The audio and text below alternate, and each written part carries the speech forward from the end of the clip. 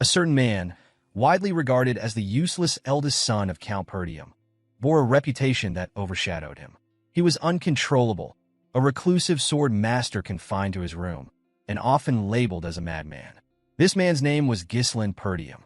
Amidst the chaos, a knight clad in armor trembled in pain as he struggled to comprehend the reality of his defeat. He had fallen to Ghislain, whom he considered nothing more than human garbage. It seemed inconceivable to him that, as the finest knight in the north, he had been bested by someone so despised. Surrounding the knight lay the lifeless bodies of several others who had shared his fate. As the injured knight quivered, another figure approached. The new arrival, a man adorned in fine armor and wielding a massive axe, questioned whether the surroundings were to the knight's liking. The man spoke of the substantial expense he had incurred in creating the traps, his tone cold and detached. His icy gaze bored into the injured knight as he inquired whether the place suited him. Enraged, the knight struggled to accept that someone like Ghislain, whom he deemed a worthless bastard, could orchestrate such a scheme. Through clenched teeth, he demanded to know if Ghislain had foreseen his plan. Ghislain moved closer, his expression unyielding, and revealed that he had anticipated every detail. He spoke of knowing the enemy's numbers, the identities of their spies, and even the source of their reinforcements. With a chilling calm, he told the knight that every move had played into his hands. Overwhelmed by the revelation, the knight struggled to grasp the truth. Raising his voice, he declared himself always to have a hidden ace and demanded to know how someone as insignificant as Ghislain could have orchestrated such a victory. Before the knight could finish speaking, Ghislain silenced him with a kick to the face. He commanded him to stop talking. Removing his helmet, Ghislain declared his intention to win not only this war, but every conflict to come. He then asked the knight if he understood why victory was assured. Smiling, Ghislain confidently stated that he held all the plans necessary for triumph. The narrative shifted to a year earlier, taking place in a soldier's camp within the Lithuania kingdom near Perdium estate. Within one of the tents, Ghislain awoke abruptly, stunned to find himself alive. He instinctively placed a hand on his neck, verifying his survival. His mind raced as he recalled events from what's in his mind was mere moment earlier. A knight had disarmed him, knocking his sword away. As he fell to his knees, blood dripping from his mouth, the knight, distinguished by red hair and golden armor, proclaimed Ghislain's end. This knight, known as the noble knight Idun, was one of the continent's 7 strongest men. Idun had declared the war over, his voice laced with finality. Pointing his sword at Ghislain, he asked if the defeated man had any last words. Struggling for breath, Ghislain admitted his regret at being unable to fulfill his vengeance. He added, with defiant resolve, that he hoped Idun would meet his end. Idun had smiled at the remark, dismissing it with derision and labeling Ghislain an arrogant fool. Idun informed Ghislain that he had not anticipated him being the eldest son of the fallen Perdium household. He reminded Ghislain of how he had abandoned his family after the death of his sister. The revelation caught Ghislain off guard, prompting him to question how Idun, a man from a different kingdom, could possess such knowledge. The noble knight dismissed Ghislain's surprise, explaining that he had worked tirelessly to track him down. With a malevolent smile, Idun revealed that he and his allies had conspired with the Delphine household to orchestrate the downfall of the Perdium family. Ghislain was stunned by this confession, shocked to learn that Duke Delphine's household had not acted alone. Moving his sword closer to Ghislain's neck, Idun declared that there was no need to divulge further details, as Ghislain was fated to die. He demanded that Ghislain accept his end, but Ghislain, filled with fury, vowed never to forgive him. Unmoved by Ghislain's defiance, Idun struck a decisive blow, severing his head with a single stroke. The scene shifted to the present, where Ghislain stumbled toward a barrel of water. He gazed into its reflective surface, confirming that his head was still intact. Confusion gripped him as he struggled to reconcile the events, wondering if he was hallucinating. Glancing around, Ghislain noticed that he appeared much younger than he remembered.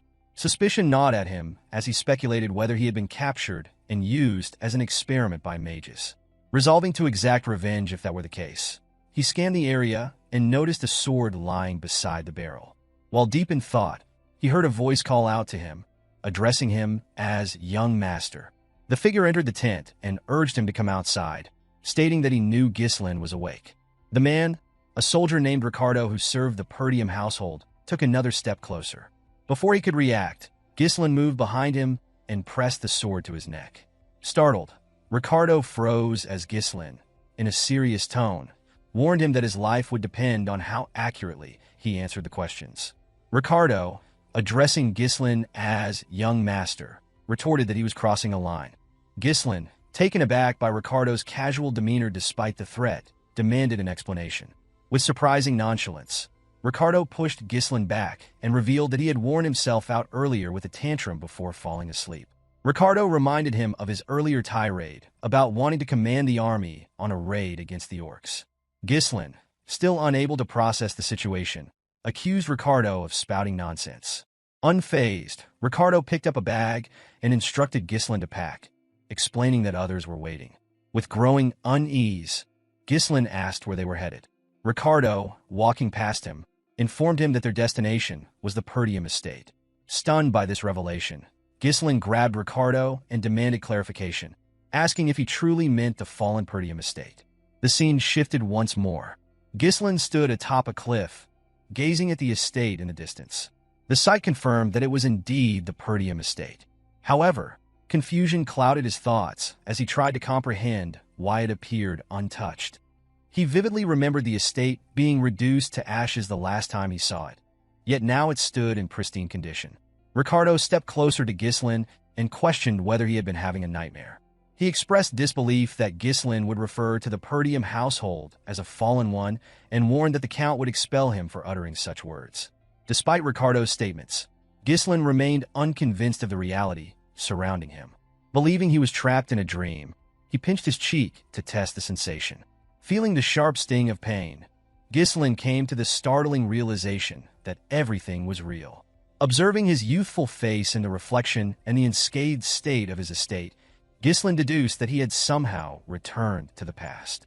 Memories of his younger self surfaced, filled with resentment toward his household.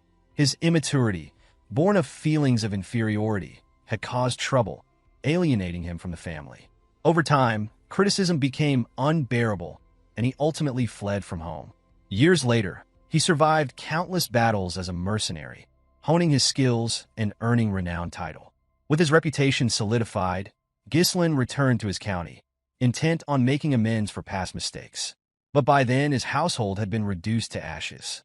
Now, standing before his family's flag on top of a camp, Ghislain felt a flood of relief. Everything he had lost, his estate, the people he cherished, was still intact. Overcome with emotion, he laughed uncontrollably, teetering on the edge of madness, and fought the urge to burst into song. Yet, the moment of joy was fleeting. Ghislain recalled Ricardo's earlier mention of their mission, a raid on the orcs. His memory immediately turned to the disastrous raid in his past life, the day most of the squad perished. In his previous life, Ghislain had joined the raid to make a name for himself. Reports had claimed there were only 3 orcs, leading him to underestimate the danger. Lacking experience in command, he had insisted on leading the squad. When the group encountered over 20 orcs instead, the outcome was catastrophic, and nearly everyone lost their lives. Determined not to repeat his mistake, Ghislain resolved to handle the monsters strategically. Though orcs lacked cunning, their brute strength made them formidable. His primary concern was earning the trust of soldiers who viewed him as a useless failure. Lost in thought, Ghislain was jolted back to reality by a loud crash. A wooden guard post flew through the air, landing heavily in front of him. A soldier screamed, alerting the others to the orcs' arrival. Chaos erupted as the men scrambled to take defensive stances. Ghislain's heart sank. The orcs had come earlier than in his past life. He watched in horror as the beasts tore through the soldiers, their massive weapons and hulking forms overwhelming the defenders. Amid the chaos, a man in blue armor shouted for the soldiers to form ranks. The commander of the raid squad, Scoven, called for calm and ordered a defensive formation. As Scoven moved to confront an orc, the creature swung its massive weapon at him. The commander narrowly blocked the attack with his sword, but the situation grew direr. Scoven realized that the squad had been ambushed and caught unprepared, and the number of orcs far exceeded their expectations. While Scoven reeled from the situation, a voice called out, warning him of danger. An orc loomed behind him, preparing to strike. Before the blow could land, someone pushed Scoven out of harm's way. It was Ghislain, who stepped between the commander and the orc. Scoven was stunned to see his young master standing there. As the orc's axe descended, Ghislain acted swiftly. He stabbed the creature's hand and severed its fingers with his sword.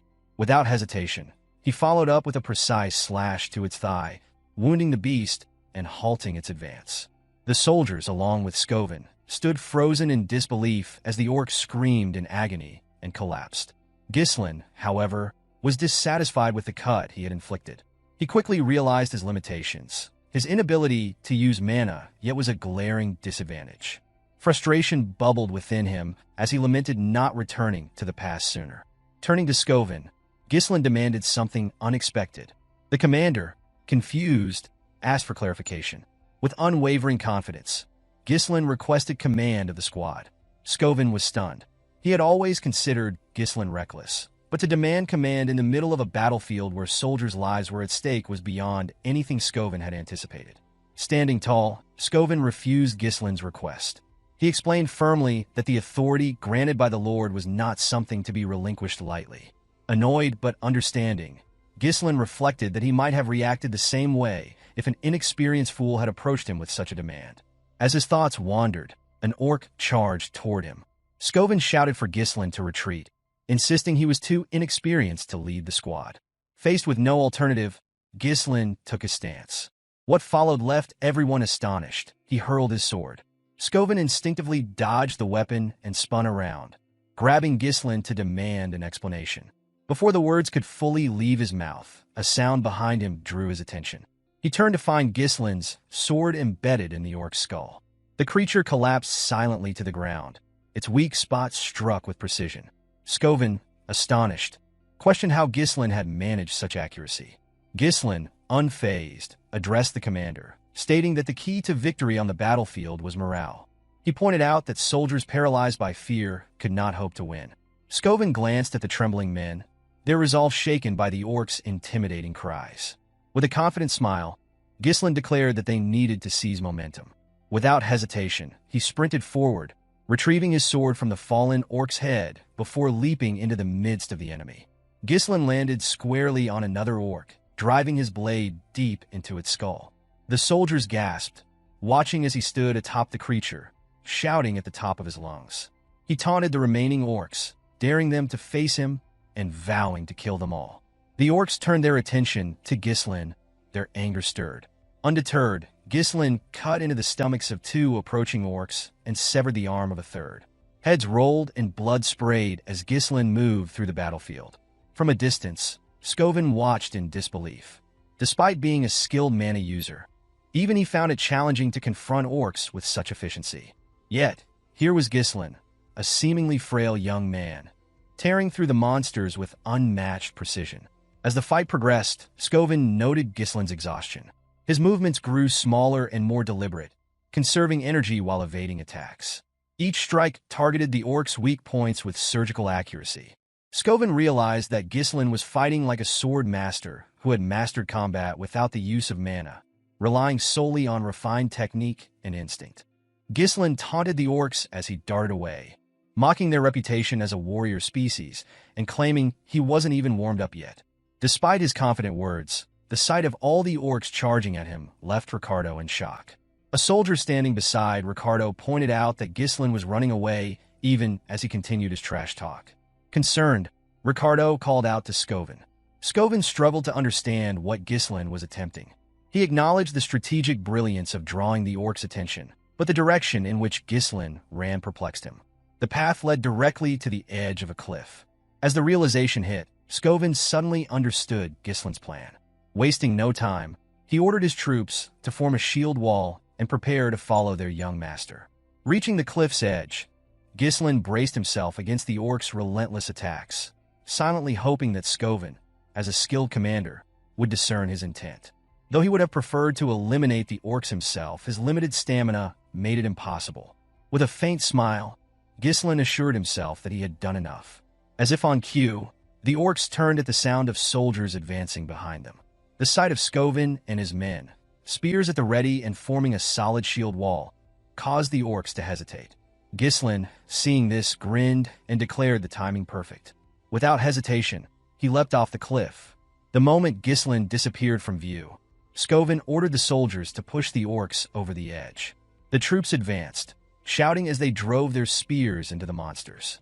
The orcs, overwhelmed, were pushed off the cliff one by one, their massive bodies tumbling to the ground below and painting the area in blood. The soldiers stood stunned, marveling at what they had achieved. They could hardly believe they had managed to defeat all the orcs. With the battle over, Scoven rushed to the cliff's edge and called out for Ghislain. To his relief, he spotted his young master clinging to the cliffside, his sword embedded into the rock. Ghislain, breathing heavily, smiled weakly at the commander. Scoven, relieved, stretched out his hand to help him up. Unfortunately, Ghislain's depleted stamina caused his grip to weaken. Before he could reach Scoven's hand, he slipped, releasing the sword and plummeting into the abyss. Scoven and the soldiers looked on in horror. The scene shifted to a hazy memory. Ghislain heard a familiar voice calling to him. He recognized it instantly. It belonged to Elena. Images of his sister flooded his mind. Her tears when their mother passed, her gratitude for his care, and the bitter words she once spoke, telling him she hated him. As these memories replayed, Ghislain felt a tug and saw Elena as a little girl, asking to go with him. Awakened by this vision, Ghislain opened his eyes. He was in a room with a cloth draped across his forehead. He realized the soldiers had managed to save him, and a wave of relief washed over him. Yet he couldn't shake the strangeness of the dream. Attempting to sit up, he was overcome by pain, his body trembling from the toll of his exertion. As he lay there, the door opened, and a maid with white hair entered. Her name was Belinda, and she beamed with happiness upon seeing Ghislain awake. Setting a bucket on the table, she expressed her worry and reminded him that she had advised him to leave the battle to the soldiers. To her astonishment, Ghislain suddenly rushed forward and embraced her tightly. Belinda stood in shock at her master's sudden embrace. She asked if she had offended him somehow, but Ghislain reassured her, saying he was simply happy to see her. Since his childhood, Belinda had served as Ghislain's personal tutor and remained by his side despite his immature antics. However, after the Perdium family fell to ruin in his previous life, Belinda had vanished, and he never saw her again. Belinda, confused by his unusual behavior, asked why he would be so happy when they saw each other every day. Ghislain felt the need to share the truth. He urged her to listen carefully and revealed that a catastrophe would soon strike their family. Uncertain what he meant, Belinda pressed him for an explanation. With a serious expression, Ghislain told her that he had died and come back to life. Belinda laughed, assuming he was exaggerating because of his near-death experience with the orcs. Ghislain clarified that he wasn't referring to the recent battle, but Belinda dismissed his words, instead warning him that he should focus on his own safety. Realizing she didn't believe him, Ghislain grew frustrated. Belinda shifted the subject and asked what he would have done if he were too injured to attend the upcoming festival. Her question caught Ghislain off guard. Belinda reminded him that Elena, his sister, had been eagerly waiting for this day to go to the festival with him.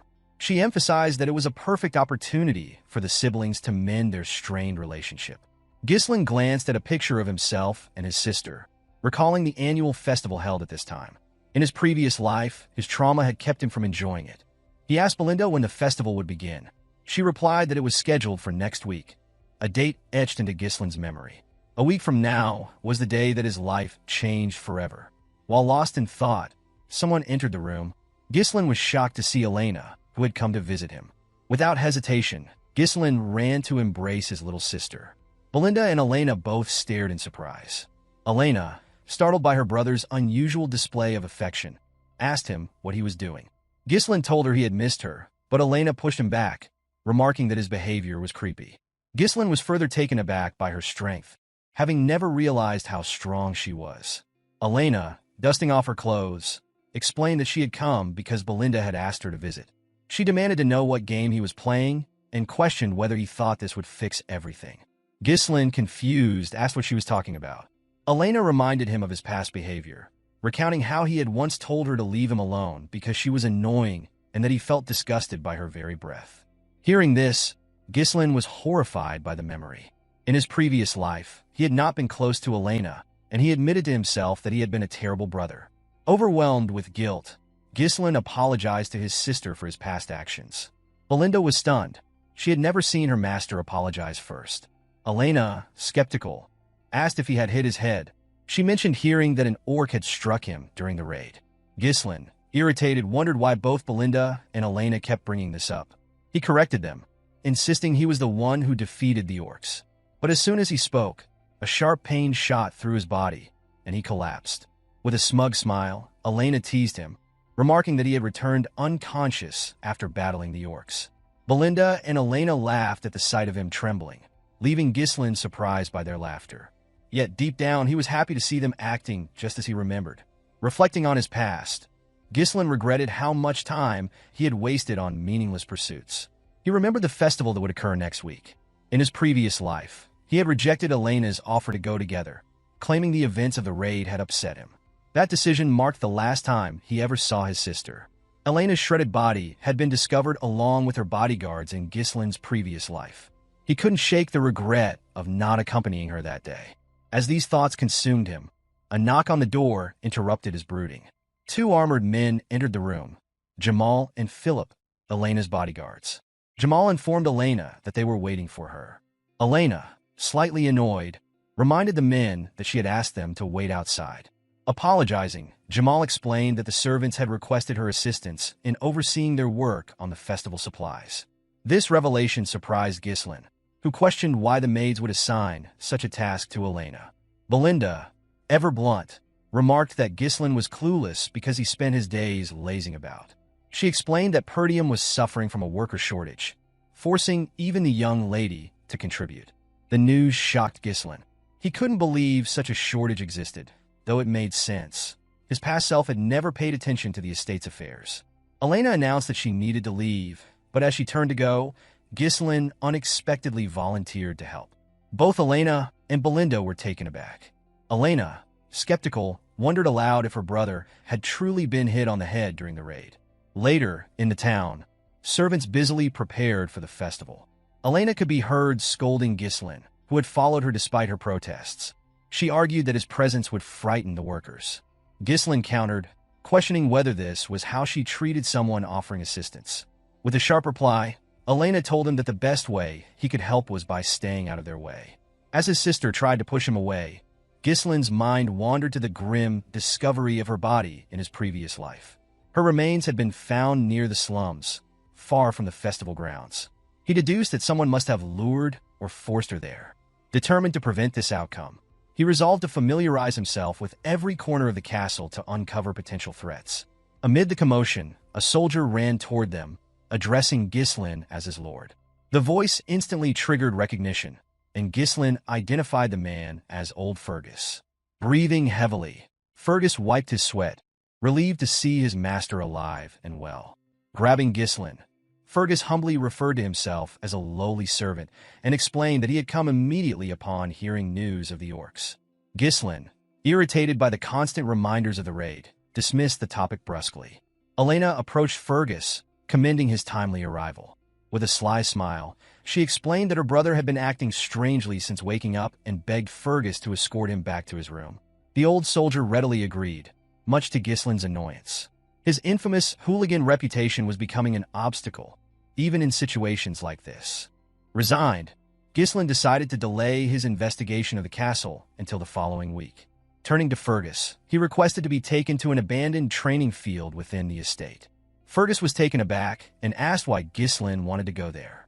With a resolute expression, Ghislain declared his intent to train. The old man was astonished, but complied with the request. Arriving at the training ground, Ghislain was surprised by its pristine condition. The area was well maintained, the weapons in excellent shape, and the grounds ready for use. It was far better than anything he had encountered as a mercenary. Fergus explained that the facility had been kept in readiness in case Ghislain ever wished to use it.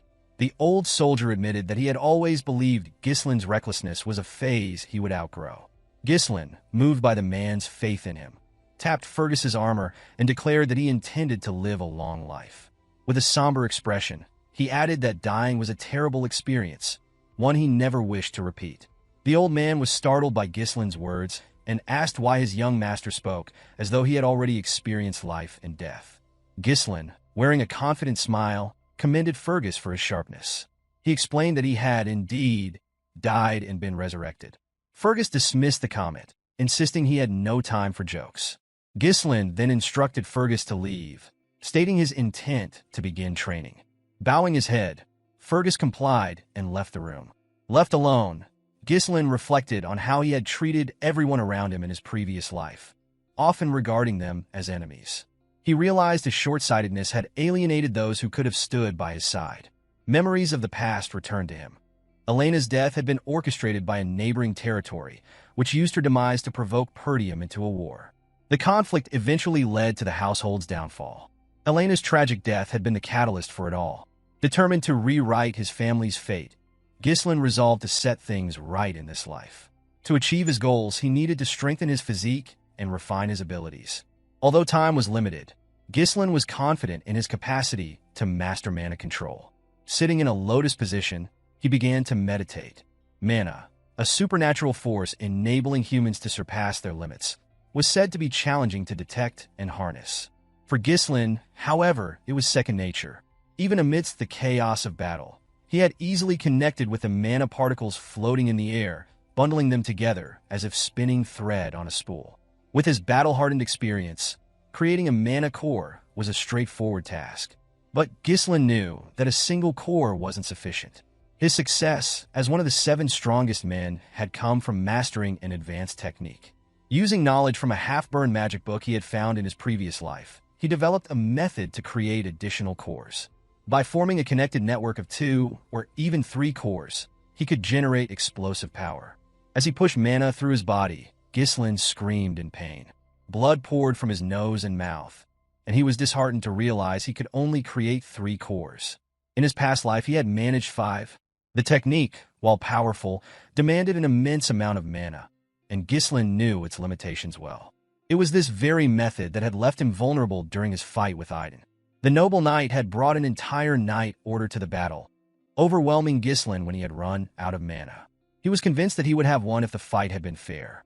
Though unstable, Ghislain was undeterred. He had youth and time on his side now, and vowed to refine the technique further. Anger flared within him as he promised to take vengeance on Idun and the traitorous allies of House Delphine who had conspired to destroy Perdium. He swore that this time, he would be the one to deliver the final blow. The scene shifted to the day of the festival. Ghislain donned his gear and made his way to the festival grounds. Elena, spotting her brother, was visibly shocked. She approached him, asking if something was wrong and reminding him that he had never shown interest in such events before. Ghislain calmly replied that, as a member of the Perdium household, it was necessary for him to attend these gatherings occasionally. Elena looked at him suspiciously, remarking that he had been acting strangely lately. She went on to say that she had heard rumors about his week-long training regimen, a stark departure from his usual indolence. With a nervous expression, Ghislain explained to his sister that there was nothing unusual about the heir of a knightly family engaging in training. Elena reminded her brother that he had never cared about such matters before. She also recalled that he had once declared their father to be annoying and expressed eagerness to assume the role of lord. Ghislain was shocked to hear his own words repeated back to him. Smiling brightly, Elena remarked that she liked the changes she observed in him, adding that it felt as though he had returned to his former self. Ghislain reflected on the past week, realizing that his recent actions had begun to reshape both his reception by others and his future prospects. While Ghislain was deep in thought, he noticed Belinda giving instructions to Elena's bodyguards. She directed them to resolve any issues caused by Ghislain independently, emphasizing the importance of avoiding problems, especially with so many visitors around. The 2 men assured her that she could rely on them. Despite the overall consistency in events, Ghislain found it challenging to measure the impact of his actions on smaller occurrences. Utilizing the information available to him effectively became a priority for Ghislain, who knew he needed to respond appropriately to each situation. Ghislain accompanied his sister throughout the festival, carefully observing their surroundings for any suspicious behavior.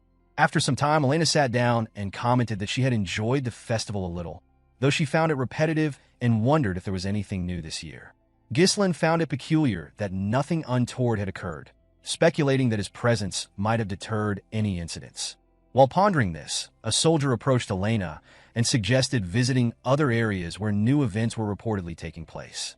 The soldier explained that his friend had mentioned these events, inviting Elena to join him. Surprised, Elena grasped the soldier's hand, expressing excitement about the possibility of fun activities. As Ghislain observed, he realized that the two soldiers accompanying them, Jamal and Philip, were traitors. He struggled to comprehend how these men, once the most trusted knights of their household and known for protecting Elena since her childhood, could betray them. It was common knowledge that they had sacrificed their lives to defend her in the past. With a smile, Jamal welcomed Elena to the supposed event. To her astonishment, the area was desolate and unkempt. She questioned Jamal about the likelihood of an event being held in such a place, to which he nervously replied that preparations were likely delayed, but that attendees would arrive soon. Elena assumed he was joking and teased him about performing in such a shabby location. While the conversation continued, Ghislain surveyed the surroundings. Despite its appearance as an abandoned street, he noticed that escape routes had been carefully blocked, indicating premeditated preparations. Elena, tugging at his arm, suggested leaving. Jamal, however, urged her to stay and watch the performance, but Elena refused, stating that she had no interest in remaining in such a place. Ghislain asked his sister if she worked out, playfully commenting on her strength. Before she could respond, Philip appeared with a menacing expression, asking Elena to wait. Alarmed, Elena accused the two men of acting strangely and questioned whether something was wrong. Jamal apologized for frightening her and, with an unsettling demeanor, mentioned a request that had been received. As Jamal spoke, 3 men entered the area. 2 were dressed in black, while the leader wore a blue coat and matching hat. This man, named Frank, commended the traitors on their efficiency. Jamal approached Frank, announcing that they had delivered their mistress as promised and stating that their deal was now concluded. Frank noticed Ghislain's presence and expressed dissatisfaction, noting that he had not asked for him to be brought along. With a nervous grip on her brother, Elena held on tightly as Jamal, smiling, declared that Ghislain had foolishly followed them, unaware that he was walking into his graveyard. Ghislain questioned Jamal, asking if he truly believed he could escape after betraying them. With a smug expression, Jamal dismissed the concern, suggesting that Ghislain should worry about himself. He explained that he and his ally could simply flee to a distant land. Jamal elaborated that they had grown tired of the impoverished county, plagued by barbarian raids, and noted that many others were leaving as well. As he spoke, Ghislain closed the distance and struck, slicing through Jamal's armor in a single blow. The sight stunned everyone present as Jamal's body fell apart. Ghislain coldly remarked that those who left before never tried to sell out their own people. Turning to Philip, Ghislain demanded to know if he was wrong. Philip quickly seized Elena, cursing Jamal and calling him an idiot. He expressed disbelief that a knight could fall to an amateur. Before Philip could draw his sword, Ghislain hurled his blade, striking Philip's forehead and killing him instantly. Elena rushed to her brother's side. One of the men in black, still processing the scene, asked Frank if the young man before them was truly Ghislain. Another commented that Ghislain had no prior combat experience or formal training. Frank confirmed their observations, though he admitted he found it difficult to believe. The sight of Ghislain eliminating 2 knights so swiftly, using mana-infused strikes, was unexpected.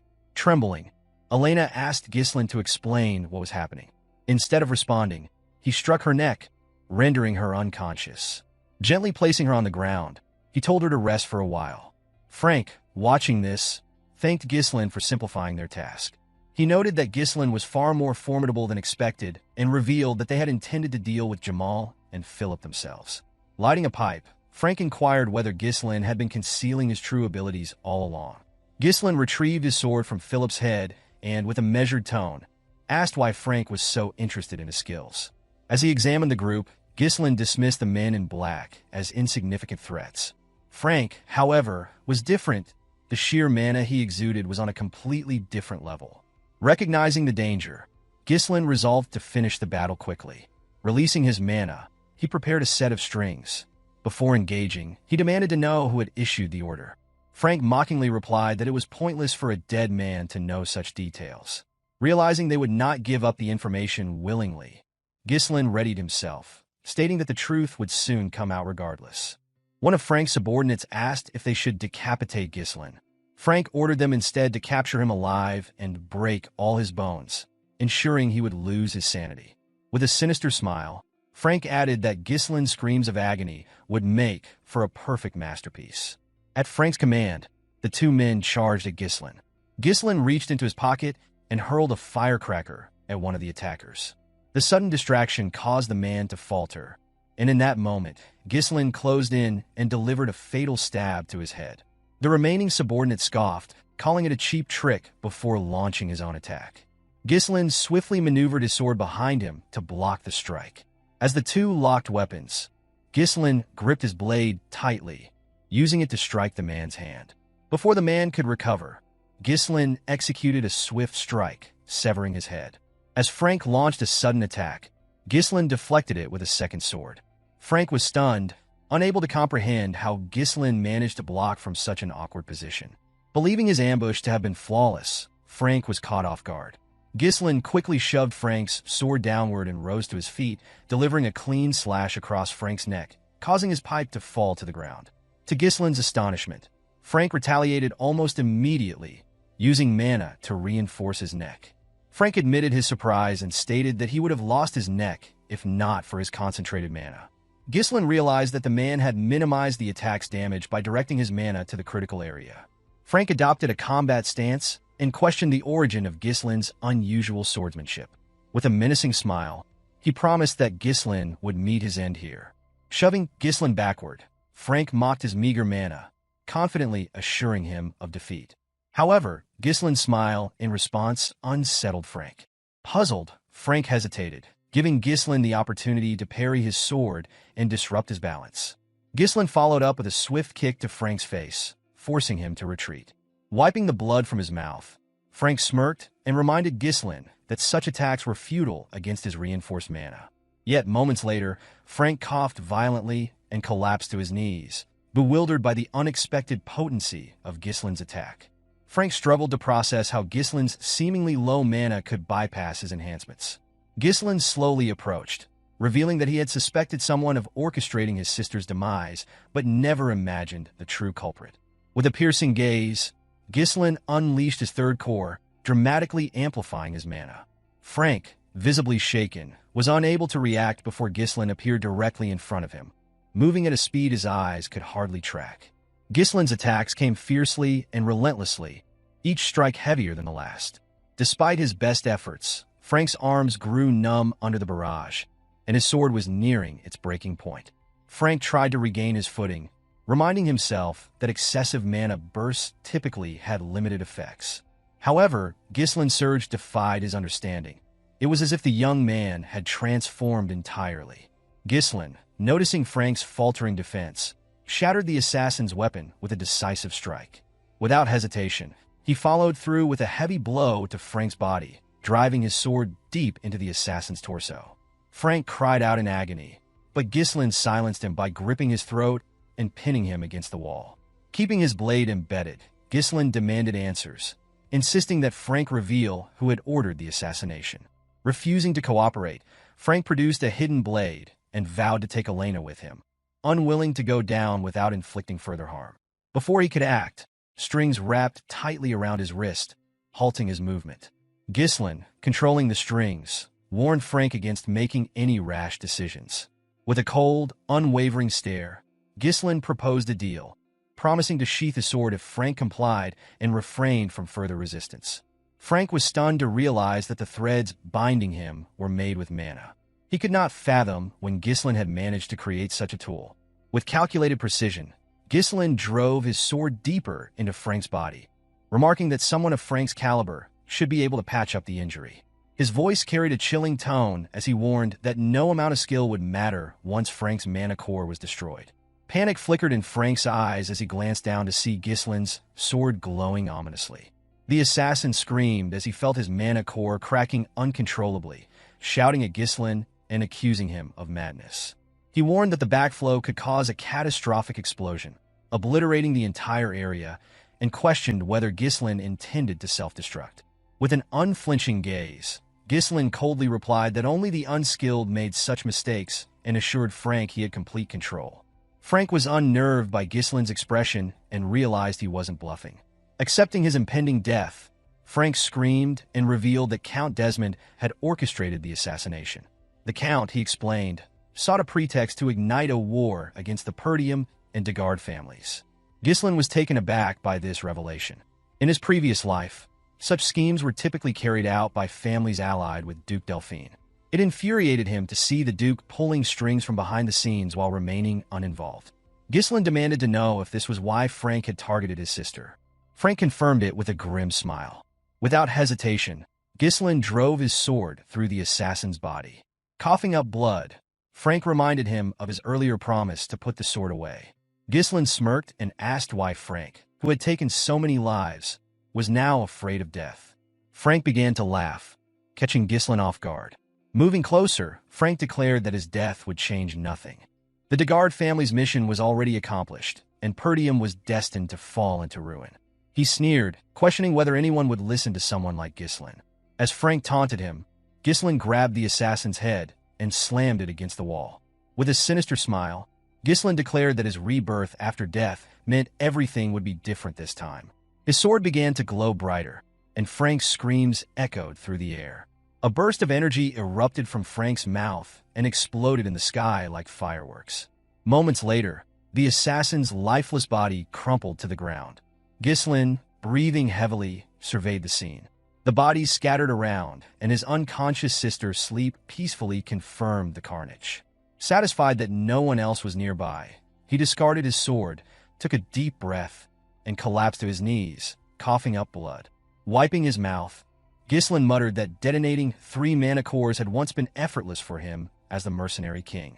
Steeling himself, he rose and vowed not to fall here. Heading to a nearby building, he kicked the door open and found 2 bodies inside. In his previous life, a 3rd body had been discovered here alongside Elena's. This time, based on Frank's earlier words, Ghislain identified one of the deceased as a son of the Degard family. The boy had been murdered alongside his escort knight, their deaths staged to frame Elena as the killer. Ghislain moved the bodies, aware that revealing them would almost certainly spark a war. Deciding to eliminate all evidence, he took out a firecracker and set the building ablaze. With the flames consuming the damning proof, Ghislain carried his sister and began walking away. Determined, he promised himself that his enemies would never succeed in their plans. Unbeknownst to Ghislain, a figure hidden in the trees observed his every move. After watching for a moment, the person disappeared into the shadows.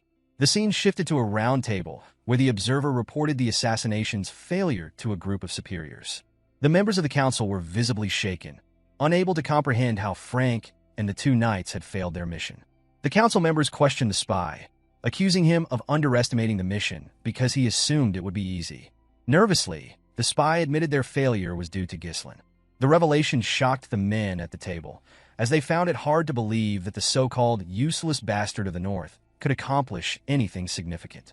One member dismissed the claim, branding Ghislain as a worthless excuse for failure and demanding the spy stop using him as a scapegoat. The spy, however, insisted that Ghislain was nothing like the reports and rumors suggested. Recalling how Ghislain had dealt with their men, he explained that Ghislain seemed like an entirely different person. The spy reassured his superiors that their plans to eliminate the Degard family were still intact, and that starting a territorial war would not be difficult. Pleading for another opportunity, he promised to rectify his failure. The council members, unimpressed, silenced him, berating him for his inability to gather adequate intelligence on a single individual. They condemned him for delaying their plans and were outraged that he dared request another chance after his failure. The group ultimately decided to eliminate the spy. However, before the order was carried out, a man seated on a throne intervened, his voice cutting through the noise. He dismissed the commotion as tiresome and asked the spy to explain the kind of chance he was requesting. The spy confidently assured the man that he could eliminate Ghislain. When asked how he planned to do so, the spy proposed orchestrating a duel. He explained that he had someone in mind for the task. The council demanded to know the identity of this individual, and the spy revealed that his choice was Cain Lois. Cain, famous for his strength-based swordsmanship despite his young age, was regarded as a paragon of raw power. The spy argued that no one in the north could rival Cain's strength and assured the council that arranging a duel would be easy since Cain was Ghislain's cousin. The man on the throne, fixing the spy with a cold gaze, warned that there would be no further chances if he failed again. The spy vowed not to disappoint. The scene shifted to the training hall of the Perdium household. Fergus entered the room, announcing to his master that it was time for a meal. As soon as he spoke, something flew toward him. Ghislain, practicing with his mana thread, had wrapped the thread around the sword near the entrance and pulled it toward himself. Observing his own movements carefully, Ghislain tested the thread's handling, swinging the sword as he fine-tuned his control. Fergus approached, apologizing for interrupting the training session, and asked his master how he had managed to pull the sword. Ghislain showed him the mana thread, explaining that it was a technique for manipulating mana as a string. He recounted that in his past life, he had relied on this method extensively. However, in his current state, his limited mana reserves required him to implode his core to use the technique effectively. Ghislain noted that his lack of mana now restricted him to creating fewer threads. Fergus, visibly impressed, admitted that he had never seen such a technique before, despite believing himself to be well-trained in mana manipulation. He was puzzled by how Ghislain, whom he had considered unskilled and untrained, could master such an advanced method. Ghislain, noticing Fergus's lingering presence, asked if there was something he needed. Fergus replied that he had stopped by to deliver some news. Fergus bowed his head and expressed gratitude to Ghislain for protecting his younger sister. Ghislain, surprised by the old man's gesture, replied that he had simply done what was necessary and invited Fergus to join him for a meal.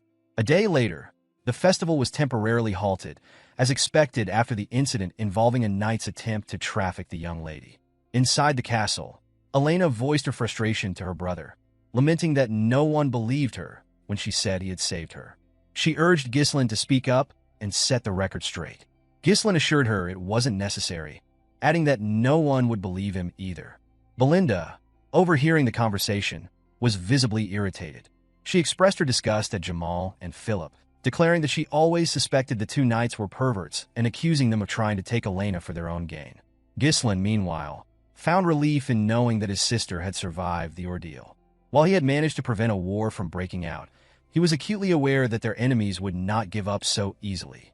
Realizing he couldn't face these threats alone indefinitely, Ghislain concluded that he needed to establish his own military force. As he pondered his next steps, a maid entered the room, pushing a cart laden with food.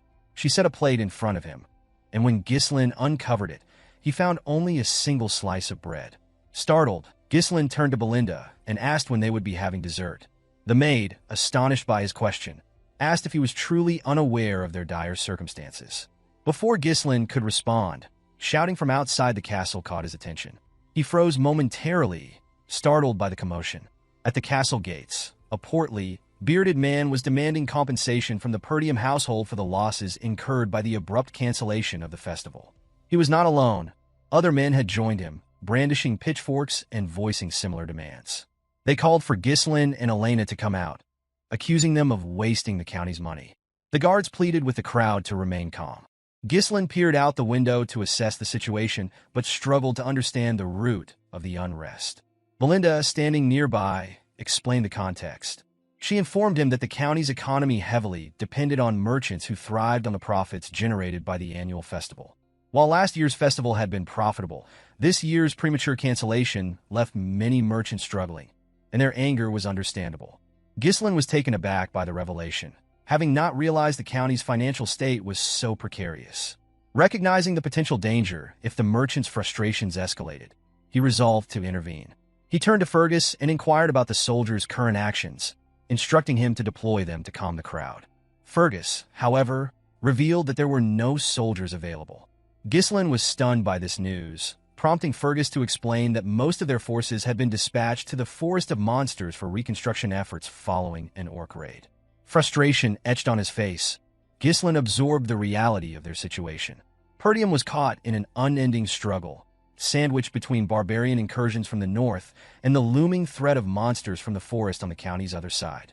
The challenges of governing the region became increasingly apparent, and Ghislain realized the need for a swift and strategic response to address the growing unrest. Ghislain struggled to grasp the reality of their dire situation. No money and no soldiers. He pulled Belinda aside and reminded her that she was responsible for managing his finances. He asked her to use whatever funds he had left to calm the merchants. Belinda, visibly surprised, informed him that he had no money remaining. Stunned, Ghislain demanded an explanation. Belinda reminded him that the Count had cut off his allowance due to his past extravagance, spending money recklessly.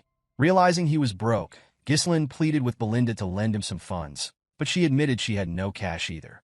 The scene shifted to Ghislain staring out the window at the town below, his thoughts racing. He couldn't believe his family was in such a precarious state. Without money, even his knowledge of the future seemed useless. Ghislain began to consider whether anything on the estate could change their fortunes. As he pondered, Ricardo burst into the room, breathing heavily. Startled, Ghislain asked him why he was in such a hurry. Ricardo, visibly distressed, informed him that there was a problem. Cain wanted to see him. The mention of Cain shocked Ghislain. The scene shifted again to Scoven, who was struggling to remain standing. His face was bruised, and his opponent struck him once more, landing a blow so forceful it pierced his chest plate and left him sprawled on the ground. At the entrance to the tavern, Ghislain arrived just in time to witness the commander's collapse. Scoven, noticing his young master, called out weakly. Ghislain, irritated by the sight, turned his attention to Cain, who greeted him with a wide smile. Standing before Ghislain was a massive young man, Cain Lois, heir to the Lois County. Ghislain recognized his cousin immediately, recalling that Cain had always been both his friend and rival. As Cain descended the stairs, Ghislain asked Ricardo for an explanation. Ricardo revealed that he and Scoven had come to the tavern to investigate reports of a disturbance. Upon arrival, they encountered Cain and his escort knight. Recognizing them, Cain questioned the rumors he had heard about Ghislain. Scoven had attempted to explain the details, but Cain had silenced him by grabbing his jaw. With a sinister smile, Cain accused Scoven of lying to the heir of Lois County before proceeding to beat him. Cain then asked Ricardo to recount the story properly. According to him, the rumors suggested that Ghislain, despite never training, had taken down an orc with his bare hands and single-handedly dealt with traitorous knights. Cain, mocking the tale, claimed he was merely giving the commander a wake-up call to knock some sense into him. Cain turned his attention to Ghislain, accusing him of being the root of the situation. He sneered, claiming that none of this would have happened if Ghislain hadn't lied. Ghislain immediately remembered Cain's behavior, recalling how his arrogant cousin had always treated him like a subordinate. Every time Cain visited Perdium, he caused trouble, yet no one dared confront him because of his high status. Cain's bold demeanor and confidence were celebrated as qualities befitting an heir, while Ghislain's insecurities and perceived weakness drew criticism. Unexpectedly, Ghislain smiled at the memory. Cain, startled, hadn't anticipated such a reaction. Normally, Ghislain would have charged at him after such blatant provocation. A few hours earlier in Lois County, the spy approached Cain with a request to kill Ghislain. Cain was initially shocked, but listened as the spy assured him that the esteemed one would support his family if he succeeded. Cain admitted that dealing with Ghislain wouldn't be difficult, but killing the heir of a county was another matter entirely. He asked how such an act could be executed without causing scandal. The spy explained that they could lure Ghislain into a duel and stage his death as an unfortunate accident. The spy assured Cain that the duel could be made to look like a trivial dispute between heirs. Disguised as an escort knight, he promised to orchestrate the situation perfectly. With a smile, he reminded Cain that this was a rare opportunity, even for someone like him. Cain, grinning, expressed disbelief that he now had a chance to kill his own cousin. With growing enthusiasm, he urged the spy to leave with him immediately. Right at this moment, Cain pondered why the mysterious organization might want to eliminate Ghislain. He suspected that something about his cousin had changed. Smiling at the thought, Cain asked Ghislain why he was simply standing there. Sitting casually on the stairs, he demanded Ghislain bring whatever he had prepared for him. Ghislain, puzzled, asked Cain what he meant. Cain explained that he had heard about the festival's interruption and insisted they liven things up and enjoy themselves. He reminded Ghislain that they always worked well together on such things, and with a menacing expression, asked if he was wrong. Ghislain, unbothered by Cain's intimidating demeanor, took a moment to reflect. Then understanding dawned on him.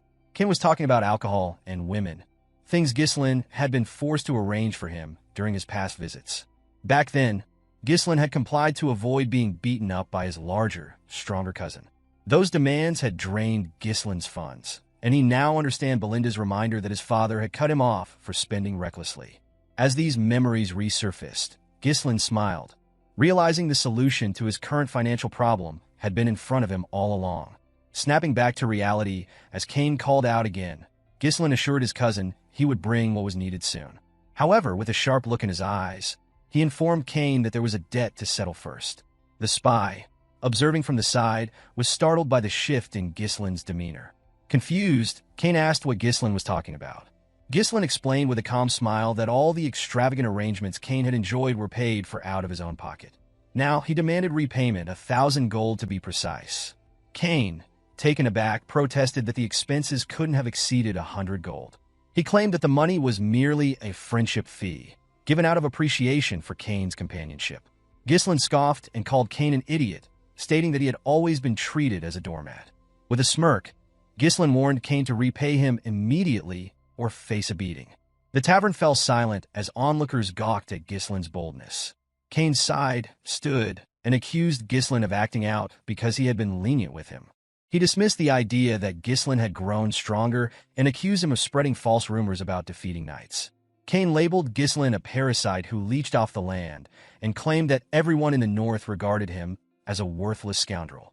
With those words, Cain clenched his fist and demanded Ghislain pull himself together. Without further warning, Cain launched an attack. Ghislain easily sidestepped, dodging the blow. Both Cain and the bystanders, including Ricardo and the spy, were visibly stunned. Cain, growing more agitated, swung again, this time aiming for Ghislain's head.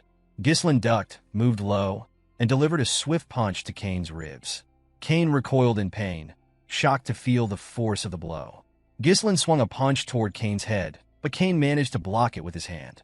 Though he smiled at successfully blocking the attack, Cain immediately fell to his knees, screaming in pain. The spy rushed to his side, asking if Cain was all right. Ghislain, unimpressed, told Cain to stop whining, pointing out that he had blocked the attack. The spy quickly turned on Ghislain, demanding that he stay away from Cain. The tavern fell silent, the crowd stunned by the sight of Cain, the seemingly unbeatable air, brought low by Ghislain. Ghislain observed the situation, quickly deducing Cain's intentions. Whispering to the spy, Cain asked if his acting had been convincing.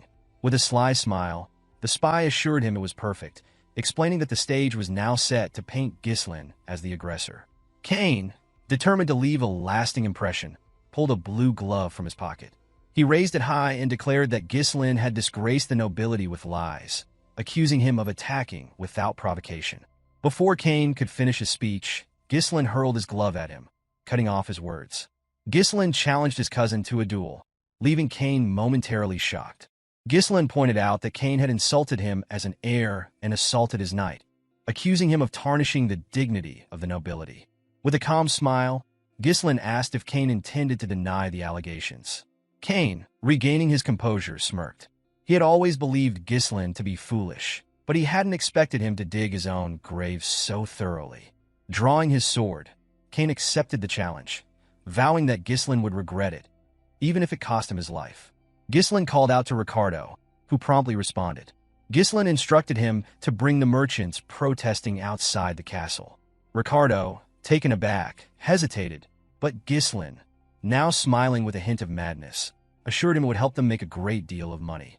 While the cancellation of the festival had left merchants and tourists alike frustrated, Ghislain believed an event like this would be enough to rekindle their excitement and soothe tensions. The scene shifted to a stage surrounded by an eager crowd. Ghislain and Cain stood ready to duel, their confrontation attracting a throng of spectators. Many were thrilled at the prospect of Ghislain getting humiliated. The excitement reinvigorated the town, with merchants reopening their stalls to sell goods to tourists. Among the crowd, a chubby merchant shouted for bets to be placed, certain Cain's victory was inevitable. The merchants, confident of Cain's dominance, bet heavily in his favor. Cain rested his massive sword on the ground and questioned why Ghislain had turned a sacred duel into a marketplace spectacle. With a sinister grin, he warned that his sword wouldn't stop, even if Ghislain surrendered. Ghislain, unfazed, replied that enough people had gathered, signaling the start of the duel.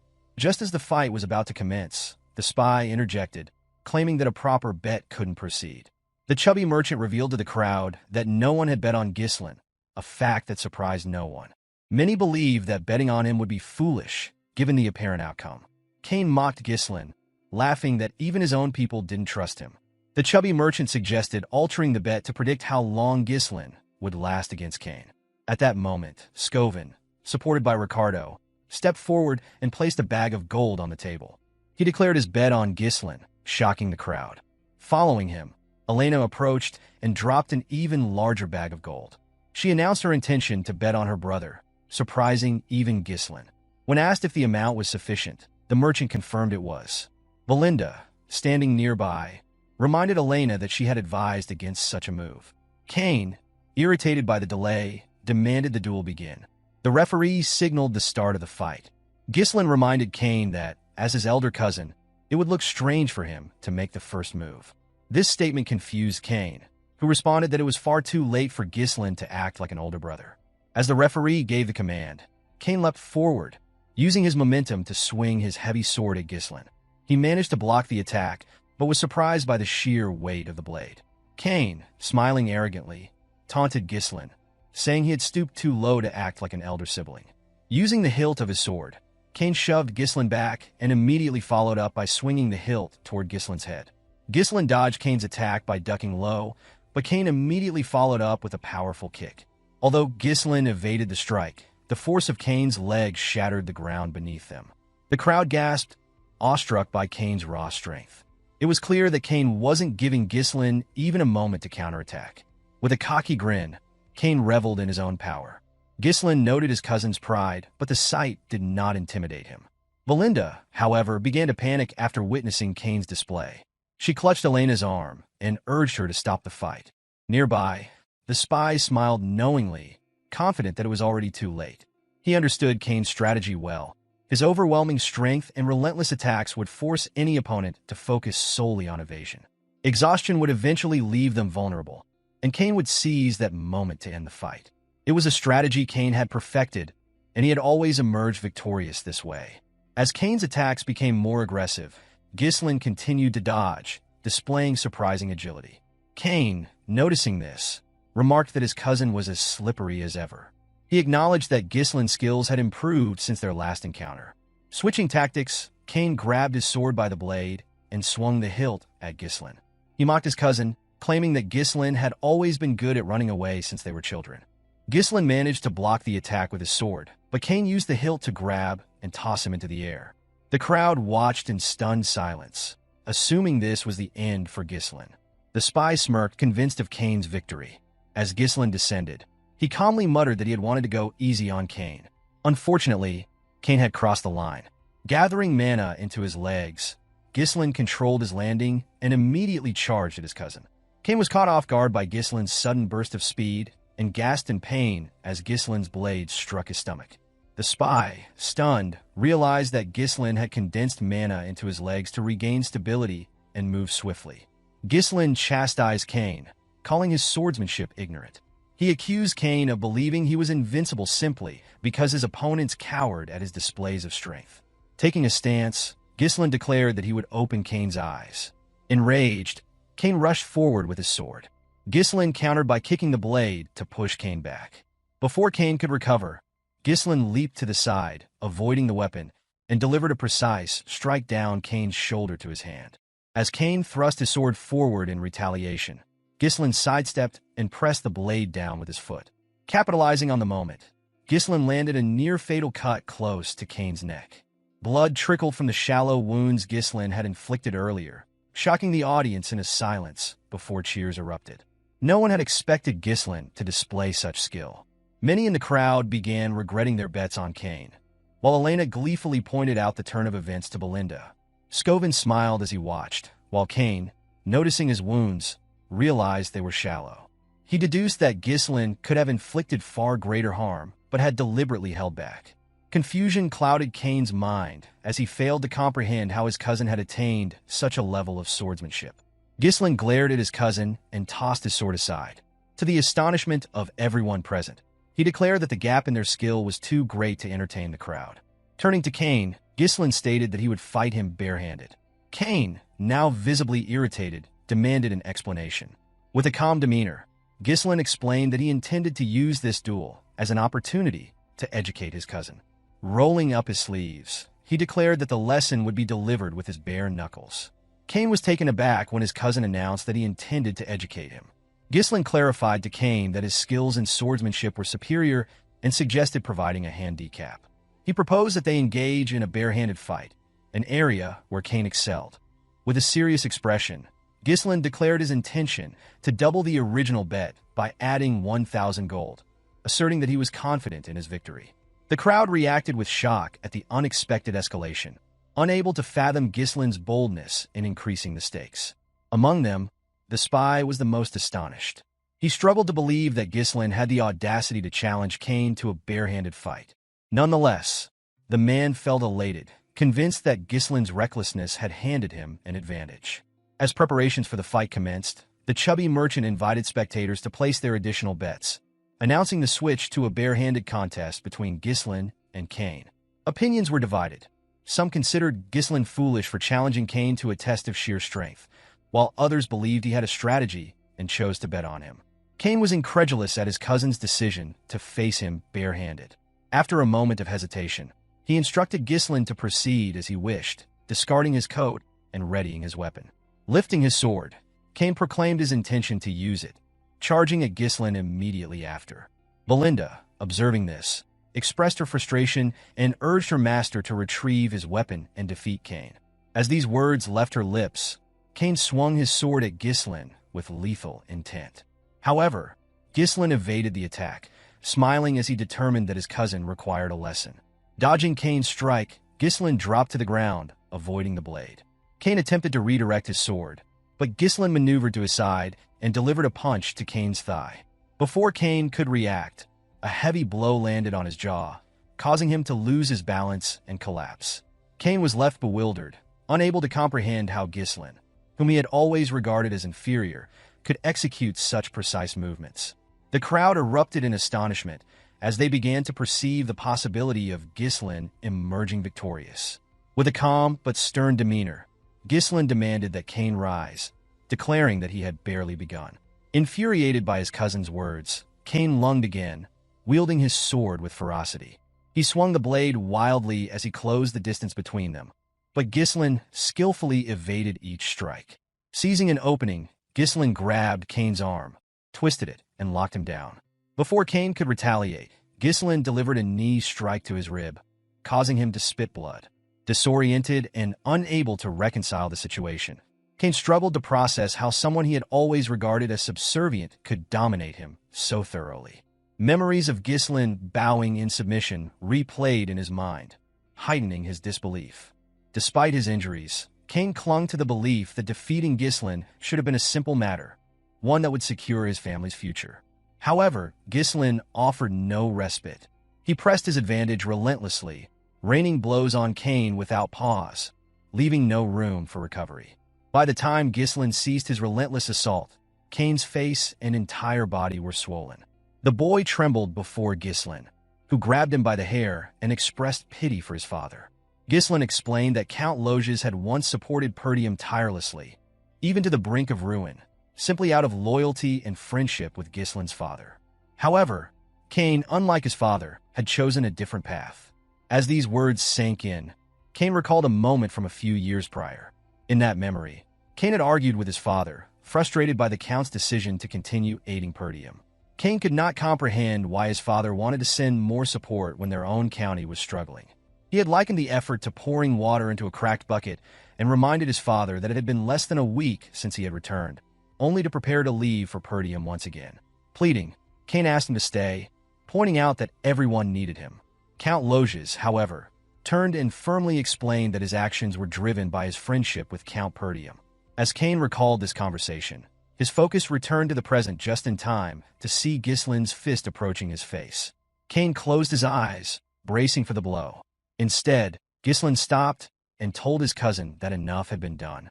When Cain opened his eyes, he saw Ghislain extending a hand toward him, inviting him to rise. Cain, overwhelmed, lowered his head and admitted his defeat. The crowd erupted in disbelief, chanting Ghislain's name, marveling at his unexpected victory. Those who had bet on Cain regretted their decision, while others celebrated their winnings from wagering on Ghislain. Among the spectators, Elena beamed with pride at her brother's success. Meanwhile, Belinda and the two soldiers accompanying her stood in stunned silence, shocked by the outcome. The spy climbed onto the stage, visibly enraged. Approaching Cain, he shouted, demanding to know why he had surrendered so easily after encountering only a slight disadvantage. The spy reminded Cain of the trust placed in him, but Cain merely responded that he was finished and insisted it was time to leave. Infuriated by Cain's perceived weakness, the spy stewed in frustration. While the spy brooded, Ghislain called out to him with a confident smile. Addressing the crowd, Ghislain announced that the spy had volunteered to cover the cost of meat and drinks for everyone present. Cheers erupted as the crowd celebrated their young master's generosity, declaring him the best. The spy, however, was stunned and protested, insisting that he had made no such offer. Ghislain placed a firm hand on the man's shoulder and calmly explained that this was the price of losing the duel. He reassured the spy that the expenses would not be deducted from the betting pot, but rather an additional contribution expected from him. As Ghislain tightened his grip on the spy's shoulder, he reminded the man of the terms of the bet, which now included an additional 1,000 gold on top of the initial 1,000. With a chilling look, Ghislain warned the spy of the consequences of attempting to flee. Recognizing the severity of the situation, the spy dropped to his knees in defeat, agreeing to Ghislain's demands. He understood that disobedience would only lead to his demise. The following day, the scene shifts to Ghislain's room. He placed a large box on the table, opening it to reveal an impressive quantity of gold coins, profits from his recent bet. Ghislain was astonished at the amount, realizing it was enough to hire a small mercenary corps. Closing the box, he acknowledged the difficulty of accumulating such wealth again and the urgency of his circumstances. He understood that his enemies would not wait for him to prepare and knew he needed to act quickly to launch the plan he had in mind. While contemplating, Ghislain noticed Elena and Belinda standing nearby. With a nervous expression, he asked if something was wrong. Elena, smiling brightly, inquired how her brother intended to spend his newfound wealth. Ghislain jokingly asked if she wanted some of it, but Elena clarified that she was merely curious. Belinda interjected, confidently stating that she already knew Ghislain's intentions. She reminded him that Lady Amelia's birthday was approaching and teased that he had orchestrated the entire display to purchase an extravagant gift for Amelia. Belinda remarked that her master's actions were easy to interpret. Elena, surprised, questioned whether her brother was truly working so hard to impress his fiancée. Ghislain, startled, seemed unaware of having a fiancée. He asked his sister and maid for clarification.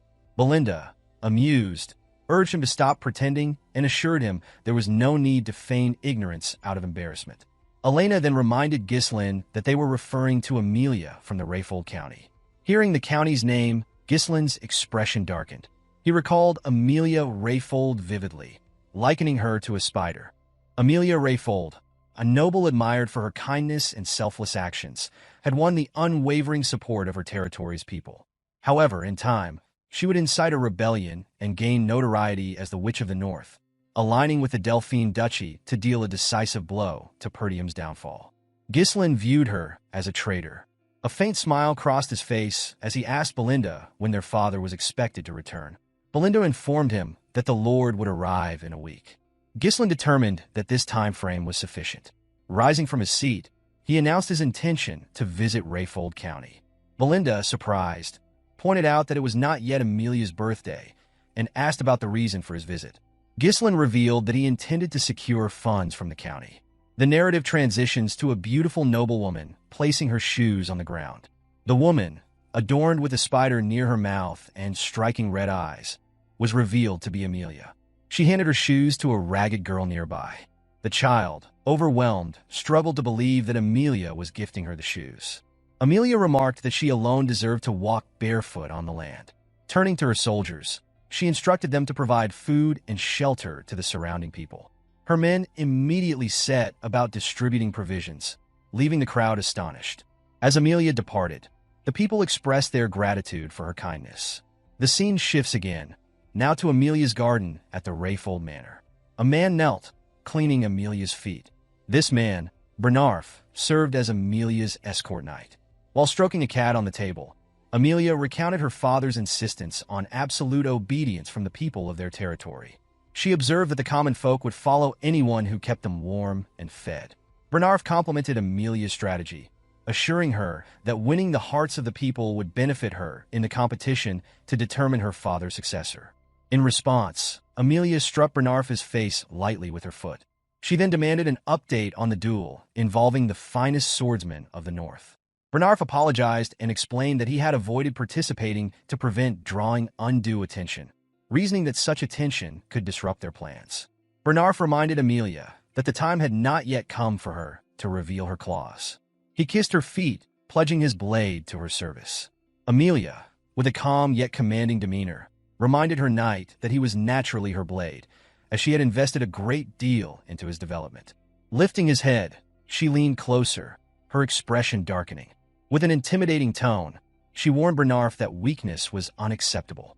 Letting go of him, she shifted the conversation and inquired about the status of the merchants. Bernarf reassured Amelia that there was no need to worry about the Arctium merchants. He explained that their guild was purchasing all the materials needed for the reconstruction of the Forest of Beasts outpost, recently destroyed in an orc attack on Perdium.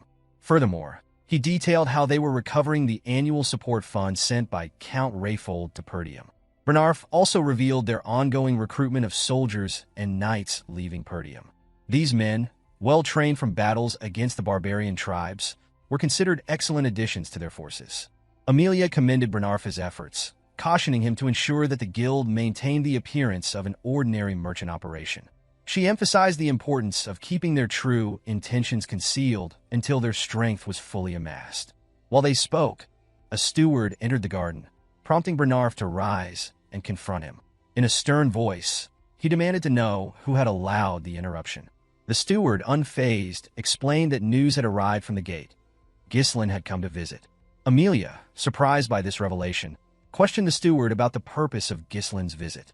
The man relayed that Ghislain claimed to have matters to discuss concerning their merchant guild.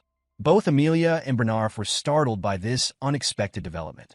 The scene transitioned to the visitor's room, where Amelia entered and took a seat. Across from her sat Ghislain, dressed in a rough coat and holding a small flower. Ghislain greeted her cordially, but Amelia expressed her disapproval of his unannounced visit. She chided him for his lack of etiquette and manners.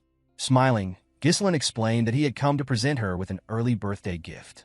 He placed the flower on the table, describing its pleasant fragrance and mentioning that he had acquired it from the nearby merchant guild. Ghislain added that he intended to purchase flowers from this guild moving forward, revealing its name as the Arctium Merchant Guild. Amelia listened but appeared perplexed by Ghislain's remarks. Rising from her seat, she claimed not to understand his point and dismissed herself, stating that she would leave now that she had received his gift. However, as she turned to depart, Ghislain, his gaze cold and unyielding, asked her to sit back down. The energy radiating from him startled Amelia. She froze momentarily, unable to reconcile the powerful presence before her with the timid young man she had once known, who could barely speak in her presence. Ghislain lifted the tea in front of him, addressing Amelia directly. He informed her that he had no intention of wasting her time and revealed his need for 10,000 gold. Amelia, taken aback, struggled to believe that Ghislain had appeared so suddenly, only to request such a large sum of money. She questioned whether this request was sanctioned by his father, but Ghislain assured her that his father had no involvement in the matter and asked her to simply provide the money. With a calm demeanor, Ghislain poured the tea onto the floor. Smiling, he remarked that Amelia had never intended to marry him. The statement left her momentarily stunned. Ghislain continued, explaining that it would be disastrous for her if word spread about her secret efforts to build power, particularly in the midst of a fierce succession struggle. As he spoke, Amelia's cat leapt onto the table and growled at him. Amelia dismissed his remarks as a poor joke, but Ghislain assured her that her secret was safe with him, for now. However, he warned that his silence might not last if he left empty-handed. Amelia smiled coldly and told Ghislain that such a scenario would never occur. Without hesitation, she called for Bernarf. The knight entered the room promptly, placing a hand over his chest as he greeted Ghislain.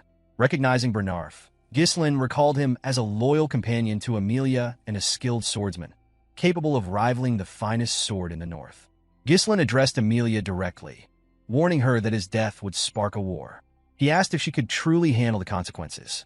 Unfazed, Amelia responded that if a ruffian barged in, caused chaos, and was subsequently killed by her escort knight, that would be the story the world would hear. Smiling, she ordered Bernarf to kill Ghislain. The knight drew his sword without hesitation, and Ghislain realized he had no choice but to take the situation seriously. Placing a hand on his sword hilt, Ghislain prepared to defend himself. Before he could act, Bernarf smiled, catching Ghislain off guard. A sudden noise broke the tension as an assassin emerged from a knight's armor positioned behind Ghislain. The assassin aimed a strike at Ghislain's chair, but Ghislain quickly jumped to avoid the attack. As the assassin struggled to free his weapon, Ghislain delivered a powerful kick to his chest, sending him crashing through the window. Both Amelia and Bernarf were visibly stunned by the display. Turning back to his hosts, Ghislain expressed disbelief at Amelia's feigned politeness while orchestrating a surprise attack. Picking up his sword, he remarked sarcastically on the poor hospitality. Without delay, he charged at Bernarf, swinging his weapon. The knight managed to block the attack. With a cold glare, Ghislain questioned whether Rayfold County had forgotten the principles of chivalry. Bernarf, unfazed, apologized mockingly. He reminded Ghislain that he had been the first to show disrespect by arriving unannounced and unsettling his mistress. Seizing Ghislain's sword, Bernarf locked it in his arms and declared that courtesy was unnecessary for someone like him. As Bernarf moved to attack, Ghislain evaded the strike with ease.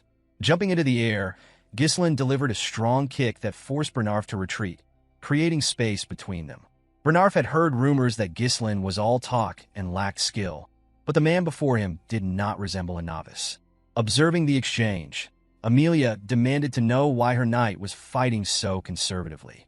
Angrily, she ordered Bernarf to bring her Ghislain's head, reminding him that fulfilling such commands defined him as her sword.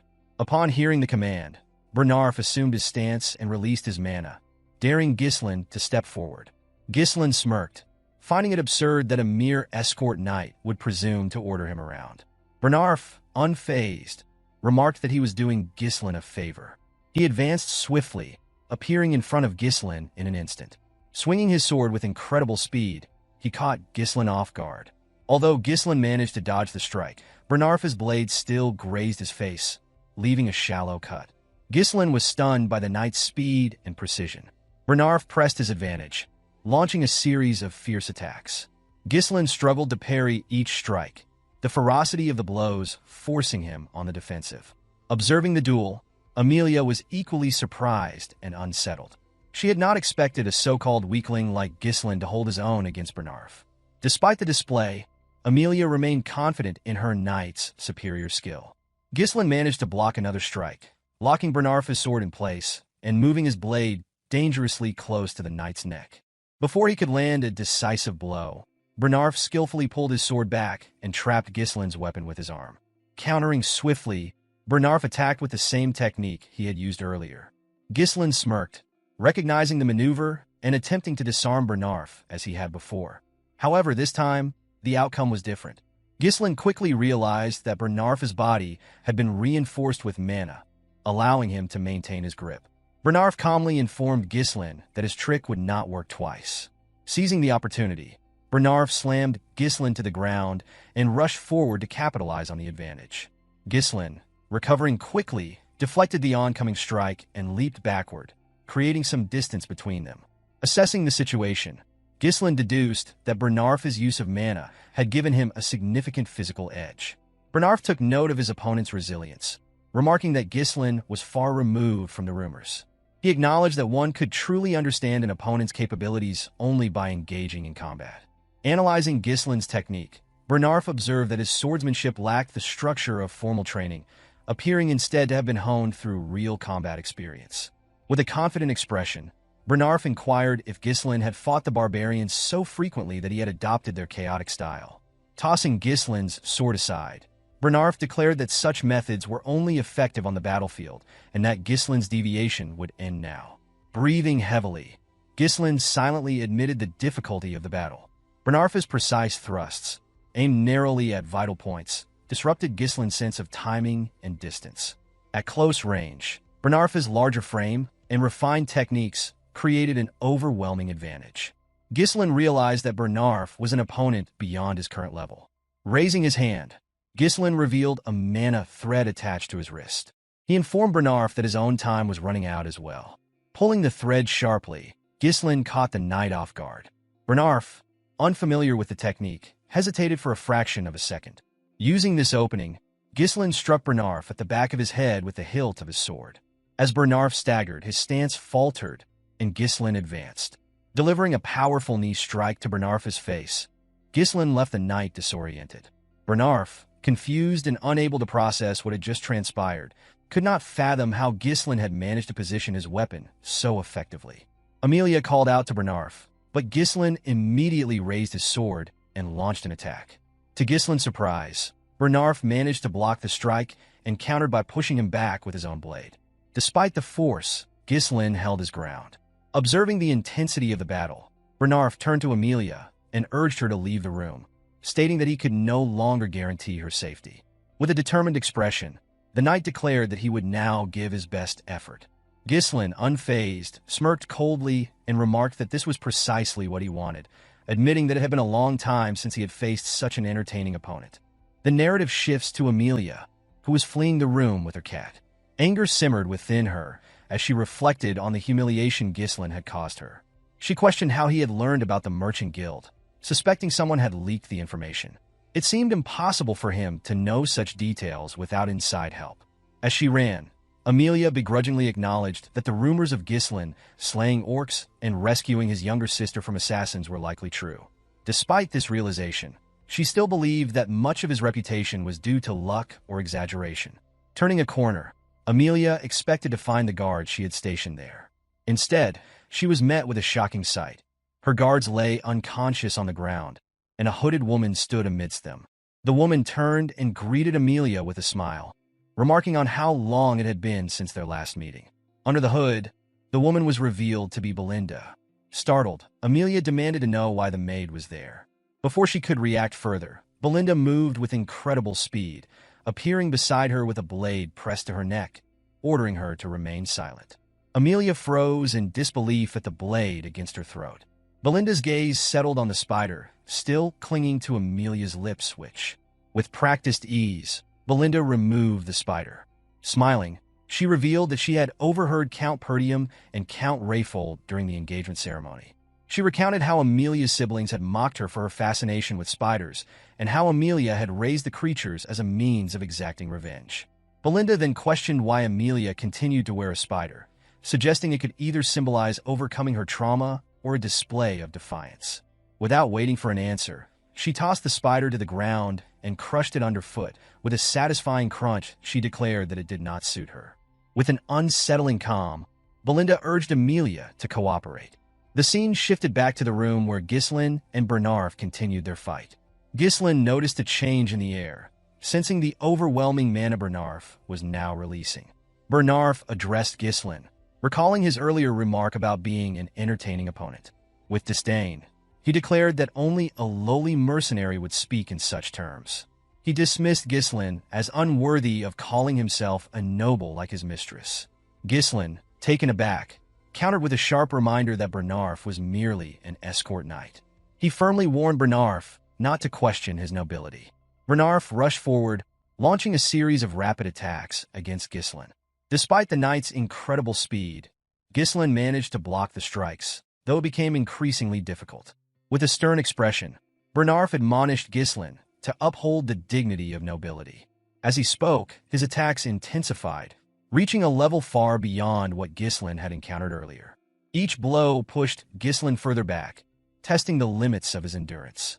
Frustrated, Ghislain growled that enough was enough.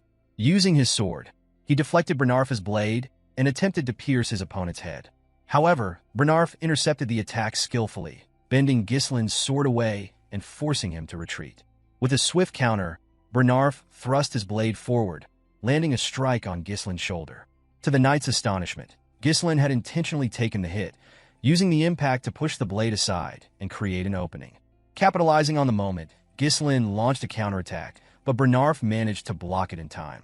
Realizing the danger of underestimating his opponent, Bernarf maintained his guard, locking down Ghislain's sword and kicking him away. He remarked that this was the difference between a true warrior and one who wields a sword for mere entertainment. Ghislain, breathing heavily, couldn't help but find the battle exhilarating despite the mounting pressure. Bernarf's overwhelming speed, reach, and relentless attacks kept him in control of the fight. Any attempt by Ghislain to counter through close-quarter grappling was immediately neutralized. In a binding clash, Bernarf deceptively locked their swords together, giving the impression that neither could break free. With Ghislain's current mana reserves, it was nearly impossible to overcome the knight's superior strength. The situation was dire, and Bernarf appeared to have the upper hand. As Ghislain analyzed his predicament, Bernarf charged again, forcing him to act decisively. Ghislain, preparing himself, acknowledged that the fight had to end soon. While Bernarf had accounted for nearly every variable, he had overlooked one critical factor: Ghislain's unique mana cultivation technique. Drawing upon his third mana core, Ghislain unleashed an explosive surge of power and met Bernarf head-on. When their swords clashed, Ghislain channeled his newfound strength, forcing Bernarf's blade downward and disarming him with sheer force. The knight froze in disbelief, unable to comprehend how Ghislain had summoned such overwhelming mana mid-battle. Before Bernarf could recover, Ghislain raised his sword to strike a fatal blow. At that moment, a voice interrupted, commanding Ghislain to stop. Turning, he saw Amelia standing nearby, fury etched across her face. She demanded that Ghislain take the 10,000 gold and leave immediately. Irritated, Ghislain lowered his sword and stepped back, remarking that it would have been far simpler if she had handed over the money when he had asked politely. Belinda, observing the scene, quipped that Ghislain's actions went far beyond what could be called a lover's quarrel. Ghislain, unfazed, replied that it was merely a difference in opinion. Approaching Amelia, he rested his sword on his shoulder and informed her that there was unfortunate news. With a calm but firm tone, Ghislain announced that the fee had now doubled to 20,000 gold. In the next scene, Amelia smashed a vase onto the floor, her frustration echoing through the room. Bernarf stood beside her, bowing slightly as he apologized for his failure. He explained that Ghislain was far stronger than the rumors suggested, admitting that he had underestimated him. Bernarf revealed that Ghislain had managed to release mana exceeding that of an advanced-level knight. Amelia, her expression darkening, stated grimly that Ghislain had changed. When Bernarf cautiously suggested reporting this development to the Delphine Duchy, Amelia's reaction was swift. She slapped him sharply and grabbed his shirt, glaring at him with fury. She reprimanded him, asking if he truly understood the terror Duke Delphine inspired. Amelia explained that exposing the incident would spell their doom. The alliance with the Duke, formed secretly and without her father's knowledge, hinged on a covert agreement. The Duke had promised to support her rebellion in exchange for her assistance in toppling Perdium. Amelia added that her siblings would kill her if the agreement ever came to light. Her anger deepened as she considered the possibility that Ghislain might already know about the deal, given his knowledge of the Merchant Guild secrets. Turning to Bernarf, she declared that Ghislain had to be eliminated, no matter the cost. Bernarf readily accepted the directive. Amelia then inquired about the state of Ghislain's injuries. The knight explained that while he had inflicted light injuries across Ghislain's body and a heavier wound on his shoulder, Ghislain's use of explosive mana would likely leave him in poor condition for a time. Bernarf cautioned that they could not use knights from their own territory, as doing so would leave a trail. Amelia nodded, acknowledging the constraint and reminding him of the reason she had trained a specific group of operatives. Immediately understanding her intent, Bernarf asked if she intended to deploy the Wildcats. Amelia confirmed this, explaining that the Wildcats were composed of war orphans, outcasts, and those without status. Only the most naturally talented individuals proficient in mana were selected for this elite group. Amelia placed a flag on the map before her, marking a location, and instructed Bernarf to send a dozen of the Wildcats there. She emphasized that only those skilled in mana manipulation should be chosen. Bernarf understood her reasoning. The ravine she marked was the only narrow passage between Rayfold territory and Perdium County. Its remote location and restrictive terrain made it an ideal site for discreet operations. Bernarf assured his mistress that he would prepare the Wildcats as instructed. Amelia, her expression resolute, vowed to repay Ghislain for the humiliation he had inflicted upon her. The scene shifted to Ghislain, who was seated in a carriage. Wrapping a cloth around his injured arm, he appeared deep in thought. Ghislain's senses prickled, and he wondered if Amelia was already planning her next move. Fergus, seated nearby, asked if he was all right. Ghislain assured him that he was fine, explaining that the cuts were not very deep. Reflecting on the recent battle, Ghislain acknowledged that he had pushed himself to his limits, but was satisfied with the outcome. The 20,000 gold he had obtained from Amelia was enough to cover the foundational funds needed to rebuild Perdium. For his territory, it was equivalent to years of accumulated savings. Despite his earlier anger, Ghislain had decided against killing Amelia, knowing that her death would have inevitably triggered a war, one his county could not afford at the moment. Ghislain understood that he could not risk the safety of his territory for the sake of his whims. Perdium was already struggling to handle the barbarian threat, making it wiser for him to retreat for now. The knowledge he possessed about the Arctium Merchant Guild would be enough of a burden on Amelia. As he put on his jacket, Ghislain resolved to make good use of Amelia's predicament.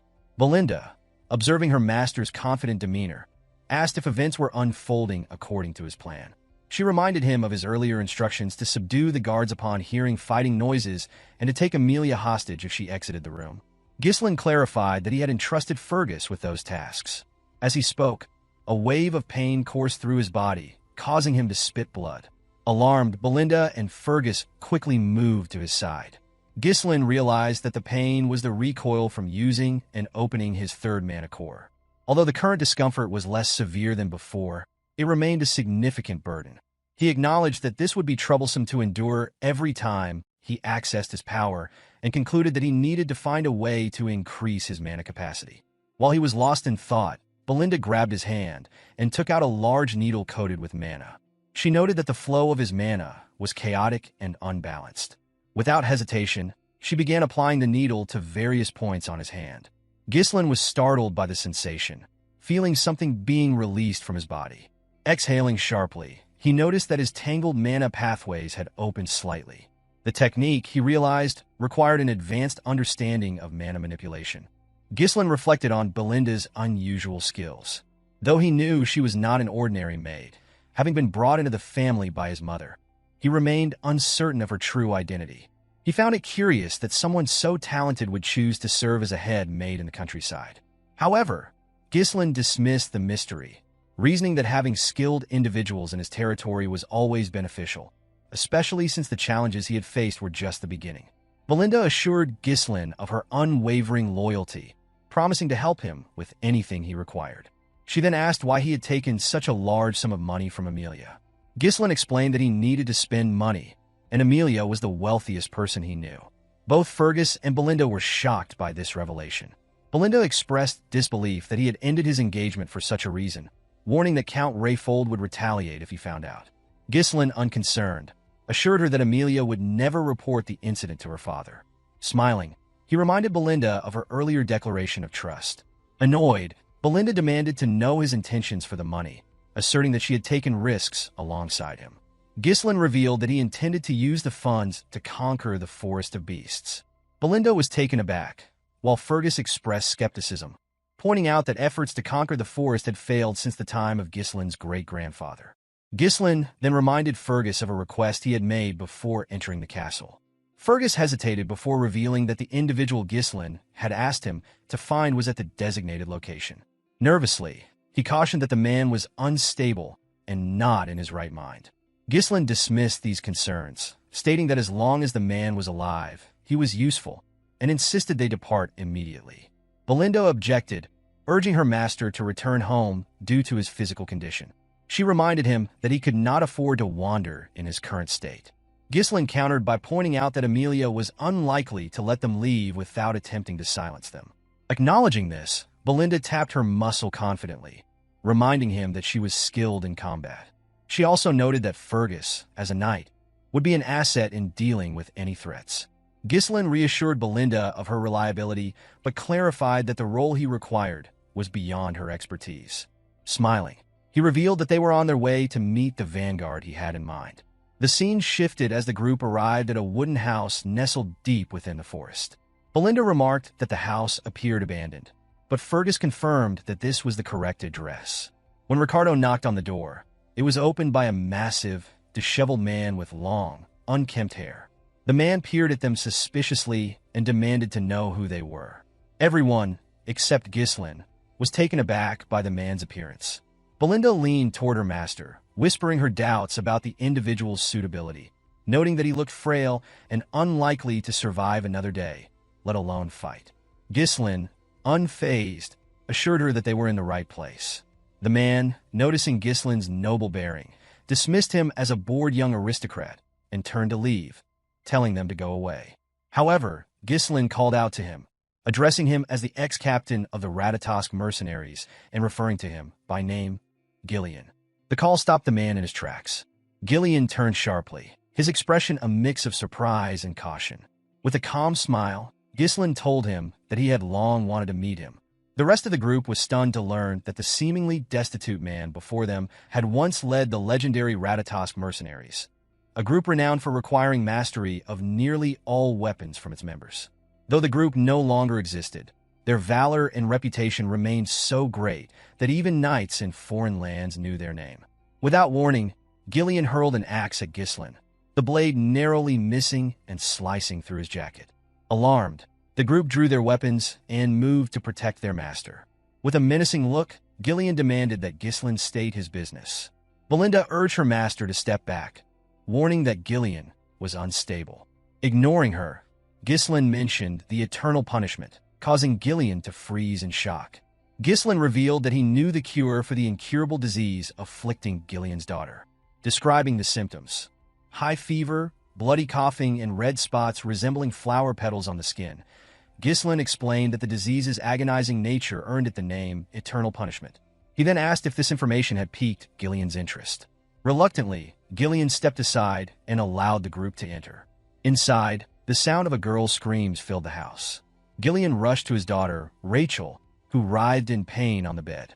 As Ghislain observed her, he concluded that it was not too late to act. In his past life, Ghislain had searched for Gillion to recruit him, but by the time he found him, the man had lost his daughter, sold all his assets, and ultimately taken his own life. The condition of the house, bare, leaving only weapons, confirmed that Gillion had already sacrificed everything to try to save Rachel. She is sobbing, pleaded with her father to end her suffering. Realizing the urgency, Ghislain removed his jacket and announced that he would begin treatment immediately. Before he could act, Belinda placed a hand on his shoulder, urging him to leave. She admitted that she didn't know what he intended to do, but she insisted that the disease was beyond his power. Even priests had failed to cure it, declaring it a punishment from the gods.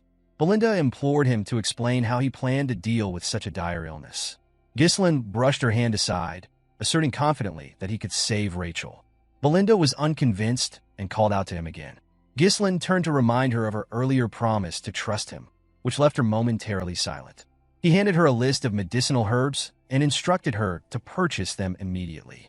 Surprised by the items on the list, Belinda quickly carried out the task and returned with the requested supplies. For wandering mercenaries like Gillion, survival often depended on knowledge, and while the disease, known as eternal punishment, was currently deemed incurable, a cure would eventually be discovered in the future. Ghislain, drawing on his foreknowledge, prepared to apply his unique insight to save Rachel's life. The cure quickly became a topic of great interest, especially due to its relatively simple method of preparation. Ghislain, thanks to its straightforward process, remembered it clearly. The primary challenge, however, was the exorbitant cost of the ingredients, with the fairy's blessing being the most critical and expensive component. To prepare the cure, the fairy's blessing and the herbs were finely chopped, tightly packed into a bottle, and covered with distilled alcohol. The mixture was shaken thoroughly and left to sit for a while. Afterward, the remaining ingredients were added and stirred until combined. Once the preparation was complete, Ghislain handed the purple glowing liquid to Gillion, instructing him to let his daughter drink it. Desperation left Gillion with no alternative. He quickly fed the liquid to his daughter, Rachel. Almost immediately, the red spots on her face began to fade, leaving everyone in the room astonished. The group could barely comprehend what they were witnessing. Gillion, more shocked than anyone, stared in disbelief at the visible transformation. Ghislain, calm and composed, remarked that the outcome was as expected. With a trembling voice, Gillion asked Ghislain how he had accomplished this, pointing out that even holy power had failed to cure her. Ghislain explained that divine power was not omnipotent. While it could enhance the body's vitality and regenerative capabilities to aid in combating illnesses, it was fundamentally different from a cure. Gillion's hands trembled as he grabbed Ghislain and desperately asked if his daughter could truly be healed. Ghislain reassured him that Rachel would be fully cured within a few months. Overwhelmed, Gillion stepped back and bowed his head in gratitude, acknowledging that Ghislain must have come to this remote place with a purpose.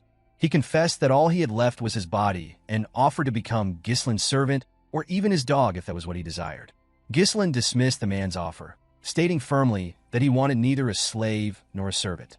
Instead, he declared that he sought the captain of the Returned mercenaries. As Gillion raised his head, he noticed something extraordinary. Ghislain's eyes shone with the ambition of a dreamer. Inspired, Gillion stood up and grabbed an axe, using it to cut off his long ponytail.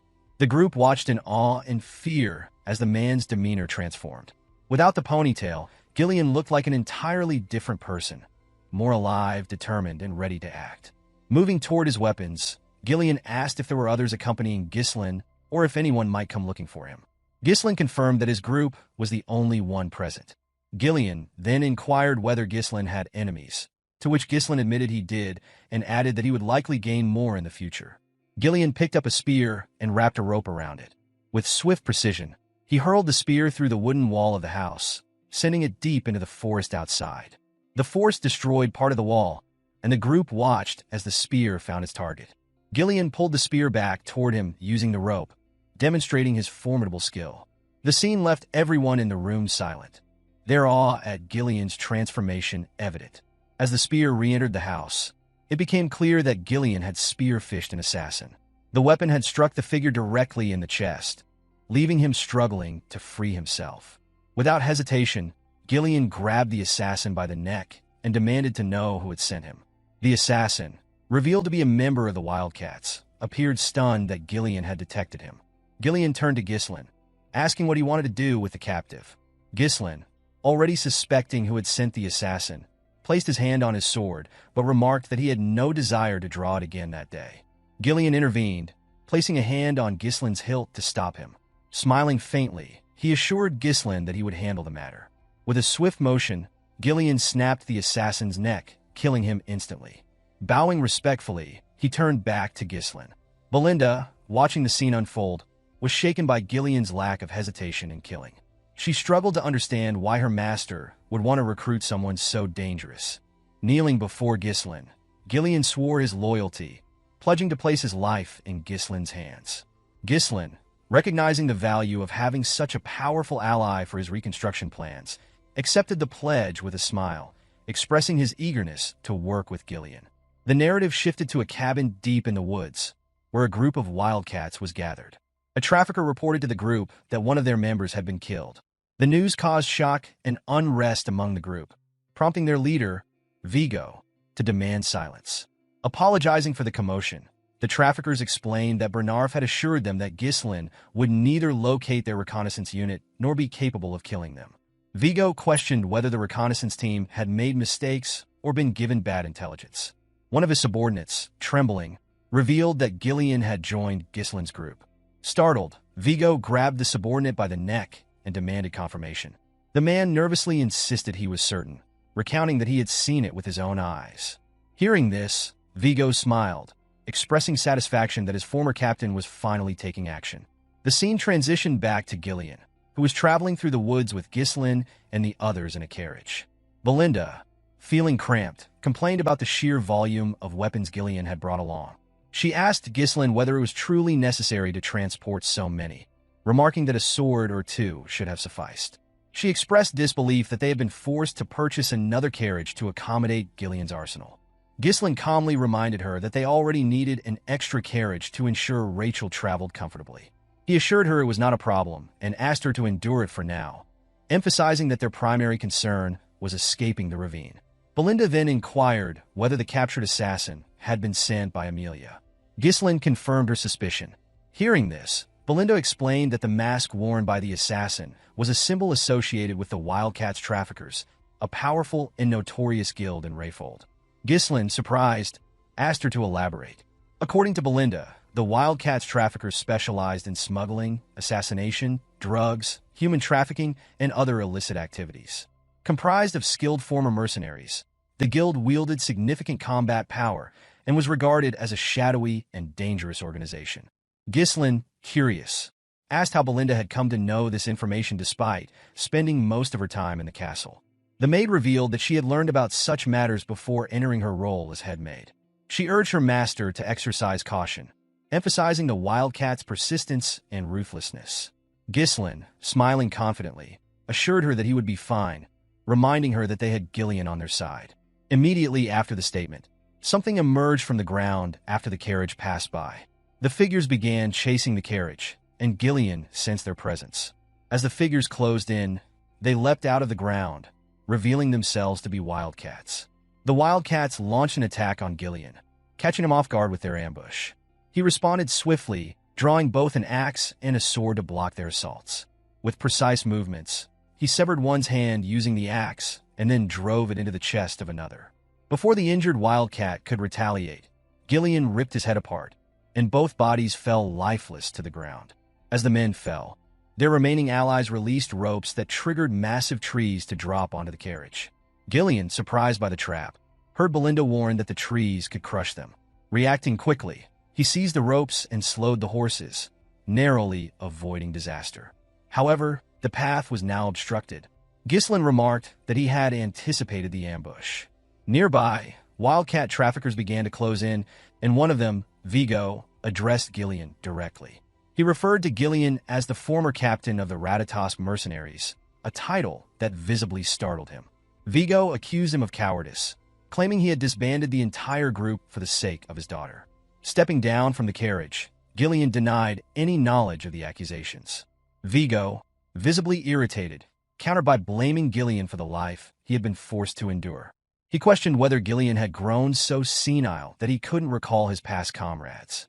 Gillion offered no response, which further convinced Vigo that he was feigning ignorance. With a smirk, Vigo declared that he would force Gillion to remember and commanded his men to attack. The attackers advanced quickly, prompting Ghislain to offer his assistance. Gillion, however, declined, stating that Vigo clearly had personal business with him. He assured Ghislain that he could handle the situation alone.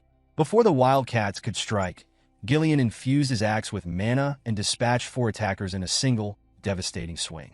The sight of this stunned the remaining assailants, who surged forward in a renewed attack. Drawing his short sword, Gillion struck down the first who approached with his axe, stabbed the second through the neck, and cleaved the third in half after deflecting their strike. Vigo observed these feats with little surprise, recognizing that Gillion's strength had not waned. He instructed his men to split into 2 groups and encircle Gillion. As they moved to execute the order, Gillion mounted a horse, drawing a larger axe and spinning it menacingly. Charging at the wildcats, he unleashed a mana-enhanced strike that decimated several attackers. The remaining wildcats, hesitant to approach, shifted their focus to the horse, but before they could act, Gillion attached a rope to his axe and swung it in a deadly swirl, cutting through their ranks. Belinda watched in disbelief as Gillion dispatched his opponents. With his men defeated, Vigo launched a direct assault. Sensing the attack, Gillion equipped a shield to block the strike. Vigo accused him of ruining his life and vowed to kill him. With 3 blades in hand, Vigo hurled them at Gillion's horse, bringing the animal down. Gillion dismounted just before the fall, landing on the ground only to face an incoming blade. Drawing a smaller axe, he blocked the attack and firmly denied being the captain of the Returned Mercenaries. He struck Vigo's ribs with his shield, forcing him to retreat. Vigo demanded an explanation, asking Gillion to reveal his identity if not the captain. Gillion replied that he had abandoned his past and now served as Ghislain's subordinate. The declaration angered Vigo, who charged forward, vowing to kill Gillion at any cost. Gillion parried the attacks as Vigo pressed his sword into the shield. Vigo revealed that the mercenary company had disbanded after Gillion's departure, lamenting that he had lost his purpose and fallen into a disgraceful existence just to survive. Gillion deflected the sword and countered with a swing of his axe. Vigo evaded by dropping low and quickly retaliated with a kick, which Gillion blocked with his wooden shield, though the shield shattered under the force. Vigo expressed his frustration, explaining that he had dedicated his entire life to making the Returned Mercenaries the best in history. He voiced disbelief that his former captain had abandoned everything, only to become a mere pawn of a spoiled noble. Drawing several blades, he imbued them with mana and hurled them toward Gillion. Gillion intercepted the attack with his axe, but as he did so, Vigo closed the gap and attempted to stab him. Gillion narrowly dodged the strike and countered with an overhead swing of his axe. Vigo landed just in time to block with his sword, smiling at the exchange. The clash between them grew more intense, with both men exchanging fierce blows. Vigo believed that Gillion had not changed from the captain he once admired, though he viewed him as weakened by his years spent searching for a cure for his daughter. In contrast, Vigo claimed to have grown stronger through countless battles. He believed that Gillion was no longer his equal. Gillion unleashed a massive swing, which Vigo dodged by leaping over him. Using his sword for leverage, he flipped and landed behind Gillion. Wasting no time, Vigo kicked the blades Gillion had previously blocked, sending them hurtling back toward him. Gillion used his armor to deflect the projectiles, but as he did, Vigo charged at him. Gillion anticipated the attack and swung his axe, but Vigo evaded once again, taunting that the fight was over. In response, Gillion channeled mana into his hand and caught Vigo's blade mid-strike. This act stunned Vigo, who was left speechless as he realized Gillion had been holding back. Gillion asked if Vigo's pursuit of vengeance was driven by hatred, but Vigo did not answer. Instead, he stared in disbelief at Gillion's use of mana to seize the blade. Gillion then slammed the head of his axe into Vigo's face, sending him flying into a nearby tree. Standing over his fallen opponent, Gillion remarked that he did not understand Vigo's actions. He pointed out that Vigo had many opportunities to exact revenge if that was his true intent. Questioning his motives, Gillion asked why Vigo had not sought him out sooner. Vigo laughed bitterly, admitting that he had already visited Gillion's former residence, but had found only a feeble old man unworthy of death. With anger in his voice, Vigo demanded to know what had become of the Gillion he once revered. Gillion tossed Vigo's dagger to the ground and instructed him to pick it up. He declared that he was now merely a body bound to another's will. Unsheathing his sword, Gillion promised to grant his former comrade the highest level of respect, even in their confrontation. Gillion declared that he would take action as the captain of the Returned Mercenaries, a statement that brought visible satisfaction to Vigo. Picking up his dagger, Vigo charged at him. Gillion blocked the attack, and Vigo expressed his joy at finally experiencing the fight he had long desired. The intensity of the battle increased as Vigo attacked more fiercely, but Gillion held his ground. With a powerful swing, Gillion aimed to end the fight, but Vigo dodged by dropping low and countered swiftly. Gillion parried the attack with his axe, forcing Vigo's dagger downward before driving his sword into Vigo's ribs. Despite the injury, Vigo gritted his teeth and retaliated.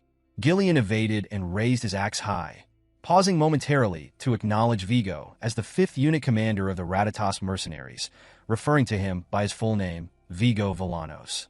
Hearing this, Vigo smiled, but the expression was fleeting as Gillion plunged his blade into him, ending his life. With Vigo's lifeless body at his feet, Gillion picked up the dagger and stood silently, gazing at his fallen comrade. Ghislain commended Gillion's efforts, and Belinda remarked on the potential profit from looting the wildcats. Gillion apologized to Ghislain for causing unnecessary delays, but Ghislain reassured him, expressing admiration for his exceptional skills. Reflecting on his early days as a mercenary, Ghislain admitted that stories about Gillion from his seniors had inspired him and helped lay the foundation for his rise to becoming the Mercenary King. This encounter confirmed to Ghislain that recruiting Gillion had been the right decision, as he had gained a reliable ally. Ghislain then asked Gillion if he remembered who Vigo had been. Gillion raised Vigo's sword and replied that Vigo had been an old comrade. These words resonated deeply with Ghislain, prompting him to reflect on his own former comrades. He wondered where they were and what lives they were leading, knowing that their paths had diverged long before meeting him. Resolving to reconnect with them one day, Ghislain instructed the group to follow Belinda's suggestion and gather anything valuable from the wildcats. Belinda ordered Gillion to lead the collection efforts, but Gillion curtly reminded her that he was not her subordinate. 2 days later, the group reached Perdium territory. Belinda, visibly relieved, commented on their arrival. Gillion looked at the city ahead and asked Ghislain if it was Perdium. Ghislain confirmed it, feeling a sense of contentment at returning home.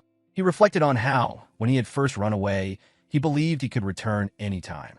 As Gillion studied the county, Ghislain asked for his opinion. Startled, Gillion nervously responded that it seemed great. Ghislain, however, disagreed. He pointed out that the houses were outdated and renovations were impossible. He revealed that the fields lay uncultivated because the farmers had been conscripted into the military, leaving the land barren. Gillion remarked that he had heard of Perdium's perpetual conflict with the northern barbarians, but admitted the situation was worse than expected. Ghislain affirmed the dire circumstances, but expressed determination to fix the issues. Turning to Gillion, he declared that he needed his strength to make it happen. Both Belinda and Gillion were surprised by this sudden appeal. Ghislain understood that the upcoming battle would be a long and arduous one, a fight to eradicate everything tied to Duke Delphine and to safeguard what had been taken for granted. Resolute, he vowed to restore the land, no matter the cost. As the group entered the county, Belinda noticed something unusual and urged her master to look ahead. When Ghislain lifted his gaze, he saw a figure he hadn't expected. The silhouette was unmistakable, a man in armor with a coat draped over his shoulder. It was his father. At Perdium Castle, several men were gathered, engaged in discussion with the Count. The Count proposed reducing their forces, a suggestion that shocked the assembly. One man protested, warning that maintaining the front lines would become increasingly difficult with fewer troops. Another suggested requesting additional support from the Rayfold family. In response, the General Administrator disclosed that the Rayfolds had cut the support funds.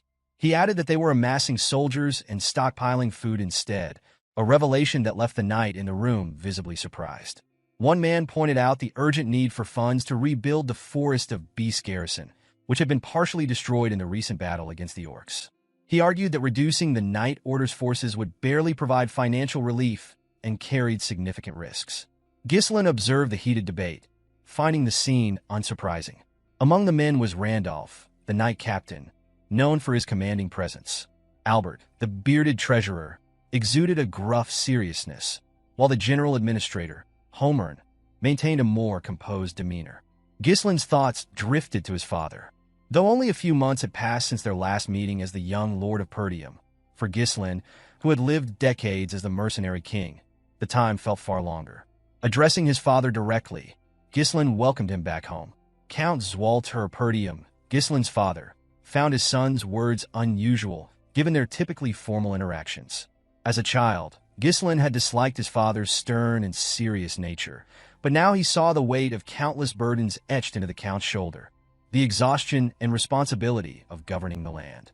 Sipping his tea, Swalter remarked that he had heard of Ghislain's absence from the castle for a week. Ghislain explained that he had visited the Rayfolds.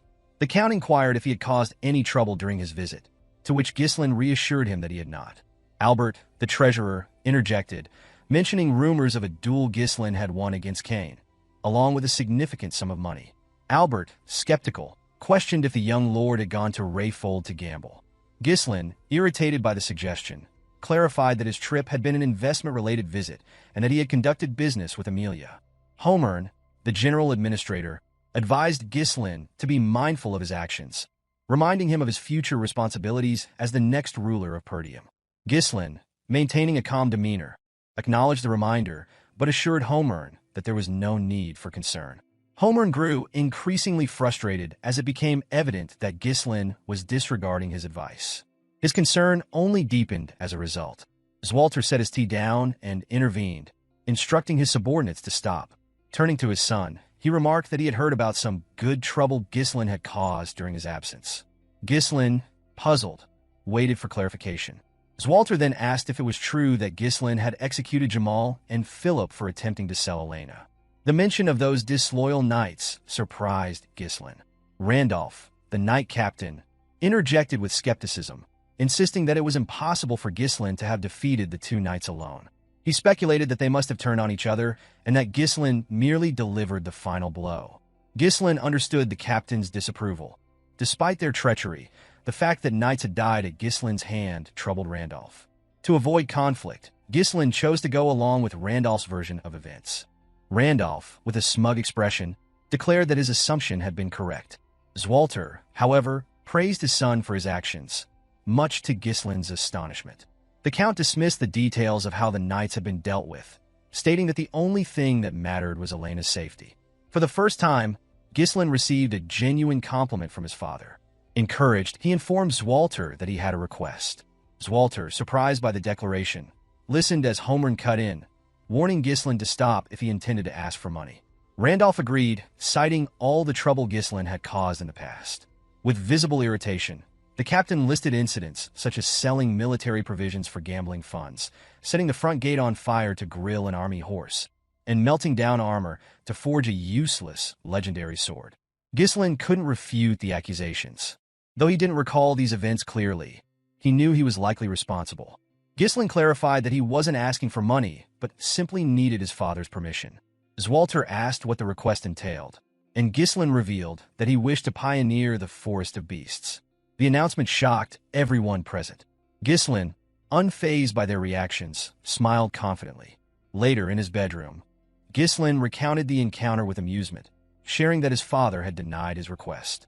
According to him, Swalter had reacted with alarm and began yelling at him. Belinda, unsurprised, commented that the response had been predictable. She explained that the forest was teeming with dangerous monsters and that there was nothing to gain from such a venture. Ghislain then asked Gillion if he had heard the plan from Belinda. Gillion confirmed that he had, recounting Ghislain's intention to fund the endeavor using the money received from Amelia. He further explained that the Forest of Beasts was infamous as a forest of death, where no one had ever returned alive. Its deadly reputation extended even to other regions, and people universally avoided it. With a calm smile, Ghislain assured his guard that he was well aware of the forest's dangers. Ghislain explained that there was nothing to gain by delaying their departure any further. Rising from his seat, he walked toward the door and informed Gillion that it was time to get started. Belinda reminded him that he had not received permission from the Count and asked if he intended to proceed regardless. Turning to her, Ghislain clarified that he had only asked for permission out of courtesy, emphasizing that he didn't actually require his father's approval. He stated firmly that this was something he had to do. Belinda, confused by her master's determination, questioned what he hoped to find in the forest that made him so resolute. Ghislain deflected, promising to explain later. He knew revealing the truth now could be disastrous if word spread. The forest held the key to massive wealth, a vein of runestone buried near its entrance. When infused with mana, or from this vein would produce runestones, a rare mineral highly coveted by mages. These stones were essential for crafting magical tools, including barriers, magic circles, scrolls, alchemy devices, and for conducting magical research. Their value was immense. In his previous life, Duke Delphine had discovered this vein, but in the present, only Ghislain held this critical information. Belinda, unable to discern her master's motives, ultimately chose to trust him, conceding that he must have a plan. Gillion assured Ghislain that he would follow his orders. Ghislain instructed Belinda to visit the nearest guild and hire 200 mercenaries for the mission. Belinda, taken aback by the number, remarked on his willingness to spend the hard-earned money he had risked his life to obtain. Gillion voiced concerns, pointing out that mercenaries were often unruly and difficult to control, especially in large numbers. He warned that they might even betray their employer if the opportunity arose. Acknowledging the risks, Ghislain agreed, but explained that he and Gillion would personally select the most reliable individuals. Gillion asked for clarification, and Ghislain revealed that they were headed to the most skilled small-scale mercenary group in the north. Gillion, visibly uneasy, inquired if his master was referring to the Mad Dogs, also known as the Cerberus mercenaries. He explained that while the Mad Dogs were indeed skilled, they were infamous for turning on their employers if situations deteriorated. Ghislain confidently responded that they were going to put a leash on the Mad Dogs. The scene shifted as Gillion led his master's horse up a hill toward the outskirts of the Zimbar territory, where the Cerberus mercenaries were based. One of the mercenaries spotted the pair approaching from a distance and alerted his colleague. Upon hearing this, the second man laughed, referring to Ghislain as a poor soul and remarking that the visitors had no idea what they were walking into. The mercenary took another look at Ghislain and realized he was a noble. Convinced that Ghislain would be a profitable target, he continued observing through his spyglass. Suddenly, someone grabbed him, prompting a scream of pain that startled the rest of the camp. It was Gillion who had seized the man, lifting him effortlessly with one hand. The mercenary cursed Gillion, demanding to know what he was doing. Without a word, Gillion hurled the man with such force that the upper half of his body became lodged in the sand. The remaining mercenaries, outraged by what had happened to their comrade, began shouting at Gillion. One of them stepped forward, accusing Gillion of acting recklessly because of his connection to a noble family. This mercenary held a chain with a spiked ball attached, smiling as he warned Gillion not to expect to leave the camp alive. Unaware of who he was dealing with, the man paused as he noticed someone else entering the camp. Ghislain, seated on his horse, addressed the mercenary, instructing him to be quiet and fetch his captain. The mercenary laughed mockingly at the demand and began spinning his chain. He taunted Ghislain, calling him a noble brat and declaring that it was time for him to learn responsibility. As he hurled the spiked chain toward Ghislain, something intercepted it midair. The person responsible was Gillion, who had stopped the attack with a dagger. The blade lodged into a section of the chain, halting its movement and causing the spiked ball to drop to the ground. The mercenary, shocked by the display, watched as Gillion twisted the dagger into the chain to disable it further. Ghislain smiled at the scene, remarking that words alone would not suffice. He instructed Gillion to handle the situation, but warned him to ensure no fatalities. Gillion acknowledged the order, took hold of the chain, and yanked the mercenary toward him with ease. The man flew helplessly in Gillion's direction, and as he came close, Gillion struck him in the stomach with the spiked ball. The mercenary cried out in pain, drawing more enraged responses from his comrades. Declaring that Gillion's status as a noble servant meant nothing to them, they charged at him. Gillion twisted his dagger further into the chain, using it to hoist the injured mercenary into the air.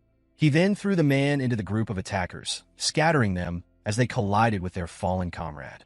The remaining mercenaries, stunned by Gillion's strength and precision, hesitated as Gillion turned to glare at them. His piercing gaze sent fear through their ranks.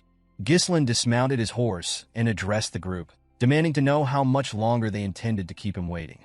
He ordered them to fetch their captain immediately.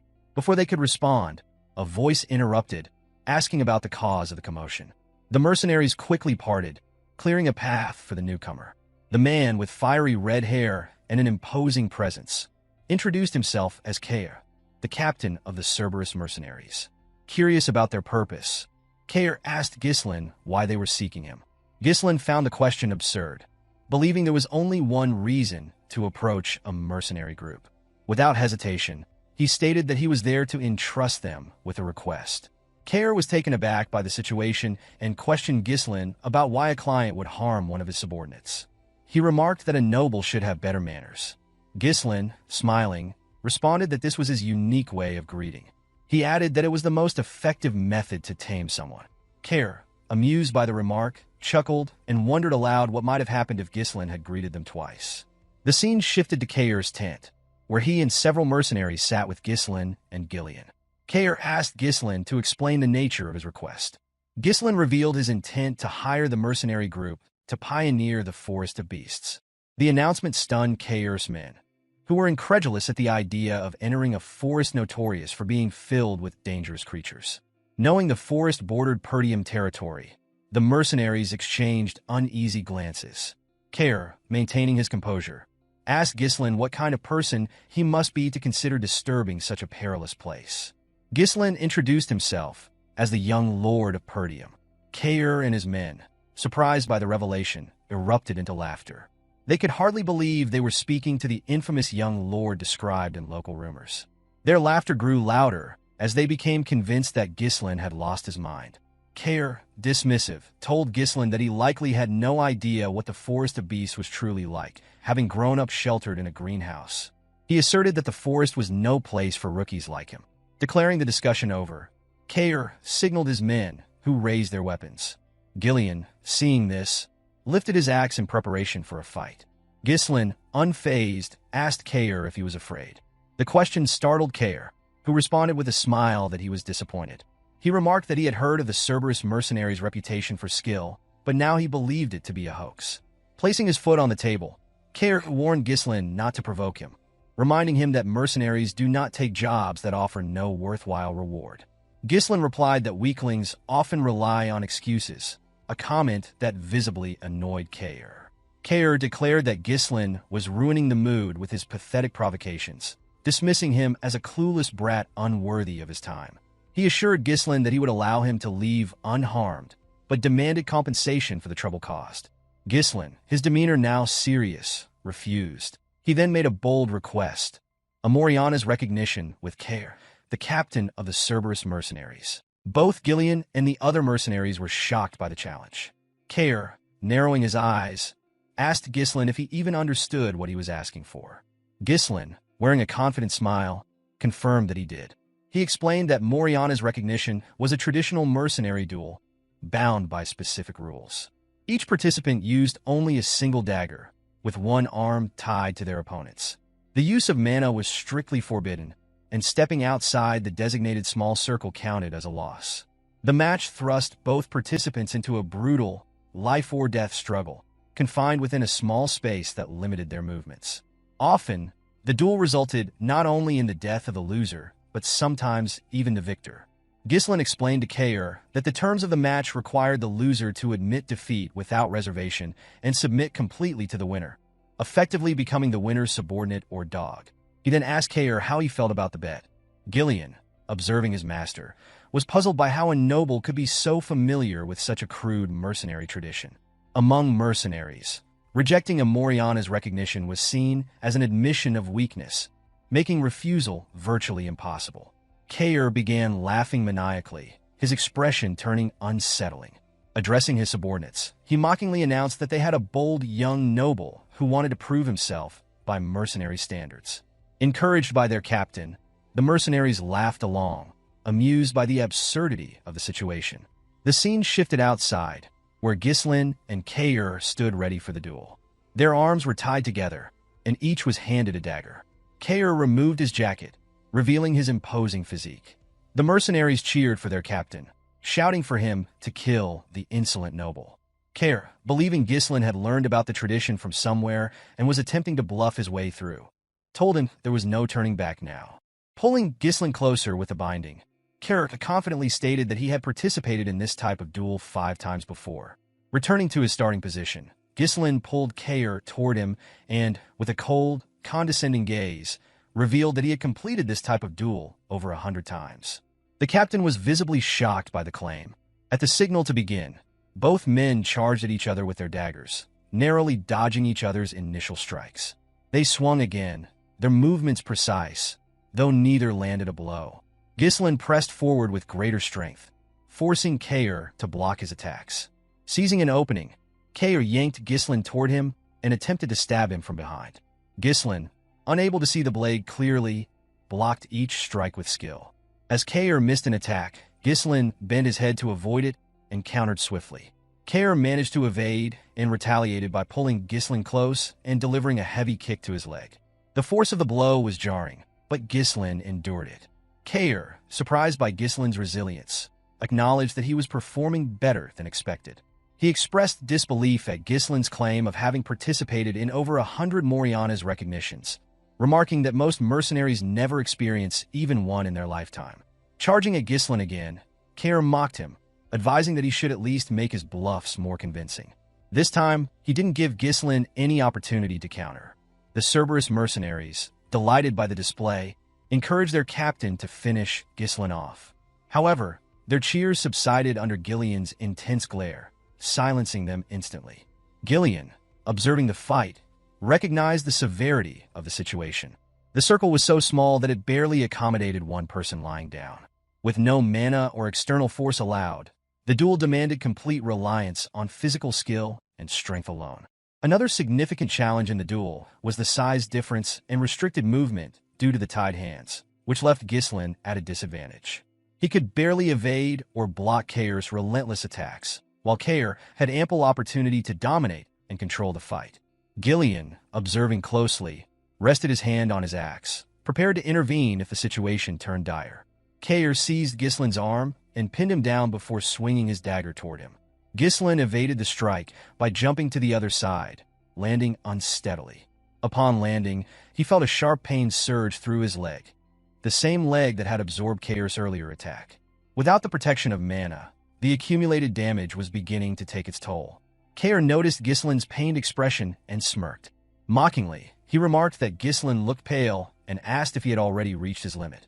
Cain then intensified his assault, driving Ghislain into a desperate defense. Despite his disdain for nobles, Cain acknowledged that Ghislain showed more determination than most.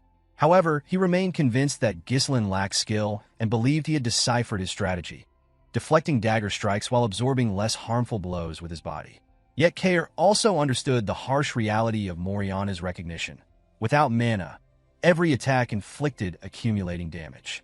He could see that the strain was evident in Ghislain's movements and facial expressions. Relishing the struggle, Cain spun his dagger and charged.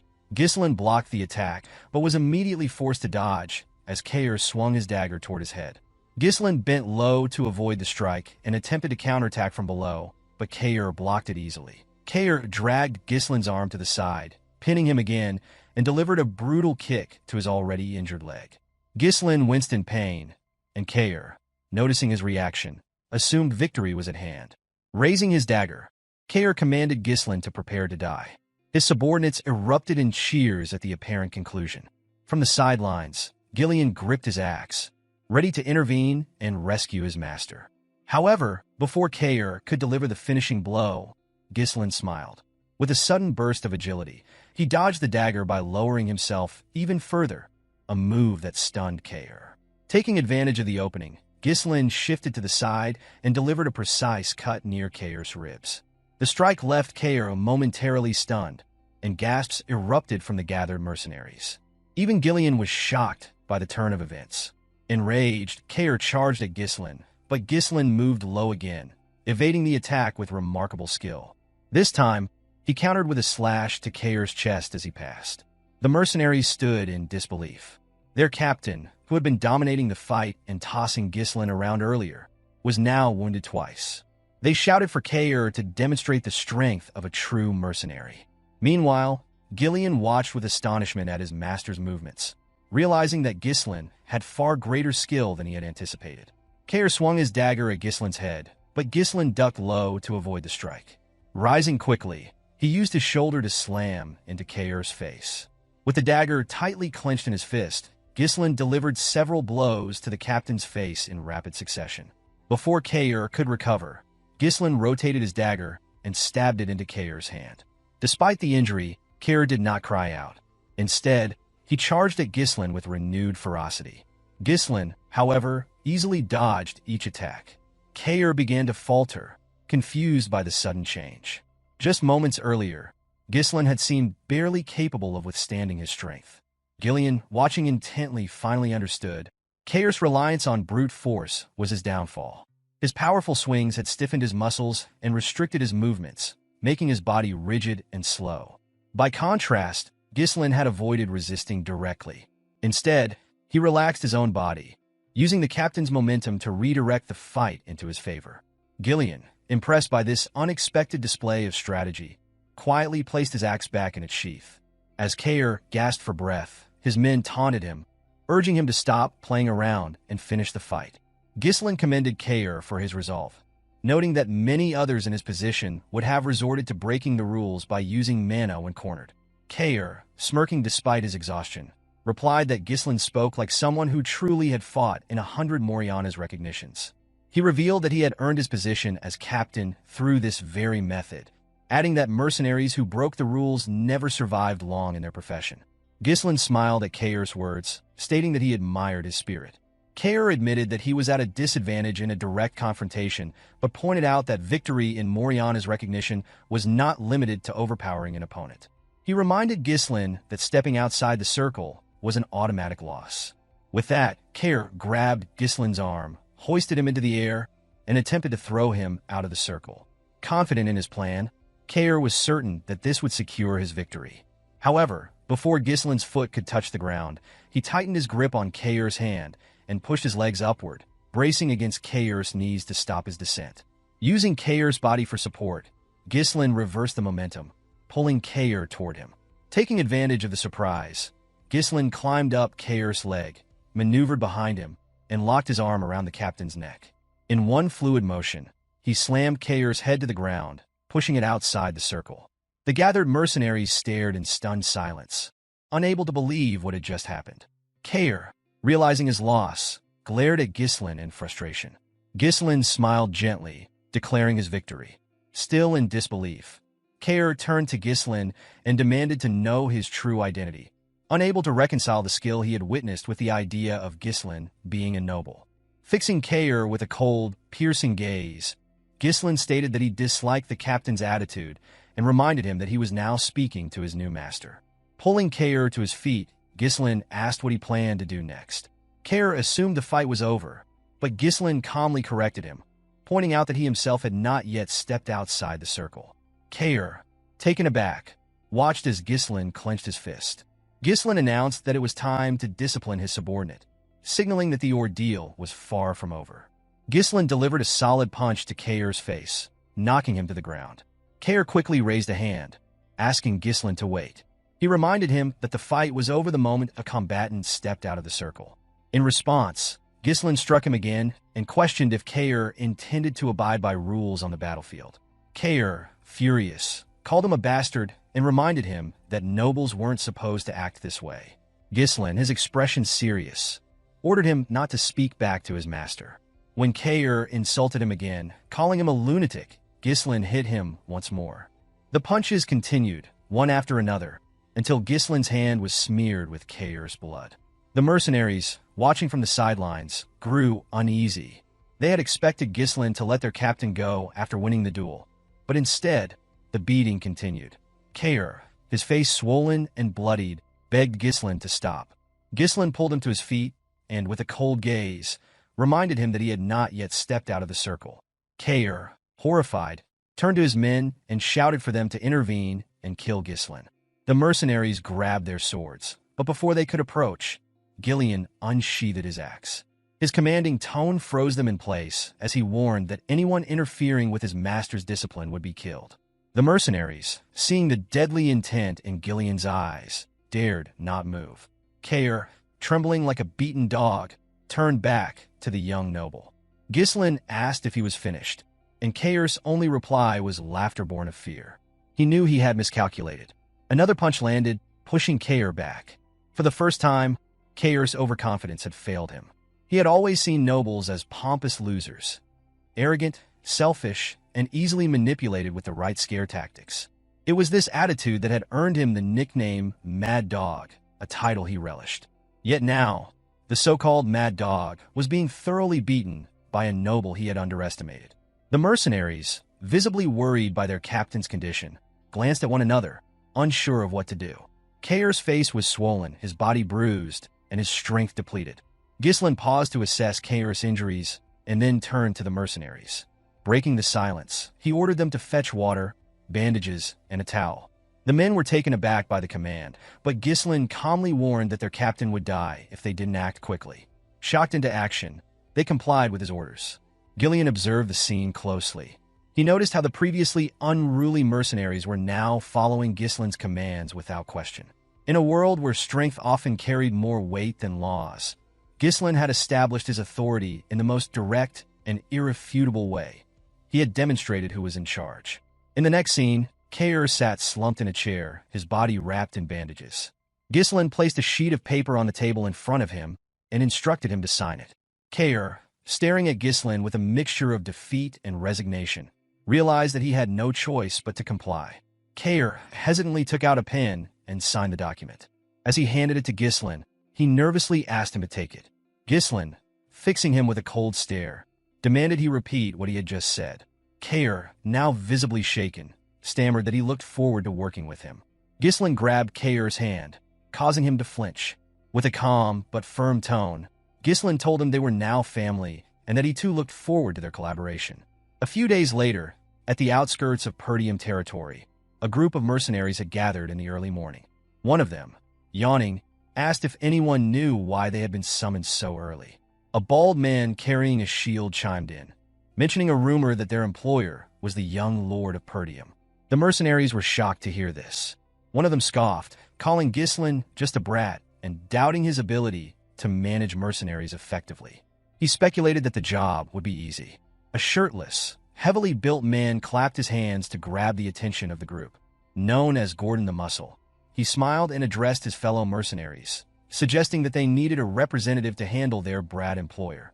His imposing presence caught everyone's attention, and they nodded in agreement. Gordon commended their admirable posture in devising ways to gain rewards without effort, but he warned them that their plan would fail without unified voices. The mercenaries agreed with Gordon, recalling past incidents where poor coordination had led to failure. The bald man asked Gordon about his plan, and he explained that knowing one's boundaries was crucial. Opening a bag of coins, he announced that he would act as their representative to pressure their employer, requesting contributions from the group for his hard work. The mercenaries, impressed by Gordon's confidence and size, believed him to be the perfect choice for the task. Praising his reliability and wit, they added coins to the bag. Their plotting was interrupted when one of them noticed someone approaching. Looking up, they saw Ghislain riding toward them alone on his horse. The sight surprised them, and one remarked that Ghislain might flee once he saw Gordon's intimidating build. Gordon instructed the group to approach him together, creating an imposing presence. Smiling confidently, he declared it was time to teach the young lord a lesson about the real world. However, before Gordon could confront Ghislain, he noticed a group trailing behind him. As they drew closer, the mercenaries identified the group as the Cerberus mercenaries, recognizable by their distinct dog-snout-shaped helmets. Shocked, Gordon questioned how Ghislain had managed to recruit the infamous Mad Dogs. When Ghislain finally reached the group, the mercenaries instinctively stepped back. Turning to Gordon, Ghislain asked if he was the representative. Gordon, now visibly nervous, admitted that he was. Ghislain inquired about his name, and Gordon introduced himself as Gordon the Muscle. Ghislain smiled, commenting on the uniqueness of the name before tapping Gordon's chest and complimenting it as pretty cool. Introducing himself as the young Lord of Perdium, Ghislain commanded Gordon to gather the mercenaries. Once assembled, Ghislain addressed them with a serious demeanor. He announced that the time had come to begin the pioneering of the Forest of Beasts. In the next scene, Belinda was assisting Ghislain in donning his armor. All preparations for pioneering the forest had been completed. The expedition's temporary base had been constructed, resources had been procured, and the most critical asset, the troops, had been secured. Ghislain requested Belinda to perform a final head count, and the maid obliged. She informed him that 148 mercenaries had been contracted through the office, along with 41 Cerberus mercenaries he had brought himself. The total number of personnel reached 192. Ghislain acknowledged her effort, commending her for the work, and inquired whether Scoven had been properly informed. Belinda assured him that Scoven had been notified and, contrary to her expectations of resistance, the knight had stepped in to ensure their passage through the Forest of Beasts remained undetected. As the commander of the forest post, Scoven's involvement gave Belinda confidence that no immediate issues would arise. She urged Ghislain not to worry, and her reassurance brought a smile to his face. Ghislain then called for the mercenaries to assemble. He addressed them, stating that the land they were about to pioneer lay ahead. Acknowledging the rumors surrounding the forest, he explained that it was a place rife with unknown dangers, inhabited by monsters and unseen threats beyond imagination. Yet, he expressed his determination to conquer the forest despite its perils. The mercenaries, visibly unsettled by the mention of the Forest of Beasts, murmured among themselves, claiming they had not been informed of such dangers and feared for their lives. Belinda, stepping forward, silenced them and reminded them not to interrupt while their leader was speaking. Ghislain gave the mercenaries an opportunity to withdraw if they wished, promising to pay them 3 times their current wages should the mission succeed. The unexpected offer shocked the group, as it was an exceedingly tempting reward. Belinda moved closer to her master and whispered her concerns, pointing out that all their funds had already been spent on preparations. Ghislain calmly explained that such promises were necessary to boost morale. Confident in the mission's success, he assured her that there would be sufficient funds to fulfill the promise afterward. When he asked Belinda if she trusted him, she admitted she had no choice but to place her trust in him. Care commented to Gillion that their master must be out of his mind to offer such an extravagant reward and questioned how Ghislain intended to honor his words. Gillion, however, remarked that their master always had a plan. Ghislain officially named the group the Forest of Beasts Expedition Team and declared that it was time to move out. As the group progressed, they began cutting down the trees obstructing their path. Everyone, including Ghislain, actively participated in clearing the way. After felling a tree in front of him, Ghislain looked up, relieved to see sunlight piercing through the now-thinned canopy. Raising his hand, he directed the men to continue clearing the path toward the indicated direction. He instructed them to chop the felled trees into logs, load them onto carriages, and dig around the stumps to facilitate their removal. According to the Forest of Beasts Developmental Journal, a resource Ghislain had obtained in his previous life, the forest was vast and rich in untapped potential. He firmly believed that one day, the monsters would be driven out, and the forest's resources would be fully utilized. At that moment, what Ghislain needed most was money. He chose to disregard all other concerns, focusing solely on securing the quickest route to the Runestone Vein. The wealth from this expedition would play a pivotal role in halting the conspiracy surrounding Perdium. Cain found it peculiar that their employer was taking such an active role, while one of the mercenaries suggested that Ghislain was simply trying to uphold the dignity of a noble. Another mercenary, wearing a helmet, scoffed, claiming that Ghislain was merely pretending and would soon give up. Belinda, overhearing the remarks, firmly told the men to stop gossiping and return to their work. Though they obeyed, she was visibly irritated by their dismissive attitude toward her master. She approached Ghislain, reminding him of the considerable effort he had put into hiring the mercenaries. She questioned why he was personally involved in the labor, pointing out that his actions made the men take him lightly. Ghislain reassured her that it was fine, explaining that having more hands on the job would allow them to finish faster. He emphasized that lingering in the area for too long would bring no benefit. Accepting his reasoning, Belinda remarked that he spoke as though he already knew what lay ahead. Cain observed their exchange with a bemused smile. He found it hard to believe that his employer had someone worrying about him, while he himself had become the dog of his master, willingly heading into danger. Gillion, overhearing this, struck Cain with a log, prompting Cain to accuse him of trying to pick a fight. Despite their banter, the operation proceeded smoothly. The Duchy of Delphine, which had conquered the kingdom and established a new dynasty, had launched a large-scale development initiative in the Forest of Beasts. Ghislain had been unable to uncover the Duke's specific motivations for focusing on the forest. However, he had managed to obtain a developmental journal that detailed major resource locations and the ecosystem of monsters. Armed with this knowledge, Ghislain had come better prepared. One of the mercenaries, noticing the abundance of oil lamps among their supplies, wondered aloud why they had been brought instead of cheaper torches.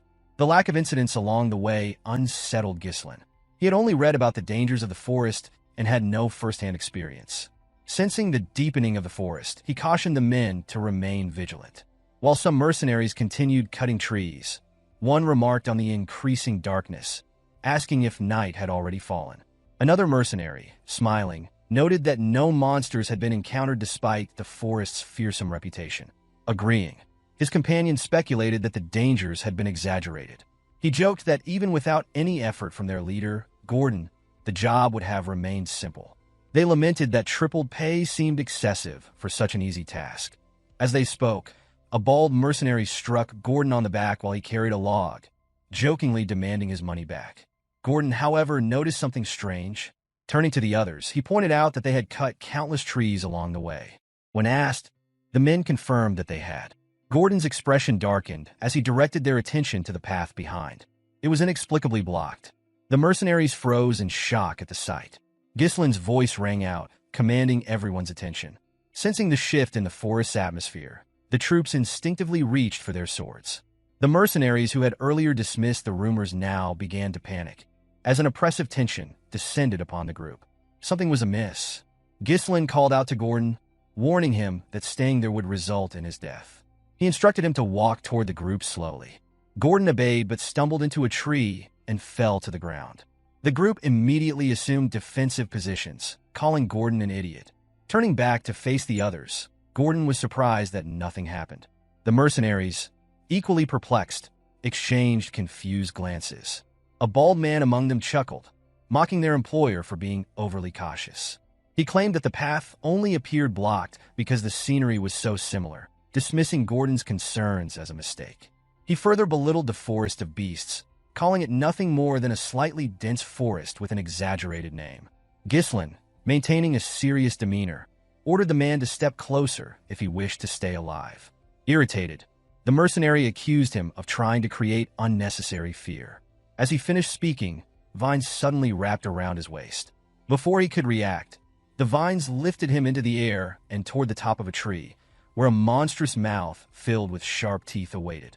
The massive tree-like creature devoured him in an instant. The creature, which had no detectable presence, was impossible to anticipate. It was a predator that thrived on catching its victims unaware. The monster's eye opened, revealing its identity as a Dirus ent. Ghislain quickly noticed that numerous Dirus ents were encircling the group. Panic spread among the mercenaries as they attempted to flee, convinced they were about to be eaten. The Dirus ents extended their vines, capturing several mercenaries and dragging them into their gaping mouths. Gordon, clinging desperately to a nearby tree, screamed for help. One of the men approached him with an axe, urging him to hold on. Swinging the axe at the vine, the man was stunned to see it remain unharmed while his weapon began to crack. As he stared in disbelief, the monster pulled Gordon further upward. Before Gordon could be consumed, Ghislain leapt into action. Infusing his sword with mana, he sliced through the vine and simultaneously landed a blow on the creature's eye as he descended. Blood gushed from the monster's wounded eye, and the mercenaries, astonished by their employer's feat, began to assume that the Dirus Int's eyes were their weak points. Ghislain took a deep breath and shouted for the men to regroup. His commanding voice cut through their panic as he warned them that spreading out would only make them easier targets. He ordered them to form a tight shield formation and focus solely on defense until further instructions were given. The mercenaries, galvanized by his leadership, complied quickly, one of them vowing not to die in such a place. Ghislain rushed to the carriage and asked Cain about the oil lamps. Cain affirmed their presence, and Ghislain instructed him to light them and hurl them at the monsters to burn them down. Realization dawned on Cain. This was why so many lamps had been brought. Just as he began the task, a teammate warned that the monsters were watching them. Ghislain ordered the lamps to be thrown immediately. Cain and his team began tossing the lamps, but the Dirus Ints swatted them away with their vines before they could connect. Shocked by their inability to harm the monsters, Cain's subordinate noted that their strategy wasn't working. A Dirus Int fired its vines at the group, but Gillion intercepted them, cleaving the vines with his axe. Belinda, armed with knives, aimed for the creature's eyes, successfully hitting her targets. Ghislain instructed Gillion and Belinda to prepare for a coordinated assault while protecting the Cerberus mercenaries. Raising his sword, he declared that he would draw the monster's attention. Almost immediately, a Dirus Int launched its vines at him. Belinda called out, urging him to be careful. Ghislain swung his sword, cutting through the vines, only to be targeted by additional attacks. Displaying remarkable agility, he dodged their strikes. One of the Dirus Ints raised a massive leg, preparing to crush him. The mercenaries were stunned to see that the monsters, despite resembling trees, had legs. Many believed that their employer was about to be crushed. Ghislain, undeterred, infused his sword with mana and struck at the leg of a Dirus Int, severing it. Using the momentum of his leap, he drove his sword directly into the creature's eye.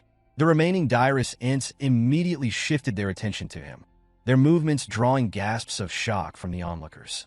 Belinda, maintaining her composure, ordered the Cerberus mercenaries to throw the oil lamps. Certain that this tactic would succeed, the mercenaries acted swiftly. The lamps shattered against the Dirus Ints, setting them ablaze and eliciting ear-piercing shrieks of pain. The Cerberus mercenaries cheered at the sight of their effectiveness, but Ghislain quickly urged them to continue throwing the lamps until every Dirus Int was consumed by fire. Flames began to engulf the monstrous creatures, spreading rapidly across their bodies. The mercenaries, still processing the scene, expressed both relief and disbelief that they were holding their own against such formidable foes. One remarked nervously that the entire forest might catch fire at this rate.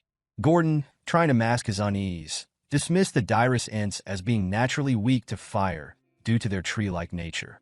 However, Ghislain's sharp command brought their focus back. He warned them not to let their guard down, emphasizing that the fight was far from over. The mercenaries were startled by his tone, realizing there was more to the battle. Ghislain gravely informed the group that the Dirus Ints were about to reveal their true forms. As if on cue, the creatures released a dense cloud of steam, enveloping the battlefield. The mercenaries exchanged confused glances, speculating whether the fire had already been extinguished. Belinda and Gillion rushed to Ghislain, seeking an explanation. He calmly clarified that while the monster's outer shells were vulnerable to fire, their inner structures were drastically different. The fire burning their shells had reached their moist, fleshy cores, causing the steam to form. When the steam dissipated, the mercenaries were horrified to witness the Dirus Int's true forms. The creatures emitted guttural screams, their grotesque appearances more fearsome than before. Disbelief rippled through the group as they struggled to accept that the monsters were still alive. Raising his sword high, Ghislain called for the troops' attention. He ordered them to ready their weapons, declaring that the fight would now transition to close-quarters combat. With a determined battle cry, he led the charge, launching himself toward the Dirus Ints and setting the example for the others to follow. Ghislain moved forward alone with commanding confidence, though the group of the mercenaries hesitated to follow. The enormity of the task ahead weighed on them, and their fear was palpable. A member of the group expressed disbelief at the idea of a close-range attack against such a colossal monster, remarking that it was beyond belief. Another murmured that even one wrong move would mean their end, while a third admitted outright that standing against such creatures seemed impossible. Cain, however, dashed forward without hesitation. He called out to Cerberus, urging them to advance, and his mercenary group followed in close formation, as though he had been waiting for this moment to unleash his pent-up energy from enduring his master's previous discipline. Belinda, worried for her young master, hurriedly followed after him. Gillion turned to the paralyzed mercenaries, his voice cutting through their fear as he asked what they were waiting for. He reminded them that the order came directly from their young master, Ghislain, urging them to trust and obey. His words carried reassurance, promising safety if they followed Ghislain's lead. The sight of Ghislain standing alone against the herd of Dirus reignited their spirits. A mercenary raised his weapon, rallying the others by shouting that whatever was destined to happen would happen. Another added that if the worst occurred, the young master would surely find a way to save them. Gordon's war cry echoed, and the group charged in unison, forming smaller teams to take on each Dirus ant. Ghislain issued clear instructions, explaining that the creature's burned shells were vulnerable and that they could now be cut without using mana. He urged them not to be afraid, dismissing the Dirus as nothing more than overgrown scarecrows. At the forefront, Cain, Gillion, and Belinda took their positions, weapons ready, and prepared to face the onslaught. A chaotic but systematic battle unfolded. The mercenaries struck at any part of the creatures they could reach. Ghislain leaped high into the air, using his superhuman strength to strike at the monster's weak points, while Belinda stayed close to guard his back. Gillion confronted the herd head-on as Cain darted around, targeting one creature after another. Determined, Ghislain steeled his mind, knowing that even a moment of doubt could lead to their demise. His mission was to erase any uncertainty from those who followed him. With unwavering resolve, he dashed toward the gaping mouth of one of the Dirus and delivered a powerful upward swing, splitting its maw apart. His final blow marked the end of the last Dirus in their path. The mercenaries remained on edge, scanning for more monsters. When it became clear that they had succeeded in defeating them all, their heavy breathing accompanied the realization of their victory. Standing at the front, Ghislain addressed the group. He acknowledged the dangers of the Forest of Beasts, noting that they had only just entered its boundaries and had already encountered such formidable creatures. The atmosphere grew tense as his words settled over them, but he assured them that he would always be at the front line. He urged them to trust him and follow his lead, a command met with a unified response of affirmation from the previously fearful group. As they ventured deeper into the forest, they came across a massive boulder containing a runestone. Ghislain decided to ignore it for the moment, choosing instead to focus on clearing a path forward. Along the way, they encountered herds of orcs and swarms of flying monsters, which Cain eagerly engaged. Despite the chaos, Cain couldn't help but feel a twinge of envy at the way Belinda fussed over and cared for her young master. Their journey led them to a towering, 3-meter-tall rat-like monster with razor-sharp teeth, which screeched at them as though they were its next meal. Gordon positioned himself as the vanguard. The mercenaries voiced their frustration, cursing the appearance of yet another monster, and wondering aloud how many more would attack. Before they could react, Cain and Gillion stepped forward, weapons drawn. Cain lunged at the creature, severing one of its legs with a single swing, but the rat continued its charge toward the group. Gillion intercepted its advance, standing firm as an immovable force. Seizing the opportunity, Ghislain delivered a precise blow, driving his blade into the creature's gaping mouth and ending its threat. A quick head count revealed that no one had fallen during the skirmish. As the day progressed, the group shared a collective thought. Survival hinged on staying true to their master's command. Together, they could overcome any challenge. Gillion observed that the mercenaries were beginning to resemble a cohesive unit. Cain remarked that real-life experience was the best teacher, and Ghislain affirmed their sentiments before commanding them to clear the path ahead. The mercenaries immediately set to work, chopping down trees. Not all shared the same resolve, however. One mercenary privately thought that the Forest of Beasts had driven the group mad. Nightfall brought them to a pristine lake, where the mercenaries rushed to wash their faces and fill their water pouches. Belinda, ever cautious, stayed close to Ghislain, her worry evident as she watched the others approach the water. Ghislain assessed the situation and deemed the lake an important waypoint on their journey to the runestone vein. He ordered the group to set up camp with the lake behind them, deciding that they would rest there for the night. As the mercenaries gathered around the campfires for their meal, unease lingered. Some muttered doubts about the expedition, expressing concern about what deeper dangers awaited. Gordon dismissed the idea of abandoning the mission when Manus suggested it at another fire. Manus argued that their lives were more important than money and criticized their leader's motivations, accusing him of seeking glory through brute force. Others, like Gordon and a calm mercenary with a patch over his eye, defended Ghislain, pointing out his repeated efforts to save them and emphasizing that they had already been paid. Manus remained adamant, warning that nobles often treated mercenaries as expendable. His words sowed seeds of doubt among the group, though Manus inwardly plotted to use the others as cannon fodder to secure his own escape.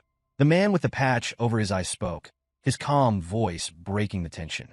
He pointed toward Ghislain, surprising Manus. Ghislain was carefully applying medicine to an injured mercenary. He reminded the wounded mercenary to avoid exposing the wound to water, cautioning that it would take longer to heal otherwise. The mercenary thanked him quietly, gratitude evident in his tone. Belinda approached Ghislain, her concern spilling over into frustration as she scolded him for using such expensive medicine. She argued that it should have been reserved for his own injuries. Ghislain, however, dismissed her concerns, explaining that this was the right time to use it. Medicine stored away served no purpose, he reasoned as he called out to the next injured mercenary for treatment. The man with the patch addressed the group again, asking if they truly believed Ghislain would use such valuable medicine on them if he saw them as mere cannon fodder. His words struck a chord. Another mercenary spoke up, agreeing that their current master was nothing like their previous one. Ghislain, they affirmed, was not the type to throw them away. Manus turned away in frustration, anger simmering beneath the surface. He muttered to himself about his failed attempt to sow dissent, realizing that it was now impossible to instigate the others. As he walked off, Ghislain approached the group and ordered them to finish their meals and get some rest. Then, he called Cain and Gillion aside for a private discussion. Cain, always direct, asked Ghislain whether he truly intended to do nothing about Manus's behavior. Ghislain responded calmly, stating that the monsters in the forest would keep Manus too occupied to cause further trouble. He added that there were more pressing matters to address at the moment. Belinda, her curiosity piqued, wondered aloud why Ghislain had suddenly asked for a count of the remaining lamps. Cain reported the number, 24. Ghislain's expression grew serious as he inwardly noted the steady decrease in their supply.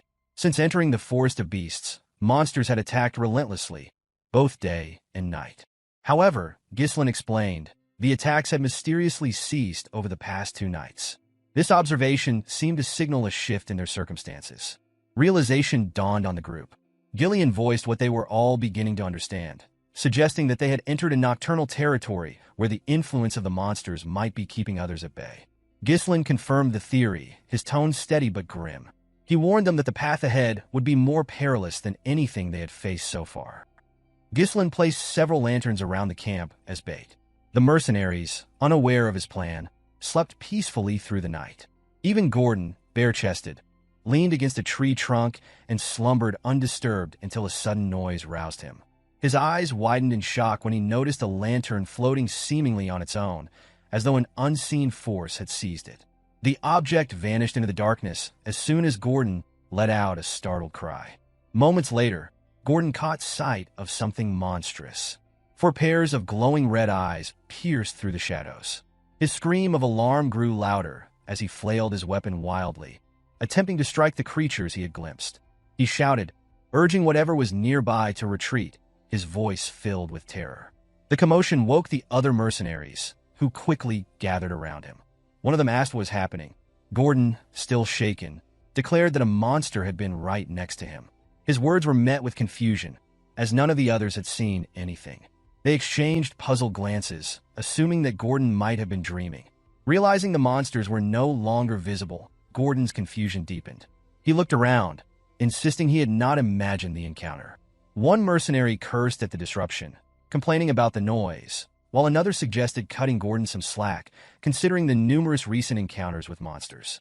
Gordon continued to plead, trying to convince them of the reality of what he had seen, but most dismissed him. A third mercenary, however, hesitated.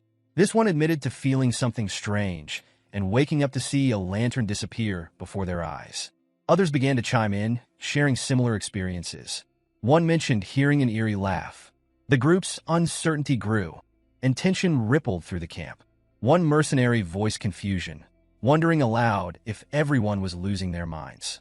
Then, a one-eyed mercenary broke through the rising panic, stating that the presence of something unperceivable was undeniable. His calm yet resolute tone steadied the group. Ghislain entered the gathering, his voice commanding attention. The mercenaries immediately parted to clearly see him, their respect evident. At his side stood Gillion and Cain. Ghislain ordered everyone to regroup, preparing them to address the unseen threat.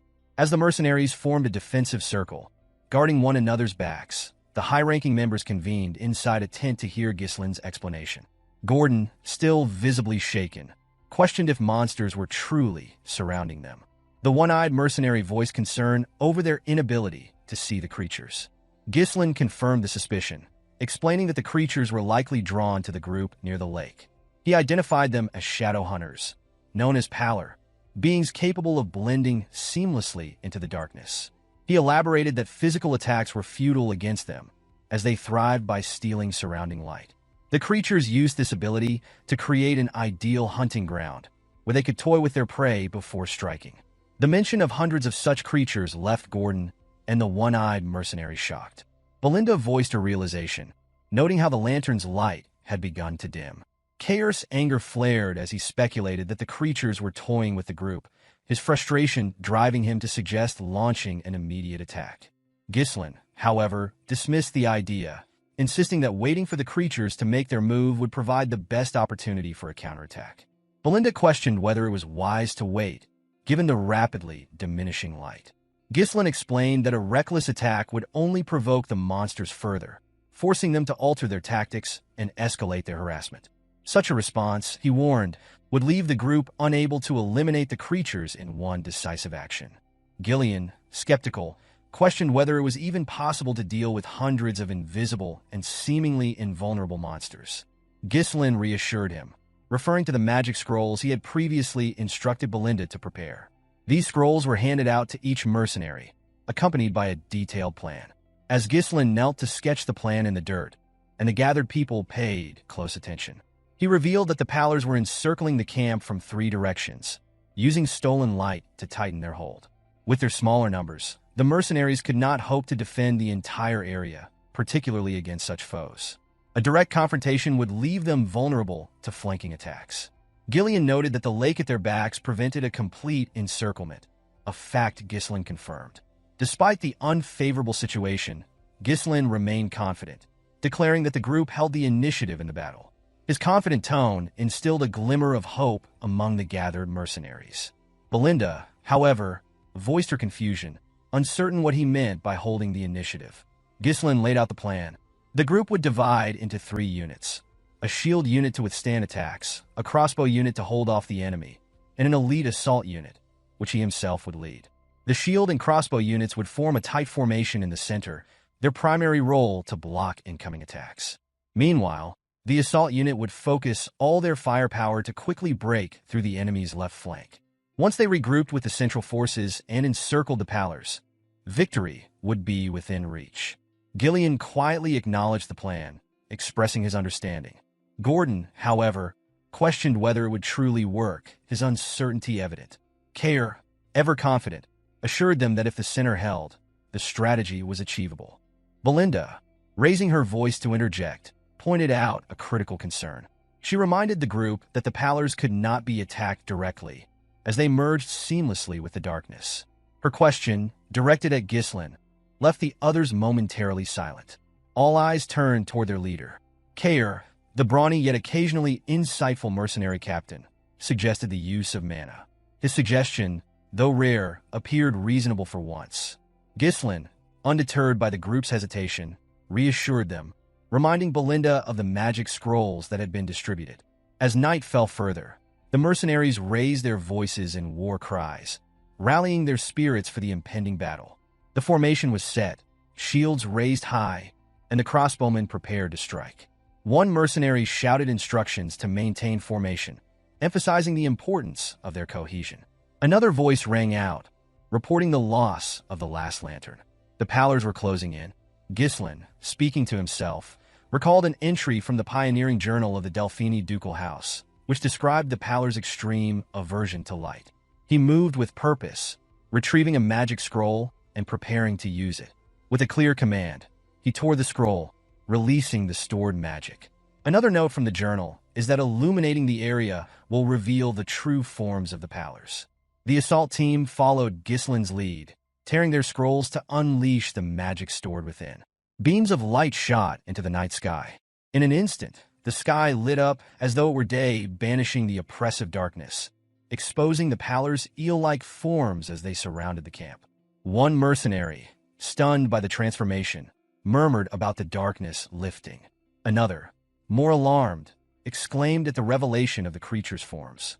Gordon, now able to see the monsters clearly, shouted his observation, his voice filled with both fear and determination. The creatures, recognizing the threat, began their charge. Chaos erupted as another mercenary called for preparation against the attack. The crossbow unit fired in unison, their bolts aimed to halt the Pallors' advance. Amidst the chaos, Gordon rallied the shield unit, urging them to hold the line as he stood at the forefront, becoming the vanguard for the central formation. Ghislain, raising his sword high, called for the assault unit's attention. The true forms of the Pallors had been revealed, and the time to act was now. With a decisive swing of his sword, he signaled the charge. Gillion, driven by his loyalty, moved without hesitation to follow his leader's command. Cain, energized by the prospect of combat, grinned at the chaos to come. Belinda, ever watchful, stayed close behind Ghislain, ready to watch his back. With unwavering confidence, Ghislain raised his sword once more, leading the assault unit into the fray, determined to slay the Pallors in one fell swoop. Cain's passion for battle ignited with every strike he delivered. Gillion's tactical mastery with various weapons became evident as he engaged on the flank. Ghislain thrust his sword forward, skewering several monsters in a single motion. He then swung his sword horizontally, slicing through more foes in the broad path of his blade. The Pallors, monsters capable of blending into the darkness, but with weak physical durability, filled the battlefield. Ghislain assessed that with this team, they could break through the enemy's ranks in an instant. With a wave of his hand, he commanded his forces to reduce the monsters' numbers as much as possible. Gillion blocked the incoming attacks, drawing the monsters' attention with both an axe and a sword. Meanwhile, Cain disrupted their formation with swift movements and precise sword strikes, breaking through their ranks. Though he was not invincible, the sheer number of monsters soon swarmed him. At that moment, Belinda stepped in, creating an opening by throwing 8 daggers at the monsters surrounding Cain. Once she has done her part, she called out to Ghislain, signaling him to step in. Ghislain leaped high into the air, his sword moving as though dancing with the wind. He came down hard, striking with the full power of his blade, cutting down monsters in his path. This was the strength of Perdium's elite force in action. As magical light illuminated the battlefield, the fight continued around the shield and crossbow units. Fortunately, the monsters had yet to break through the mercenaries' ranks. From behind their shields, mercenaries shot their arrows without hesitation. One mercenary cursed the overwhelming number of monsters. Another reported running out of bolts. The pressure was mounting, and many wondered when the assault unit would arrive. The Pallors, growing closer with their gaping mouths, caused the shield unit to cry out in fear. But just as things seemed dire, the assault squad swept in from the flank, their weapons never pausing as they slaughtered the hundreds of Pallors in front of them. Ghislain paused briefly, silently commending the 2 units who had managed to hold their ground. Now, all 3 units were united. He could feel the momentum shift in their favor. One of the mercenaries shouted that the boss had arrived. Others, relieved, began shouting that they were saved. Gordon, visibly pleased, noted that the plan was going well. Ghislain, still focused, ordered his forces to spread out and surround the remaining monsters from all sides. The experienced mercenaries charged in an organized fashion. But as they moved, one of the Pallors, a horned one, issued a loud scream. commanding the others to retreat. This left the mercenaries momentarily confused. Pallors were not known for their intelligence, and it was strange to see them attempted to flee. Ghislain realized the Pallor leader must be giving the signal to retreat. He immediately ordered Belinda to find the leader, instructing her that the one with the horns was the one calling the retreat. Cain, seeing the retreat, asked if they should keep chasing them. Belinda questioned whether it would be better to simply let them go. Ghislain explained with certainty that the Pallors had a strong obsession with their prey. Even if they retreated now, they would follow the group for days, relentless in their pursuit. The only way to avoid another battle was to take down the leader, disrupting their command structure and causing them to fall apart. Belinda paused for a moment, a smile forming as she thought of how much her young master had changed. She pulled out a hook attached to a line, infused it with mana, and expertly threw it toward a tree trunk. She used the line to propel herself into the air, soaring over the retreating Pallors and heading straight for the leader. Spotting the horned creature, she spun the hook and launched it with deadly precision. Once it caught, she shouted to Ghislain, signaling him to give chase. Ghislain, seeing her signal, stretched his arm back and murmured to himself that he had found the target. With a burst of power, he poured mana into his legs and launched himself forward. He tore through the Pallors' ranks, cutting down several as he made his way to the leader. His sword pierced the horned Pallor's chest, driving through its heart. He muttered that it was the end, then swung his sword once more to cleave the leader's body in two. With the leader dead, Ghislain turned to the remaining mercenaries and ordered them to wipe out the remaining monsters. He stood fearlessly before the mob of Pallors, watching as the mercenaries charged forward without hesitation. One of the mercenaries, filled with anger, shouted that they would make the Pallors regret ever trying to hunt them. Cain, eager to prove his strength, shouted for his men to do better than the last remnants of the Ratatas mercenaries. Gillion, hearing the provocation, sighed but offered no response.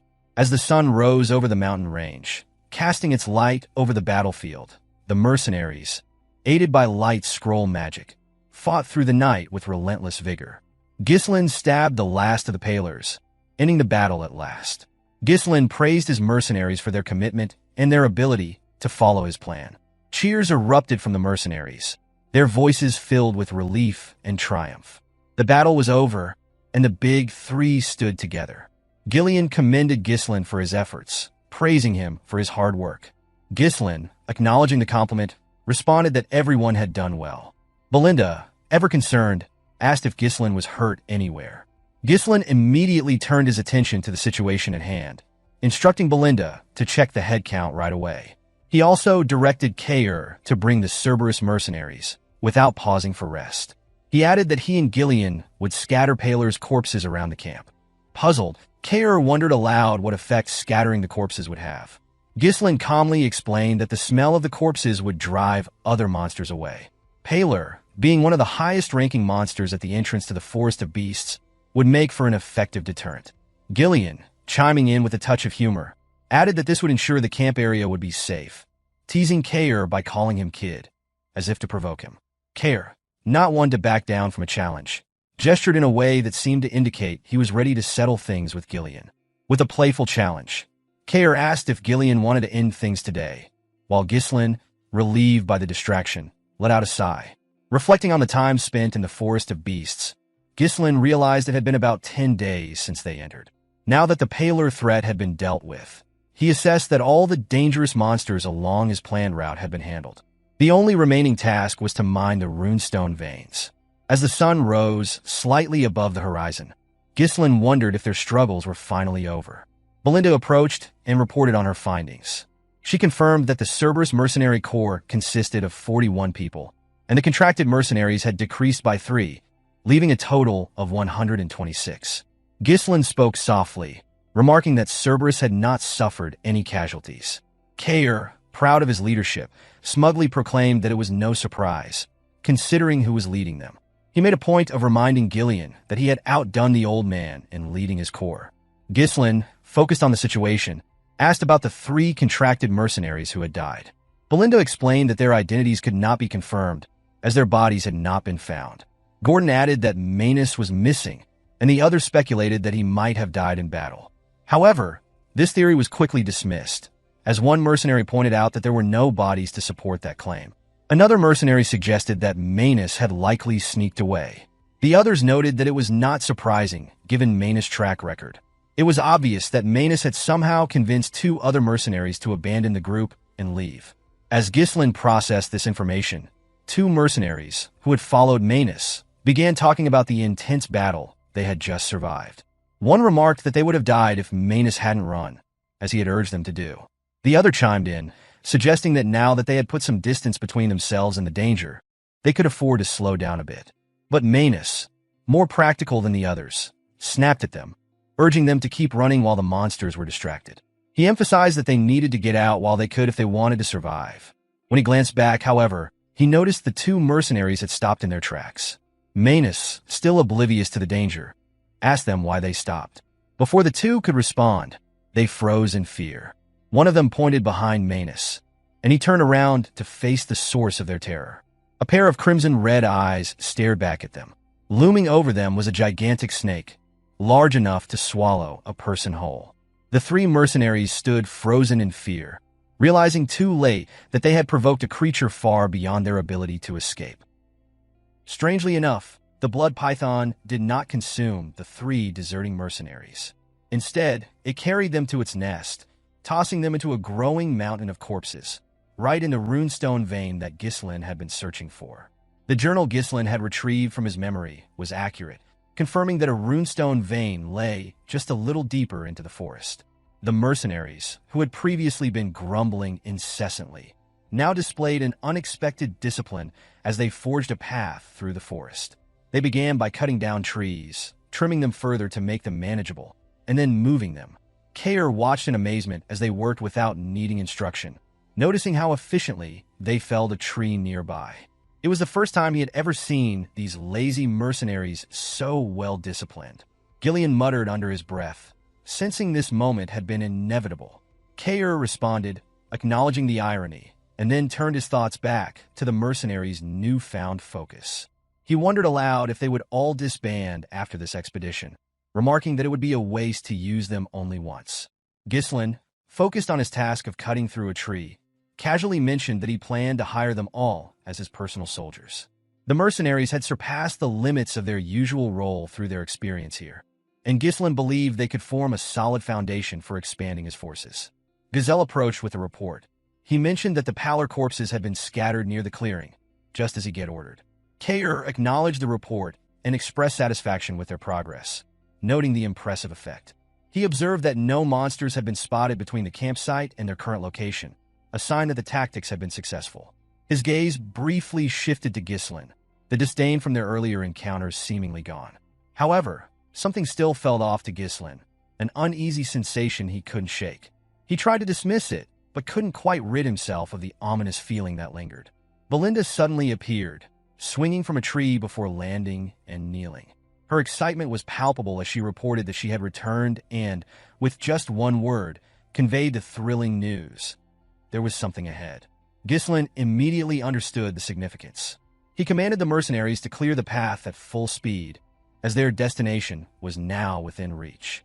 Hearing this, the mercenaries rallied their remaining strength and pressed forward. Not long after, they saw it, the very thing they had been searching for. The runestone vein gleamed just beyond the last line of trees. The sight of it was mesmerizing, and they paused, taken aback by the beauty of the shimmering crystals. One mercenary muttered in disbelief that this couldn't be real, while another voiced similar shock. Ghislain calmly explained that this was exactly why they had embarked on the expedition. It was a top-grade runestone vein. The crystals protruded from the earth like a mountain of diamonds, and Cain marveled at the sight, realizing that there truly was something valuable hidden in the forest. Gillion, standing nearby, couldn't resist a smug comment, praising Ghislain's foresight. Belinda, in her usual exuberance, jumped to Ghislain's side, embracing him tightly as though it were the most natural thing in the world. She asked, with excitement in her voice, how he had known about the vein. One of the mercenaries wondered aloud if all the scattered crystals were truly runestone, while another enthusiastically shouted about how they had just stumbled upon something most would only dream of encountering once in a lifetime. Others eagerly discussed the possibility of mining the crystals and becoming rich. However, a sudden, hoarse voice echoed through the mist. abruptly cutting through their excitement. It warned that none of them would be going anywhere. They immediately recognized the voice and noticed Manus standing up, as though possessed by some unseen force. Before anyone could react, Manus collapsed, shrouded in a thick mist. The mercenaries rushed toward him, calling out in frustration, but Ghislain raised his sword and commanded them to step back. With practiced ease, Ghislain stretched his arm back in preparation to swing his broadsword. When he did, the sheer power behind the strike sent a gust of wind that swept away the mist. As the fog cleared, the mercenaries were confronted with the grim sight of a mountain of bones, the blood python's lair. One mercenary shouted in horror at the sight of the countless corpses scattered across the ground. Another demanded to know what had happened here. They quickly realized that not only were there monster corpses, but human ones as well. The bodies seemed to confirm that this was no abandoned lair. Belinda and Gillion quickly fell into a defensive stance, calling for instructions from their young lord. Ghislain, his gaze scanning the area, acknowledged that peaceful mining of the runestones would no longer be possible. He noted that the scale of the carnage suggested this was the nest of high-ranking monsters, and the fact that some of the bodies weren't fully decayed indicated that it hadn't been abandoned for long.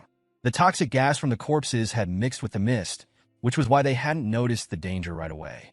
Ghislain cursed inwardly, recalling that no records of special dangers had been noted near the vein. Everyone needed to pay attention, so Ghislain issued a command for battle, his voice ringing out as he sensed something approaching. True to his instincts, the massive blood python appeared right before him, as if materialized from thin air, moving with an uncanny stealth. The moment it did, its gaping mouth opened wide, preparing to swallow Ghislain whole. Ghislain ordered everyone to scatter, and Belinda, Cain, and Gillion immediately moved into position while Ghislain stepped forward as the vanguard. With no trace of fear, he leaped into the air, sword raised, ready to confront the python. As the python lunged, Ghislain dodged the initial strike and swung his sword downward in a circular motion. The momentum from his leap carried him toward the body of the serpent, moving safely away from its head. With his sword infused with mana, he leaped, thrusting it toward the serpent's skull. Even with the force of 2 attacks, only a shallow cut marred the python's head. Gillion, watching from the side, couldn't help but mutter that even after using mana, the strike had barely left a mark. Cain, equally astonished, voiced his disbelief over the strength of the python's scales, unable to comprehend how it could withstand such an attack. When Ghislain attempted to jump away, the python immediately opened its mouth wide again. Using its glands near the fangs, it sprayed venom at Ghislain while he was still in the air. Ghislain, quick to respond, twisted his body and turned his cape to shield himself from the poisonous spray. But the attack didn't stop there. The python swiftly brought down its tail, aiming to strike Ghislain from above. Ghislain, anticipating the strike, used the momentum from his turn to swing his sword. The tail and his blade collided, and the sheer physical power of the python sent him crashing to the ground with a tremendous impact. Belinda's voice rang out in worry, so loud it almost seemed imbued with mana, as she called out to her young lord, fearing for his safety. Meanwhile, the python's body moved frantically, and chaos erupted around them. One of the mercenaries, caught in the madness, shouted in panic, warning everyone to be careful not to get caught up in the python's rampage. Another mercenary, in frustration, questioned just what kind of snake could be this enormous, while a third mercenary screamed as the crushing force of the snake began to tear through their ranks. With the mercenaries in disarray, the experienced trio quickly took action. Gillion moved with quick movement, pulling 2 of the mercenaries out of harm's way. Belinda used a rope to tie up several others and threw them away from the crushing force of the snake. Cain, the leader of his corps, commanded his group to scatter away.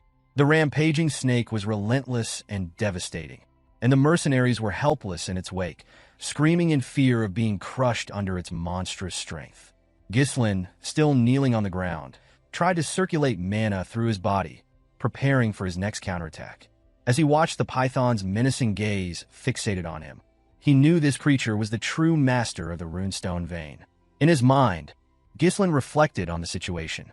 The blood python was one of the creatures deemed impossible to hunt in the Forest of Beasts expedition. It resided deep within the forest, so he had never expected to encounter it here. The chances of victory seemed slim, and while retreating was an option, he had no time to waste. Grabbing the runestone in his hand, he steeled his resolve. If he gave up now, everything he had done up until this point would be for nothing. His mind was set, and with renewed conviction, Ghislain declared to himself that he was someone burdened with many responsibilities. With that, he activated the 3 mana cores in his upper body, raising his sword in defiance of the massive creature before him, his eyes burning with the determination to defeat it. Ghislain opened his 3rd mana core, considering whether it would be enough to defeat the blood python. The serpent, after rampaging through the ranks of mercenaries, set its sights on him once again, sensing the power swelling within the seemingly insignificant human before it. With a gaping mouth, the creature charged. Ghislain's sword flared with the mana he had imbued into it. He sidestepped, deflecting the snake's strike with his blade, sending it to the side. In a swift motion, Ghislain ran his blade along the serpent's head. Unfortunately, its scales proved too tough. Like a dancer with a broadsword, Ghislain swung his blade upward, then brought it down with precise force, taking out one of the serpent's eyes. But the battle was far from over. The blood python retaliated, bringing its tail down to crush Ghislain. The young master stood his ground, blocking the devastating blow with his blade, as if he were a tank. Mana coursed through his veins, pushing the limits of his abilities. Meanwhile, the serpent opened its mouth, attempting to devour him. The massive serpent unleashed a barrage of attacks, its weight adding force to every strike. Ghislain, relying on his physical strength and the energy from his 3rd mana core, matched the serpent's force, managing to hold his ground. He screamed, determined not to back down despite the slim chances of survival. There were battles that could not be avoided. Just as his father had borne the weight of the territories, Ghislain would carry the weight of the doom hanging over his estate and its future. Cain, Belinda, Gillion, and the rest of the mercenaries watched in awe, surprised by the sight of their young master fighting with everything he had. It was the first time they had seen Ghislain unleash all of his strength in battle. Ghislain leapt toward the snake's head, raising his sword to strike its open mouth. In his mind, this was the moment to fulfill his responsibility.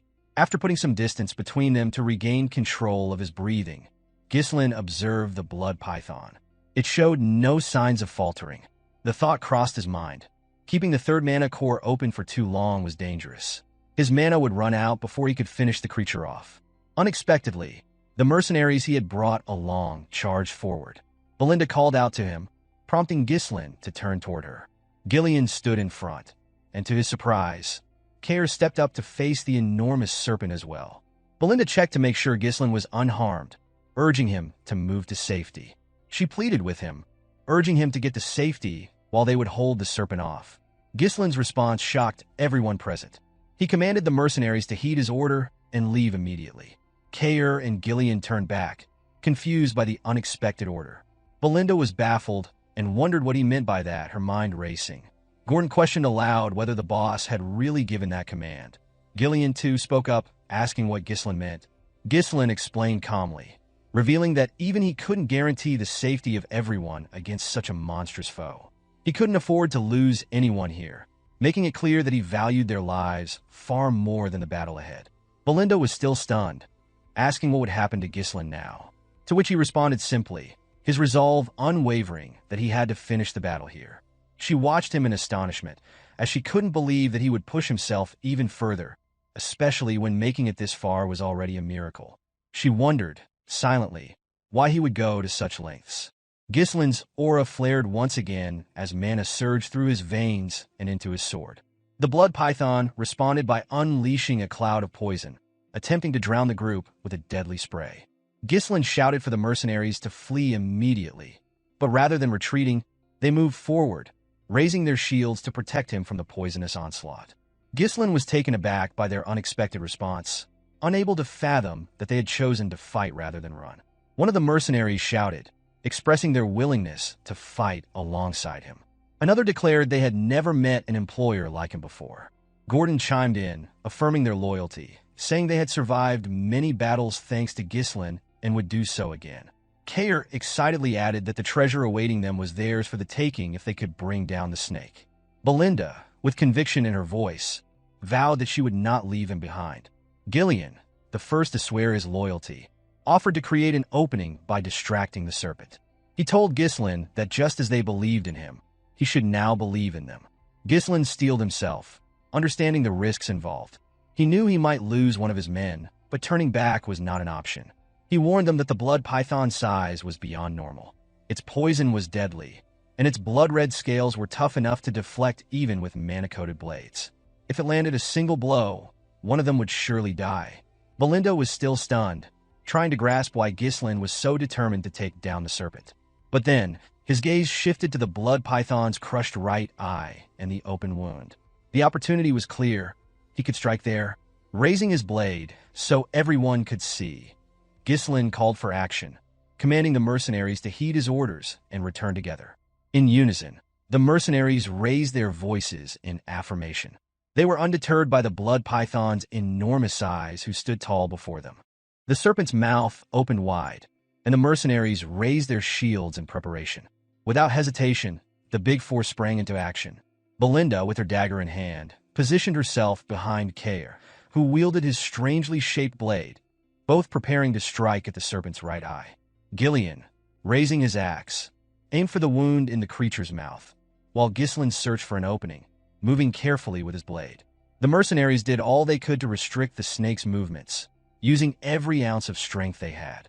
Cain thrust his blade into the serpent's right eye, drawing the creature's attention. In response, the serpent swiftly swung its head, opening its mouth in a lethal snap aimed at him. Fortunately, Belinda was there to react, pulling Cain out of harm's way using a line, saving him from the deadly jaws. Gillion leaped in, his axe crashing down with force. While the weapon couldn't pierce the blood python's scales, Gillion's strength, enhanced by his mana, forced the serpent's head to slam into the ground. Seeing the opening, Ghislain moved from the side toward the serpent's remaining eye. The snake noticed him, but it was too slow to stop him. With precision, Ghislain pierced the serpent's eye, causing it to scream in agony.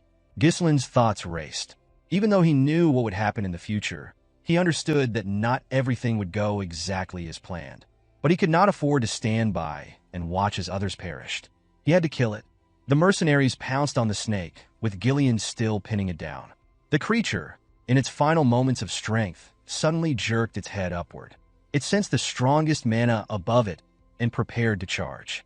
Ghislain leapt high into the air, blade raised, prepared to deliver the final blow. He had no choice but to end it now. After all, he was the only one who knew the future of the estate, and he could not fail.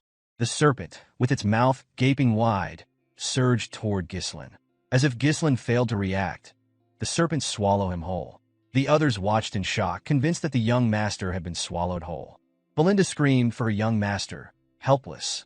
But to their astonishment, Ghislain's blade pierced the serpent's head from inside. He ran his blade outward, splitting the serpent's upper head in two. Ghislain emerged from the wreckage, drenched in poison, but victorious. The blood python was dead. Cain and Gillion smiled, relieved to see their young master safe.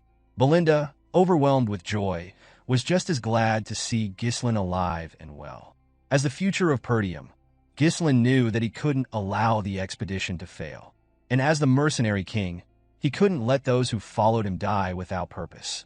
With the defeat of the blood python, the expedition toward the Runestone Vein came to a successful conclusion. Back at Perdium Castle, Albert was seething with fury. He raged about Ghislain's blatant defiance of the Lord's orders, entering the Forest of Beasts. This, Albert declared, was nothing short of treason. In the room were Swalter, the Count of Perdium, and Homern, who tried to calm Albert's rising anger. Homern was well aware of the young lord's reckless nature, but with the lord away on a long expedition, wondering if Ghislain think he was the ruler now. Albert's accusations were sharp and bitter. Homern sighed and explained that there was no point in getting worked up now. The young lord had been in the Forest of Beasts for over 2 weeks. Had Scoven not falsified his report, they could have intervened earlier. Homern still couldn't understand why Scoven had chosen to help Ghislain, risking his own knighthood for the young lord. Albert grew more frustrated, insisting that they could not ignore this any longer. His lordship must act before Ghislain caused even greater chaos. Homern agreed, adding that as soon as Ghislain returned, he must be imprisoned and severely punished. The Count remained silent, his mind racing with questions. He could not understand why his son had stirred up such trouble. Suddenly, the door swung open, and Randolph, the captain of the Perdium Knights, rushed in urgently. The atmosphere shifted instantly, and all present could sense the gravity in his tone. He informed them that it was urgent, and the Lord needed to come out immediately. Swalter raised an eyebrow, his curiosity piqued, and asked what the matter was. With an expression that clearly carried weight, Randolph revealed the startling news that the young Lord, Ghislain, had returned. Outside, Ghislain strode confidently toward Perdium Castle. He knew that meeting his father would bring great consequences, but he was certain that once his father saw the results of his actions, everything would be all right. Once Ghislain arrived, he immediately took a seat before his father, the two officials, and the knight captain. Albert, though seething with fury, remained silent, waiting for the Archduke to speak. Even Randolph and Homern could not guess what this young man had in mind. Meanwhile, though Swalter was relieved that his son had returned alive from the Forest of Beasts, he couldn't bring himself to express his relief, for Ghislain had defied his orders. Ghislain calmly addressed his father, his voice carrying a childish tone. His words were simple, that he had returned. Swalter reminded him that he had explicitly told him not to venture into the Forest of Beasts. Ghislain apologized, stating that it was something that had to be done. This response only prompted confusion from Homern, who questioned what Ghislain meant by that had to be done. Randolph followed, asking whether Ghislain truly believed it was worth disobeying orders for. Entering the Forest of Beasts was a serious offense, Randolph added, emphasizing the danger not only to Ghislain's life but to the estate itself, emphasizing the risk if monsters had poured out of the forest and attacked the estate. Ghislain, undeterred by their scolding, calmly responded that he was still alive and no monsters had invaded the estate. His response only seemed to fuel Homern's anger, while Randolph shouted at him, demanding to know how he could dare speak back. Albert, who had been silent until now, finally spoke up, asking whether Ghislain found the situation amusing. Given that there had been no incidents in the Forest of Beasts this time, Albert suggested that they could let it pass, though his tone was tinged with frustration as he rummaged through his pocket. However, Albert then placed a letter on the table, making it clear that for this matter, there could be no excuses. Ghislain immediately recognized the letter from Count Rayfold, asking if it was indeed from him. Albert confirmed it, explaining that he had suspected something would go wrong when Ghislain visited Rayfold without warning. Worse, Ghislain had extorted 20,000 gold from Lady Amelia, who had been regularly sending support funds to Perdium. This had enraged Count Rayfold, who was now severing his ties with the estate and calling off the engagement. Albert stressed that this was a serious issue that could shake the entire estate. Ghislain took a moment to think. He was unbothered by the details of the report. He knew that manipulating a money-hungry count was not difficult, but it was clear that Amelia had resorted to working with an enemy to bring him down. Ghislain realized that the leverage he had over her was now useless, and he understood that revealing her secret deals or merchant connections would be seen as attempts to cover up the situation. If he had been even a little late in entering the Forest of Beasts, he would have been trapped in the estate. Time, he thought, was not on his side. He placed the letter back on the table. Albert, urging Ghislain to speak, questioned whether he had anything to say in response. Homern, interrupting, suggested that the 20,000 gold should be returned immediately. Randolph sighed, remarking that the amount would have covered the Knight Order's expenses for some time. Ghislain responded simply, stating that he had spent it all. The four men were taken aback, but Ghislain explained that he had used the money to develop the Forest of Beasts. To the others, this sounded like one of Ghislain's usual reckless schemes. He was seen as having no concern for the future of Perdium's estate. Albert, still shocked, demanded to know if Ghislain had truly burned through all that money on a forest full of monsters. Ghislain, without offering excuses for his actions with Rayfold, simply apologized for the situation. Randolph, enraged, grabbed Ghislain by the collar, cursing him as a reckless brat. He reprimanded Ghislain for selling out the future of the estate with his own hands. Homern declared that Ghislain Perdium was no longer fit to be the Archduke and demanded that Ghislain be restrained and thrown into prison. In a calm, nonchalant tone, Ghislain responded that he would personally provide the necessary support funds from now on, including the 20,000 gold. Swalter, clearly perplexed, asked his son what he meant by that with a calm voice. Ghislain, without hesitation, called out to Belinda, who had been waiting outside. She entered the room, holding a box in her hands. Ghislain explained that if his goal had been merely to enter the Forest of Beasts and return, he would never have started its development. Belinda placed a box on the table, and as she opened it, the older men were initially confused by the glowing crystal inside. However, Swalter immediately recognized it. Ghislain revealed that was top-grade runestone. The recognition was immediate for those familiar with it, though Albert, seeing of it for the first time, expressed his surprise. Homer took the crystal and examined it closely, clearly impressed. He asked where Ghislain had acquired such a valuable item. Randalt, still processing the discovery, accused Ghislain of trading it for the 20,000 gold, though his face betrayed his shock. Ghislain, however, responded nonchalantly, explaining that he had mined it from the Forest of Beasts. Belinda, standing nearby, shot an annoyed glance at the older men for doubting Ghislain's words. Albert, still taken aback, noted that while the runestone was indeed valuable, it wouldn't nearly be enough to sustain the estate on its own. Ghislain nodded in agreement, but assured them that this wasn't all of it. He then led the group to the outskirts of the estate, where the results of his expedition were displayed in full. Piles of high-grade runestone filled the area, with more being transported in by carriage. In addition, the corpses of various monsters, valuable for their remains, were being sorted by the mercenaries Ghislain had hastily gathered for the mission. Homer, amazed at the scale of it all, asked Ghislain how much of this had been collected in just 15 days. Randalt, even more astonished, questioned whether he was seeing things. Swalter, equally surprised, turned to Belinda and asked if everything had truly been obtained during the expedition. Belinda responded with certainty, affirming that Ghislain had personally led the effort and secured all of it. Ghislain, with pride, explained that the haul included the remains of various creatures like the Dirus Int and the Blood Python, but that the runestones here were just a small fraction of what had been mined from the vein. He reiterated that the purpose of the development was to benefit the estate, and as such, everything should be used for its benefit. Albert, reviewing the situation, estimated that with this much material, they would no longer struggle with support funds. The realization struck Randalt and Homer, leaving them shocked and impressed. Their demeanor shifted as they approached Ghislain, offering praise for his remarkable success.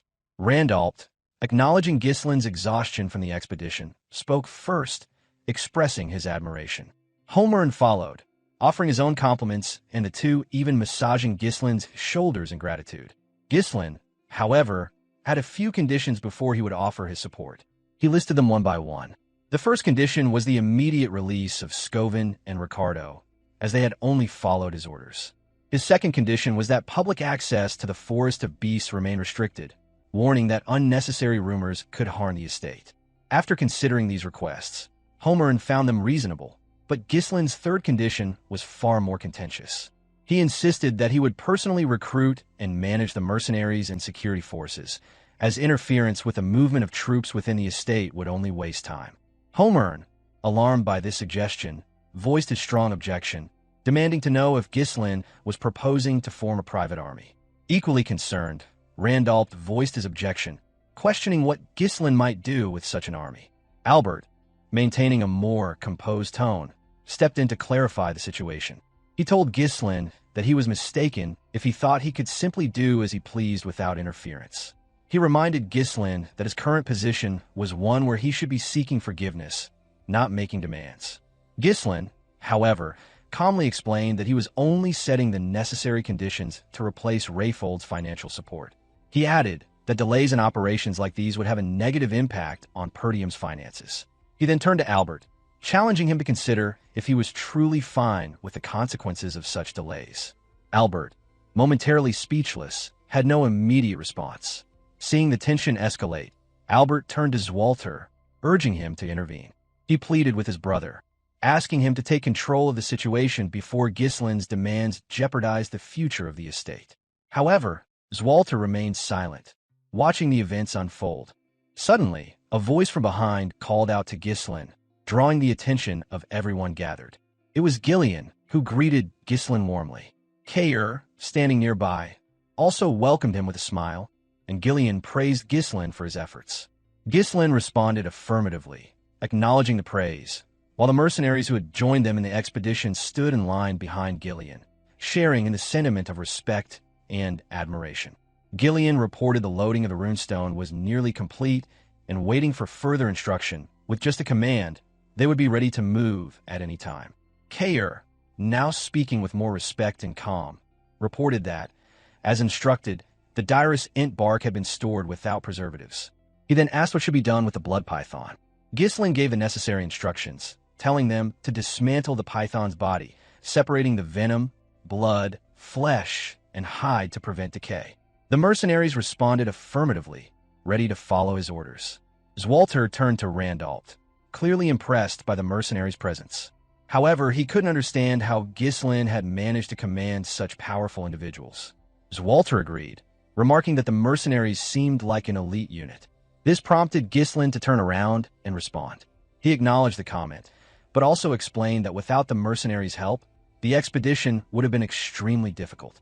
Swalter, observing his son, saw him in a new light. Swalter then commanded the officials to return. As he turned around to leave, the others hesitated for a moment, but followed, as he gave them no opportunity to question his decision. Before departing, Swalter addressed Ghislain, choosing to overlook his action this time. However, he reminded his son that if he disobeyed his orders again, there would be consequences. Ghislain, grateful but firm, thanked his father and expressed that one day he would inherit the estate as its rightful successor. As he walked away, Swalter remarked that Ghislain had the spirit of the Northern Wolf. The title referred to the Count of Perdium, who protected the northern frontier of the Kingdom of Lithuania. Ghislain's father, Swalter, had led a lonely life. With weak military power and an estate suffering from poverty, he had been forced to defend the northernmost frontier for years. He had devoted his entire life to protecting the estate, without the company of his wife, Elena, or even his son. In the end, his reward had been a lonely and forgotten death.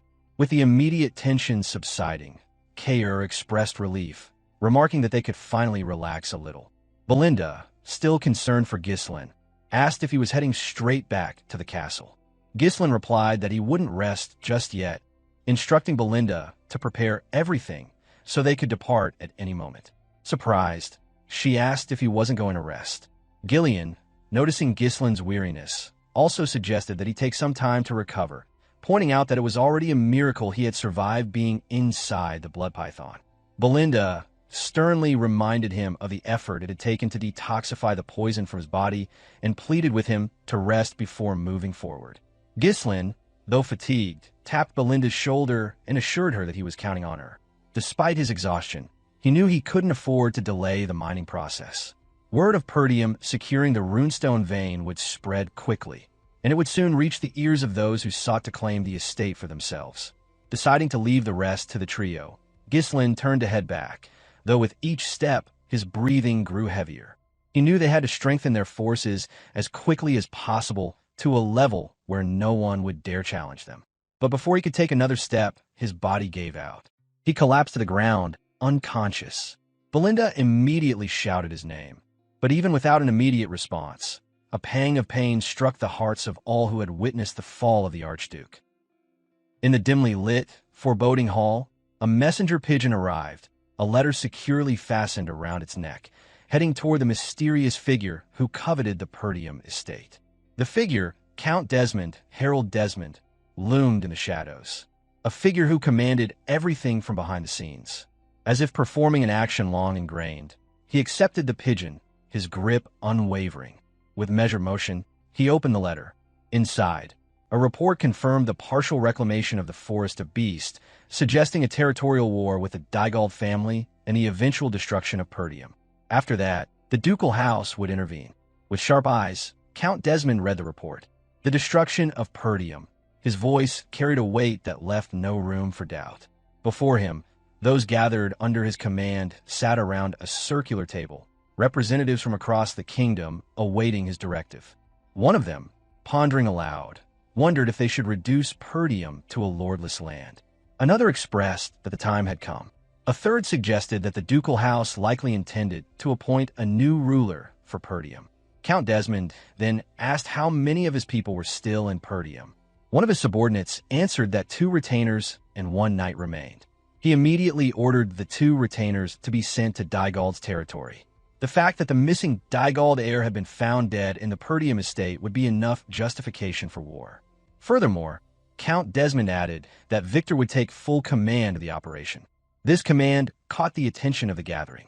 One person expressed disbelief, stating that it was surprising they were deploying Desmond's strongest card so soon. Another remarked that if Frank had done his job properly, Perdium would have fallen on its own. A third person, questioning the need for Victor's involvement, wondered if the ducal house, usually so discreet, had shifted its approach. Count Desmond explained that the Forest of Beasts had changed everything, though the others were left to wonder whether it held some unknown riches. Standing up, Count Desmond asserted that every decision followed Duke Belfine's will, instructing his subordinates not to question any orders. He then asked if anyone else knew about the situation in Perdium. The scene shifted to Rayfold estate, where Amelia screamed in distress, her cries filling the room. Leaning her head against Bernarfa's chest, she shouted Ghislain's name. Bernarf stood still, allowing her to cry, her body trembling as he did so. Amelia muttered about how Ghislain had secured a runestone mine using the 20,000 gold he had taken from her. Even after sending the Wildcats, they had failed to kill him. She had even humbled herself before her father to cut off Perdium's funding. The realization burned, and it had all made her look like a fool. With a calm voice, Bernarf suggested that Amelia was not acting like herself. Taking a long breath, Amelia acknowledged it, admitting she had let her emotions take over. She quickly gathered herself and turned to her table, stating that what was done was done. It was clear she was already plotting her next move and started cooking, focusing on both Ghislain and Perdium. Bernarf, sensing her renewed determination, smiled and offered to follow any order she gave. Amelia explained that now that they had discovered the runestone mine, Perdium's financial troubles would soon end. Bernarf mused that a celebration might be underway there. However, Amelia pointed out that the important thing was that they hadn't sold the runestones yet. According to their latest intelligence, the runestones had only been secured 2 days ago, which wasn't enough time to establish a reliable supply chain. She decided they would exploit that weakness. Amelia concluded that the only place in the north where they could sell the runestones was the Crimson Magic Tower, ruled by the 7th Circle Archmage Delmud, known as the Tower of Advancement.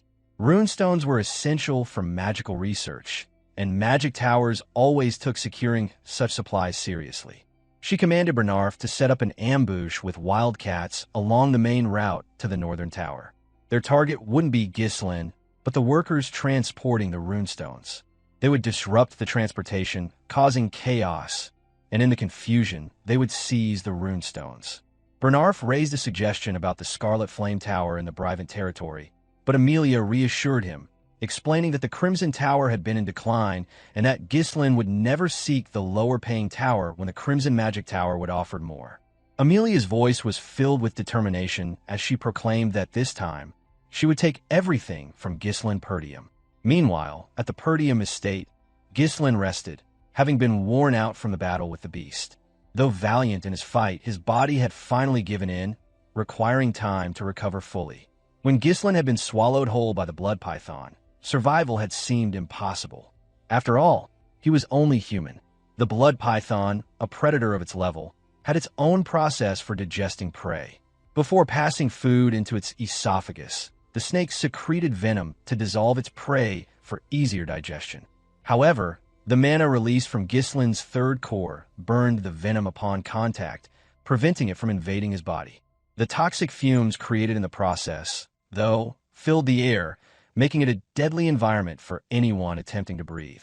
Most prey would have lost consciousness or died during the process, but Ghislain, bearing the future of his estate on his shoulders, told himself to endure. If he lost consciousness inside the blood python's mouth, everything would be over. The expedition, his precious family, and his future would be lost. In that critical moment, knowing he could not avoid the poison, Ghislain decided to make it his own. He channeled the poison that had entered his body, attempting to absorb it into his mana core.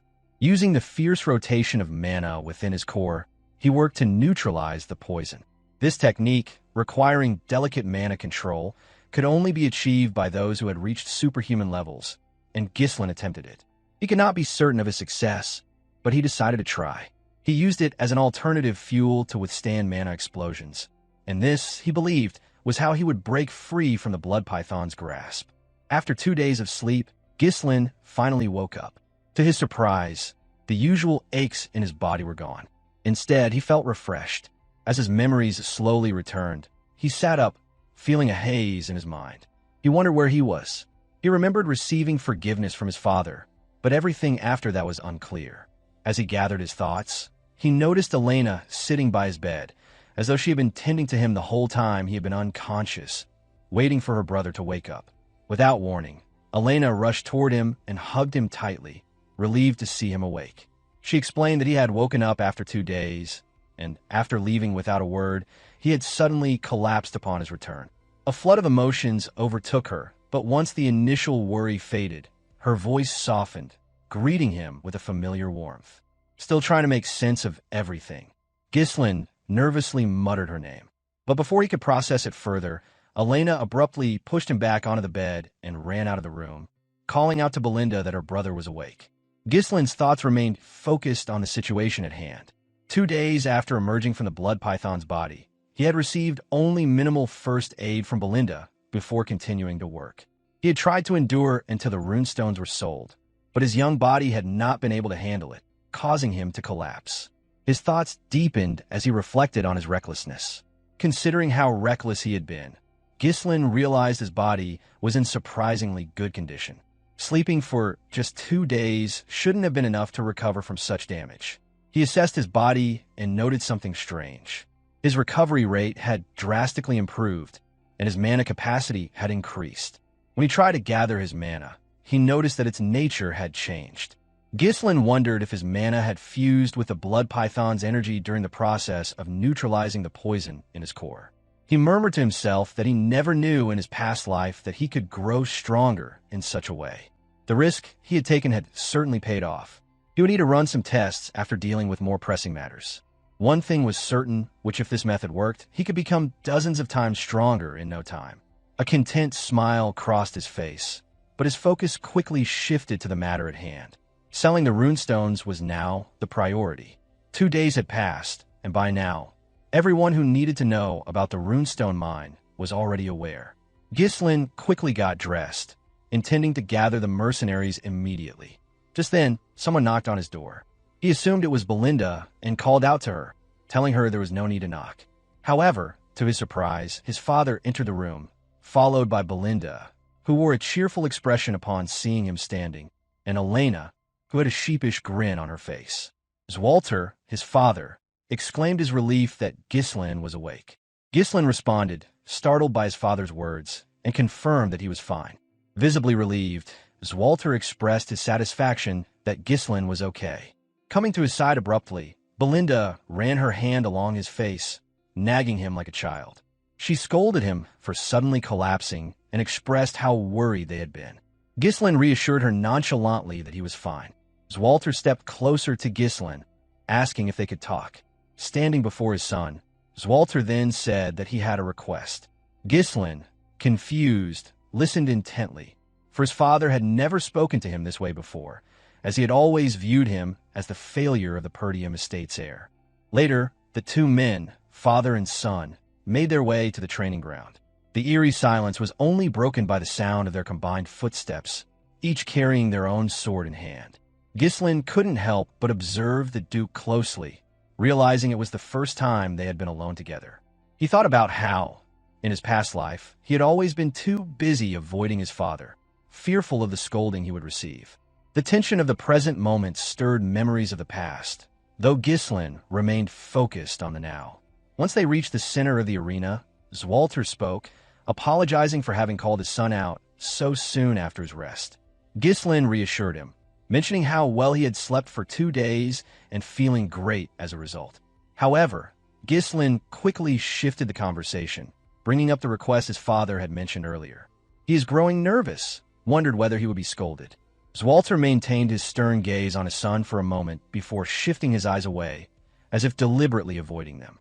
Ghislain's suspicions grew at his father's odd behavior, and an uncomfortable silence filled the space between them.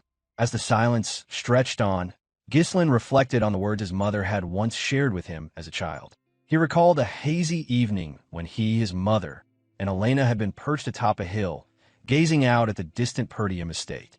His mother had spoken of his father, revealing that he was not an honest man, explaining how he always prioritized others before himself and never showed his true feelings.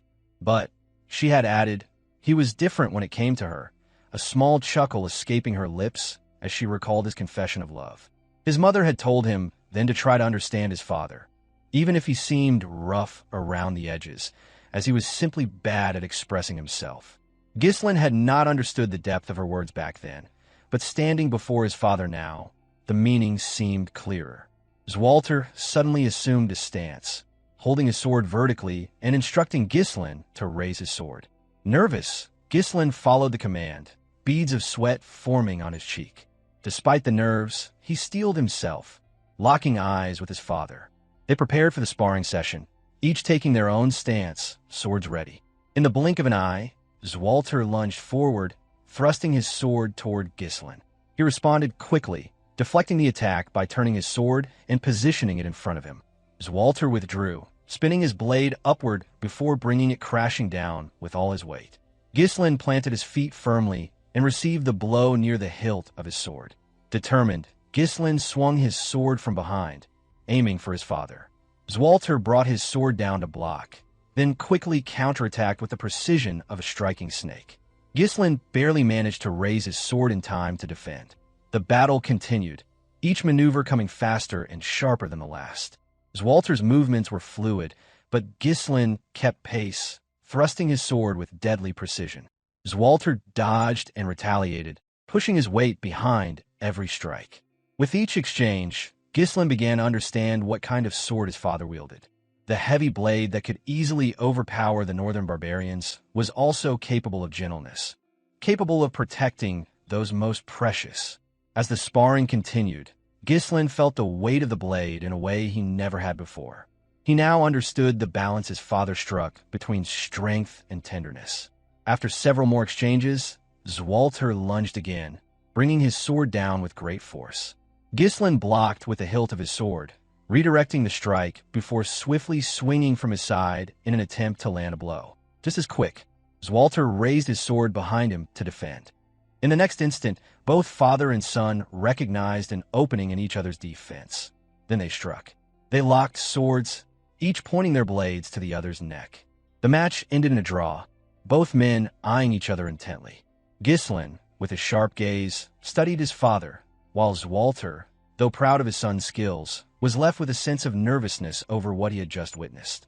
Swalter broke the silence, praising Ghislain for his growth, and with a nervous smile, Ghislain muttered a brief thanks. But his surprise deepened when Swalter offered him some advice. He suggested that Ghislain ease up on the pressure during their encounters. While Ghislain certainly had the strength and reflexes capable of taking down monsters in the forest, Swalter noted that his intentions might be too easy to read by an opponent. Ghislain pondered his father's words, offering a low hum in acknowledgement. He was used to gauging his opponent's movements when fighting, but perhaps there was more to consider in the heat of battle. Lost in thought, he considered how to incorporate this new insight into his technique. As Ghislain pondered, a realization struck him. He had never truly been formally taught by anyone before. His swordsmanship, built entirely on real combat and instinct, lacked proper instruction. Having never learned through formal teaching, there were undoubtedly things he had missed along the way. But now, with his father's guidance, those gaps were being addressed. Ghislain came to a quiet epiphany. He had always believed that he could only rely on himself, and had carried the burden of solitude, never seeking guidance. But now, receiving it from his father, he saw that it wasn't such a bad thing after all. It was something he could learn from, something he could embrace. Grateful, Ghislain turned to his father and thanked him for the lessons. However, Swalter remained silent, his expression unreadable as he fixed his gaze on his son. After a moment, he spoke, admitting that he had actually intended to scold Ghislain. The young man was taken aback. His father explained that, despite any merit Ghislain had earned, breaking the rules was still breaking the rules. If everyone ignored the rules just because of their contributions, it would lead to chaos. Ghislain listened intently, no longer the foolish child he had been during his adolescence. He was growing, evolving. His father noticed it too, expressing that Ghislain had changed. Swalter recognized that unlike others who sought trouble to gain merit, Ghislain seemed to be looking beyond that, seeing something larger. Swalter advised him to continue on his current path, to think about Perdium and those around him, and to fulfill his responsibilities as the estate's successor. The word responsibility echoed in Ghislain's mind. While he couldn't express it, his resolve to protect the estate had solidified the moment he opened his eyes in the barack. Before his father left, Ghislain remembered something. He asked Swalter about the request he had mentioned earlier. Swalter, hesitant and struggling to express himself, finally turned and asked Ghislain if he had any money. It was for the repairs of the northern fortress. Later, Ghislain donned his cape and made his way toward the Forest of Beasts encampment. There, his mercenary army awaited, his strongest subordinates at the forefront, ready to greet him. As Ghislain approached, the mercenaries stood in line, greeting him in unison. Ghislain smiled at the sight of them. He asked how everyone had been doing, and the mercenaries responded enthusiastically, showing their respect and admiration for him. Cain commented on how healthy Ghislain looked, while Gillion asked about his well-being. Ghislain reassured them, apologizing for keeping them waiting. He then inquired about Rachel, Gillion's daughter, and was pleased to hear that she had recovered beyond expectations. Gillion bowed his head in gratitude, thanking Ghislain for his role in Rachel's recovery. With pleasantries out of the way, Ghislain's tone shifted. He informed his trusted subordinates that the estate was in danger. His serious words carried weight, and they all understood that something significant was brewing. They had seen his actions in the Forest of Beasts, and they could tell that a greater threat loomed. The four of them gathered in a tent, where Ghislain revealed the details of the situation. He shared everything, from the attack on Elena to the forces attempting to trigger a war by killing her, the discovery of the Daigal prince's corpse, and the growing threats targeting Perdium. Ghislain's mind raced as he speculated that spies had been operating within the estate for some time. Understanding the gravity of the situation, Belinda remarked that she now understood why Ghislain had been in such a hurry. She had thought that the discovery of the runestones would have brought some respite, but now it was clear there was no time to relax. Always eager for a fight, Cain remarked that after the Forest of Beasts, war seemed to be the next step for Perdium, a place that never seemed to have a dull moment. Gillion understood the danger as well, realizing that Perdium's recent discovery of the runestones made it a prime target for enemies seeking to take advantage. Ghislain confirmed their thoughts, emphasizing that their enemies wouldn't simply let Perdium be. He then paused as Belinda urged them to inform the retainers and the Lord. But Ghislain shook his head. He cautioned against acting too quickly, pointing out that even Elena's knights had betrayed her, and there could be spies among the retainers as well. They couldn't afford to trust anyone until they knew who their true allies were. He explained that, while they had bought some time by saving Elena, the discovery of the runestones had likely accelerated the plans of their enemies. A fierce battle awaited them. The words thought battle hung heavily in the air, as Ghislain prepared himself and his forces for what was to come. Silence filled the room as the gravity of the situation settled in. Ghislain felt a deep trust for the three subordinates before him, certain that their loyalty was unwavering. Cain spoke first. He told Ghislain that he was ready to follow any order. His fierce personality seemed disappeared before the young lord. Equally devoted, Gillion expressed his commitment, stating that he had already dedicated his life to Ghislain and would follow him to the very end. Being the loyal and brash maid, Belinda suddenly stood, declaring that no one else but her would protect the young master. Ghislain let out a sigh of relief, a faint smile forming on his lips. He then turned to the matter at hand, his voice firm as he addressed the imminent danger to the estate. He explained that the greatest enemy to Perdium was the Duke of Delphini, the shadowy figure who coveted the estate. He named Count Desmond and Amelia, two deceptive figures who worked under the Duke's orders, and vowed not to let them succeed. The next step, Ghislain revealed, will be heading south to the Scarlet Flame Tower. Sensing an opportunity, Cain expressed excitement about finally selling the runestones, eager for the wealth it would bring. Belinda questioned Ghislain's decision, suggesting that the Crimson Magic Tower, being closer, would offer a better price. But Ghislain explained that the Scarlet Flame Tower was the better choice, as it would generate less friction. Ever the strategist, Gillion understood the reasoning.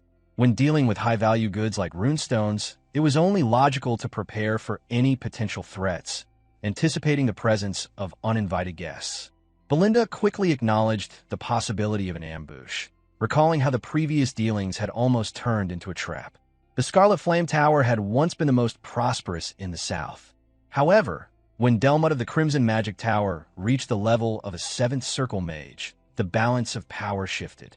Now, the Scarlet Flame Tower struggled to regain its former glory, still unable to rival the power of the Crimson Magic Tower. Ghislain's interest in the Scarlet Flame Tower was more personal. He had someone in mind, someone from his past life whom he needed to recruit into his plans. The scene shifted to the Scarlet Flame Tower complex. The structure rose high above its surroundings, seemingly ahead of its time. Inside, in a library, a woman sat amidst piles of books, trembling as she clutched a staff in her hand. She muttered the name of her teacher, Lanato, and wondered when the light, her teacher, had spoken and would finally arrive. The party made their way toward the Scarlet Flame Tower, which loomed ahead as they arrived. Belinda and Kair's faces showed clear astonishment. Ghislain led the group personally, ensuring he would not need to pay the merchant's share. In awe, the man, the legend, and the myth, Gordon marveled at the tower's height. He had heard of it for years, but never expected to see it in person. One of the mercenaries also shared their amazement, stating they had long heard of it, but were now seeing it firsthand. Gordon then commented on the stark contrast between the lives of the people in the tower and those in Perdium, highlighting how different the world seemed from the one they knew. The areas surrounding magic towers often developed through trade with the mages. The surroundings of a Scarlet Flame Magic Tower, in particular, were remarkably clean and advanced. As one of the standing magic towers, it also produced magic scrolls. On the street, mages worked effortlessly, repairing the road and laying street tiles as though they were seasoned construction workers. One of the mercenaries, astonished, wondered aloud how such work could be done using magic, while another expressed disbelief at seeing magic performed without a scroll. The group watched in wonder as they passed by, observing the mage's skill. As they moved forward, the group of mages glanced sharply at the passing party of mercenaries, their expressions tinged with disdain. In an instant, the mages cast a spell, blue flames shooting from their staffs, burning with an intensity that seemed to scorch the very essence of their existence. The flames enveloped them, and before long, they seemed to vanish from sight. The mercenaries reacted in surprise, exclaiming how extraordinary it was. With a hint of nonchalance, Ghislain calmly explained that it was a concealment spell and remarked that the mages clearly didn't want to be seen. Ever the skeptic, Kair scoffed at the situation, chastising the mercenaries for their behavior. Belinda, somewhat taken aback but still impressed, expressed that even if the tower wasn't what it once was, it remained a powerful force.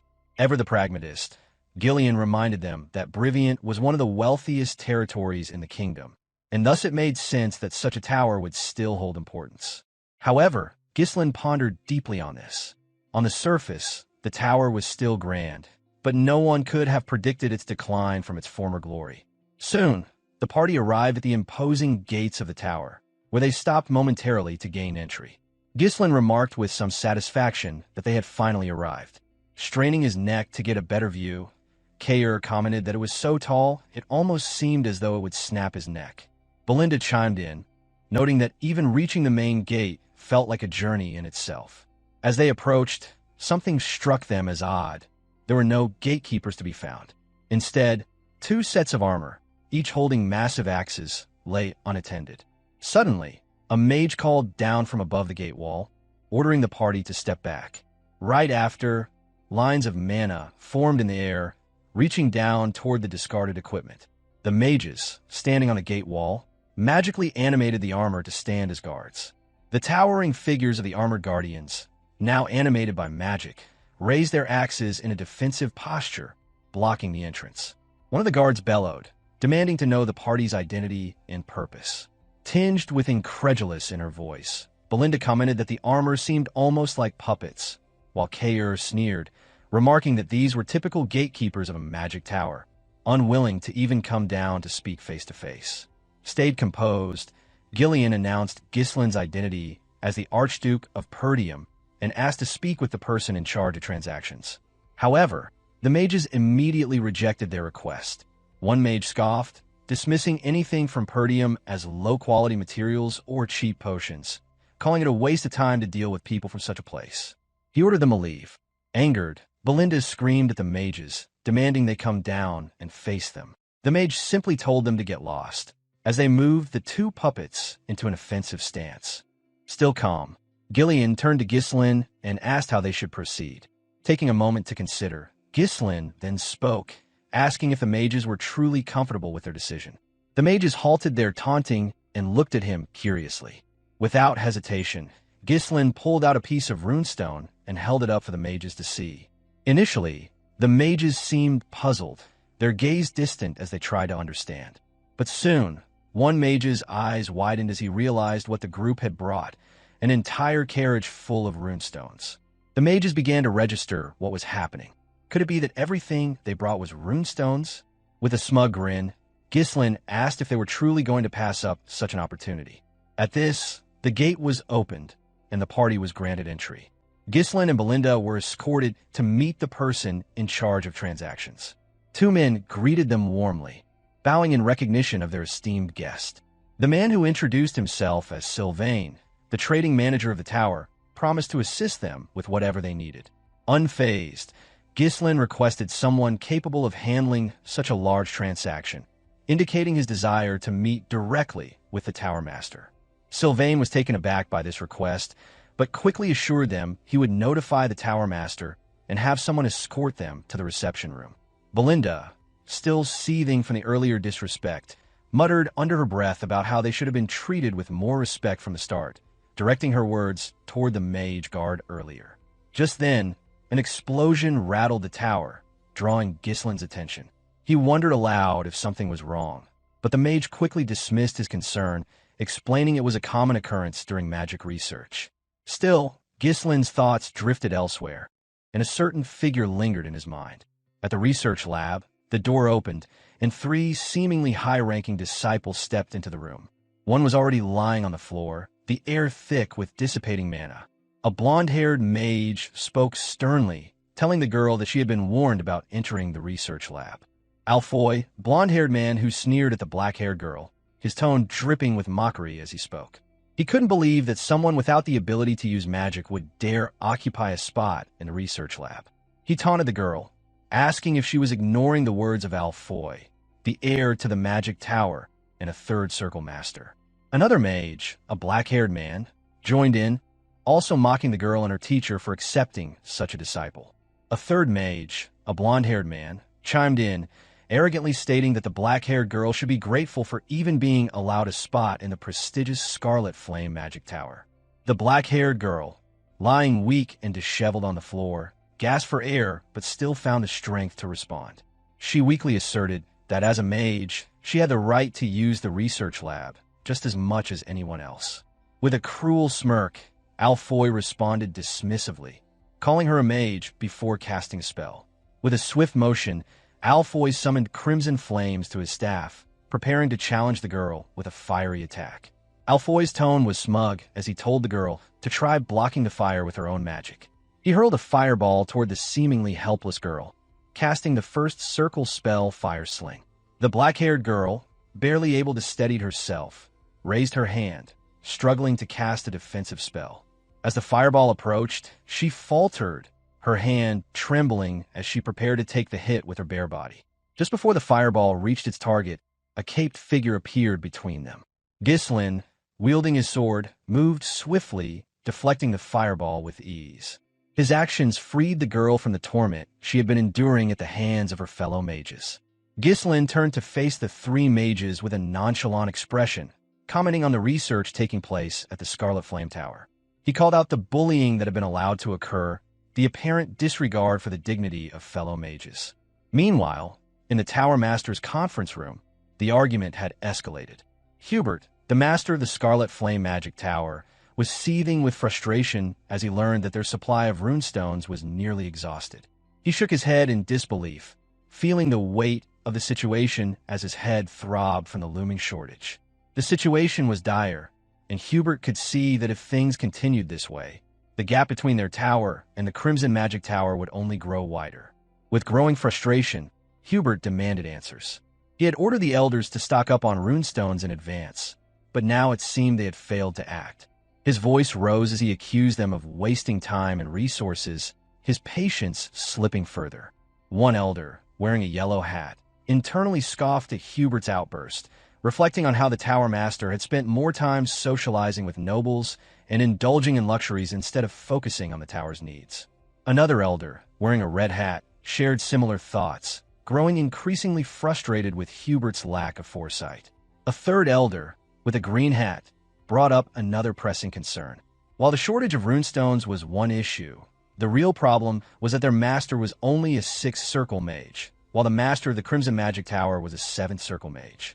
Hubert, furious at the mention of Delmud, the Crimson Magic Tower's master, lashed out. If only he had more runestones, he believed he could easily reach the 7th circle himself. He vented his frustrations, accusing Delmud of hoarding all the runestones and claiming there was nothing special about the stones that should give the Crimson Magic Tower such an advantage. The green-hatted elder pressed on, asking what their plan was if they ran out of runestones, as the lack of them would prevent them from training properly. Hubert's anger flared again as he cursed Delmud, who had surpassed him and reached the 7th circle. He wondered aloud why Delmud, a low-born mage, was able to achieve such progress while Hubert struggled. Before the conversation could continue, Sylvain, the trading manager, burst into the room with urgent news. He apologized for the interruption, but insisted that they needed to come down immediately. An enormous shipment of runestones had arrived. At the mention of the runestones, the elders were left stunned, their confusion quickly turning to cautious hope. Meanwhile, in the research lab, Alfoy was continuing his attack on Ghislain, launching fireballs toward him.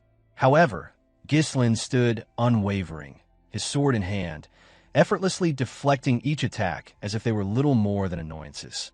His calm demeanor contrasted sharply with Alfoy's growing frustration. Determined to end the confrontation, Alfoy gathered all his mana, conjuring a massive fireball with every ounce of his power. He hurled it at Ghislain with the intent to overwhelm him. But Ghislain stood his ground. With a swift movement, he raised his sword and swung it downward. The blade cleaved through the fireball, splitting it in half, leaving both Ghislain and the black-haired girl untouched. The other mages watched in stunned silence, unable to comprehend what they had just witnessed. Ghislain's swordsmanship had completely disarmed Alfoy's magic in a way none of them had expected. Bewildered and furious, Alfoy demanded to know who Ghislain was. He had assumed he was just another noble taking a casual stroll through the tower, but this display of skill shattered his assumptions. Before he could react further, a line appeared around him, swiftly tightening and binding him. He gasped in shock as Belinda, with the precision of an assassin, immobilized him. The scene now looked grotesque, with Alfoy helplessly bound, his previous arrogance stripped away. Belinda's voice was cold as she threatened the restrained mage for daring to attack her young master. Thus, Belinda tightening the line around him. Struggling against the bindings, Alfoy muttered in disbelief, asking just who these people were. Before she could respond further, a voice rang out, demanding that the commotion cease. Hubert's voice echoed through the lab, his frustration reaching its peak as he screamed at the chaos unfolding before him. He was accompanied by the 4 elders, who had arrived to witness the turmoil. Alfoy, still bound, Ghislain with his sword drawn, and the tension in the room was palpable.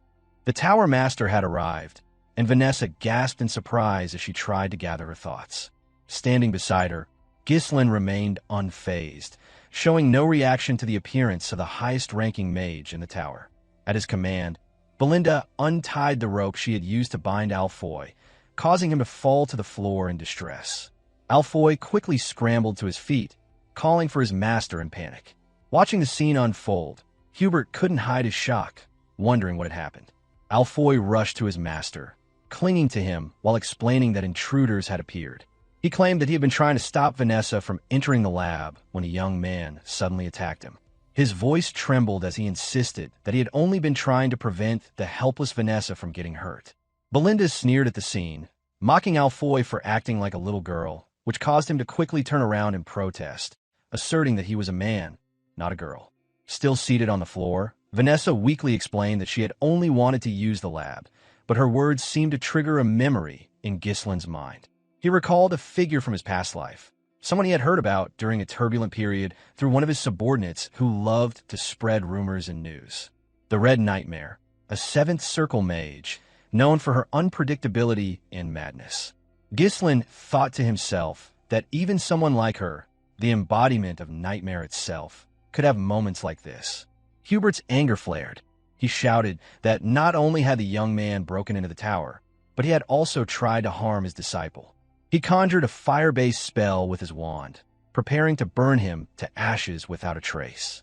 However, Ghislain remained calm and composed. Belinda gently asked what his young master intended to do, sensing the tension in the air. Despite the clear threat, Ghislain took a passive stance, refusing to let his emotions control him. He stepped forward, introducing himself without hesitation. He informed Hubert that he was the Archduke of the Perdium territory, Ghislain Perdium, and that he had come to trade runestones. For a brief moment, Hubert was taken aback, struggling to process the unexpected turn of events. He stood there, stunned by the young man's calm demeanor and unexpected purpose. Still recovering from his shock, Alfoy couldn't believe what he was hearing. He asked in disbelief if Ghislain truly meant to trade runestones. With a warm smile, Ghislain offered to show Hubert the workers waiting outside the castle with the cargo. The group made their way outside, where they found 10 wagons filled to the brim with runestones. Even Vanessa, whom the elders had deemed worthless, was part of this extraordinary revelation. The sight before the elders left them speechless, unable to comprehend the sudden turn of events. Only moments before, they had been arguing about resources, and now, the answer had arrived at their doorstep. The Blue Hat Elder was the first to speak, exclaiming in disbelief that such a situation couldn't be real. The Red Hat Elder followed, unable to fathom where such a young man could have acquired so many runestones. The Yellow Hat Elder asked Hubert what they should do, noting the sheer amount of the precious stones before them. Meanwhile, Hubert stood frozen, his face darkening, though his mind raced with excitement. A maniacal laugh bubbled up within him as he realized the opportunity that had just appeared. He saw the arrival of the runestones as a divine gift, one that would allow him to finally crush the rival Crimson Magic Tower once and for all. Though his outer appearance remained calm and composed, his inner thoughts were consumed by glee. He spoke aloud, downplaying the significance of the discovery. Hubert claimed that the amount of runestones was less than he had expected, and the quality didn't seem as great as he had hoped. He cleared his throat, trying to maintain a semblance of professionalism. Standing nearby, Kair seethed with anger. The nerve of Hubert to belittle the very stones they had worked so hard to acquire. His hand instinctively reached for his sword, seething in silence. Timid and unsure, Vanessa ventured a comment, suggesting that even one wagon of runestones could last for weeks. But Hubert snapped at her, telling her to be silent and leave, mocking her for her apparent uselessness. He cursed the legacy of a late mage, blaming Leonardo for leaving behind such a headache. He further insulted Vanessa, telling her that if she was so useless, she should at least be self-aware. Understanding who Vanessa might become, Ghislain chose to remain silent.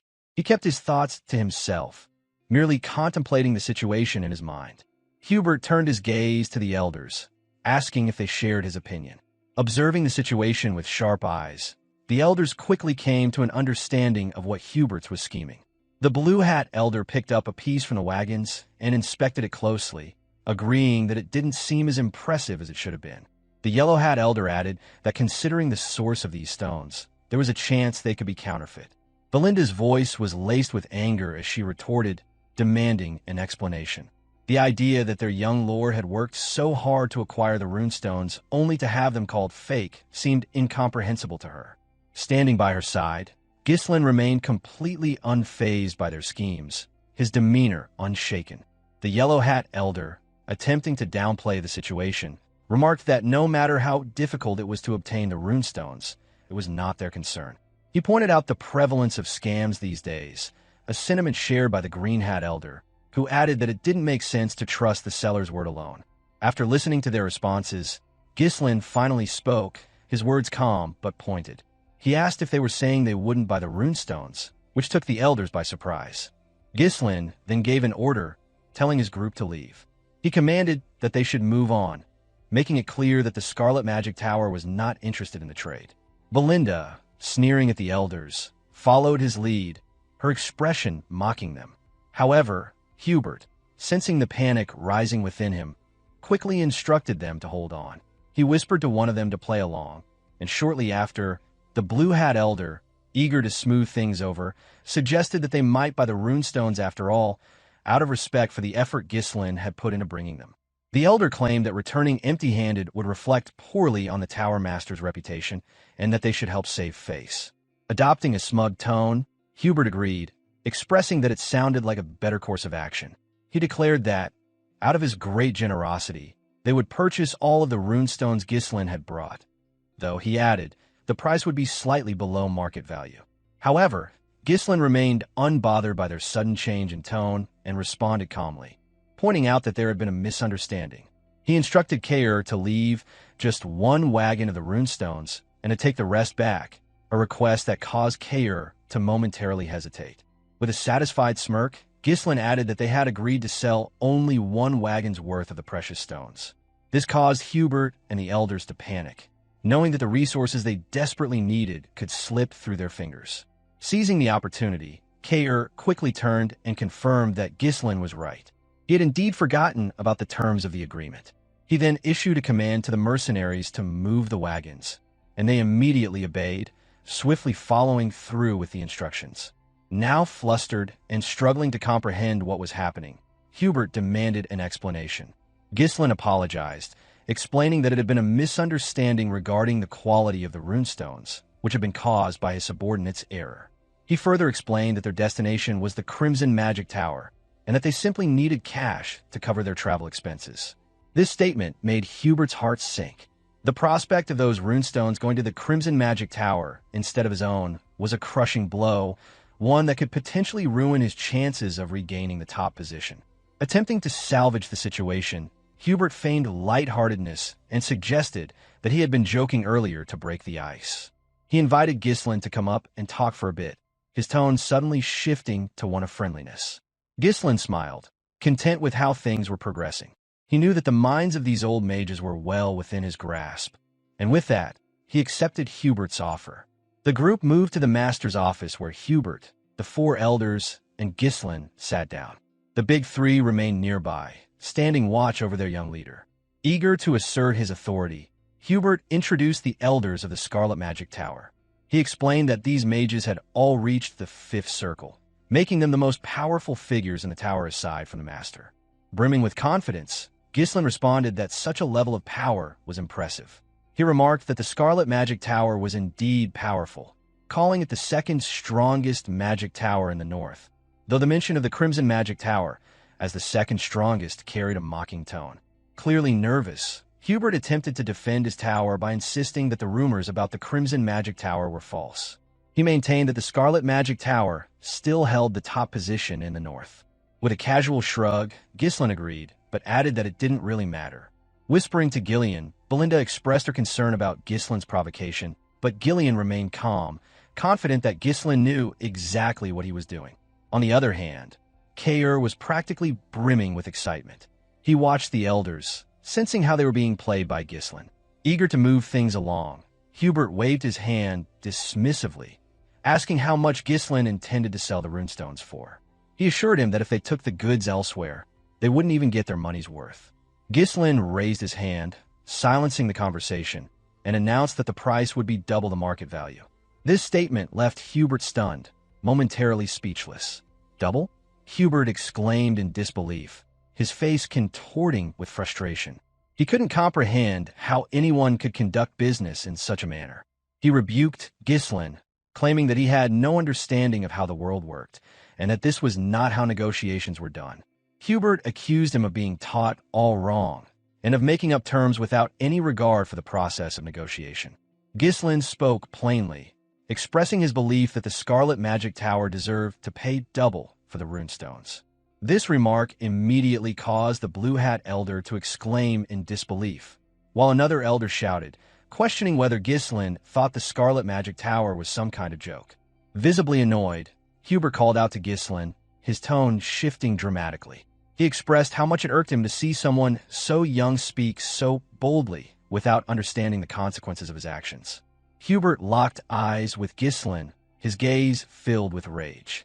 Despite the harsh words and the obvious power disparity, Ghislain remained composed, showing no fear as he faced a six-circle mage. He stood firm, not the slightest trace of anxiety in his expression. Attempting to regain control of the situation, Hubert acknowledged that Ghislain was young and that mistakes were natural. He offered a concession, suggesting they pay slightly over the market price if Ghislain agreed to sell everything. However, Ghislain remained silent and stood up, prompting Hubert to ask why he was getting up. Without missing a beat, Ghislain casually responded that Hubert didn't seem interested in the deal. He mentioned that he had offered the runestones at double the price, but if that was not satisfactory, he would simply head to the Crimson Magic Tower instead. He began to walk away, leaving Hubert flustered. However, Hubert quickly told him to stop, his tone shifting once again to a more agreeable one. He urged Ghislain to stay, stating that he hadn't meant to turn down the offer and that he had just gotten a bit worked up. Hubert asked him to sit back down. Ghislain smiled, turning back to face the group. The big three, who had been observing closely, finally realized that the Tower Master and the Elders were being played by Ghislain's clever manipulation. They stood still, stunned by how the young man was outwitting the seasoned mages. Clearly frustrated but attempting to save face, Hubert acknowledged Ghislain's guts and made a new offer. He said they would buy the runestones at double the market price as Ghislain had initially suggested. With an air of calm confidence, Ghislain agreed, prompting Hubert to let out a frustrated sigh. However, Ghislain added a stipulation. He would sell only one wagon at that price, not all of them. Hubert's frustration grew as he protested, insisting that they should sell everything. With logic and calm reasoning, Ghislain explained that if word got out that they sold to the Scarlet Magic Tower for double the price, the Crimson Magic Tower might offer triple, so it didn't make sense to sell everything for just double. This caused Hubert to lose his temper, screaming that Ghislain was pushing too far. His patience had worn thin. Unfazed by Hubert's outburst, Ghislain simply stood up and began to walk away again, prompting Hubert to shout for him to wait. Realizing he was about to lose the deal, Hubert hastily offered to buy everything for triple the market price. Ghislain paused, a small smile crossing his face as he recognized that his plan had worked. Finally, Ghislain sat down again, expressing his satisfaction that they were now speaking the same language. He praised the Scarlet Magic Tower, acknowledging it as the top magic tower in the north, and in turn, Hubert quickly stood up to go get the money, eager to close the deal. Inside, Hubert fumed with frustration. He was a sixth circle mage, yet he had been outmaneuvered by a country bumpkin. He couldn't understand why these ridiculous problems kept arising during his time as Tower Master. He resolved that if Ghislain ever tried something like this again, he would burn the young man's head. Just as Hubert was about to leave, Ghislain called out, halting him with a final request. Ghislain revealed that he wasn't done yet and had one more condition to present. Hubert, his patience now at an end, snapped at Ghislain, asking what more he wanted. Calmly, Ghislain stated that he wanted Vanessa handed over to him, leaving the room in stunned silence. Without anyone proficient in negotiation, no one stepped forward to lead the deal. Yet Ghislain's sudden demand to take Vanessa caught everyone off guard. The silence that followed hung heavily in the room. Breaking the tension, Hubert questioned whether Ghislain truly intended to take Vanessa. Ghislain confirmed this to the Tower Master, asserting that he would make Vanessa his personal mage. Fragments of a previous life flickered through Ghislain's mind. One where a sword used as a pan to grill meat for dinner. It had been during his time as the head of a mercenary group, taking a rare moment of rest between campaigns. By his side sat a subordinate, a sword brother, and to be precise was Ghislain's favorite slave named Claude, whose right hand had been replaced with a hook. As the meat sizzled, Ghislain noticed it was beginning to burn and made a sharp remark about it. In a tone laced with frustration, Claude challenged the complaint, pointing out the absurdity of making a one-armed man cook. Ghislain silently raised a clenched fist in response, prompting Claude to withdraw his words, pretending it had been a joke all along. Shifting the conversation, Claude brought up something that might interest his leader, a name spoken with intrigue, the Red Nightmare, Vanessa. Ghislain admitted ignorance, prompting Claude to elaborate. According to intel he recently gathered, the rumors spoke of a mage who had incinerated the northern region of Lithuania. She had reached the seventh circle, a woman known as Vanessa, feared and infamous as the Red Nightmare. Ghislain responded with mild curiosity, noting the title sounded extravagant, and asked for more details. Claude explained further. Allegedly, this mage had gone completely mad. Despite being a mage, she had taken the unusual route of learning mana cultivation. That oddity captured Ghislain's attention. He inquired why a mage would skip the mana circle method to pursue such a path. Claude offered a simple explanation: madness. He went on to describe Vanessa's rampage. Fires, deaths, and economic ruin followed wherever she went. The nobility had been driven to desperation. In fact, the most recent extermination request had her as the target. Ghislain paused to consider. A mage who had reached the seventh circle through mana cultivation, rather than traditional methods, intrigued him. As firelight danced in the camp and the crackle of burning would fill the silence, Ghislain smiled in amusement, evidently fascinated by the chaotic figure. It was then that he made a decision. Turning to Claude, he suggested they bring her in. Claude's reaction was one of pure disbelief. Reflecting on that moment, Ghislain knew that the plan had never come to fruition. Vanessa had already lost control of her magic, and by the time he found her, she was on the brink of death. Yet even then, her potential had not been extinguished. She still possessed the aptitude of a seventh circle mage. With guidance now, she could thrive under Perdium. Fueled by knowledge from a previous life, Ghislain had resolved to take her under his protection. At that moment, the trio began a comment. Gillion asked if he was referring to the girl from earlier. Cain chimed in, noting she hadn't appeared particularly powerful. Belinda leaned in closer, whispering a soft request to be informed beforehand if he ever intended to bring someone in. Meanwhile, across the room, murmurs spread among the mages. The Red Hat Elder whispered that the situation worked out perfectly. Vanessa had been a burden anyway, and giving her away seemed like an easy solution. The Yellow Hat Elder whispered that caring for her up to this point should be more than enough to honor their past ties with Lonato. With this in mind, Hubert approached and began to speak, formally acknowledging Vanessa as one of Scarlet Flame Tower's prized mages. He implied she would serve the tower well. Before he could finish, Ghislain cut him off with additional demands. Combat mages of the third circle or higher must also be dispatched to Perdium. Fury surged in Hubert's heart. He wondered whether Ghislain was planning some massive construction project on the estate. Ghislain clarified that mages were needed for territorial battles. The announcement sparked alarm among the elders. Combat mages typically earned hazard pay, and now the tower was being asked to supply them without compensation. Ghislain firmly reiterated his terms. Triple the market price, deployment of third circle or higher mages to Perdium for a year, and Vanessa assigned as his personal mage. These three conditions were non-negotiable in exchange for the runestones. The trio tensed visibly. The demand for triple the market price alone was shocking, yet Ghislain had added more. On the other side, the elders glared at him with growing hostility. Hubert's mind raced. Purchasing the runestones at a high price might be justified given their urgent situation, but this felt like an overstep. Summoning his mana in a surge of rage, Hubert caused the room to tremble beneath the weight of his power. The elders joined in, unleashing their own magical presence to bear down on the young man. Yet Ghislain remained seated, unfazed, unaffected by the sheer force pressing in from all sides. Hubert locked eyes with him, voice brimming with indignation. The accusation rang clear. Ghislain Perdium must have believed him a fool. He invoked a long-standing law, declaring that mages affiliated with a magic tower were forbidden from participating in territorial warfare. To propose sending core mages of the third circle or higher into battle, while displaying ignorance of the kingdom's basic laws, was nothing short of an insult to the Scarlet Flame Tower. In Hubert's eyes, it warranted death, and he threatened to reduce Ghislain to ash. The reasoning, on paper, seemed sound. Ghislain had indeed made the first aggressive suggestion. The air grew tense as Belinda, Gillion, and Cain prepared for confrontation. Their opponents were 5th and 6th circle mages, formidable foes. Even united, the odds remained unfavorable for them. Gillion braced himself to leap into action, prepared to shield his lord with his own body should the situation escalate. Yet, Ghislain remained composed. Calmly, he posed a question, one that gave Hubert pause. Was he truly certain he wouldn't regret this?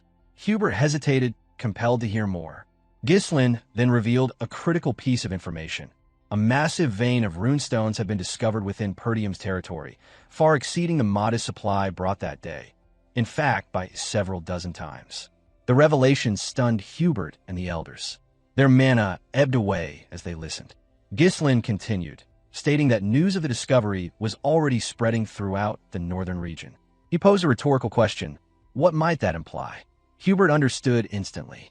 Many would soon come seeking the runestone's vein. Ghislain commended the Tower Master's quick thinking. Rising to his feet, he clarified his intentions. Perdium had no desire to wage war. The territory simply needed the tower's support while building strength. If the Scarlet Flame Tower extended its help through this crisis, Ghislain promised an exclusive access to the runestones. Hubert echoed the offer. Exclusive rights? To seal the agreement, Ghislain extended a hand. With such a deal in place, it would only be a matter of time before the Scarlet Flame Tower surpassed the Crimson Magic Tower and reclaimed its position at the pinnacle. The proposal was tempting, enough to make pride take a back seat. Greed began to stir in Hubert's heart, overtaking the anger that had consumed him moments earlier. A reliable runestone supply represented a dream come true. Ghislain had struck a vulnerable nerve which offering both ambition and security. The storm of fury faded. With renewed optimism, Hubert grasped Ghislain's hand firmly, a smile curving his face. The shift in demeanor left Ghislain slightly unsettled. Following the meeting, Hubert pulled aside Alfoy. The decision was made that Alfoy would accompany the young lord to Perdium. Alfoy protested. He questioned the decision, pointing out the many other mages available. Hubert dismissed the objection. The greatest talent in Scarlet Flame Tower's history was being sent not out of obligation, but because the future depended on it. As chief officer, Alfoy would represent the tower's interests. The compliment left Alfoy glowing. Hearing those words from his master stirred pride. As the mercenaries began unloading the runestones, Hubert elaborated further. This mission would serve as preparation for his eventual ascension as Tower Master. He was to monitor the estate closely and prevent any attempts to divert the runestones. If a territorial conflict did erupt, he was to retreat without engaging. All that was required was endurance for 1 year. Within that time, the Scarlet Flame Tower would surpass Crimson and reclaim its place at the top. Alfoy accepted the mission eagerly, responding with unwavering resolve. However, the moment he arrived at Perdium, the excitement faded. His expression soured as he took in the estate's condition. Standing before the new arrivals, Ghislain welcomed the mages alongside his subordinates and mercenary forces. Among the mages, opinions were mixed. One observed that the castle was constructed in a classical style. Another added that while not flamboyant, it was practical. A third noted the use of proportional harmony in the architectural layout. But Alfoy seethed internally. In his eyes, it was nothing more than a wretched backwater. Only his master's command had brought him here. To think, the heir to the tower, reduced to working in such filth. When it came time to announce his position, Alfoy did so with formality. He identified himself as a third circle mage and heir to the Scarlet Flame Tower, assigned to lead the dispatched mages. However, Ghislain interrupted without hesitation. There was work to be done, and Alfoy was instructed not to let down his guard. The comment left Alfoy speechless. Rage churned inside him at being treated like a servant. Resentment brewed. Inwardly, he vowed that once he became Tower Master, he would deal with Ghislain accordingly. Ghislain called him back from his thoughts with a question. He wanted to know where Vanessa was. Alfoy turned casually, replying that she was likely at the back, handling the luggage. Soon after, Vanessa arrived, breath heavy as she carried the baggage in her arms. Gasping for breath, she finally made it to the gathering crowd. Through her fatigue, she opened her eyes and realized that the young lord himself stood there, welcoming them. Immediately, she bowed and offered her greeting. Alfoy muttered beneath his breath, urging her to hurry and remarking that he had doubted her arrival altogether. Ghislain briefly considered how to deal with the fool. Maiming the heir of the Magic Tower would certainly provoke backlash. It would be too risky. Instead, he approached the girl, raising a hand to beckon her forward. He instructed Vanessa to set everything down and come to him. Surprised, she responded hesitantly, reminding him that she had yet to finish moving everyone's luggage. Before she could continue, Ghislain grabbed one of the bags himself, even as Alfoy interjected dismissively. According to him, she had always done menial tasks at the tower, and, being incapable of using magic, might as well continue with chores. Before Alfoy could utter another word, Ghislain hurled the bag squarely at his face. Injuring the heir would have gone too far, but humiliation was just the right dose of punishment. Alfoy cried out in frustration, shouting in disbelief. Ghislain remained calm, asserting that Vanessa no longer belonged to the tower. From that moment on, she was under his protection, and mistreatment would not be tolerated. He then issued a warning that this incident would be overlooked, but if it ever happened again, the consequences would be severe. Watching the scene unfold, Vanessa slowly regained her breath. A faint blush bloomed across her cheeks as she witnessed someone stand up for her for the first time after a long while. But Alfoy refused to back down. His face twisted in rage as he shouted about the absurdity of being treated in such a way. He was the heir to the Scarlet Flame Tower, a third circle mage, and this backwater noble had dared to demean him. Rallying the others, he barked out a command. Even if their host bore a noble title, the insult had gone too far. The estate could be reduced to flames in an instant if they chose to act. He urged them to rise and defend their pride as mages. With a sigh, Ghislain snapped his fingers. At once, the mercenary army, hardened by the brutal conflict within the Forest of Beasts, moved to surround the mages with mechanical precision, responding immediately to their commander's gesture. Alfoy panicked. He shouted in disbelief, outraged that these savages would dare raise weapons against mages. This wasn't how mages were meant to be treated. Ghislain silenced him with a single command, cutting off the tirade. As the mages turned their attention to the young lord, he laid out the reality. No matter how they were treated, the terms of the contract were clear. He now held the legal right to command the mages for 1 year, granted directly by the master of the tower. In exchange, exclusive access to the runestones had been secured. If any of this fell apart due to their defiance, it would be the tower master, not them, who suffered the loss. Alfoy stood speechless, fully aware that losing access to the runestones would devastate the Scarlet Flame Tower. Ghislain pressed the point. Their only role in Perdium was to serve as backup mana sources. If they wanted better treatment, they should commit to that role without complaint. Alfoy's face burned with anger. The thought of being reduced to little more than a battery for others was beyond humiliating. Still, he could neither argue nor act. Turning away, Ghislain issued a command to Cain and Gillion that they were to ensure the mages learned their place. Lit up with unsettling glee, Cain commented that life at the tower must have been comfortable for the scholars. Gillion agreed, promising that the newcomers would adapt quickly to life in Perdium. Alfoy trembled with rage. He could barely contain his fury, but he remained powerless before the two. Meanwhile, Vanessa stood still, slightly flustered as she watched her former peers being disciplined before her eyes. She jumped slightly as Ghislain approached and addressed her. Ghislain asked that from that moment forward, she was to obey only him. He reiterated that she had become his personal mage. Her eyes widened in shock, and a soft blush colored her cheeks. Since the passing of her previous master, no one had ever treated her with such dignity. Yet doubt crept in. She looked away and expressed her concern. As Alfoy had pointed out, she couldn't even use magic. Being entrusted as a personal mage seemed far too much. Ghislain extended his hand in invitation. Being well aware of the potential hidden within her, Ghislain declared that he would make her capable of wielding magic, an offer to help her achieve her potential.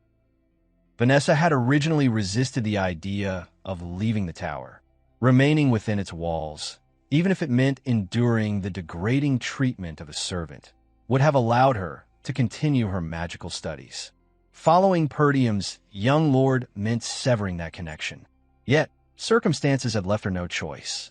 Forced to accompany Ghislain, she had accepted his offer to assist with her magic, though her thoughts remained clouded by doubt. Curiosity stirred within her. Could a swordsman like him truly understand anything about the magic? Ghislain's sudden call pulled her from her musings. She responded without delay. He inquired, probing gently, about the extent of her magical education. With quiet hesitation, she confessed that she had reached the 5th circle, though her understanding remained limited to theoretical formulas. A kind smile crossed Ghislain's face as he silently formed his plan, which is to teach her the proper method of mana cultivation and oversee her progress personally. He commended her accomplishment, acknowledging that reaching the fifth circle was no trivial matter. Having spent her life as a mage constantly belittled and dismissed, Vanessa accepted the compliment half-heartedly, unable to read the young master's true intent. She lowered her gaze and admitted that, despite all her efforts, she still could not perform magic, rendering her studies seemingly meaningless.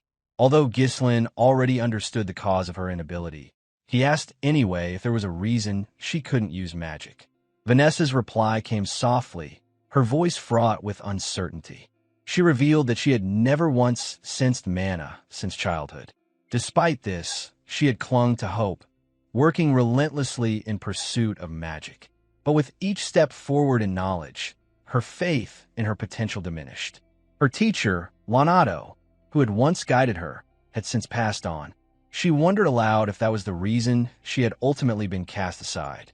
Certain of her hidden potential, Ghislain resolved to begin by teaching her mana cultivation. If she could learn to apply what she already knew, her power could rival even the elders of the tower. In this state, with her knowledge of fifth circle magic intact, proper cultivation would elevate her to that level.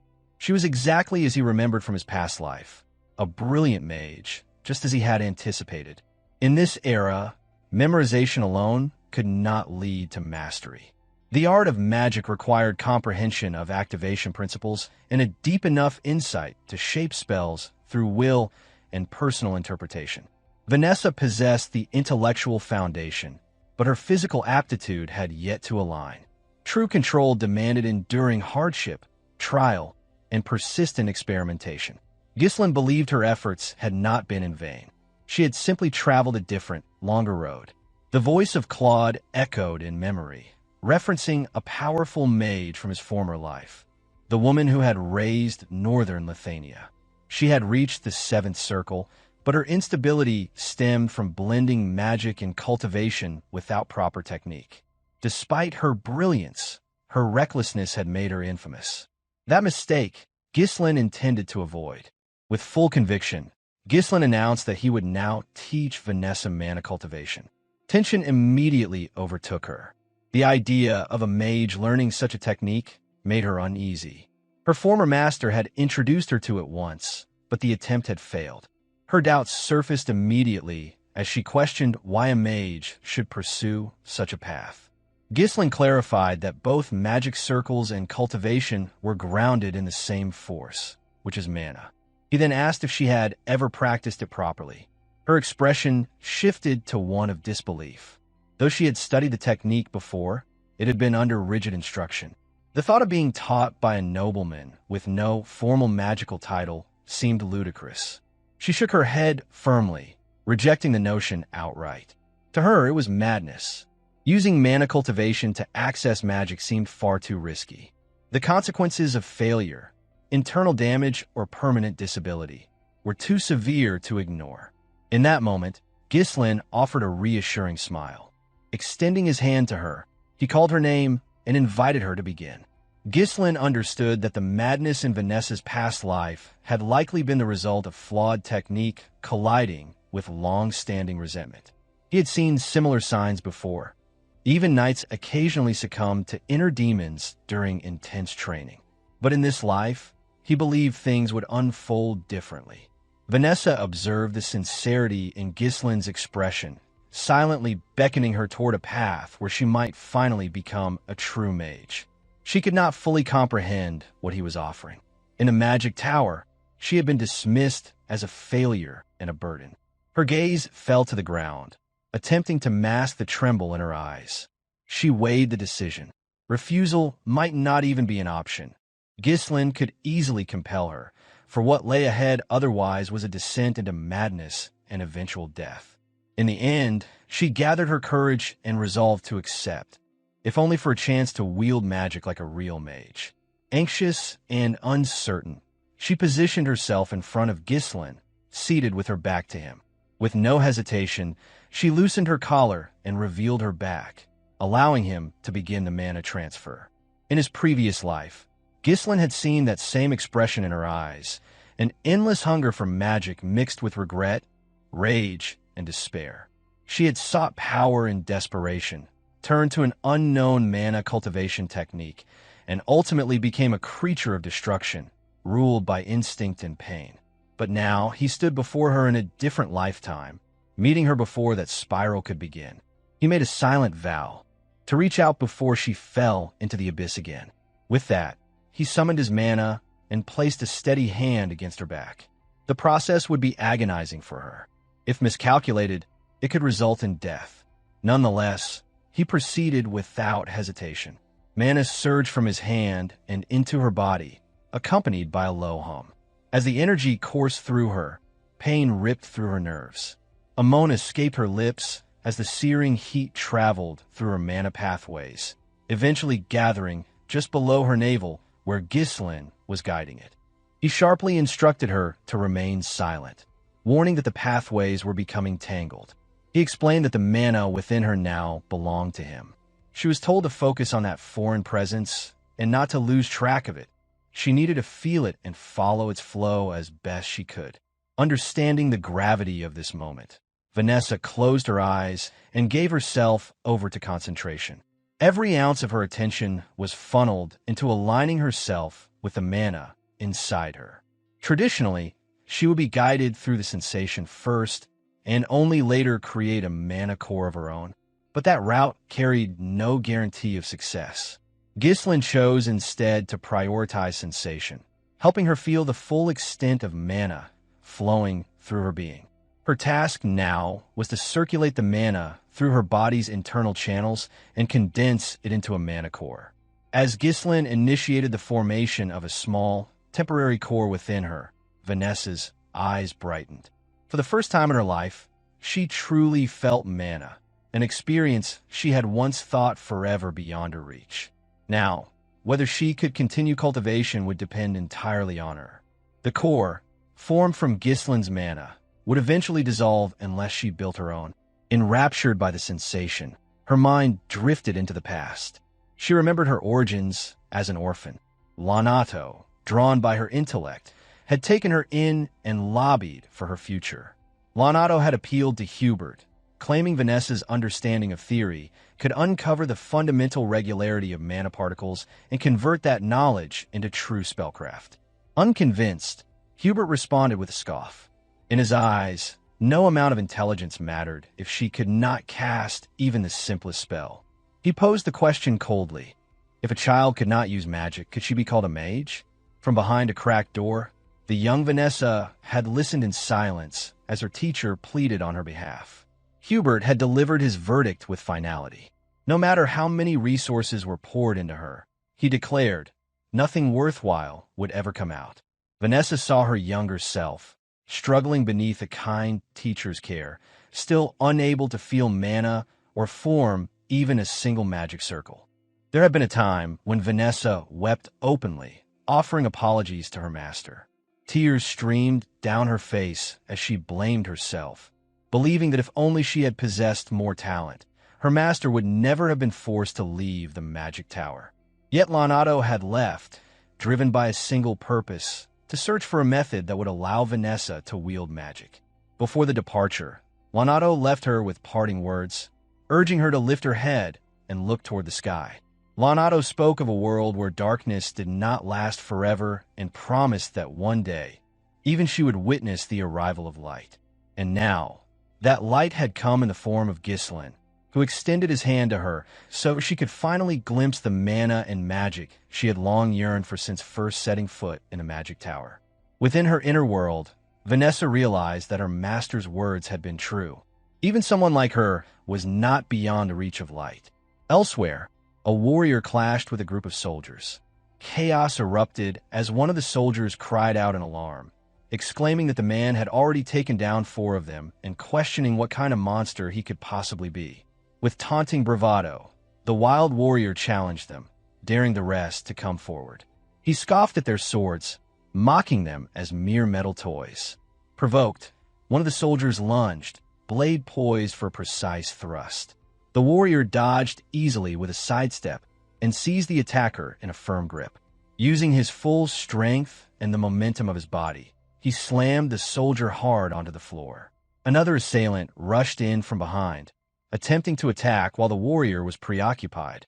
But the warrior noticed in time, and without missing a beat, swung the first soldier like a ragdoll, striking the newcomer with brutal efficiency. Both were hurled through the wall of their barracks with a crash. The warrior stood over them, unbothered, and remarked that he had not even begun to warm up. Inside the barack, Victor drank alone in silence, untouched by the uproar. One observing soldier murmured in awe, declaring the man is the greatest warriors of the era. With his meal finished, Victor set down his cup. Seeking quiet in the restless life of a night, he stretched out beside a riverbank, a fishing rod planted lazily nearby. Another man approached and asked if his training had gone well. Victor, unmoved, simply asked what news he brought. The man reported a dispatch order from Count Desmond. Victor rested in silence for a moment. As the Count soared, refusal was never an option. For the sake of honor, he retrieved his helmet and donned it once more. Returning to the barracks, he found his men bloodied from the brawl, but spared them no attention. Boredom had long eaten away at him. Now, at last, there was a mission. He intended to raise the target Count Desmond had set before him. Count Dygald had abruptly declared war on Perdium. The proclamation, delivered by a messenger, reached Swalter as Randolph stood beside his brother in his office. Swalter read through the declaration several times, his face darkening. The document laid out an elaborate list of reasons why the war was supposedly justified, asserting that Count Dygald had ample cause for such a drastic action. At its core, however, it simply stated that Dygald's heir, Gilmore Dygald, had been killed by Ghislain Perdium, and now vengeance was sought in the declaration. Without delay, Swalter ordered Randolph to summon the vassals to discuss the declaration of war.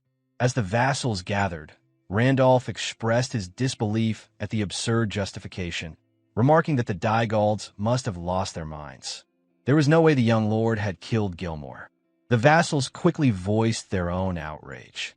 Furious, one of them stated that starting a war based on false pretenses was intolerable, and they needed to be put in their place. Another lamented the long-standing alliance within the northern regions, questioning how anyone could have expected Dygald to turn its back on them. A third raised a question of what Dygald hoped to achieve by fighting them, while the vassals continued to seethe with anger. Denouncing Count Dygald at every turn, Swalter stood deep in thought. Known throughout the kingdom as a benevolent lord who had never enslaved his people, Swalter had always faithfully carried out his duties, serving as the northernmost defender against the barbarian raids that constantly threatened the northern villages.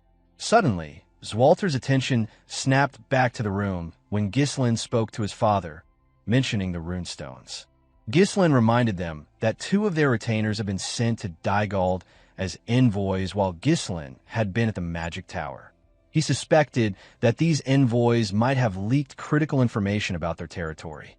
Once more, chaos erupted as one vassal questioned Ghislain's accusations, demanding to know what evidence he had to make such a dangerous claim. However, Ghislain remained unfazed, while Swalter fell silent, reflecting deeply on his son's words. The runestones, he realized, might have been the catalyst. Sometimes, actions intended to benefit a territory ended up becoming its undoing. Swalter looked at his son, now seeing the calm demeanor of someone who seemed to have known the war was coming. Despite his youth, Ghislain, who had once been known as the Mercenary King in his past life, remained composed. On the other hand, Randolph grew more impatient, stating that there was no need to overthink the situation. Their forces outnumbered Dygald's, and they had far more battle experience. They should make them pay for picking a fight. At that moment, a knight burst into the room. It was Scoven, bearing bad news from the gate. Breathing heavily, Scoven reported that Dygald's forces had arrived. Before the vassals could even process the news, the devastating blow to their morale was already clear.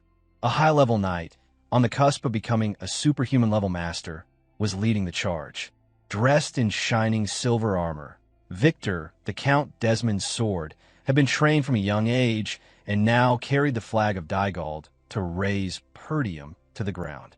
Though Dygald was not a prosperous territory, much like all the estates in the harsh northern region, The exception was Desmond and Raymond's territories. Count Desmond, while feigning neutrality, had already aligned himself with the duchy's factions, and Amelia was stirring rebellion in Raymond with the support of the duchy. Now, the duchy's power was bearing down on the impoverished territory of Perdium under the pretext of a senseless justification. As all of this unfolded, Randolph seethed in fury, asking aloud how it was possible that they had declared war and arrived so quickly. Albert added, wondering when they had even prepared all of this. Meanwhile, as a seasoned commander, Swalter remained deep in thought. Moments later, Soldier reported that a confirmed force of about 6,000 armed soldiers, with a follow-up supply division of approximately 1,000. Numerous siege weapons had also been spotted, and deployment had already begun on Dygald's forces. The revelation left Holmern in a panic. He turned to Randolph, his voice filled with alarm, as he questioned what was happening. The power gap seemed insurmountable. Equally stunned, Albert voiced his confusion. He pointed out that Dygald was just as poor as Perdium. So how could they have raised such a massive army? Still grappling with the situation, Randolph responded with frustration, reiterating that this was exactly why he had warned them before not to reduce their forces. Fed up with the constant bickering, Swalter screamed at the vassals to get a grip. He told them that arguing would only delay their response, and ordered that all soldiers be gathered at the walls. He commanded that every citizen be brought into the castle, and every gate should be shut tight. The soldiers were to hold their positions. With his gaze hardened by years of harsh northern battles, Swalter stated firmly that the war had begun. At the forefront of the Dygald army, Thamos Dygald hummed to himself as he gazed at the towering Perdium fortress. Confident that Count Desmond's support would ensure victory, he was certain the fortress would soon fall into his hands. Thamos grinned as he thought of Gilmore, his son. While Gilmore had been a lazy and useless heir, his death had given Thamos a valid reason to strike Perdium. Gilmore's death didn't trouble him much, because he could always have another son. But the chance to seize Perdium with overwhelming support was something that could only come once. Turning to Victor, Thamos asked that he accompany him, as he had something to discuss with Count Perdium. When they arrived before the wall, Swalter shouted out in defiance, demanding to know what kind of atrocity Thamos was committing. Thamos laughed to himself, responding that what he was doing wasn't an atrocity. His beloved son, Gilmore Dygald, had been killed on this land, and he was now here for revenge. With a menacing grin, he added that Swalter's son, Ghislain Perdium, had killed his son. What parent wouldn't be enraged by the death of their child? Thamos then offered Swalter a chance to end the conflict without further bloodshed, suggesting that if he surrendered now, it could all stop. Ghislain, who knew that Count Desmond was backing Dygald in this war, stood silently, observing the unfolding events. Filled with rage, Randolph shouted at Thamos, denouncing his lies. Equally disgusted, Holmern agreed with Randolph, stating that any further conversation would be meaningless. However, Ghislain was lost in thought. While saving Elena had bought him time, he knew that with Gilmore's death, this war was inevitable. The fact that Dygald had brought siege weapons confirmed his worst fears that they were intent on crushing Perdium completely. At that moment, Swalter stepped forward, declaring that Ghislain had not killed Gilmore.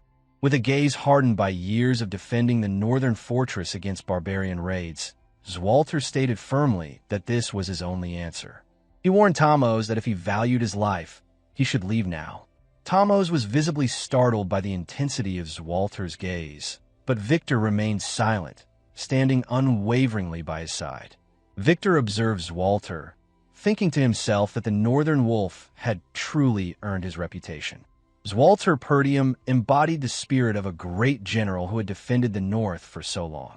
Sweating heavily, Thamos acknowledged Swalter's reputation, stating that as expected of the Northern Wolf, Swalter's choice was a foolish one. He warned Swalter not to regret his decision and turned back to his forces with a final threat.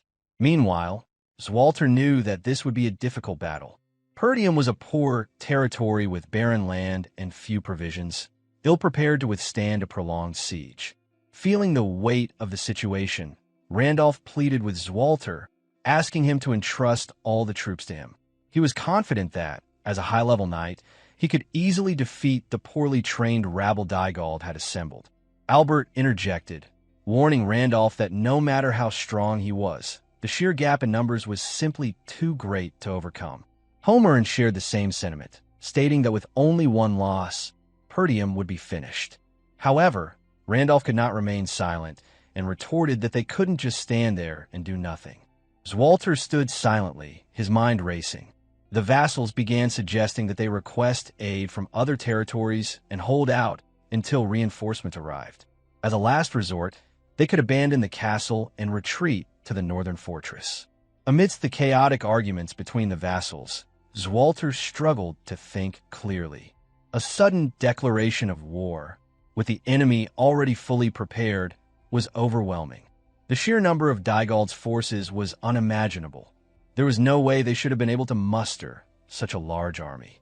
Swalter couldn't help but wonder who had supported them. As a lord, he knew he couldn't flee the castle. But as a father, he was certain that Ghislain had not killed Gilmore, and thus he could not surrender. Just then, his thoughts were interrupted when Ghislain suggested they prepare for a siege. Swalter turned to face his son. He hadn't noticed it before, but Ghislain's composure stood in stark contrast to the panic around them. Ghislain continued, explaining that Dygald's forces numbered nearly 7,000, while Perdium could barely gather just over 2,000. The gap was more than 3 to 1. Dygald's forces were fully prepared, and their morale was high. Within 15 days, once their siege weapons were ready, they would launch their full assault. The calmness in Ghislain's voice prompted Swalter to listen more closely. Ghislain added that, for now, requesting help and holding the castle was their best option. Still feeling the weight of the situation, Swalter agreed. Normally, this would be the course of action he would take, but something about the situation didn't sit right with him. Just then, a slight arc formed on Ghislain's lips. He moved closer to his father and whispered something into his ear. When Ghislain finished, Swalter was visibly surprised. The content of those words remained between them, excluded from the vassals of Perdium. The countdown to the inevitable clash between Dygald's forces, supported by Desmond's territory, and Perdium had begun. In 15 days, Ghislain had decided to put everything he had into turning the tables. Knowing Perdium could not stand on its own, he planned to play the game differently. Donning his dark-tinted armor, Ghislain gathered his future aides, Gillion, Cain, and Belinda. Gillion, who would later be known as the White Line of Fenris, was a former mercenary who, though not yet a knight, was on par with a middle-level knight. He was the first person to swear loyalty to Ghislain. Cain, the Redhead, would become known throughout the Shadow Mountain as the King of Leather. He was an unruly mercenary who had fallen into obedience after Ghislain's rigorous training. Then there was Belinda, a mysterious figure whom Ghislain's mother had brought into Perdium. She hailed from a shadowy assassin organization and had been entrusted with the care of Ghislain and Elena after their mother's death. With them gathered, the war had truly begun. In his past life as the Mercenary King, Ghislain had been one of the 7 strongest on the continent. Though his individual strength wasn't ranked among the highest, his tactical brilliance in battle had earned him a place among the top 3. If time had allowed, Ghislain would have sought out one of the legendary figures he knew from his past life, Claude, Ghislain's #1 slave. Claude had flipped kingdoms upside down alongside the Mercenary King. But time was not on his side, and there was no opportunity to fetch him. With the resources he had at hand, and with the knowledge of a man who had rewound time, Ghislain began to elaborate his plan. He explained to his aides what needed to be done. Before Dygald's forces advanced, they would strike at their supply unit. If they cut off the supplies, continuing the war would become incredibly difficult for Dygald. Cautiously, Belinda posed a question, wondering how they could achieve such a feat because the area in front of the castle was already occupied by Dygald's troops, and there were too many eyes watching. Any attempt to act would be noticed immediately. Ghislain turned to Cain and Gillion, asking if their preparations were complete. Cain reported that, as ordered, they had stationed troops in advance at the forest of Beast Outpost. If needed, the troops could hide in the forest, ensuring they wouldn't be discovered. Next, Gillion reported that the ponchos made from Dirus int bark, as Ghislain had requested, had been distributed to the soldiers. The dark material was perfect for night operations, making it easier for the soldiers to blend into the shadows. Pointing at the map, Ghislain explained that a large force would naturally be easily spotted, but a small, elite unit wearing camouflage wouldn't be as easy to detect, making an ambush a viable strategy. However, Belinda couldn't shake her concern for her young lord. Despite his calm demeanor, she couldn't help but worry about the risks he was taking. Ghislain turned to her, explaining that the one problem they still faced was not knowing where Dygald's supply unit was located. He ordered Belinda to find the location of Dygald's supply unit. Startled by the gravity of the mission, Belinda paused, thinking carefully.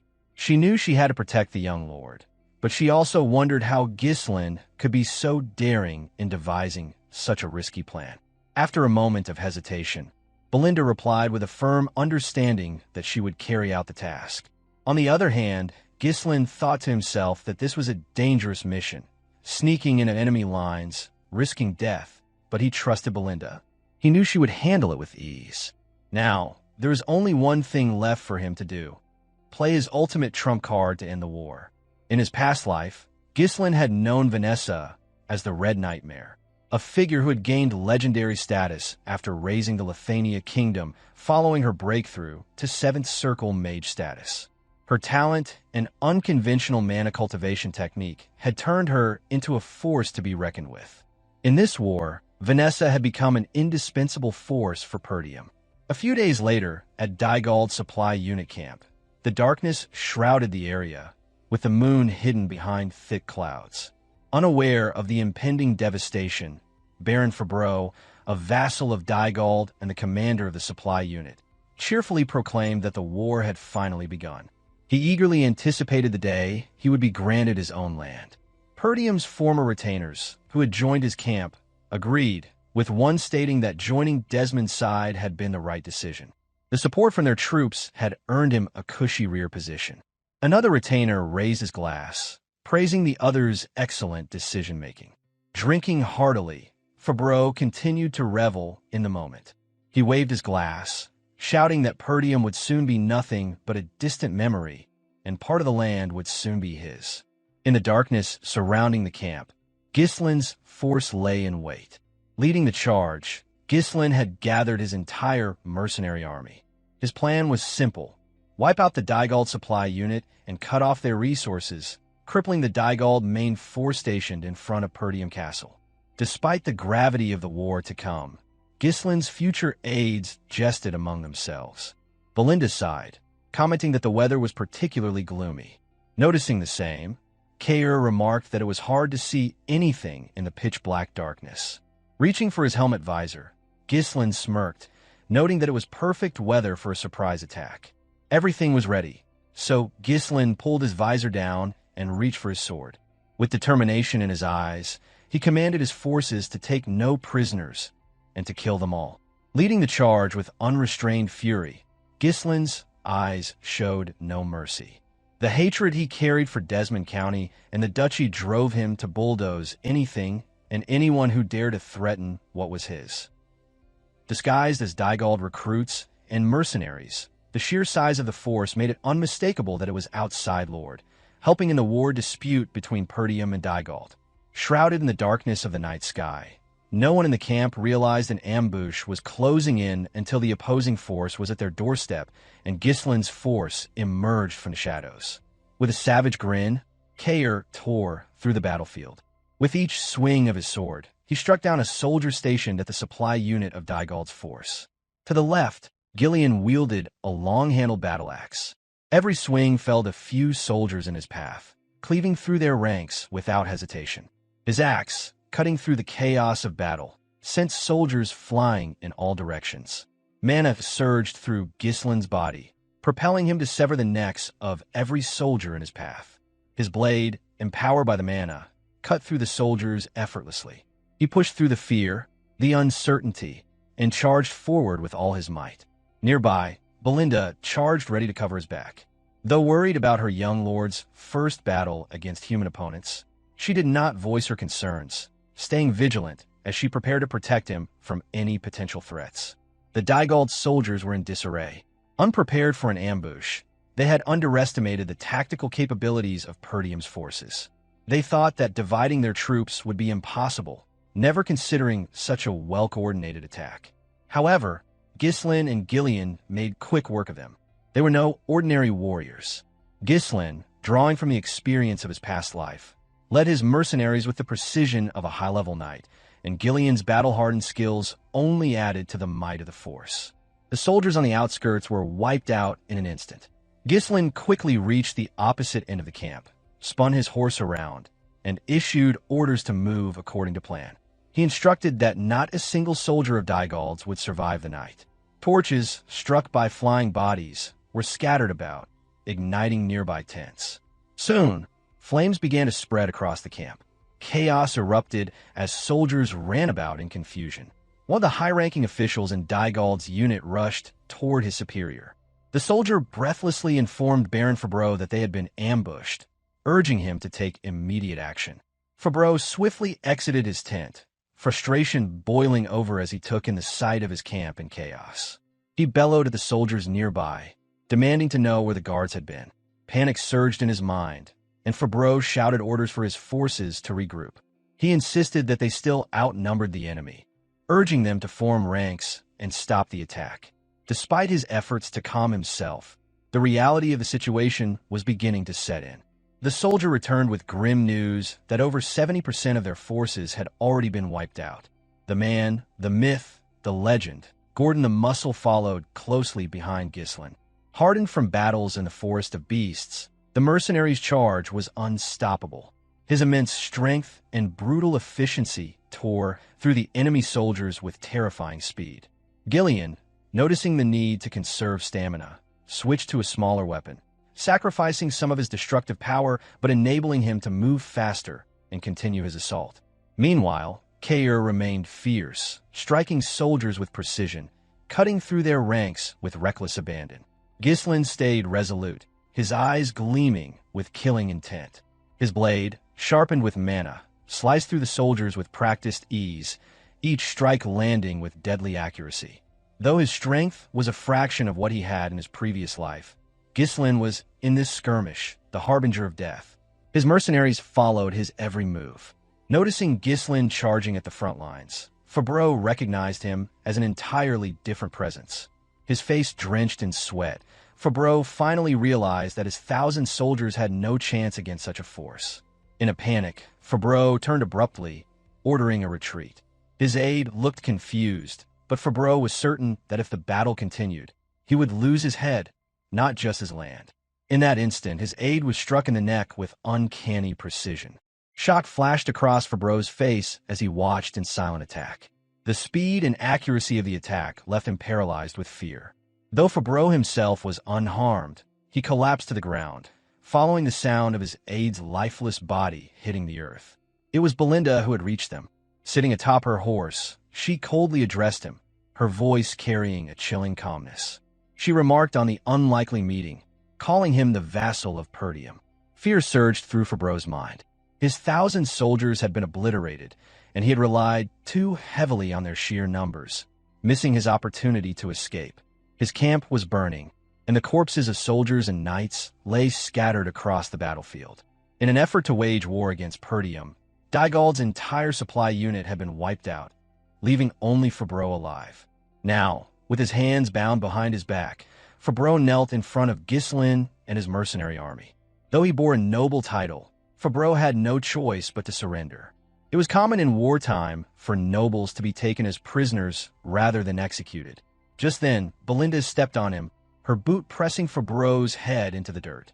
Belinda informed the others that Fabreau was one of the vassals sent as an envoy to Dygald. Not only had he been selling information, but he had also been acting as Dygald's supply commander. Panic gripped Fabreau as he pleaded with Ghislain, desperately begging for mercy. He surrendered without hesitation, throwing himself at Ghislain's mercy, hoping to survive. He had never imagined that the young Lord of Perdium, despite his reputation as the northern scoundrel, could lead such a force in battle. However, Ghislain remained calm and asked who had bribed Fabreau. seizing what he believed to be a fleeting opportunity for survival. Fabreau quickly revealed that he had been bribed by Count Desmond. He also explained that he had been threatened and had no choice but to follow through with his actions. Ghislain didn't linger on the information. His mind quickly shifted to the demons from his past life. With Fabreau's admission, Ghislain knew for certain that Desmond's county had provided troops to Dygald to wage war against Perdium. Feeling ignored, Fabreau became more desperate. He wailed loudly, insisting that, despite his actions, he had served Perdium for a long time. He argued that Count Dygald would surely pay a hefty ransom for his release, claiming that sparing him would be a profitable deal for Ghislain. Ghislain dismounted from his horse, his eyes unwavering, and told Fabreau to raise his head. The words caused a brief flicker of relief to wash over the captured noble. Fabreau thought he was being granted mercy. In his relief, Fabreau began to make grand promises. He thanked Ghislain for sparing his life and vowed that with the life he had been given, he would serve Perdium with everything he had. But before Fabreau could finish his words, Ghislain swung his sword, severing his neck in a single, smooth motion. The strike was immediate and without hesitation. Ghislain had no recollection of Fabreau from his past life's timeline, suggesting that Fabreau had never been significant. In that fleeting moment, Fabreau was left unable to understand why he had been executed. Ghislain sighed, finding the situation absurd. He stated that he would never show noble courtesy on the battlefield and that he would never make a deal with someone like Fabreau, whom he considered scum. With vengeance burning in his eyes, Ghislain vowed to hunt down every person who had turned their sword toward Perdium. He promised that death would come for them all. Once the deed was done, Ghislain led his mercenary army away from the remains of Dygald's supply camp. Despite the skirmish with 1,000 soldiers, Ghislain's forces had suffered little more than exhaustion, with no significant losses. Still concerned, Belinda watched Ghislain closely. This had been his first battle, and she couldn't help but wonder how he had killed so many soldiers with such apparent ease. He made it seem as natural as breathing, and yet the act of killing humans, as opposed to monsters, should have been far more difficult to bear. Cain approached Ghislain and asked what their next course of action would be. Ghislain, with his usual focus, replied that they would head straight back to the castle. He suspected that the enemy would likely attack immediately. With siege weapons at their disposal, Dygald's forces had been hurling massive stones at Perdium's castle walls. This was possible only because Count Desmond's county had provided them with the means to attack. As the catapults rained stones upon the walls, Dygald's infantry charged forward, attempting to overwhelm Perdium's smaller forces. Being a tactical strategist, Ghislain issued orders swiftly for Cain and Belinda to provide support on the left wall once they arrived, while he himself would move to the right wall. Right after, Ghislain called out to Gillion, putting him in charge of attacking Dygald's base. He explained that the assault was a surprise attack, and that he expected Gillion to face off against thousands of soldiers with a much smaller force. With that, Ghislain turned to Gillion and asked if he could handle the task. A faint smile crossed Gillion's lips as his eyes gleamed with excitement. He answered affirmatively, assuring his young lord that it would be no problem and that he would follow his orders without hesitation. In response, Ghislain smiled, the thought of his loyal mercenary pleasing him. After all, Gillion was like a sleeping lion, waiting to be awakened when the time was right. On the other hand, Cain scoffed, expressing his dissatisfaction that the old man always seemed to get the more exciting tasks. Meanwhile, Belinda raised a more pressing concern about who would defend the gate. Ghislain gave a definitive answer, ordering them to leave the gate alone. With the strategic mind of a seasoned commander, Ghislain did not explain further. With his experience as the Mercenary King, who had once razed an entire kingdom to the ground, Will always had a plan. This left Ghislain's aides slightly confused. After all, to them, Ghislain was still a young lord who had gained fame as the northern scoundrel and was commanding an army for the first time. They had expected him to be uncertain, but his calm demeanor and strategic orders led them to wonder what he had in mind. Ghislain did not provide further explanation. Instead, he simply stated that this war would mark the beginning of a new chapter in Perdium's history. Meanwhile, Swalter, a valiant high-level knight, stood firm against the overwhelming number of enemies. His voice rang out clearly, ordering his soldiers to prepare for the incoming assault. On the opposite side of the wall, Randolph, also a high-level knight, commanded the archers to fire at the advancing enemy. Though their numbers had been reduced by the rain of arrows, Dygald's soldiers were still too numerous to be easily stopped. With ladders in hand, they began scaling the walls, their numbers overwhelming Perdium's defenses. As the Dygald forces swarmed the wall, Swalter immediately ordered his soldiers to engage in close-quarter combat. His brother Randolph closely followed behind. With the two of them leading the charge, they hoped to hold off the advancing enemy. Seeing the wall begin to crumble and his forces overwhelm it, the commander of Dygald's forces laughed manically. His joy was palpable as he thought victory was finally within his reach. He clapped his hands in delight, exclaiming how exhilarating it was. Even without dispatching their strongest knight, he was sure the battle was won. However, Victor remained focused, keeping his eyes on the battlefield. As Dygald continued issuing orders for the catapults to prepare for a second volley, Victor thought inwardly that it was finally time for the Northern Wolf to meet his end. He had hoped to face Swalter, but now, seeing the way things were unfolding, he believed he wouldn't even need to lift a finger. Inside the walls, Swalter, the Northern Wolf, faced a relentless swarm of mercenaries disguised as Dygald soldiers. With practiced ease, he blocked an incoming attack, sidestepping and swinging his sword to strike at the side of one of the mercenaries. But the enemy continued to pour in, and despite his strength and skill, Swalter, alongside Randolph, found themselves surrounded. Maintaining his composure, Randolph expressed his frustration. The walls were one thing, but at this rate, the gate would fall soon. Thus, he asked what the Lord's orders were. Deciding to trust in Ghislain's earlier instructions, Swalter ordered the soldiers to focus solely on holding the walls and to leave the gate alone. After giving the order, Swalter turned to Scoven, asking about reinforcements. Scoven reported that the messengers sent to the surrounding territories had all returned with refusal of support. The Zimbar and Rayfold territories both claimed internal issues and could not provide assistance. Furthermore, every messenger sent to Count Loges had lost contact, and no word had come back. For various reasons, not a single estate had offered any support. Frustrated, Randolph could only curse under his breath, wondering aloud how none of the territories had sent help. He could barely contain his anger at their unwillingness to support Perdium, calling them ungrateful bastards. Within the ranks of Dygald's forces, bad news also reached the command post, delivered by a soldier. Both Dygald and Victor were visibly surprised when a soldier reported the possibility that their supply unit had been ambushed. The soldier explained that the soldiers they had sent to request supplies still hadn't returned, which suggested something had gone wrong with the supply unit. However, Dygald refused to accept such a possibility. He could not fathom that their supply unit, consisting of 1,000 soldiers, could have been wiped out while Perdium's entire force was holed up in their castle. On the other hand, Victor considered the report carefully. He suspected the possibility might be true. Though the supply unit's location was supposed to be covert, Victor could already see smoke billowing up from the area. Inwardly, Victor thought to himself that there was still someone in Perdium bold enough to think strategically. It was common knowledge that the smaller an army's strength, the harder it was to risk such a bold strategy. His eyes gleamed with excitement as he realized how interesting the war was becoming. At this point, Dygald turned to Victor and asked what they should do. Without supplies, their siege would be cut short, especially considering that Perdium's entire army was holding up within their castle. Victor raised his hand, silencing Dygald's concerns.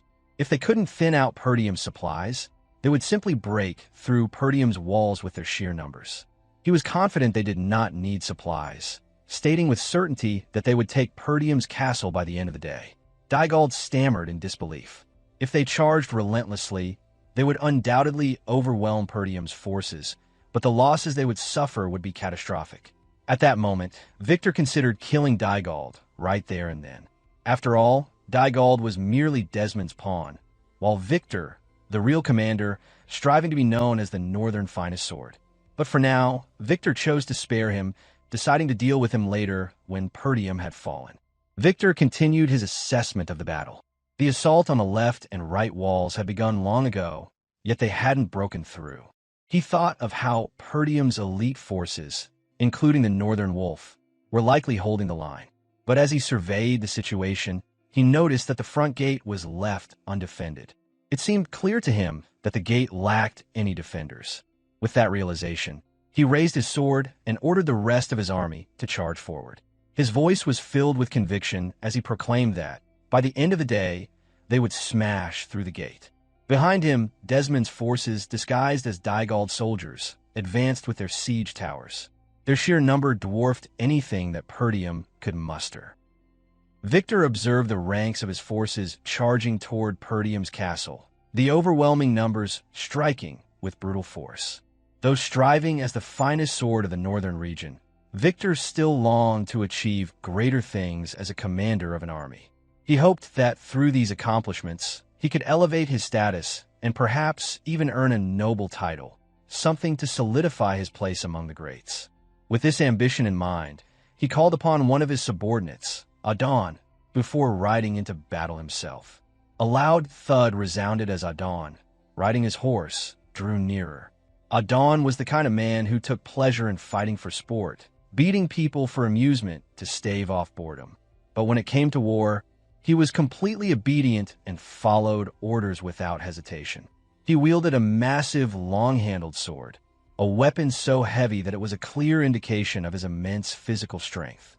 He approached Victor with military discipline, his usual chaotic demeanor vanishing entirely before his commanding officer. Victor outlined his plan to Idun. He would charge toward the castle gate himself, ordering Idun to stay at the rear and hold the formation. Though he knew that one man was enough for the task, Victor chose to err on the side of caution, knowing the Perdium army was barricaded within their castle. With Idun at the rear, Victor led the charge, his cavalry and siege weapons following closely behind, though the sheer number of the siege weapons might have seemed excessive for this siege war. Meanwhile, Dygald's infantry scaled the castle walls with ladders. Despite their overwhelming numbers, they faced great difficulty in overtaking the defenders and opening the gate.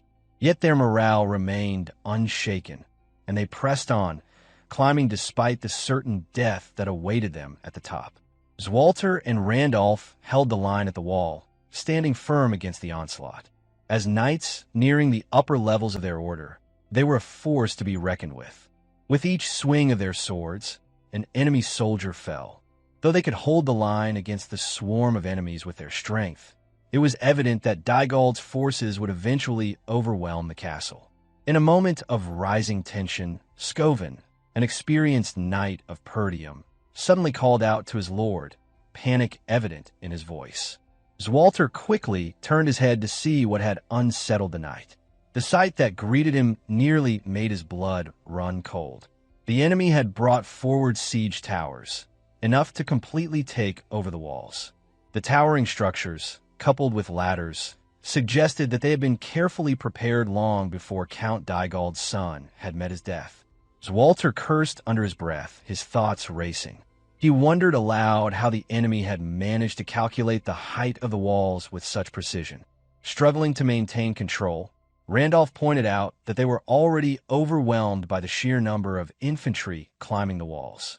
With the arrival of the siege towers, he had little confidence that the castle would hold on. Swalter turned back to his soldiers, his expression grim, and asked if the catapults were ready. A soldier quickly reported that one catapult had just been set up. Though constructed hastily, there was hope that the catapults could at least reduce the number of enemies charging to the walls. Within moments, the crew adjusted the catapult's aim and fired a stone toward one of the enemy's siege towers. One soldier from Dygald cursed at the sight, calling Perdium dogs, and wondered aloud when the enemy had found time to build catapults to counter their towers. The trajectory of the stone was unmistakable. It would hit the tower and destroy it. However, Victor, now nearing the front line, was not about to let that happen. He grabbed a spear, infused it with his mana, and hurled it at the incoming stone. The collision was deafening, and the stone shattered into dust, pulverized by the magical energy of the spear. The sight sent shockwaves through Dygald's forces, bolstering their morale. On the side of Perdium, however, disbelief set in. The idea that a projectile had been intercepted midair made it clear that a high-level knight was among Dygald's ranks, something they had not expected. Among the high-level knights known throughout the northern region, Swalter realized that Dygald had no such individual among his ranks. It was only now that he fully understood the scale of the war. This was a conflict orchestrated by one of the great lords of the North. As Victor led his cavalry forward, he boldly declared that no resistance from Perdium would change the outcome of the battle. No matter how fiercely they fought, Victor was certain that he would bring Perdium to its knees.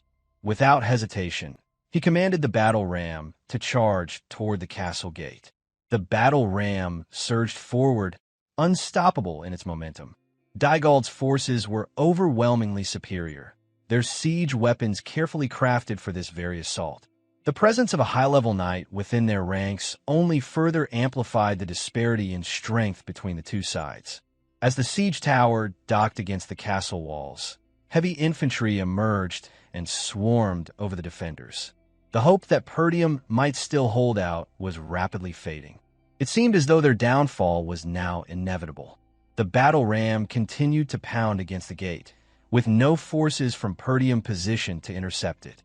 If left unchecked, the once impenetrable northern wall, Perdium would soon crumble.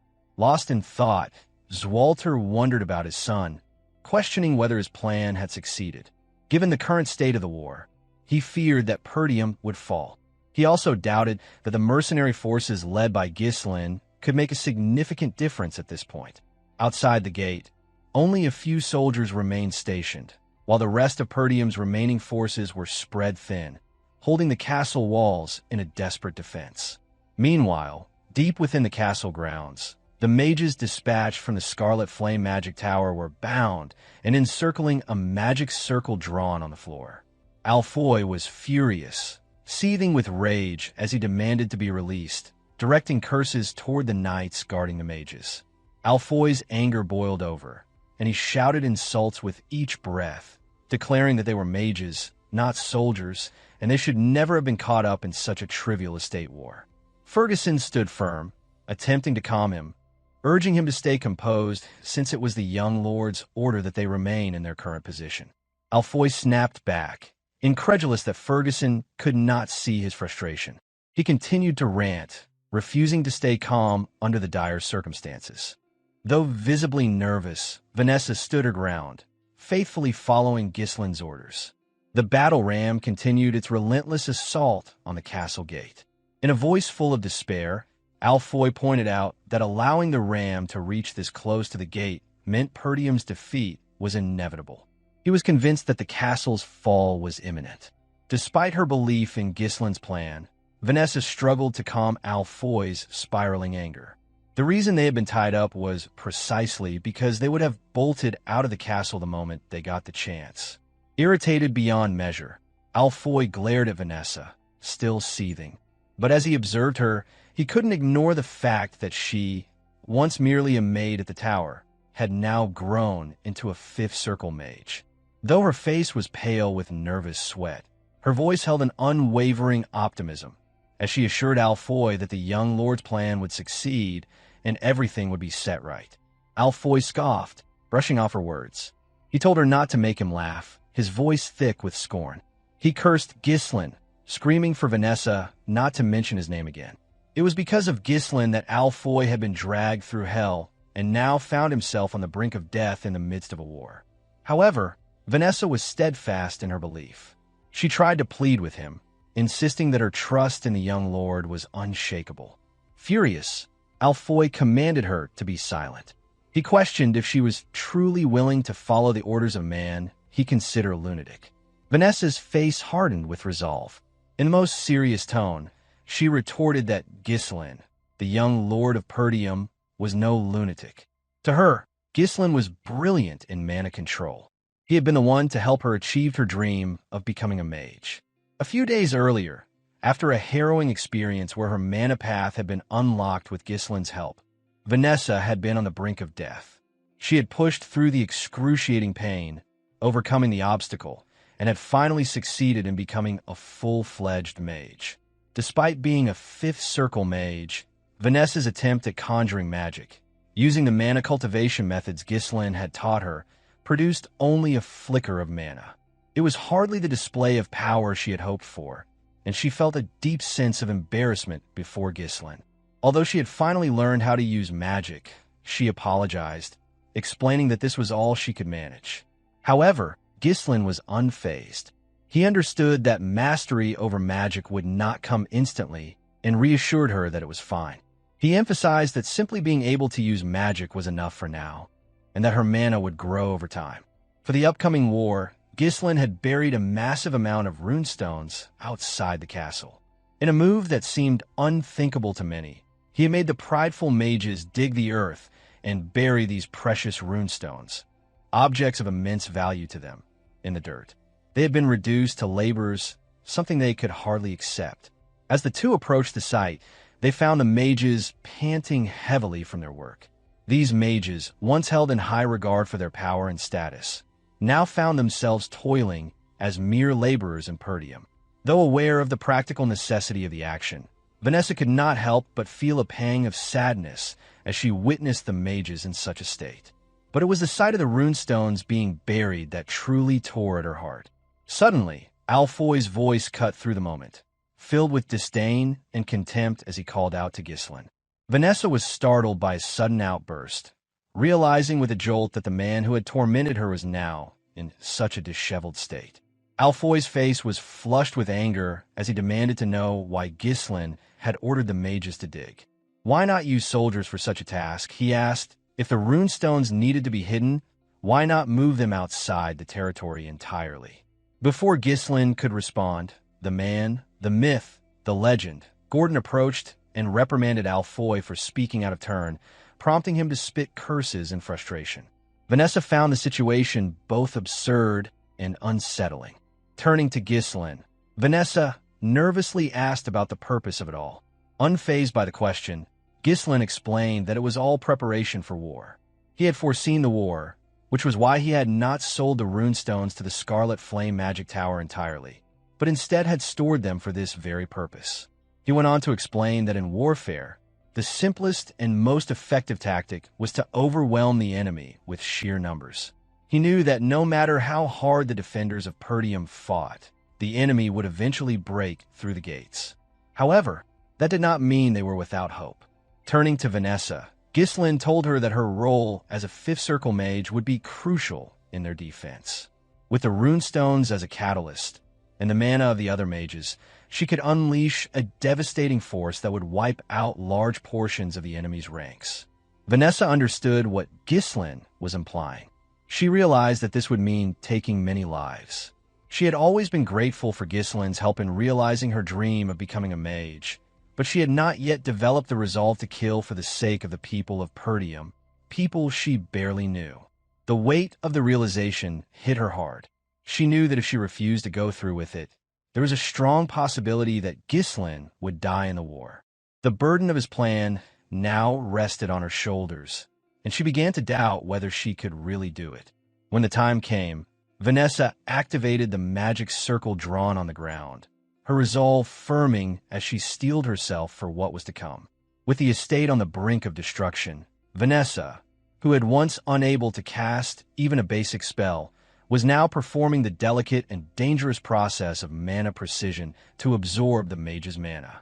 The change in her was extraordinary. Alfoy's face contorted in disbelief as he realized what was happening. Vanessa had begun a mana transfer, a dangerous and complex spell that channeled the mana of multiple mages into one person. This spell had the potential to greatly amplify one's power, but it came at a tremendous risk. If the focal mage lost control, not only would all the participating mages lose their mana, but they could also lose their very life force. Without perfect control, immense mental resilience, and deep mastery over the spell, the risks were fatal. Yet, as Vanessa focused, Ghislain's words echoed in her mind, assuring her that he fully believed in her ability to succeed, and her eyes gleamed with brilliant blue light. As the mages were ensnared in the storm of mana, their energy being drained by the magic circle, Ghislain charged from the rear with his army of mercenaries. He placed his complete trust in Vanessa, confident that she could carry out her task to protect the estate. Meanwhile, the Perdium soldiers scrambled to block the gate with whatever they could find, stones, boxes, anything, while shooting arrows through the gaps in the gate. The situation seemed dire, but just then, Randolph called out to his brother, drawing his attention to the rear of the enemy lines. Swalter immediately turned his head, momentarily abandoning the fight with the enemy infantry. A thick cloud of dust rose from behind the lines as a black cavalry unit charged straight toward the enemy ranks. Though the unit's numbers were only in the 300s, their momentum was unstoppable. Swalter's eyes quickly identified the leader of the incoming unit. He had secretly hoped that Ghislain would take Elena and flee the estate. If Perdium were to fall, at least they could find shelter among the allied forces. But Ghislain was not one to abandon his estate, not after the despair he had experienced in his previous timeline. That was enough for a lifetime, and he would not turn his back on Perdium. The Black Cavalry unit moved forward with relentless momentum, and Ghislain led the charge. Their numbers were dwarfed by the enemies, but Ghislain did not hesitate. Common sense might have dictated that such a charge would be reckless, but Ghislain was not one to abandon his people. The weight of the despair from his previous life was something he could not carry again. Just then, Victor was startled as a soldier hurried to report the situation. Unknown to them, a cavalry unit had ambushed their rear from both sides. Under Cain's lead, one side of the ambush was taken, with Belinda providing support, allowing him to rampage through the enemy ranks. The mercenaries followed closely behind, wearing ponchos made from the Dirus ant bark, equally destructive in their charge. Meanwhile, Ghislain continued his lone charge toward the enemy's ranks. His eyes gleamed with a sharp, unyielding killing intent as he gathered his mana and released his mana cores. A perfect symphony of riding skill, swordsmanship, and mana control allowed Ghislain to tear through the battlefield. Each swing of his sword sent an enemy crashing to the ground. At first glance, he appeared to be fighting recklessly, but his movements were executed with such tactical precision that none of the enemies who charged at him could even graze his horse. Though Ghislain's current strength was far less than in his past life, the destruction he wreaked was still immense. Realizing that their rear was under attack, the bowmen panicked. Some even expressed disbelief that Perdium could possibly be receiving reinforcements. But then, Ghislain appeared, cutting through their ranks and heading straight for the bowmen. The bowmen attempted to halt Ghislain's charge, firing arrows at his horse in an attempt to stop him. But, in an unbelievable display of agility, Ghislain's horse leaped out of the arrow's path, avoiding them as if defying all expectations of what a lone cavalry unit could do. It was an absurd sight. Ghislain seemed to be flying with his horse. The bowmen could do nothing as their arrows missed, and Ghislain descended with devastating force. Every swing of his sword connected, tearing through flesh with ease. In moments, Ghislain had decimated an entire squad, leaving a trail of blood behind him. Even in his past life, this was how he fought, rampaging through the most dangerous places within the enemy's ranks. The infantry around him stopped in their tracks, stunned by the sight of a single cavalryman destroying so many soldiers so quickly. The fear in their eyes grew, and they began to believe that Ghislain was a monster. Taking a moment to catch his breath, Ghislain raised his sword high for his mercenaries to see. With their experience from the expedition in the Forest of Beasts, the mercenaries charged without hesitation, rallying behind their leader against the overwhelming enemy forces. Ghislain's voice rang out across the battlefield, carrying a message of defiance to both his mercenaries and Perdium soldiers. Despite their inferior numbers, he declared that from this moment on, they would begin their counterattack.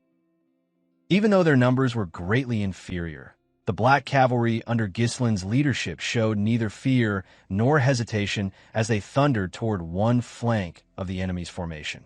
Dygald Siege Tower had already been festered on the Perdium's walls, leaving no space for the defenders to breathe or regroup.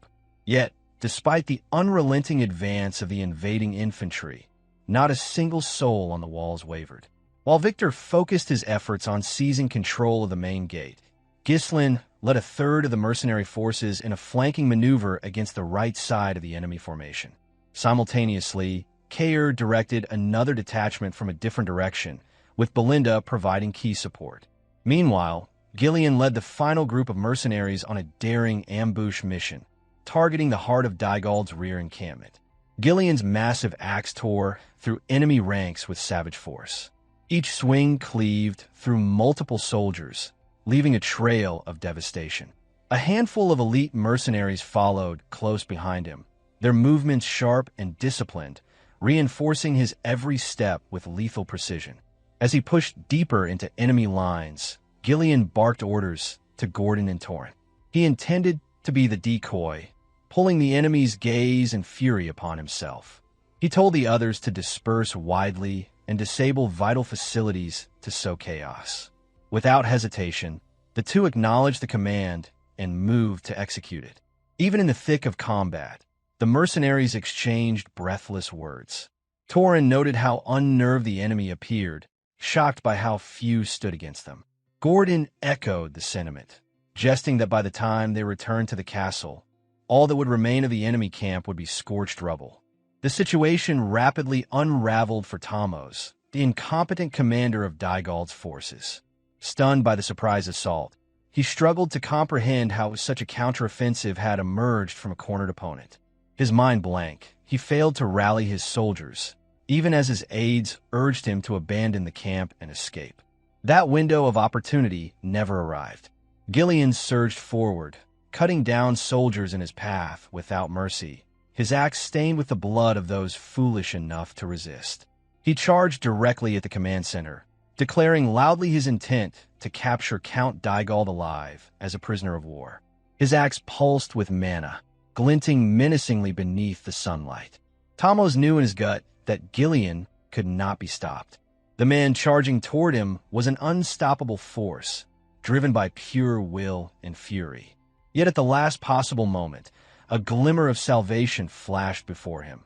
A sword strike, fast and precise, arced toward Gillion. Instinctively, Gillion turned, catching the blow with a powerful swing of his own. The clash of weapons echoed through the battlefield as Gillion's mana-charged axe met the massive sword head-on. Sparks scattered with the force of the impact, the sound rising above the din of war. The two warriors pulled back slightly, locking eyes as they assessed one another. A knight of such caliber had not been seen in Dygald's camp until now. Morale had already been fragile with the presence of an elite warriors that can contend against Swalter and Randolph at Dygald's front line. The sudden appearance of another high-level knight at their rear only deepened the despair. This knight clearly hadn't been drawn from Dygald's own ranks. Count Dygald lacked the merit to rally such strength, being a selfish noble unfit to rule, much less lead a disciplined army. From just a single exchange of blows, Gillion realized the strength of his adversary. This was not an enemy to underestimate, not in the heart of hostile territory, where one wrong move could end everything. Seated tall upon his horse, the knight was Idun Fraso. He observed Gillion with a calm expression, commenting on the audacity of Perdium's forces to strike so deep into Dygald's camp with such a modest number. There was something almost admiring in his tone. Idun swung his sword again in a smooth, practiced motion.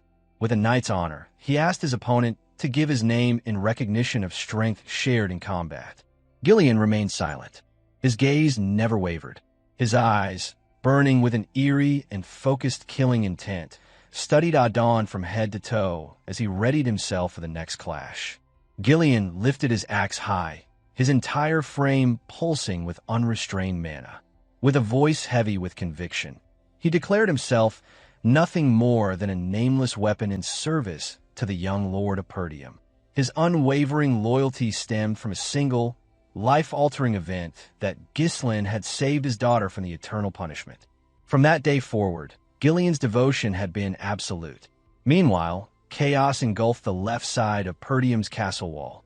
Enemy infantry swarmed like a mass of ants, climbing ladders in relentless waves. The defenders held the line only because they were no strangers to war. Hardened by long battles with the northern barbarians, they refused to yield. Belinda fought with grim determination, determined to provide the defenders with a sliver of relief. She knew that if left unchecked, the wall would soon fall to the enemy's hands.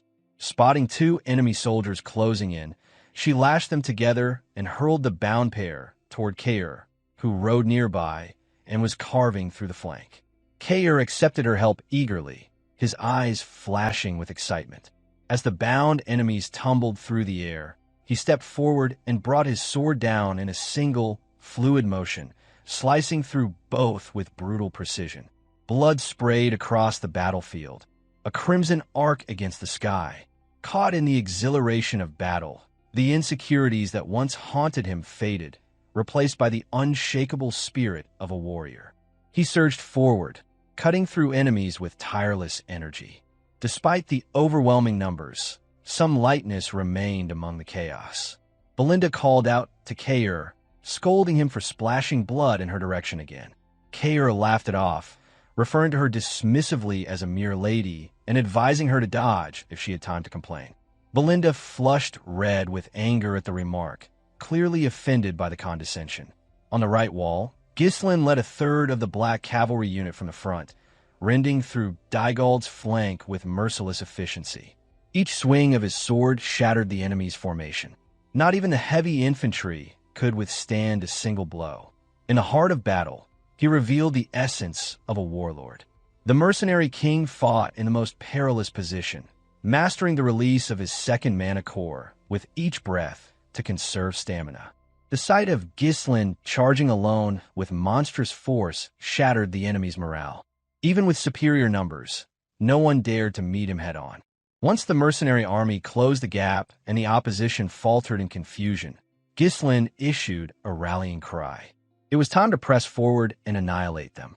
As the mercenaries broke through the enemy formation, Ghislain shifted his focus to the siege tower docked against the wall. He paused briefly, drawing a slow breath, and his eyes took on a glacial sharpness, a signal of the carnage to come. The mercenaries wasted no time. Their experience pioneering the Forest of Beasts had taught them that survival meant obeying their leader's every command. Not one hesitated, not one fled. They charged together, reckless yet unyielding.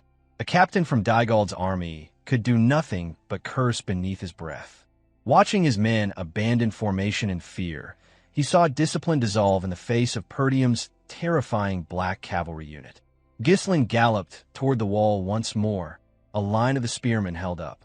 Even with the sight of blood followed Ghislain's path in his solitary charge. Despite being human, Ghislain fought atop his steed with a fluidity and unity that matched any elven rider.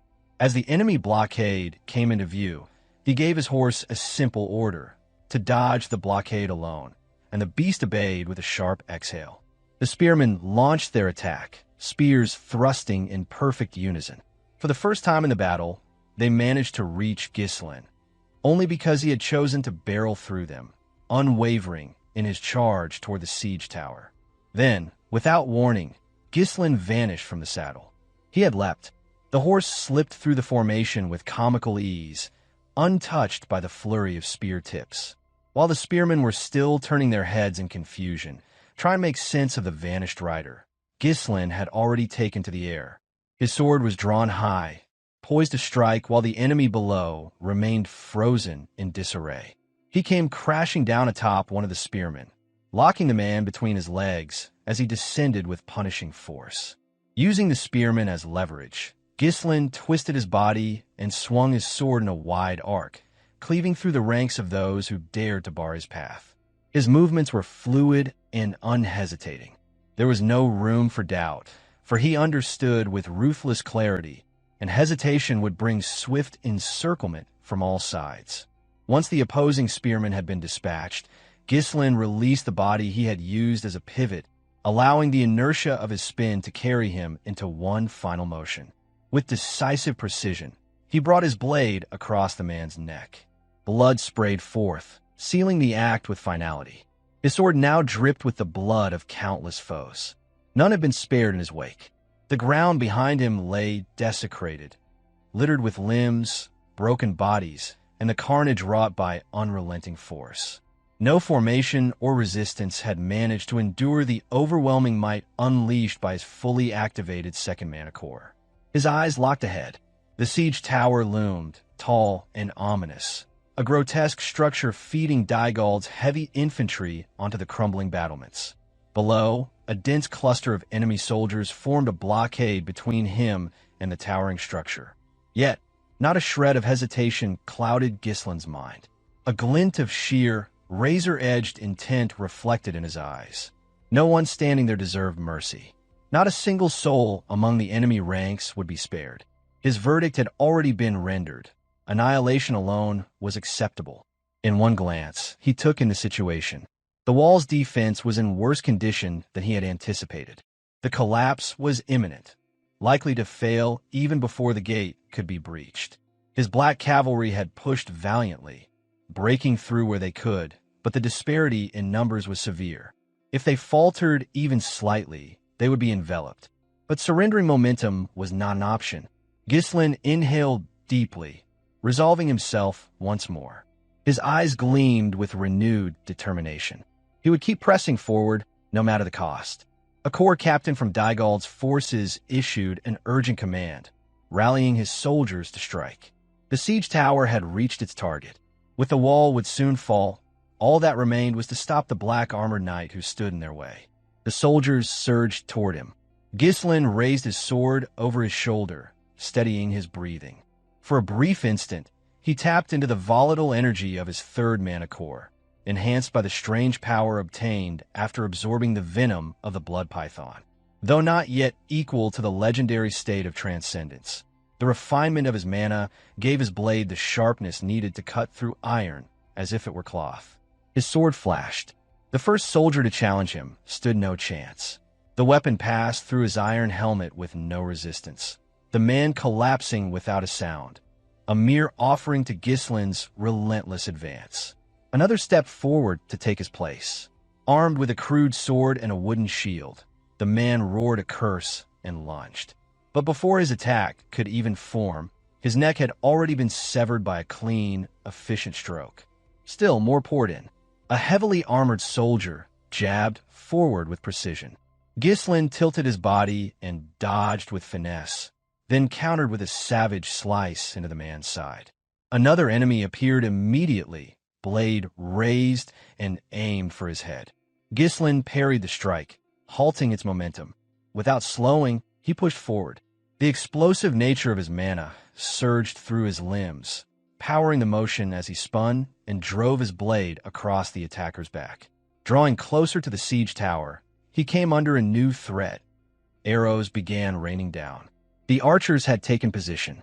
Recognizing Ghislain's true target, the captain shouted furiously for every archer to focus their fire. The archer's captain ordered that the man was not to be allowed near the tower. But Ghislain was already past their sights. His body blurred into motion, streaking through the hail of arrows. None found their mark. Only the faint, gleaming trace of his killing intent remained in the space he left behind. Ghislain's next target stood above the fray. A corps captain mounted atop a trembling horse. The captain met Ghislain's gaze, his eyes wide with dread and throat tightening with fear. Whatever resolve had brought him to war now withered before the monstrous presence of the black-armored warrior. Without pause, Ghislain launched forward. His sword pierced cleanly into the captain's body before the man could lift his weapon. The captain offered no resistance. His fear had paralyzed him, and the terrifying aura of his attacker proved too overwhelming to confront. As though hoisting a carcass on a spit, Ghislain lifted the man's body into the air, twirled it with brutal elegance, and hurled both sword and corpse together toward the siege tower's thick central beam. The line of resistance that had dared block Ghislain's advance was now obliterated. The tower's archers, still fumbling to reload, bore witness to a horrific spectacle. One of their commanding officers slain and strung through the air like a display of vengeance.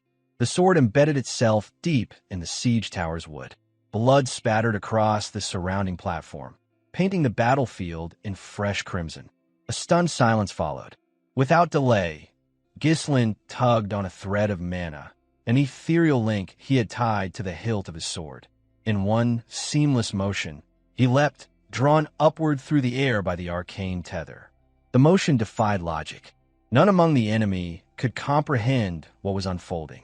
All they saw was that the black-armored warrior had taken flight, soaring unrestrained toward the siege tower's highest platform. As Ghislain reached the top, His hand caught the hilt of the embedded sword. The blade, still soaked with blood, landed firmly in his grip. In that same instant, he swung.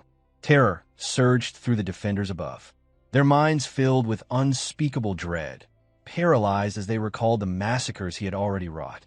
Every line of defense that had previously tried to stop him now lay in ruin, replaced only by blood and severed limbs.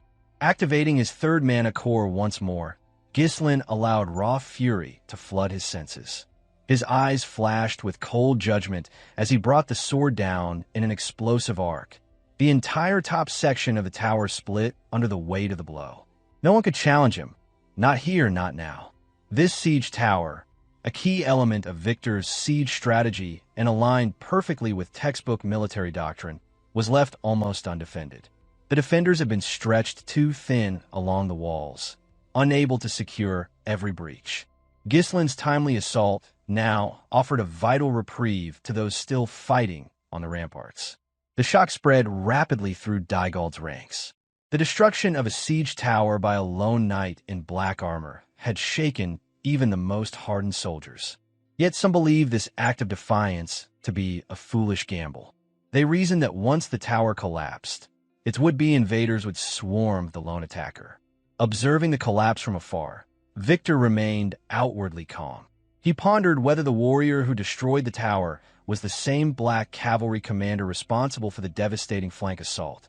As a plume of dust rose from the crumbling tower, Ghislain stepped away from the wreckage with steady resolve. The move he had made was bold, driven less by calculation and more by instinct. He had exploited the narrowest of weaknesses in Victor's formation. In the chaos of war, he had discerned the enemy's intent, gauged the battlefield's rhythm, and seized the fleeting moment. Victor turned to one of his soldiers and asked if the gate had finally been breached. The soldier faltered, stammering an explanation. The gate proved more fortified than they had initially assumed. Internal interference had delayed their progress, but he estimated success within 10 minutes. Victor remained silent for a breath. That delay could allow the black-armored warrior to rampage freely within their ranks. Deciding to act, Victor prepared to enter the battlefield himself. He walked forward, instructing his troops to break through the gate within 5 minutes.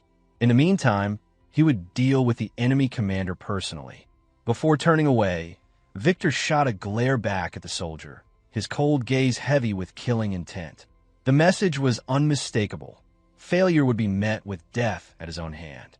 Terror surged into the soldier's expression as he quickly confirmed the order with his trembling voice.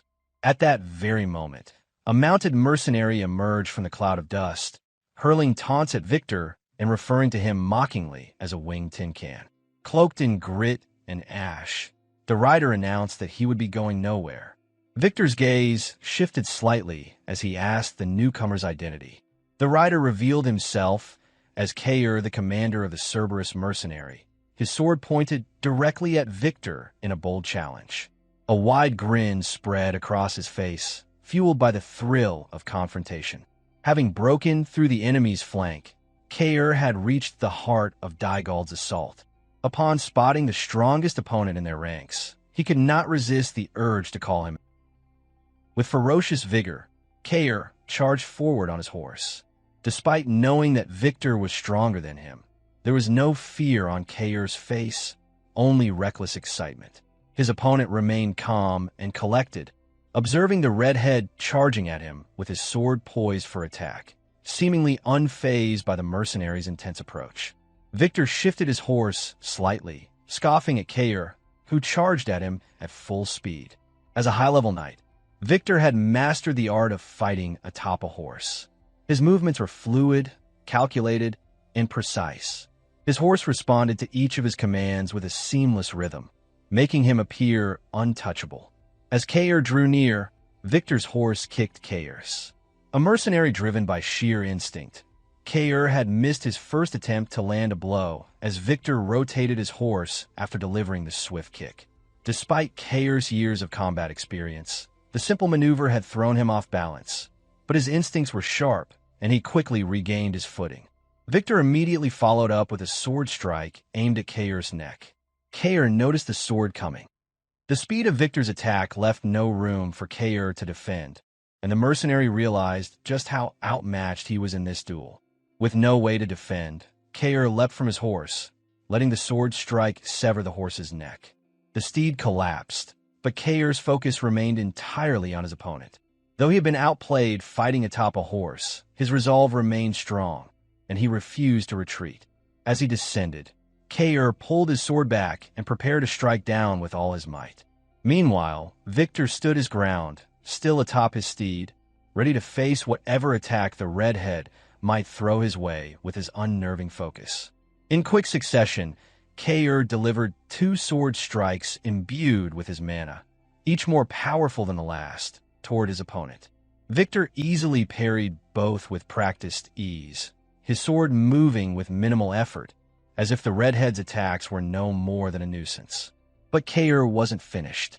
Gritting his teeth, he brought his sword down once more, this time with more powerful strike, carrying his momentum and mana.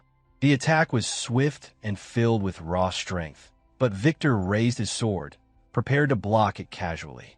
His demeanor was one of complete confidence, showing how little he regarded Cain as a worthy opponent. Cain cursed inwardly. He knew that fighting atop a horse made it harder for a knight to move, but despite his speed, his attacks were easily blocked by Victor. Cain's strikes had no effect, and his momentum faltered with every failed attempt. Victor deflected Cain's sword strike with ease, spinning his sword to dissipate the attack's momentum. Victor anticipated Cain's next move, reading the mercenary's body language and movements. He swiftly pulled back his sword, preparing for a counterattack. He had seen enough of Cain's kind to know what was coming. Pathetic mercenaries who thought they were strong, but they only swung their swords wildly, thinking that instinct alone could win them the battle. Now it was Victor's turn. With a smooth arc, he brought his sword down, swift and deadly, intending to finish the battle with a decisive blow. Before Cain could even land on his feet, he raised his sword in a desperate attempt to defend himself. He had been briefed on his opponent's strength, but nothing could have prepared him for the overwhelming power of the high-level knight. The moment their swords collided, Cain felt the full weight of Victor's strength behind the strike. When their swords clashed, their mana collided as well. Cain's blade met Victor's, but it was no match for the sharpness and power of Victor's swordsmanship. The shock of the collision ran through Cain's arm, down to his whole body, as he still not yet regained his footing. Victor's mana-imbued sword cut clean through Cain's with uncanny sharpness. The impact left Cain reeling, his sword strikes losing momentum the moment they were blocked. It was clear to him now that he had no way of winning this fight. A sharp, searing pain surged through Cain's body as Victor's sword sliced through his shoulder. The redhead's ferocity, once fierce and unrelenting, was subdued by Victor's precision and surgical movements. His body trembled as he realized that he was no match for Victor. Still atop his horse, Victor looked down at Cain with mockery in his eyes. He couldn't help but feel a sense of superiority as he saw the redhead's resolve crumble. There was nothing easier to handle than a beast swinging wildly on instinct, and despite all his ferocity, Cain had proven no different from the others. Cain screeched on the ground after Victor struck and mocked him. Victor stood silently, appearing as if he were a noble knight, radiating confidence and composure, the very image of authority. Through labored breath, Cain cursed inside his mind. After the few exchanges of sword strikes earlier, he now fully realized how real Victor's strength was. It was exactly as Ghislain had explained to him before the charge on the flank.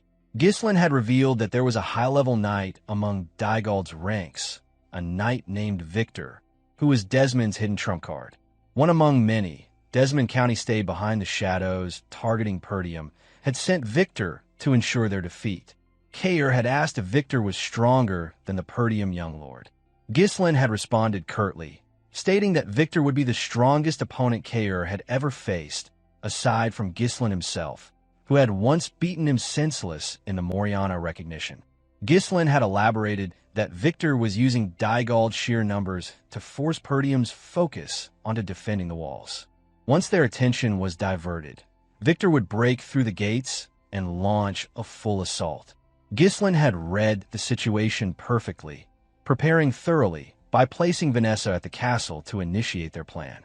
However, Ghislain had also warned that if Victor entered the castle through the gate, the entire plan could fall apart. He had entrusted Cain with the responsibility to hold Victor off until Vanessa was ready to unleash a secret concoction of destruction upon Dygald's forces. With a broken sword tightly clutched in his right hand, Cain held his wound to prevent it from bleeding. He had accepted the responsibility to hold Victor off until the timid mage of Perdium estate was ready. Despite the hopeless battle they faced, Cain had remained, fighting for Perdium. Even though Cain was a mercenary fighting in a losing battle, his eyes glinted with lethal intent as he steeled himself, recalling Ghislain's words, urging him to hold the strongest knight in Dygald's ranks. Victor loomed above him, taller and more menacing now that Cain had knelt, clutching his wound like a wounded beast being hunted. For a moment, Cain felt as if nothing in the world seemed more dangerous than the man before him. Yet Cain shifted his grip on his broken sword. Just as the blade gleamed with mana, a laugh escaped Cain's lips. His expression lit up with excitement, defiance burning in his eyes. He hurled an insult toward Victor, telling him to at least be beatable. Despite his current predicament, he jested, trying to suppress the blood flowing from his wound, unwilling to let it slow him down. Meanwhile, the battle on the wall raged on. Dygald's forces seemed to remain unyielding, despite the Perdium young lord and his army of mercenaries joining the fray. At the rear of Dygald's camp, Gillion was locked in battle with the mysterious second in command. Repeatedly, Gillion swung his massive, bloodied, long-handled axe toward his opponent, yet he still failed to break through the knight's defense. His opponent, Idun, raised a shield to block every attack, swinging his sword only when an opportunity presented itself. Count Dygald, standing behind the battle, exclaimed Idun's name in praise, his admiration for the knight evident. One of his retainers quickly intervened, urging the Count to get back, warning him that he would be caught in the battle if he didn't move. Meanwhile, the mercenaries continued to tear through Dygald's support line. Much like Cain and Gillion, their loyalty to Ghislain had grown. They fought with seemingly unrestrained fury for Perdium, determined to hold their ground against the enemy's superior numbers. Trading blows with Idun, the sound of their weapons clashing rang out clearly across the battlefield. Gillion cursed under his breath. Time was not on his side, yet despite his best efforts, he could not break through his opponent's defense. Idun seemed to effortlessly move his massive, heavy shield to block Gillion's barrage of attacks. It was as though Idun was an impenetrable fortress, and Gillion had not fought such a sturdy opponent in years. Yet he did not falter, though doubts lingered in his mind, questioning whether he was worthy to serve a noble-born young lord of Perdium, whose purpose was noble. Gillion's loyalty remained absolute in the face of the young lord's enemies. With a wide swing of his axe, Gillion landed another blow against Idun's shield. He screamed that he did not have time to waste on him, but Idun stood firm, his defense unbreakable. Calmly, Idun spoke, his voice filled with the assurance of one who believed the fight was already won. He said it was no use, that Gillion's hit was solid, but that he would never get through his shield. Just then, Idun shifted his body to deflect the force of Gillion's strike, causing Gillion's momentum to lose traction and sending him stumbling forward. Meanwhile, Idun was already preparing his massive, long-handled sword behind his shield. Taking advantage of the opening, Idun thrust his sword. Fortunately, Gillion was just as fast, pulling his body back and raising his left hand to block the incoming blade with his axe. Even after his sword failed to find its mark, Idun didn't stop. From his left side, he swung his sword in a wide arc. In its path was the neck of Gillion's mount, which Idun severed cleanly with a single stroke. Fighting a high-level knight atop a horse was known to be difficult, but Idun's skill with both a massive shield and sword made him a perfect match for such battles. Gillion cursed under his breath as he saw the inevitable outcome. Idun lifted his shield high, along with his horse. The sheer momentum of their combined weight would be devastating to Gillion, who had fallen without proper footing. Yet Gillion still raised his axe, attempting to defend. Idun's eyes glinted with a chilling, killing intent. He knew this would be the moment to break Gillion's defense. He brought his shield down with crushing force. The collision was inevitable. The combined physical weight of Idun and his horse slammed into Gillion, sending him crashing to the ground. The shock tore through his body, ripping apart his senses. But Gillion held on. He knew that if he fell here, a tremendous danger would befall the Perdium estate, a place that sheltered his daughter Rachel, who had found comfort befriending Elena, the young lady of Perdium. Meanwhile, on the front lines, Cain was bloodied with wounds covering his body. Though his purpose differed from Gillion's, Cain remained steadfast, faithful to the order from the Perdium young lord to hold the line. With minimal defense, the gate began to give way under the relentless force of the battering ram. With a final hit, the gate flew off its hinges, leaving it wide open for Dygald's soldiers to charge. Compared to the incoming forces that would soon swarm the castle, the Perdium defense seemed pathetic. A wave of terror washed over those inside. Swalter, Randolph, and Scoven were already at their limit, defending the walls. No one had the strength to hold against the new line of attack that was sure to come. Victor turned his gaze and saw that the time had come for him to finish the war. Ghislain stood silently, having done everything he could. Cain was on the front lines holding off Victor, while Gillion rampaged through Dygald's rear, spreading chaos. Lastly, Vanessa, the newly realized 5th Circle mage with a meager mana reserve comparable to that of a 1st Circle novice mage, was tasked with using her talent to destroy Dygald's forces with a massive explosion of power. Despite the seemingly impossible tasks at hand, Ghislain had placed his complete trust in these individuals. Inside the castle, Vanessa had absorbed the mana from the other mages who acted as mana reserves for her, concentrating her entire being on controlling the raging mana that wasn't her own. When the gate was breached, Alpoi, barely holding on to any energy, screamed toward Vanessa, urging her to act. He shouted, telling her that the gate had been breached and that she was draining their mana. She needed to do something already. A shimmering light glimmered in Vanessa's eyes as she responded, telling him that she only needed just a little more. There was no trace of doubt in her voice as she reassured him that she could do what was asked of her. Outside the gate, Victor raised his sword high, barking orders for all units to begin the full assault now that the gate had been opened.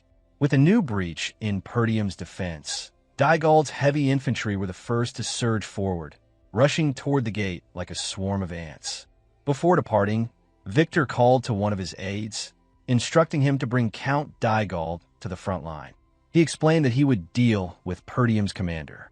However, Victor did not yet know that Ghislain was the black-armored knight who had been running rampant within Dygald's ranks. He still believed that the knight was Swalter. Meanwhile, breathing heavily from their previous clash, Cain stood defiant. His body was covered in blood, both fresh and still pouring from his wounds. He raised his broken sword, channeling every bit of mana he could muster into it. Frustration began to cloud his movements, making them more sloppy, but his gaze remained sharp like that of a beast.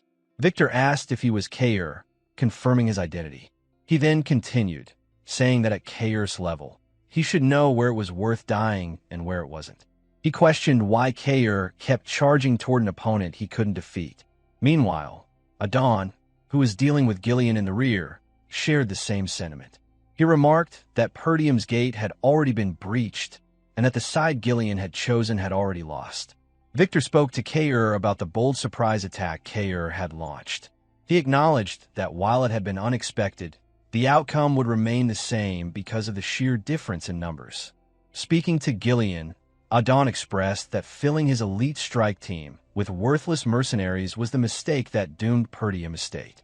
He emphasized that their discipline couldn't compare to Dygald's. Victor added that a mercenary should know when to retreat if the odds turn against them. Idun echoed the sentiment, stating that no matter how skilled someone was, they could never defeat a well-trained soldier or knight. The two warriors shared similar words, each telling Cain and Gillion that they had nothing worth dying for in this war. Standing firm, Cain chuckled, asking what it mattered if that were true. He declared that his life was his own, and none of them would have a say in it. Cain and Gillion had different purposes in this war.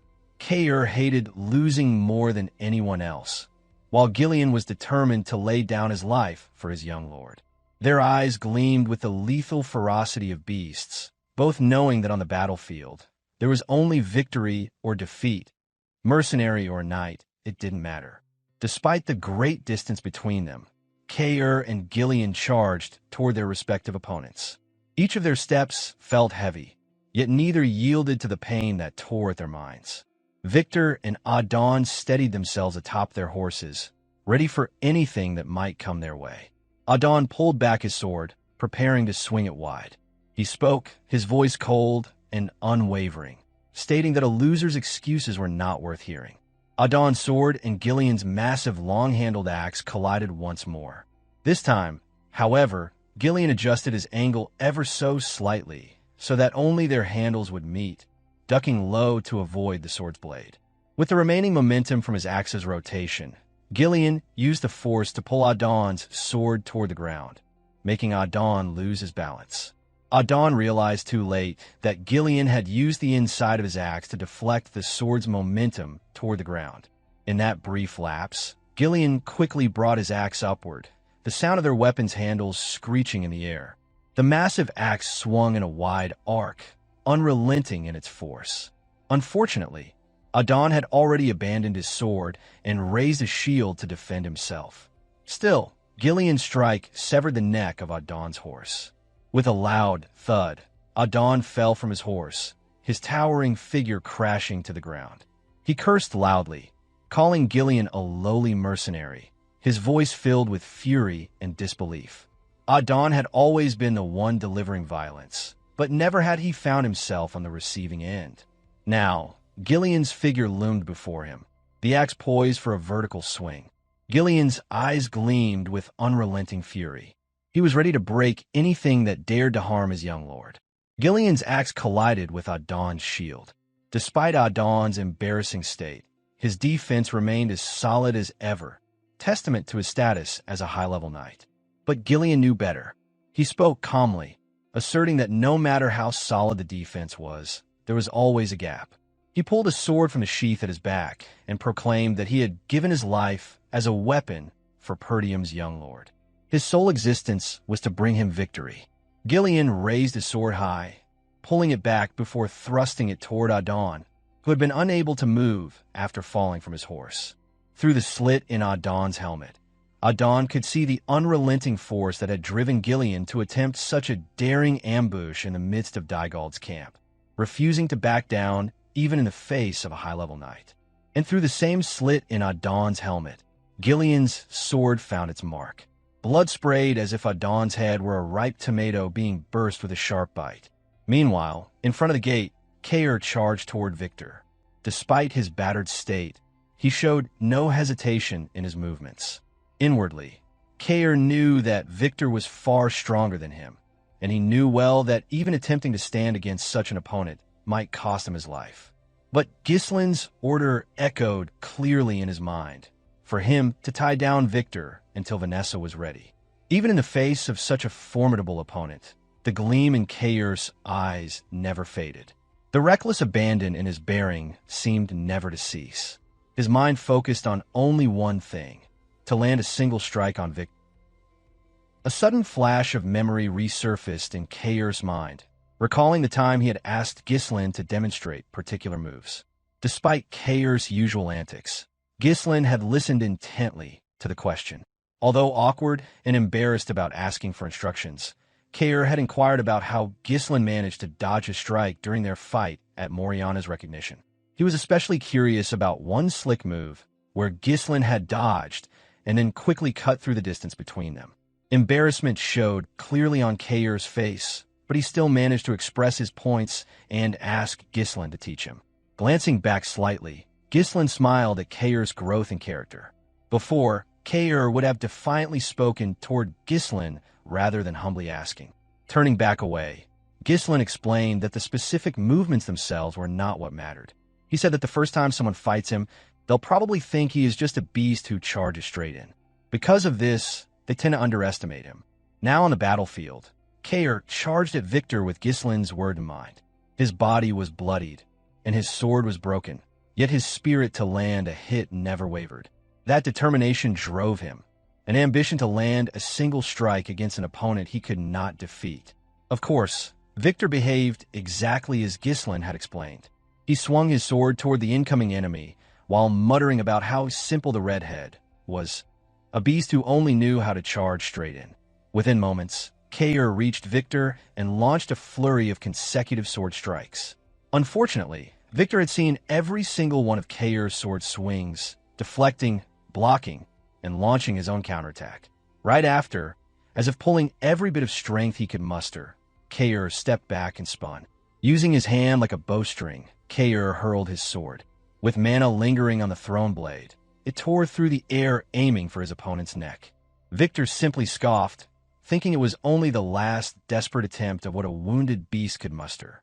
With an upward swing of his sword, Victor deflected the sword strike with ease. Yet again, Cain failed to land even a single hit on him. Cain had only accumulated wounds on his body, lost his sword, and now faced total defeat. Victor spoke condescendingly, saying fools always make rash decisions when they think they have nothing to lose, without realizing it will be their last choice in life. It was just how simple it appeared to Victor. He had not yet solidified his own realm to reach the superhuman level, failing to notice his opponent's intent. The moment Victor finished speaking, he spun his blade through his side.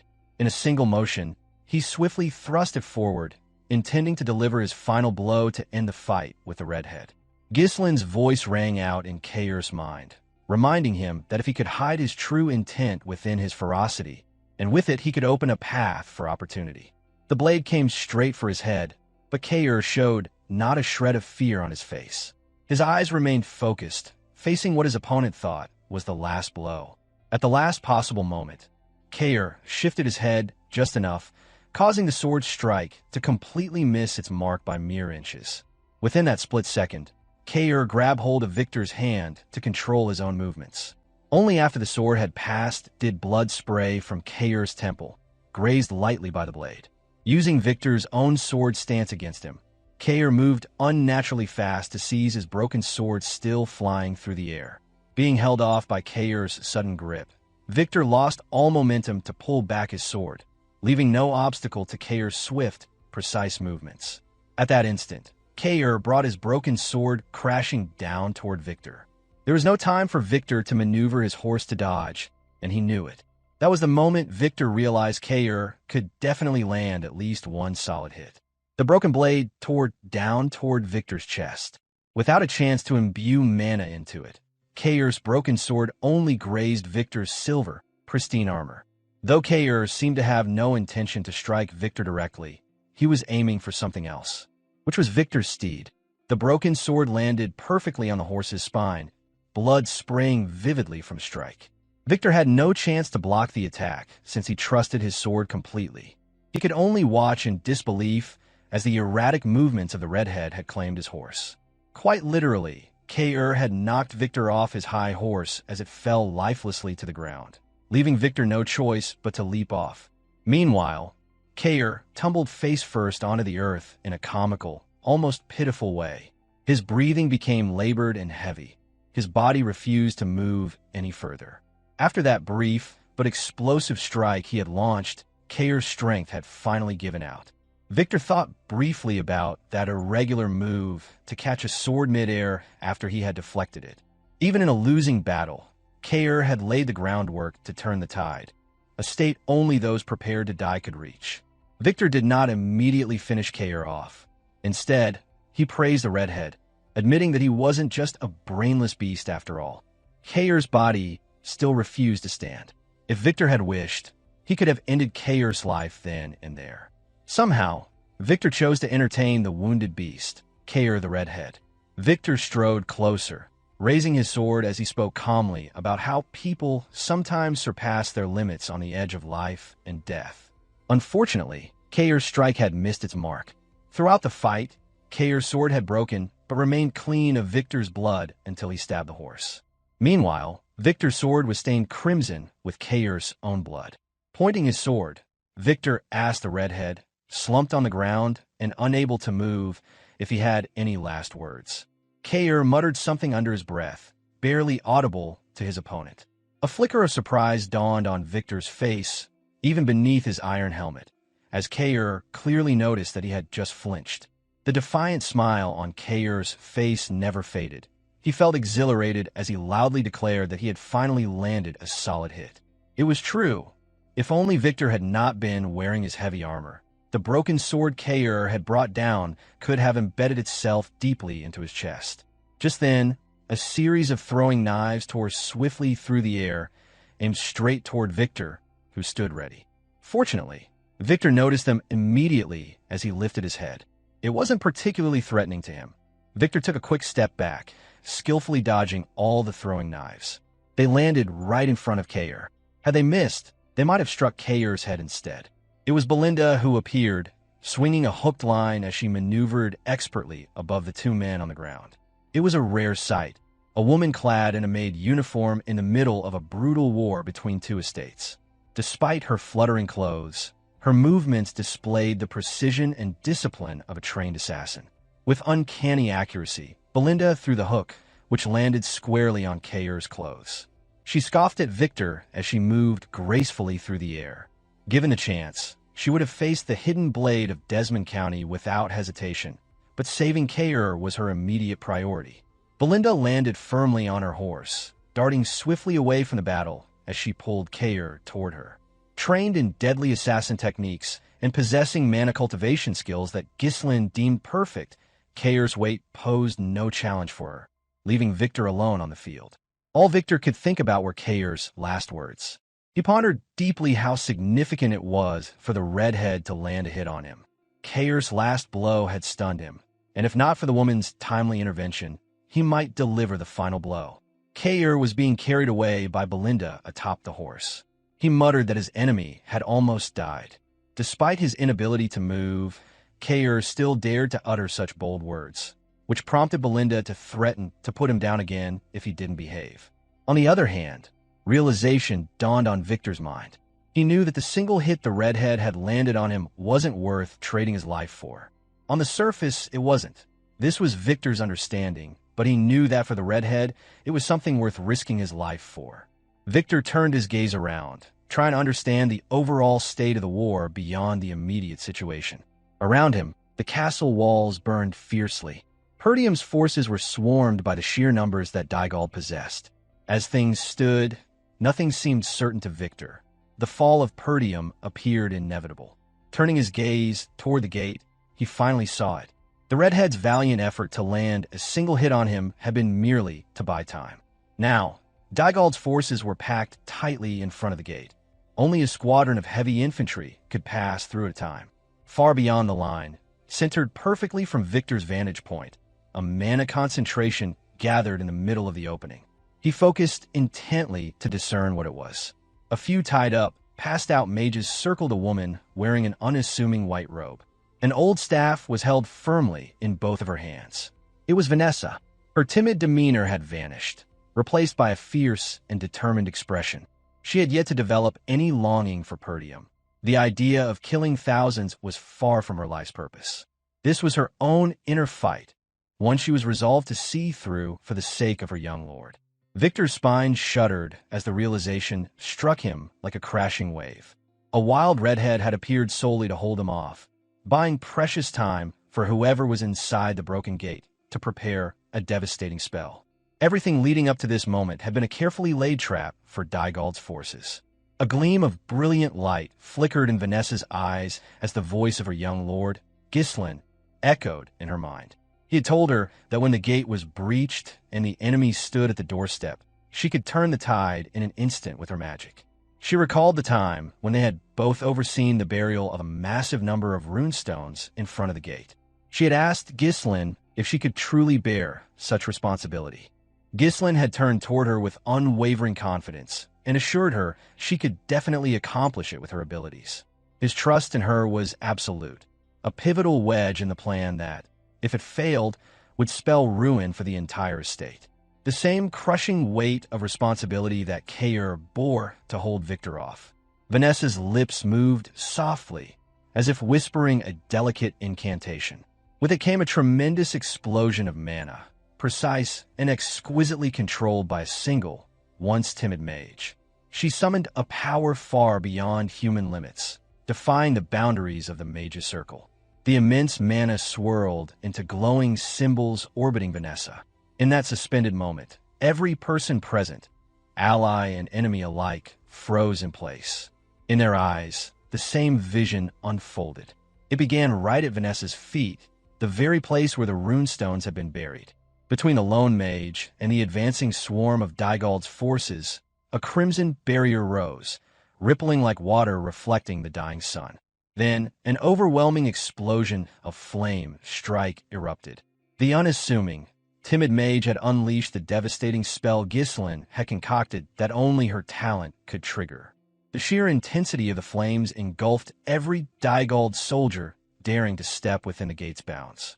The earth trembled beneath the roaring inferno, the eruption of flame relentless and ever-growing. No one in Perdium's forces was harmed, as everything was perfectly aligned and timed for the spell to succeed. The shockwave pulsed outward first, crashing through the gate and spreading into Dygald's troops beyond. The blaze continued unabated. The runestones didn't trigger an instant combustion, but radiated power steadily after activation. The towering pillar of fire consumed siege towers and ladder carts alike, swelling larger with each passing second. Swalter stood silent. Randolph's jaw dropped in awe. Belinda steadied her steed, while Kair summoned every ounce of strength to witness the towering flames. Gillion strode confidently toward the gate, drawing closer to observe the destruction firsthand. Ghislain gazed ahead with quiet contentment, as if awaiting this very day. Vanessa had surpassed all her limits, wielding a massive destructive spell possible only for an 8th circle mage, the cusp of human existence, a true transcendence. Dygald's forces fell into utter chaos. Those at the front could neither retreat nor advance to finish the war, despite the gate having been smashed open. Those further back fled frantically, unable to withstand the agony of being burned alive. The black cavalry unit commanded by Ghislain charged fiercely from the flank, striking straight at the broken formation of Dygald's forces. No one dared to stand and fight. The soldiers scattered, running frantically to retreat. Ghislain swung his sword relentlessly through the chaos, and the remaining Dygald forces offered no resistance. Those who survived the raging flames were swiftly cut down by Ghislain's black cavalry unit. Without pause, Ghislain barked out sharp commands to his mercenaries to encircle Dygald's forces. They were already in full retreat. The tide of the war had decisively shifted. Yet Ghislain showed no mercy, as if no one deserved any. From this moment onward, the only things daring enough to challenge Ghislain and come out unscathed were a cat and its owner. Dygald soldiers emerging from the engulfing flames had no moment to catch their breath before being met by the long, relentless line of black cavalry unit charging toward their necks. Every one of them had entered hoping to earn recognition for their service, only to now run desperately for their lives. Victor's breath came in ragged gasps. The oppressive heat was nearly unbearable. Fortunately for him, his bearing as a high-level knight allowed him to shield himself somewhat from the flames. Within moments, he understood that if they fell back immediately, his forces might manage to retreat through the battlefield's edges. Just then, a soldier approached him. With labored breaths and unsteady steps, the man drew near to deliver urgent news. The soldier grimly reported that the situation was dire. Most of the troops had been burned alive. As soon as he finished, the soldier implored Victor to issue the order for a full retreat. Victor muttered under his breath in irritation. It was understandable. Nothing about this war seemed to go in his favor. His 6,000-strong army was being consumed by fire, leaving barely 1,000 able to retreat. On the other hand, though Perdium's forces were exhausted, they remained intact. From Desmond's perspective, this war had been meticulously planned over years of silent preparation. Victor had blocked every path to ensure Perdium's downfall. Yet one after another, unseen variables emerged to thwart his plans. There was Perdium's black cavalry unit, the formidable leader of the Cerberus mercenary Mad Dog. There was even a high-tier mage who had burned thousands with a single devastating spell. Victor let out a defeated sigh, realizing that these factors were perfectly aligned, not mere coincidence, to block his victory. It was as if he had walked blindly into a carefully laid trap. Supporting himself on his sword, Victor resolved on his next course of action. He strode off purposefully, ordering all soldiers to fall back and retreat for the time being. He explained that this area was not near the forest. Once they escaped the flames, they could regroup safely at the base. Victor expressed his deep frustration with the situation. He knew the conquest of Perdium would take far longer than he had planned, but given the current circumstances, it was unavoidable.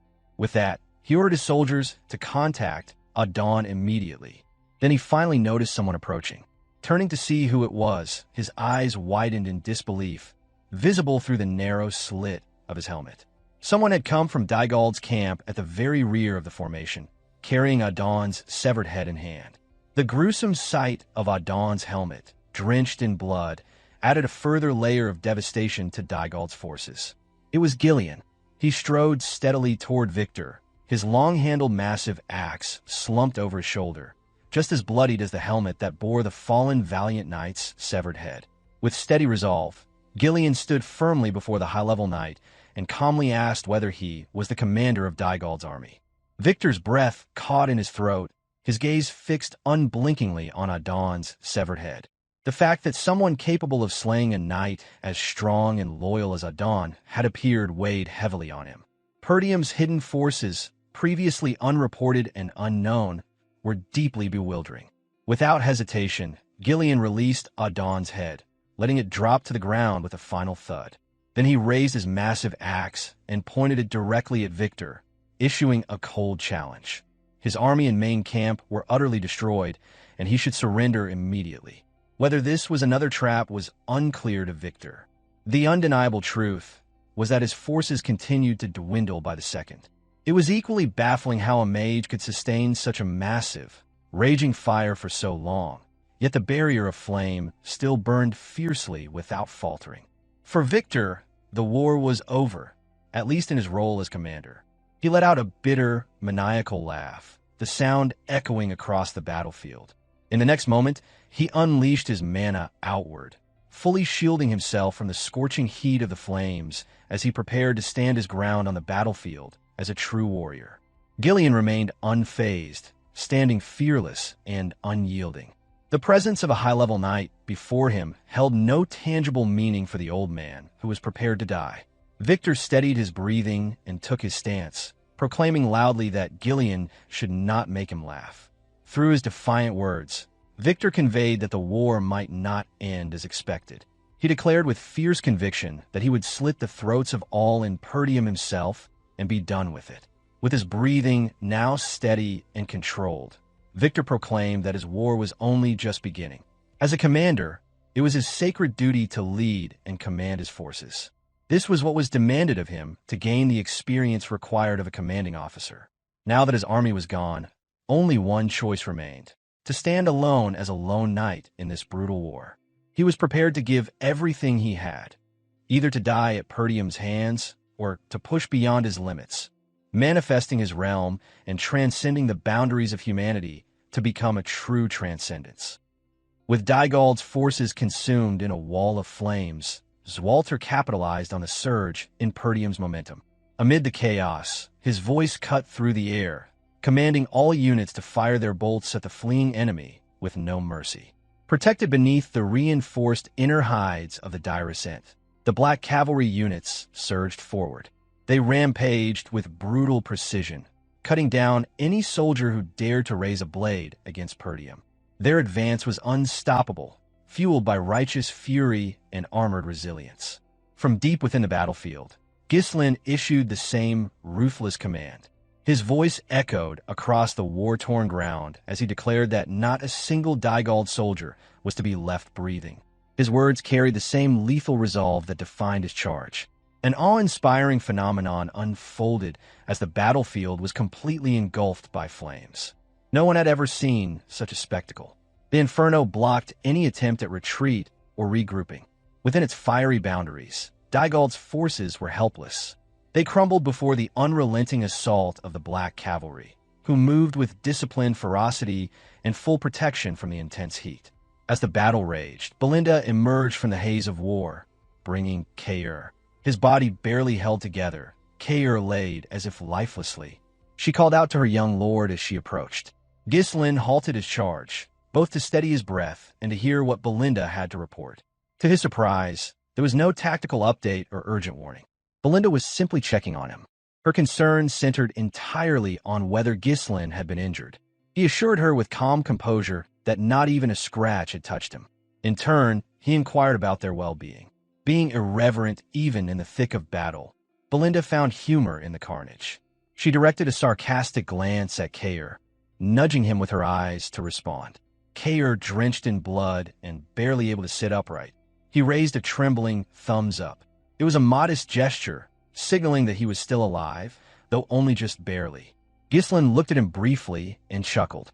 The sharpness in his eyes remained, but his expression softened slightly. The ridiculous resilience of his subordinates brought him a momentary sense of peace. Belinda kept up her sarcastic tone, remarking that had their plan been delayed even a little, the outcome would have been a catastrophe. She remembered how crazy Ghislain's strategy had seemed when he first explained it. He responded with quiet assurance, simply glad that the plan had succeeded. She quickly added that she never wanted to do anything like that again. The expense had been astronomical. The cost of burning through such a vast stockpile of runestones still weighed heavily on her conscience. Nevertheless, she conceded that the strategy had turned the tide of battle. With a half-hearted grin, she suggested Ghislain give some credit to Vanessa for devising the plan. Ghislain didn't dwell on it any longer, as he already planning to do so. Instead, his thoughts shifted. He asked about Gillion, curious why he had not returned. Gillion had been tasked with raising Dygald's main camp, and there had been no indication that he had failed. Logically, Ghislain assumed Gillion had found another target to engage after fulfilling his initial orders. Belinda looked alarmed. She had no answer, but ultimately reached the same conclusion. Ghislain didn't wait for confirmation. Trusting his instincts, he turned his steed sharply, lowered his helmet visor, and rode off toward the gate. Since Cain was with Belinda and no one had eyes on Victor, it was clear who might still be out there.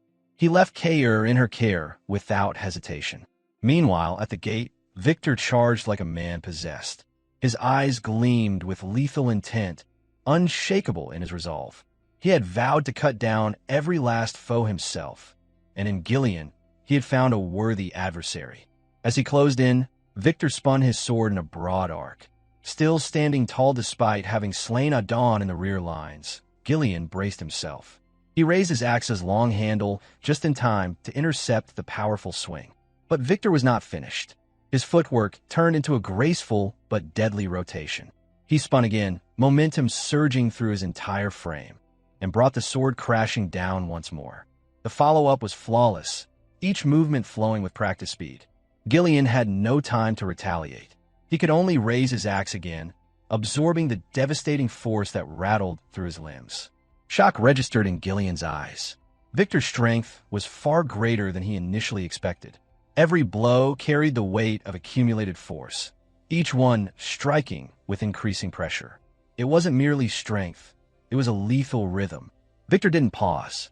He unleashed a storm of attacks, forcing Gillion into a retreat. Though both were seasoned warriors, Victor's precision was surgical. He moved like a weapon designed for facing swordmasters, forged through countless battles.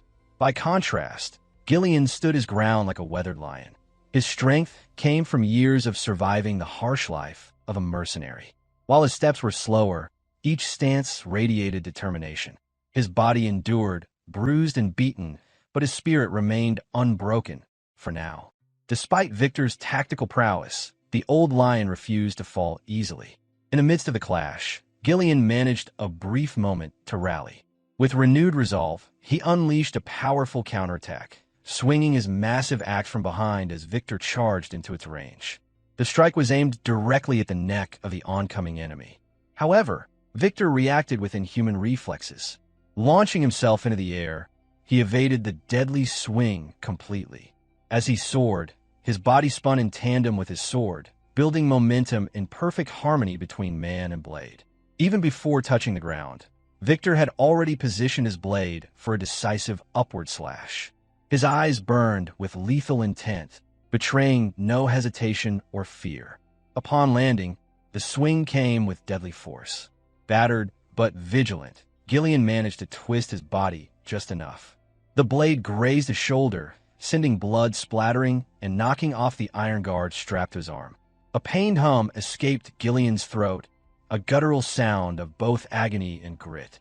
Deep within, he assessed Victor's capabilities. His opponent, the Desmond County Hidden Sword, possessed absurd strength and speed, leaving no opportunities to exploit. Victor gave him no respite. Another charge followed immediately, forcing Gillion into a defensive stance. At their level of mastery, a single misstep could result in instant death. The margin for error was non-existent. With unrelenting fury, Victor unleashed a barrage of strikes. His reputation as a field commander may have crumbled, but on the battlefield as a high-level knight, he proved unmatched. Each step forward from Victor pushed Gillion 2 steps back, forcing the mercenary to brace and defend. Inwardly, Victor recognized the resistance. For a while, he had toyed with Gillion, but the old lion's resilience began to irritate him. Furious that Gillion had dared to push back so valiantly, Victor let loose a mental barrage of contempt, branding his foe a filthy mercenary rat. But Gillion cared little for insults. He had already swung his axe with practiced determination. Their weapons met again, Victor's sword rising to deflect the crashing force of Gillion's axe.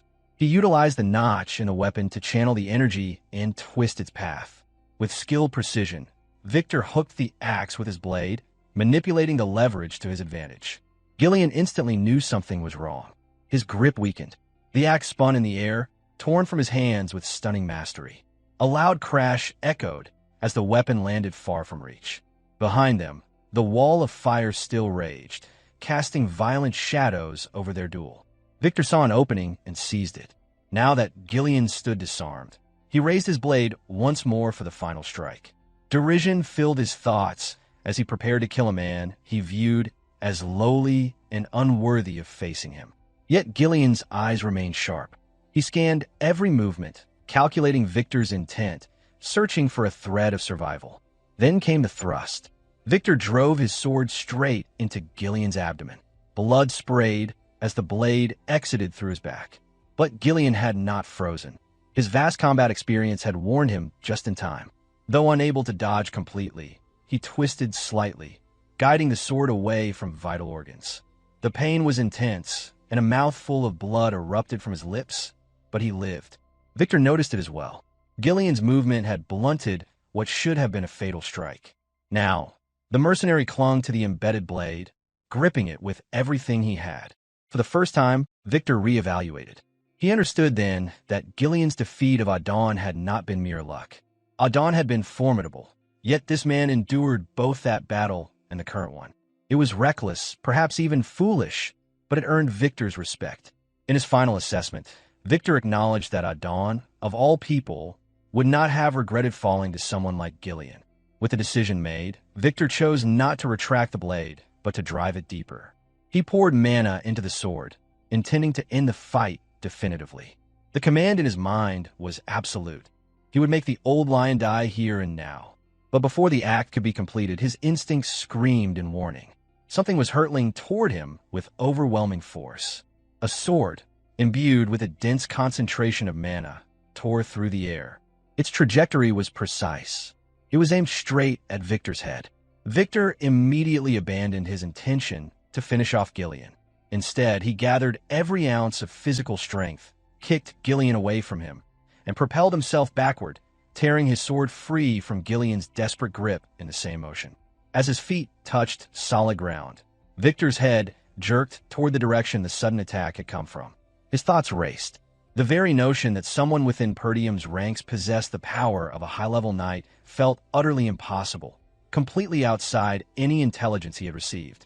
Measured and unwavering, Ghislain advanced across the battlefield, heading toward the two warriors locked in their fading duel. Gillion now lay sprawled across the ground, drained of all strength, unable to mount any further resistance. Ghislain's arrival had, in that instant, spared the old mercenary from certain death. Victor drew in a sharp breath, shocked beyond words.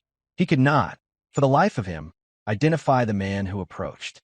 This figure, commanding, armored, and confident, had never once appeared in the countless reports passed down from spies embedded within Perdium's forces. On the other hand, Gillion exhaled in relief. Recognition settled over him as he saw the young master arrive to confront the hidden sword of Desmond County directly. As Ghislain closed the distance, he stooped to pick up the massive long-handled axe that once belonged to Gillion. He twirled it playfully in his grasp, then let its weight rest naturally on his shoulder. Each step he took radiated authority. His breathing remained calm, his eyes unwavering. The wall of flames behind him roared, yet to him, the chaos felt like home. This was where he belonged, on the battlefield, where destruction reigned and resolve was tested. To those who had faced him, he was nothing short of a calamity. It was only then that Victor's realization hit. The black-armored figure before him was the same presence that had torn through Dygald's ranks with the Black Cavalry units. This was the unknown force, the devastating factor that had turned the tides of battle. With that understanding, Ghislain's third mana core surged to life. Power rippled through his body, flowing along a unique mana path refined through years of mastery. His eyes gleamed with lethal intent, a promise of retribution directed at the blade wielder who dared challenge Perdium's future.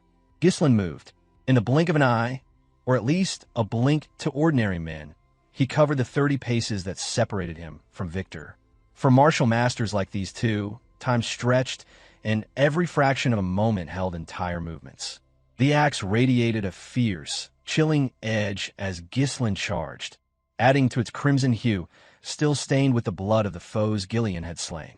Rising into the air with a fluid leap, Ghislain pulled back the axe, drawing on momentum greater than what Gillion had ever summoned with the same weapon. Satisfaction flickered in his expression. The regression had strengthened him. With it, he could deliver death to Perdium's enemies 2 times over. Victor responded instinctively, sword raised to meet the incoming strike. As their blades met, a thunderous explosion shattered the surrounding air. Though both used mana to shield themselves from the scorching wall of flames that hemmed them in, the raw force behind their weapons remained monstrous. Despite the impact, Victor held his ground. He understood now that he was facing Perdium's strongest protector. As the last real threat to Perdium, he knew the responsibility lay on him to end this. Yet, in the moment of collision, he also recognized that his opponent's strength matched his own. With a burst of force and the flawless application of mana reinforcement, Victor pushed back against the pressure, forcing Ghislain to flew back a few paces away. Without hesitation, both men resumed the clash. Their weapons moved in harmony, Ghislain's axe and Victor's sword, both primed for follow-up strikes. Blades collided again, ringing out in sharp clarity across the chaotic field. The duel was evenly matched, Ghislain's unpredictable, almost feral motion against Victor's composed, precise sword technique. They spun in tandem, each circling their weapons in arcs that carried significant weight and intent. Their blades met midair once more, sending another metallic crack echoing across the field. But this time, Ghislain pressed harder. Letting the axe's weight and momentum flow naturally, he infused a fresh surge of mana into it, preparing for a more devastating blow to follow. Victor did not meet the blow head-on and instead resorted to evasive maneuvers, launching himself high into the air to dodge the oncoming strike. As he descended, he raised his sword overhead, aiming to channel the force of gravity into a crushing downward attack. Calm and unwavering, Ghislain required little effort to neutralize such a move. He simply raised the handle of his axe, bracing it like a reinforced pole. The oppressive heat radiating from the surrounding flames became background noise, insignificant compared to the metallic thunder of their weapons clashing once more. Despite the power behind Victor's blow, Ghislain held firm, unfazed by the strength of his formidable opponent. With the axe handle positioned like a staff, Victor's sword locked against Ghislain's right flank. Seizing the opportunity, Ghislain leapt sideways, leaving Victor no room to retrieve his blade.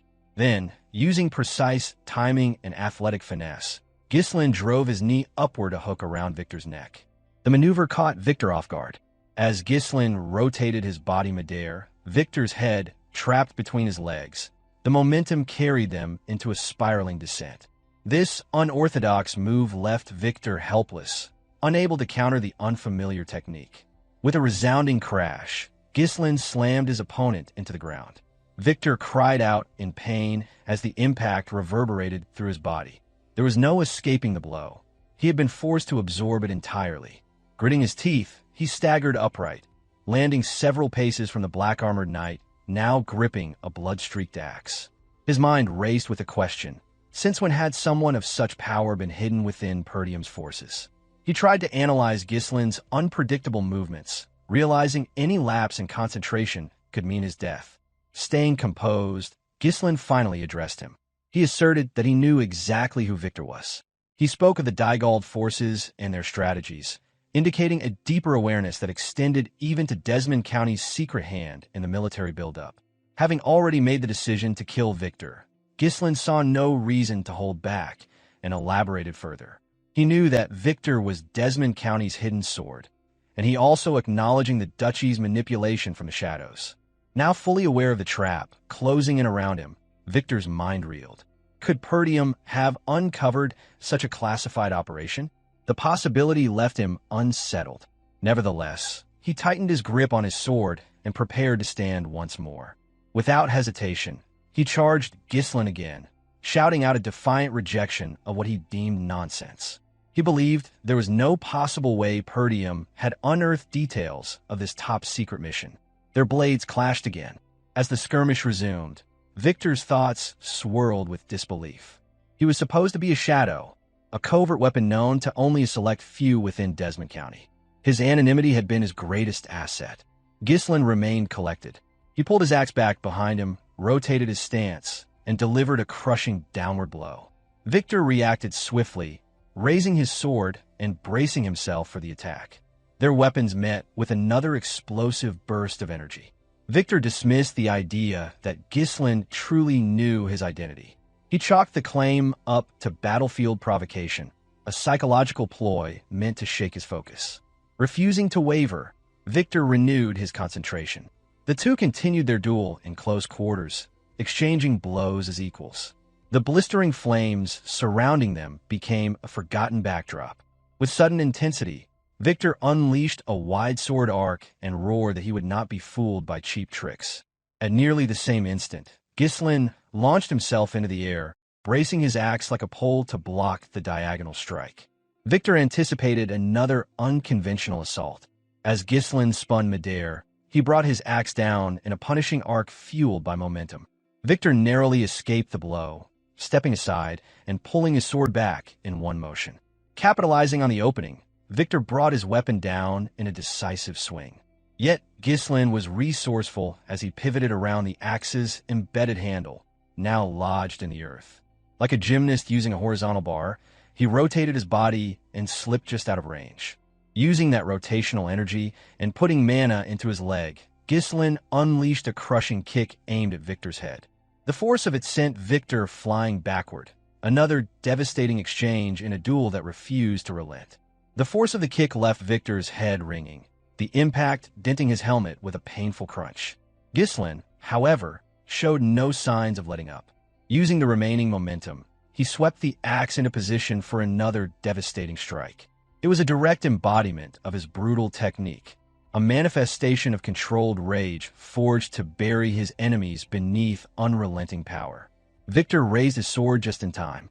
The clash of steel rang out, deafening and fierce, as Ghislain's crushing power forced him down to one knee. Every fiber of Victor's being strained against the impact, and yet the pressure did not ease. Ghislain's assault continued with terrifying weight, as though the axe had a will of its own to crush and conquer. Victor's resistance collapsed, the weapon hammering downward until a burst of mana exploded outward. With a final blow, the axe struck directly atop Victor's helmet. The force was so great that the helmet tore free, blood splashing across the scorched ground. Still on one knee, Victor gasped for breath, his fingers clenched tightly around his sword. This war had already cost him dearly. Thousands of soldiers were lost to a force of only 1,000, and now in single combat, he was being overpowered by a knight whose name he didn't even know. Ahead, Ghislain walked with deliberate calm toward the sword he had thrown earlier to protect Gillion. He moved as if unbothered by the smoke and flames. The black armor he wore gleamed with menace in stark contrast to Victor's silver plating, now marred by soot and blood. With a smooth motion, Ghislain picked up his greatsword and twirled it with ease, testing the balance. Though the long-handled axe had served its purpose, the greatsword felt more natural in his grip. Crimson light reflected off its blood-stained blade, and in that moment, he was no longer a knight. He was the executioner. Even Desmond County's hidden sword failed to challenge him. Victor's breath hitched as he asked aloud the identity of the Black Knight. Ghislain knew that Victor planned to retreat with whatever forces remained. Yet no such escape would be permitted. The plan already set in motion would see the Daigald's army annihilated to the last man. So he chose to indulge Victor's question. Removing his helmet, Ghislain cast it to the scorched ground. Beneath it was the face of a young man, handsome, youthful, and unblemished. Not a single mark of fatigue clung to him, not even the scent of blood. His sharp gaze pierced through the chaos as he revealed himself to be the young Lord of Perdium, the one whispered across the northern region as the scoundrel of the north. Victor stood stunned, unable to accept what he had just heard. Long known by whispers as the northern scoundrel, Ghislain now stood before him, exuding the might of a high-level knight. If not for the presence of that master, the true northern finest sword, Victor himself would have claimed the title, though in his mind he already had. His gaze fell as a hollow laugh escaped him, reacting to the unexpected admission. He assumed Ghislain's identity was hidden, just as his own had been. The laugh grew louder, breath becoming rapid, pushed by disbelief. Ghislain had never once crossed Victor's mind. His name had never surfaced on any threat reports. To have fallen at the hands of someone so unrecognized, so dismissed, it wrapped him in a suffocating wave of humiliation. Heat surged through his head, his vision tilting with dizziness. He staggered, then regained his footing and stance. He murmured to himself, bitterly acknowledging that the greatest knight in the north had been struck down by none other than the northern scoundrel. With eyes gleaming with lethal promise, Ghislain affirmed the notion without words. This place, this moment, here Ghislain would see it end. He intended not only to end Victor, but to claim the title of the North's true greatest for himself. He also made clear that he knew Victor's name. A dry chuckle slipped from Victor's lips as he reflected on Ghislain's arrogance. Yet something about hearing his name spoken aloud forced his focus to snap back into place, as though doused in frigid water. He admitted to himself that he had no understanding of how Ghislain had planned such a trap. Still, in war, the fundamental rule remained unchanged. Use whatever means necessary to achieve victory. He lifted his sword and reminded himself of a soldier's truth. In the end, the one left standing claims the triumph, no matter how the path unfolds. Mana exploded from within him as he assumed his stance. Pain etched itself across his face, his limbs, his chest. His armor radiated blistering heat, more curse than shield, and his sword seemed ready to buckle under the next strain. His eyes now shone with a sharp, deadly clarity. Though he suppressed the heat with the remnants of his mana, he recognized the truth. There was little strength left. After defeating both the Mad Dog and the White Lion, there was no more room for delay. This fight needed to end, and fast. Across from him, Ghislain appeared to agree. He moved with calm grace, his hands bringing his sword into position. His third mana core surged fully open, an unchecked power coursed through every fiber of his body. It was a presence as dominating as Victor's. Yet unlike the cool hue of Victor's mana, Ghislain's pulsed with a purplish-crimson gleam, mirrored by the glow of his blade. Ghislain's piercing gaze locked on his opponent. Though he carried the fury of a lifetime, his demeanor remained composed, almost detached. With practiced restraint, he issued a silent invitation to battle. Elsewhere, atop the castle's chaotic walls, Swalter's voice rang with unwavering command. Randolph and Scovin flanked him, driving their blades into enemy lines with grim purpose. Belinda and Kair cut paths through the battlefield, dismantling what remained. The Daigald forces, already in disarray, fell before them like discarded remnants. Blood-streaked and faltering, Gillion managed to mount a horse, withdrawing in retreat. Inside the gate, Vanessa had succumbed to unconsciousness after casting a spell that no Fifth Circle mage should have endured. The sheer mental strain had overwhelmed her completely. Now, Only Victor remained, a final wall of resistance in this war. After decimating the battlefield and scattering Dygald's ranks, Ghislain had chosen to confront this last stronghold personally.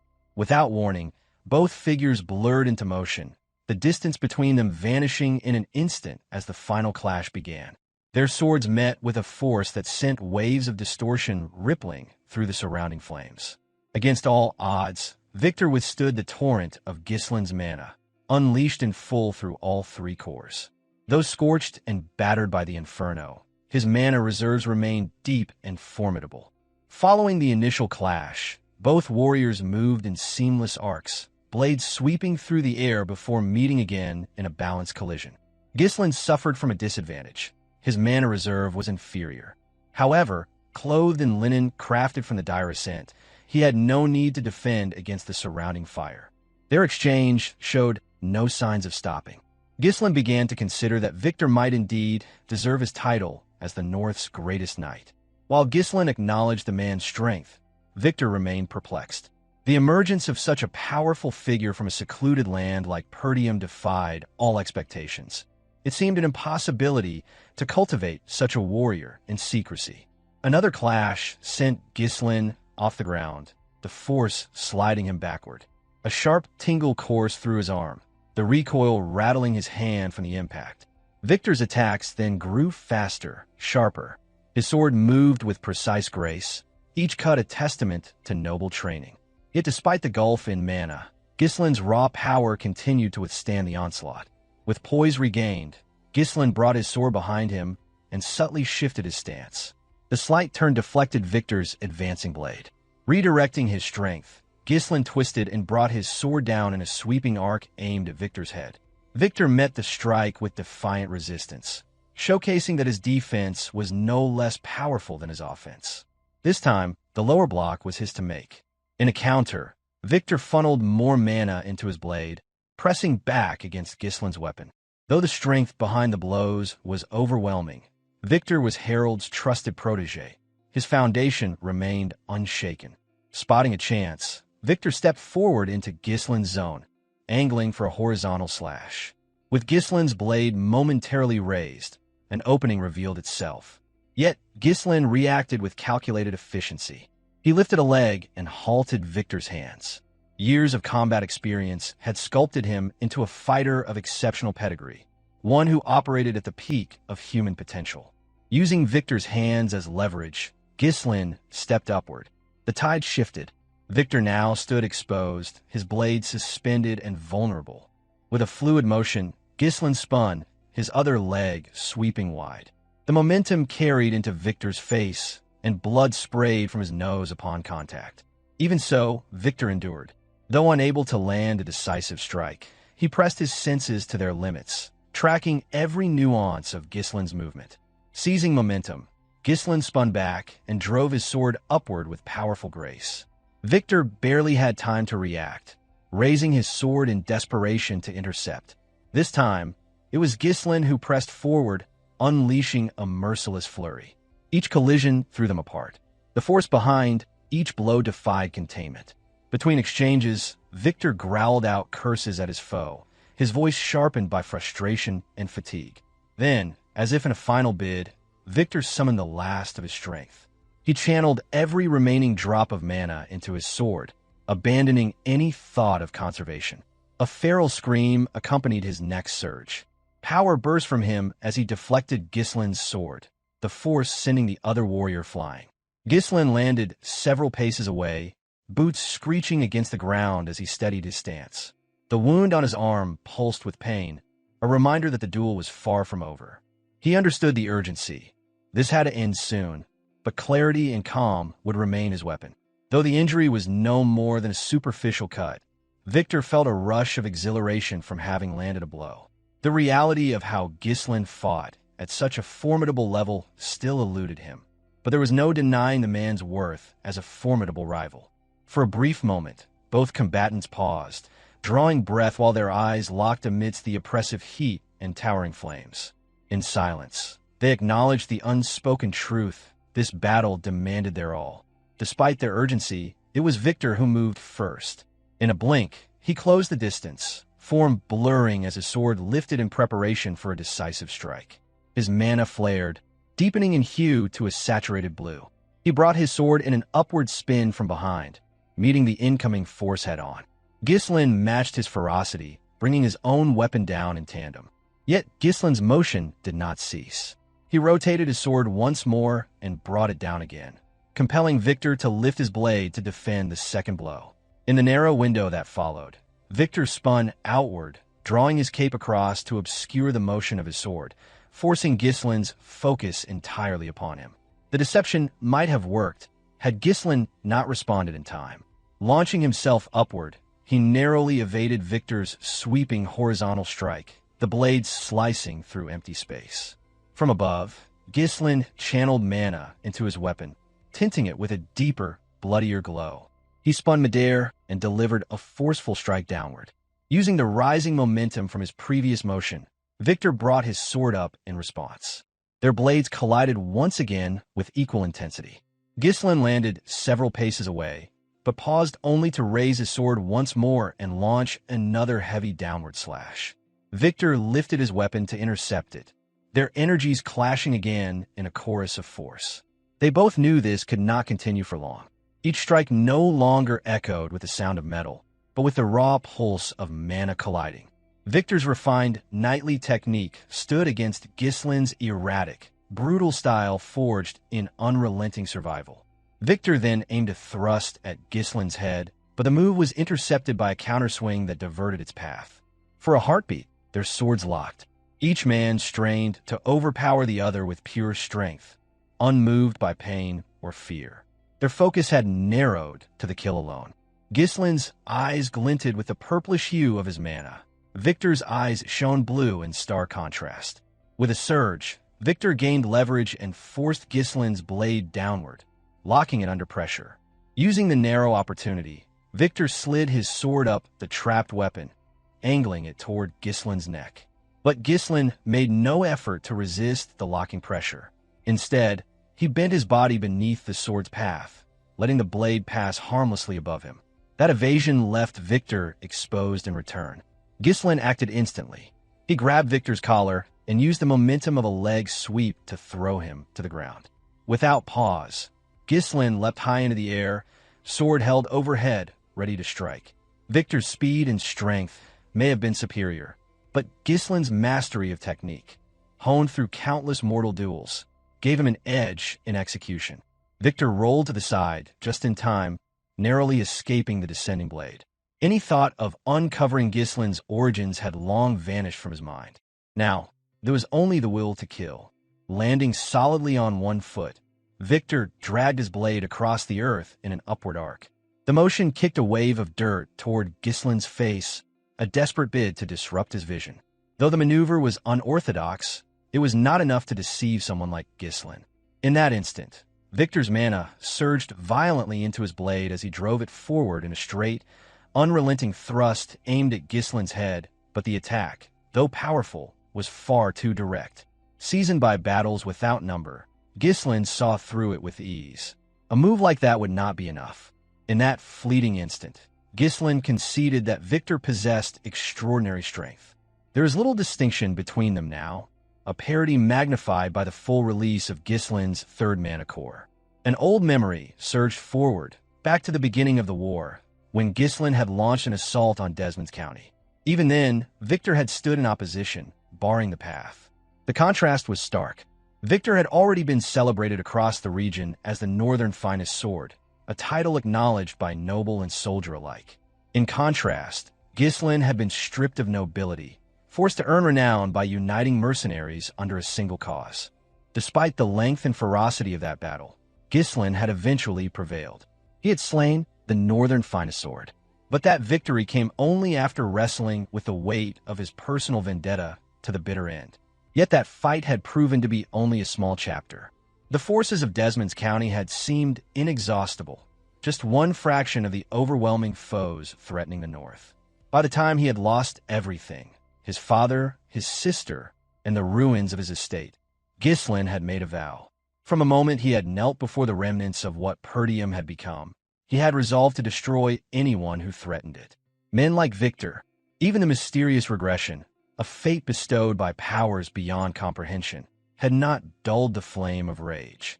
That fire, lit by devastation, continued to blaze within him.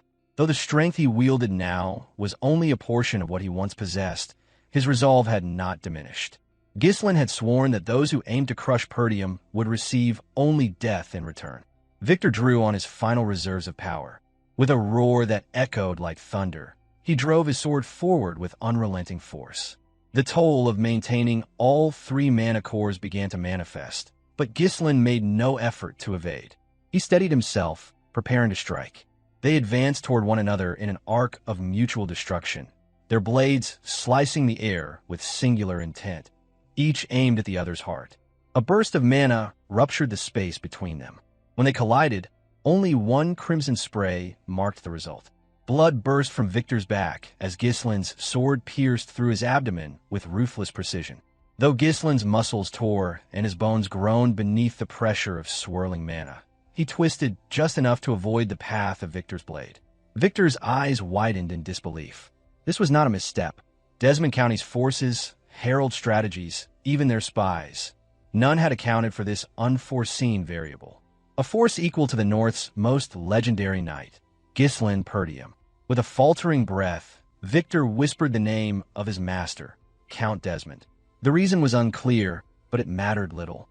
Ghislain had already committed every enemy of Perdium to memory. A moment later, he retracted his blade and flung Victor's body across the scorched battlefield. The fallen knight lay motionless, unable to comprehend how the one before him had unraveled all their carefully laid plans. Amongst the blazing inferno and blistering heat, Ghislain alone remained upright, while Victor collapsed into defeat.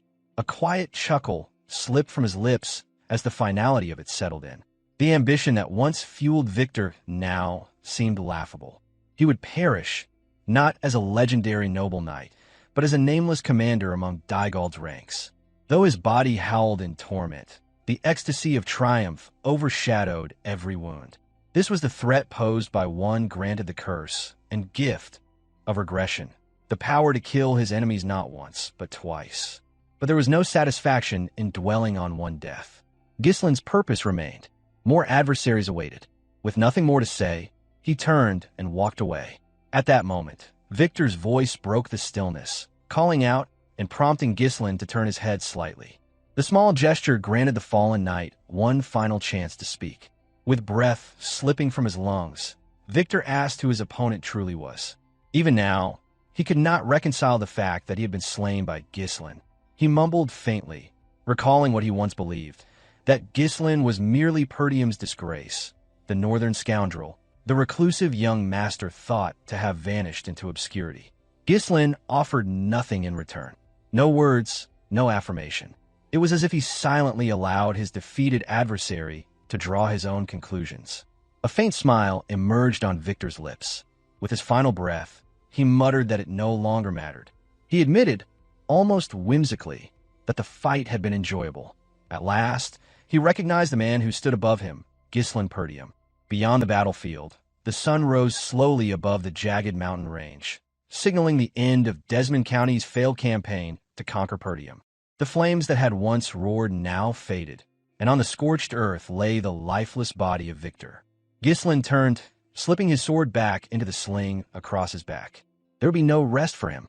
The path ahead held more battles, more monstrous figures like Victor, and his journey was far from over. As the sun climbed over the ravaged horizon, its light exposed the brutal conclusion of the conflict for all to witness. Scattered across the blood-stained field were the lifeless bodies of Dygald's fallen soldiers. The aftermath was a chilling sight. Yet, thanks to strict orders from their commander, the mercenaries of the Black Cavalry unit refrained from desecrating the dead. Moving with measured steps, Ghislain approached the gates of Perdium Castle, supporting the wounded form of Gillion. The old warrior had endured the unforgiving blade of Desmond's secret weapon, Victor, and barely clung to consciousness. The forces of Perdium surged out to receive their returning young lord. Despite the overwhelming odds, the smaller army of Perdium had emerged with barely any losses, their lines unbroken. Each soldier, bearing the mark of loyalty to their homeland, now bore the scars and exhaustion of a harrowing triumph. Ghislain's breath came shallow, and his posture revealed the strain of battle, yet he held his head high. It was the convergence of precise strategy, the unwavering commitment of his allies, and the strength of Perdium's foundation that granted him this first decisive victory in his new life. As his eyes swept the field, they met the gazes of his father, his uncle, and the enduring warriors who had guarded the wall. Their appearances reflected the trials they endured, worn, wounded, but not broken. They too struggled to accept the reality of their survival. The derisive title of Northern Scoundrel had dissolved from their hearts. Ghislain's eyes shifted to the right. Belinda stood uninjured, though battered. Cain now stood unaided, defiant against his injuries. Behind them, the mercenaries held their expressions in a blend of disbelief and admiration. Each had been terrified when Ghislain had charged into the enemy lines alone. Now, seeing him standing, alive, victorious, they could finally breathe. He offered a tired smile, relief flooding his expression as he saw their faces unmarred by loss. Many had thought Ghislain mad for hurling himself into battle without restraint.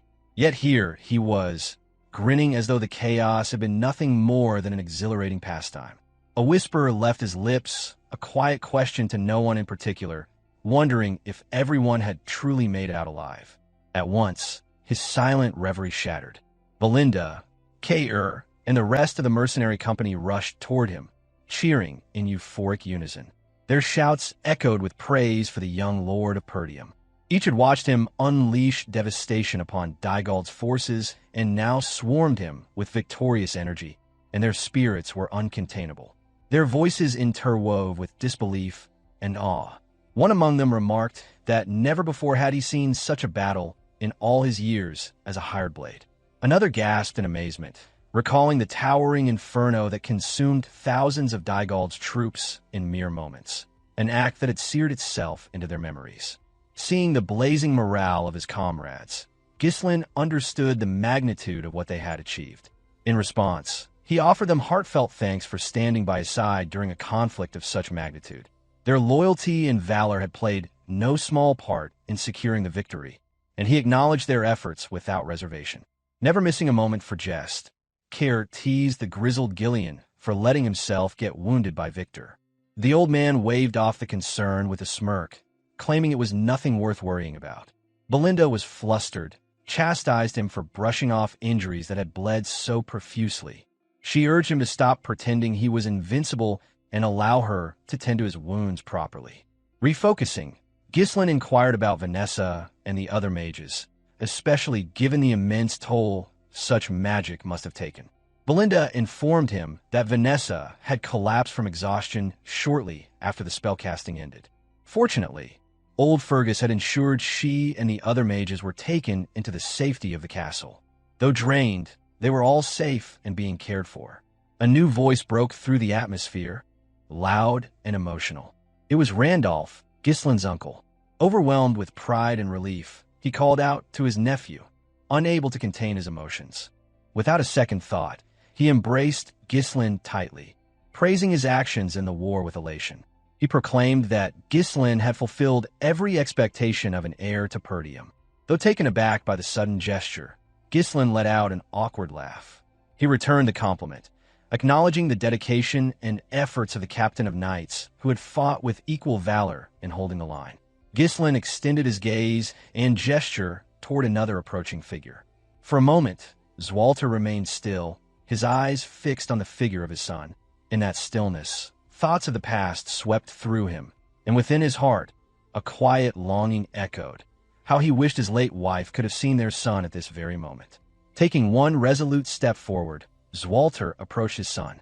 Now, seeing him up close, he could barely reconcile this figure with the reckless noble youth he once knew.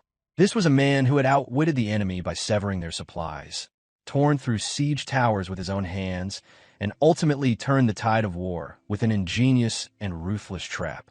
With hands that trembled slightly, whether from age, battle weariness, or sheer emotion, Swalter embraced his son. The gesture, simple but uncharacteristically tender, startled Ghislain.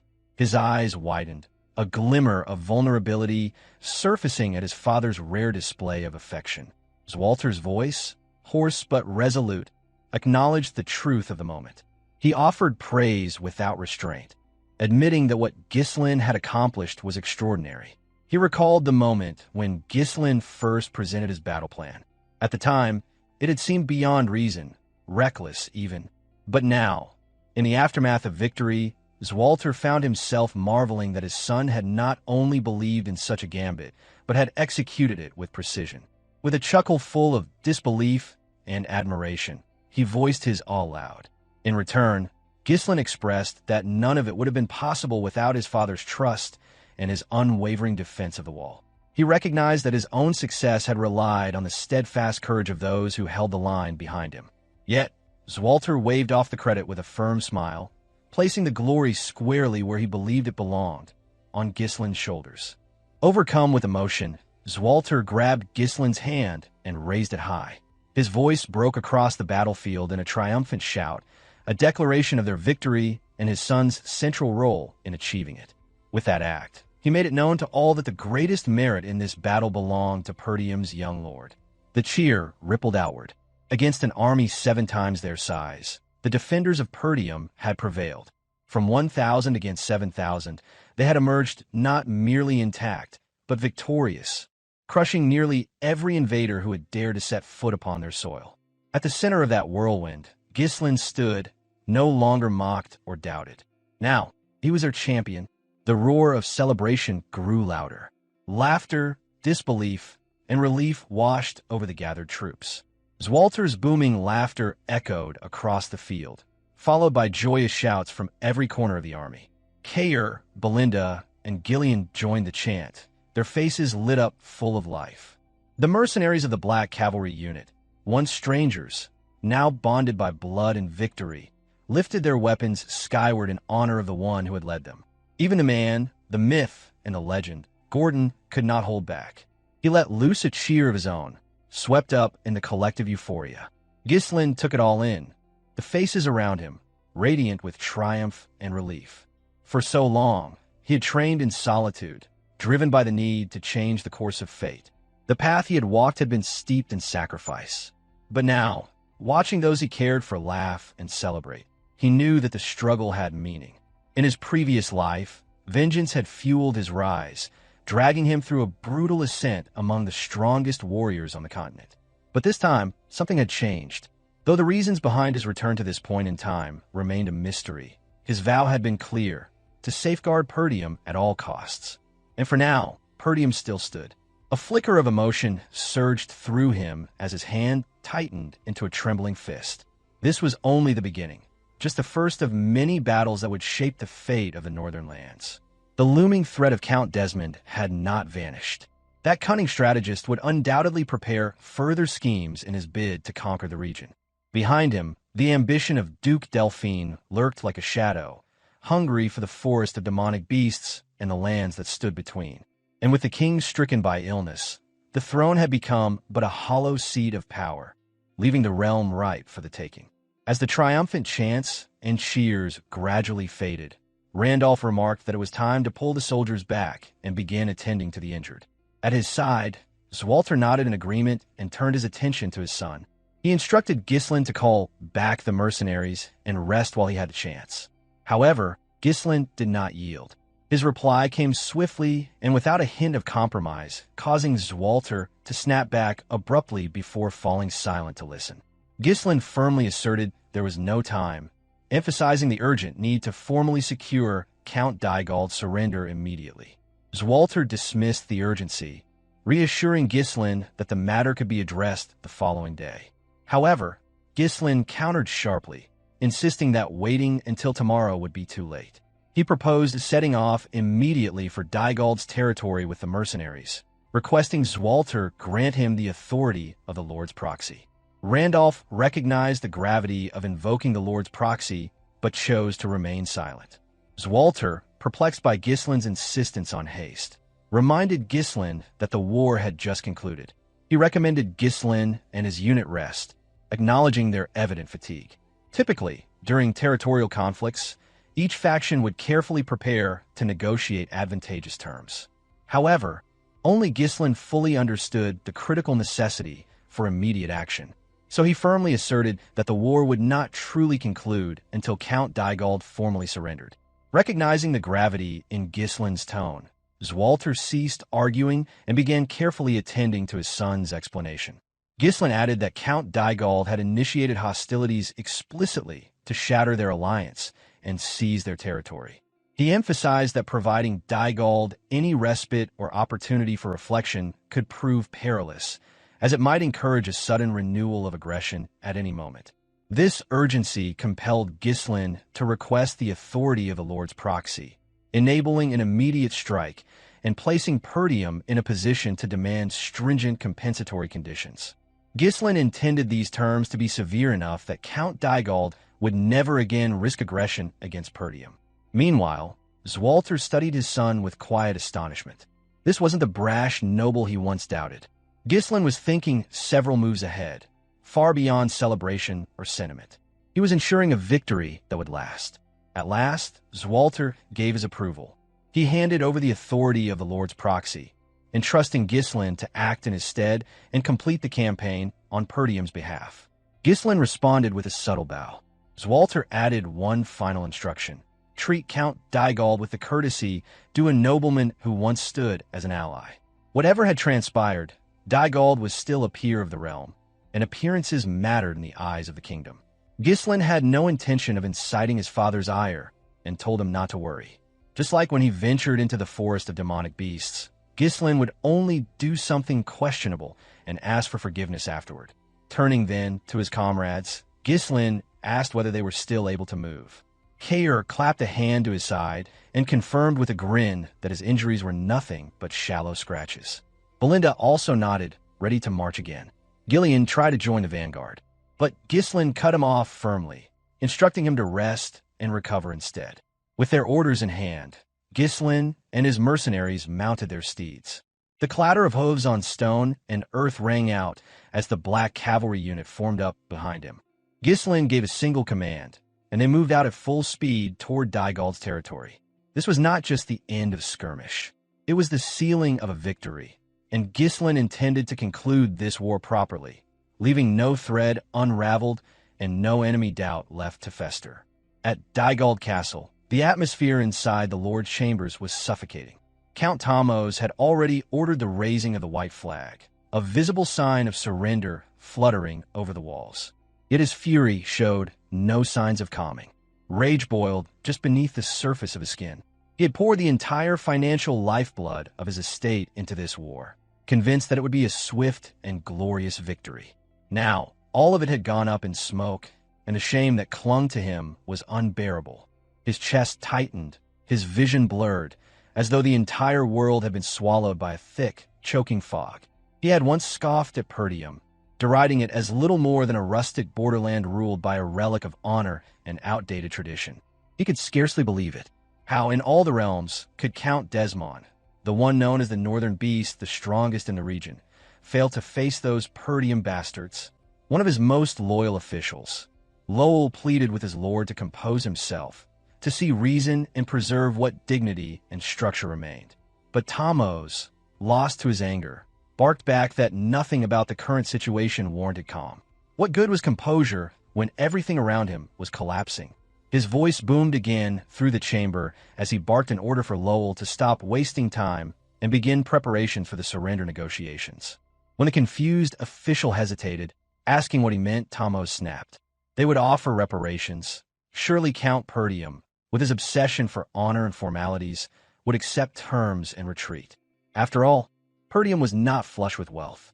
Thamos assumed that with the right offers on the table, Swalter would take the bait. It was simple. Cast Desmond as the real villain, absolve himself, and salvage what he could of his house. But Lowell's face paled further as he hesitantly revealed that his treasury was empty. Every coin had been poured into the campaign. Even the idea of offering a few neighboring baronies or a percentage of tax revenues over several years might fall short. In a flash, Thamos leapt forward and seized Lowell by the neck.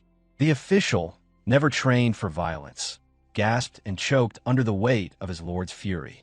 Thamos raged at him, asking what he had been doing all this time. Wasn't squeezing the commoners for coin always his solution before? Why not now? He spat accusations, insinuating that Lowell's concern for the people stemmed from his own peasant origins. Did the lives of those swine mean more to him than loyalty to his lord? Lowell could barely croak out a plea for mercy, his legs kicking weakly as he struggled in vain. At last, Thamos threw him to the stone floor. Still seething, he ordered Lowell to get moving and do his job. Lowell had long kept the Dygald estate together through sheer force of will, pushing against the strain of reckless command. But now, he could see it clearly, this tyranny would push the people too far. If things continued as they were, rebellion might not just be possible. It might be inevitable. The tension shattered when a soldier burst into the room, out of breath and eyes wide with urgency. He reported that Perdium's forces had already arrived. Outside, the Black Cavalry unit had arrived, their horses pushed to their limit from the relentless pace. Yet they stood firm. Ghislain had led his force from the battlefield straight to the heart of enemy territory. Soon, the mercenaries entered the grand audience hall, forming into precise ranks along each wall, two straight lines of warriors clad in grit and blood. Not a single soul within the castle dared to lift a hand against them. No steward, no knight, not even a guard. None had the courage to stop them. At the far end of the hall, Count Thamos sat stiffly upon his seat, his posture forced, his pride barely holding together. Despite the surrender, he still clung to his title, to his station, trying to exude the air of a lord unfazed by loss. But beneath that veneer, his mind raced. How had Perdium arrived so quickly? How had they crossed the miles in time to beat even his surrender preparations? He began to rationalize, hoping perhaps that it was Swalter who had come personally, bringing the remnants of his elite troops for the negotiations.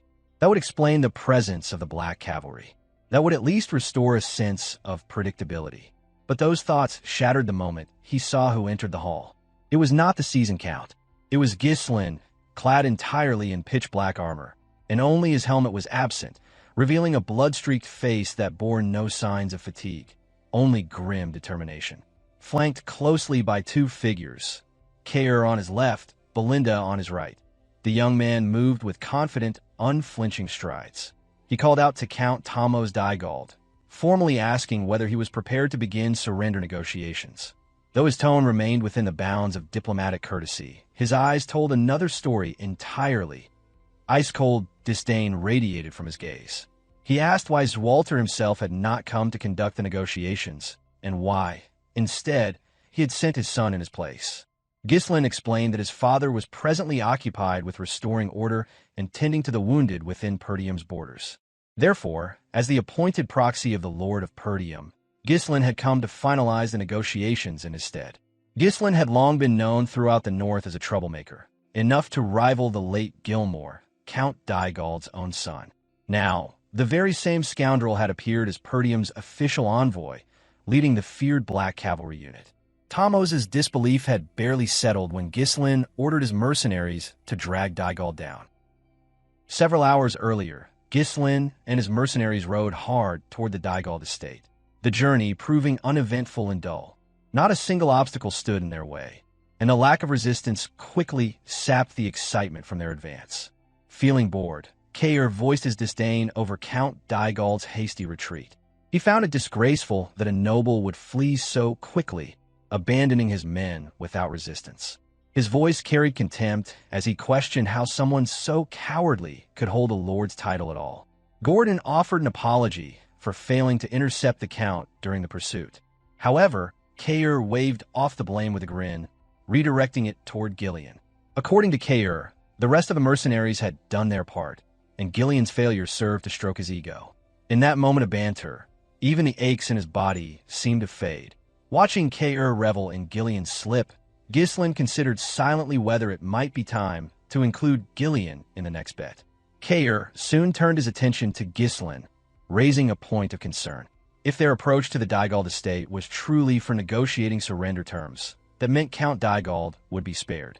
Cain found the idea troubling, unable to believe they would simply let that particular lord continue living. Ghislain reflected on the situation. Everyone involved already knew the sort of man Count Dygald was, a scoundrel who had attempted to seize Perdium. On the surface, the Count's campaign appeared to be driven by vengeance over his son's fate. Because of that, pushing too hard in negotiations might backfire. Cain scowled as Ghislain explained that, in all likelihood, Thamos would settle for haggling over reparations and leave the rest untouched. The way nobles resolved wars felt entirely detached from the grim, blood-stained reality that mercenaries faced. In his mind, they should have just stormed the castle and ended it all. Nearby, Belinda asked whether he truly believed matters between nobles could be resolved so simply. Cain responded that, in the end, whether noble or mercenary, they were all just people. He questioned whether nobles thought themselves gods, entitled to act however they pleased, especially since they had initiated the war. From ahead, Ghislain urged Cain not to dwell on it. He noted that this course of action aligned with what his father would have done. With that statement, he brought the discussion to a close. Yet Belinda's eyes lingered on Ghislain with unease. His father might have left Count Dygald alive in the name of diplomacy or noble conduct. But the question that troubled her was not what the Lord would have done. It was what the son might choose instead. A smile touched Ghislain's lips as if in answer to that silent worry. He saw himself as different from his father. Nothing, not even a warning from Swalter himself, would deter him from enacting his will. That was precisely why he had requested the authority of the Lord's proxy, to come to Dygald estate personally, under his father's name, but with his own purpose. Upon arriving at the gates, he resolved that Dygald would be claimed as his own. The task was clear: execute its disgraced lord without causing complications for Perdium. Such was the intent when he entered the estate. Thamos, the count in question, had not expected Ghislain. He anticipated the presence of Swalter and was visibly unsettled to find the son in his place.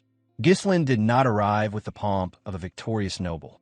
There was no arrogance in his bearing, only a firm, unshakable determination. Contrary to his father's likely approach, Ghislain wasted no time. After exchanging only a few formal words, he issued a clear command. His mercenaries were to bring Count Dygald to his knees. Cain and another mercenary obeyed immediately. They seized Thamos and dragged him from his ornate chair. Despite the setting being Dygald's own hall, not a single soul dared to object. None of the retainers, guards, or servants moved to protect their lord. Whether from fear or disillusionment, none wished to defy Ghislain. Thamos screamed in outrage, demanding to know what they thought they were doing. He hurled insults, calling the mercenaries filthy commoners who had no right to touch a noble like him. His words were laced with desperation, but they held no power. The mercenaries ignored him. They forced the count to kneel before Ghislain, his cries falling flat against the silent atmosphere. As Perdium's young heir, Ghislain had no obligation to lower himself to such displays. Yet he chose this course intentionally for his own amusement. Not everyone in the hall shared the silent approval of Ghislain's bold actions. Belinda whispered, asking whether he was truly certain about this. With a half-nervous chuckle, she added that if Lord Swalter ever decided to reprimand her over this, she would be sure to swear it hadn't been her idea. But Ghislain remained resolute. Still on his knees, Thamos clung to a sliver of hope. He cried out that he had sworn loyalty to the kingdom, proclaiming that, as a subject, only the king held the authority to judge or punish him. He pleaded for restraint, demanded respect, and warned Ghislain that this overreach would not go unnoticed. His desperation, however, met only the cold gleam of Ghislain's sword, now pointed mere inches from his face. The young lord did not waver. With unflinching composure, he pronounced his judgment.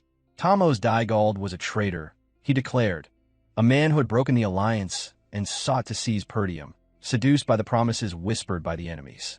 He framed the count's actions as a quiet defection, not a war of vengeance, but one of opportunism. In that moment, Ghislain's killing intent surged. The pressure it radiated was crushing, far too heavy for someone like Thamos to withstand. That overwhelming presence delivered the message clearly. Those who turned against Perdium had only one fate awaiting them: death. Stunned, Thamos stared at the outstretched blade, struggling to process what was happening. With disbelief in his voice, he asked if Ghislain truly intended to kill him. Ghislain did not hesitate. After dragging countless others into this conflict, he stated it was only right that Thamos put his own life on the line or pay the price that befitted his actions. Tears welled in the corner of the count's eyes. The realization struck like a blow. This was the scoundrel of the north, the unpredictable firebrand whose reputation as a madman. Thamos understood now that Ghislain might indeed face punishment from the kingdom, but none of that would matter to a man already dead. Ghislain raised his sword high, the movement fluid and final. The killing intent behind the motion left no room for doubt. This was no bluff. As the blade descended, Thamos snapped. Panic took hold of his voice, and he shouted for the young lord to wait. The blade halted mid-swing, still trembling in the air. Ghislain had anticipated this, and a reaction confirmed it. Thamos had walked straight into the trap laid before him.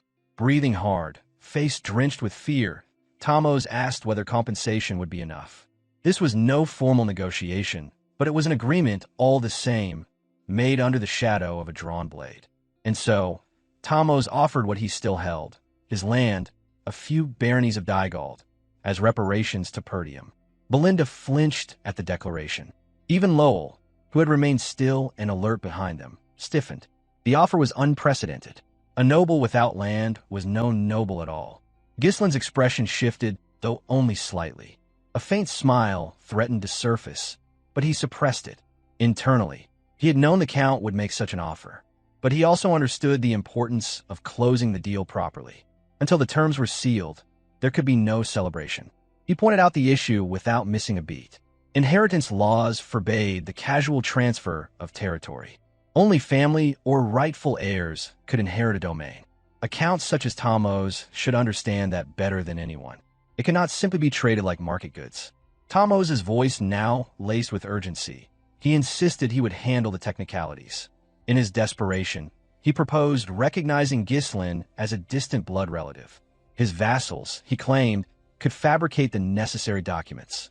All that Ghislain needed to do was accept them. Without waiting for consent, he barked at Lowell, ordering him to bring paper and pen immediately. Still, Ghislain hesitated aloud, suggesting that land alone might not be enough. The implication was clear. He expected more. Thamos caught the meaning instantly.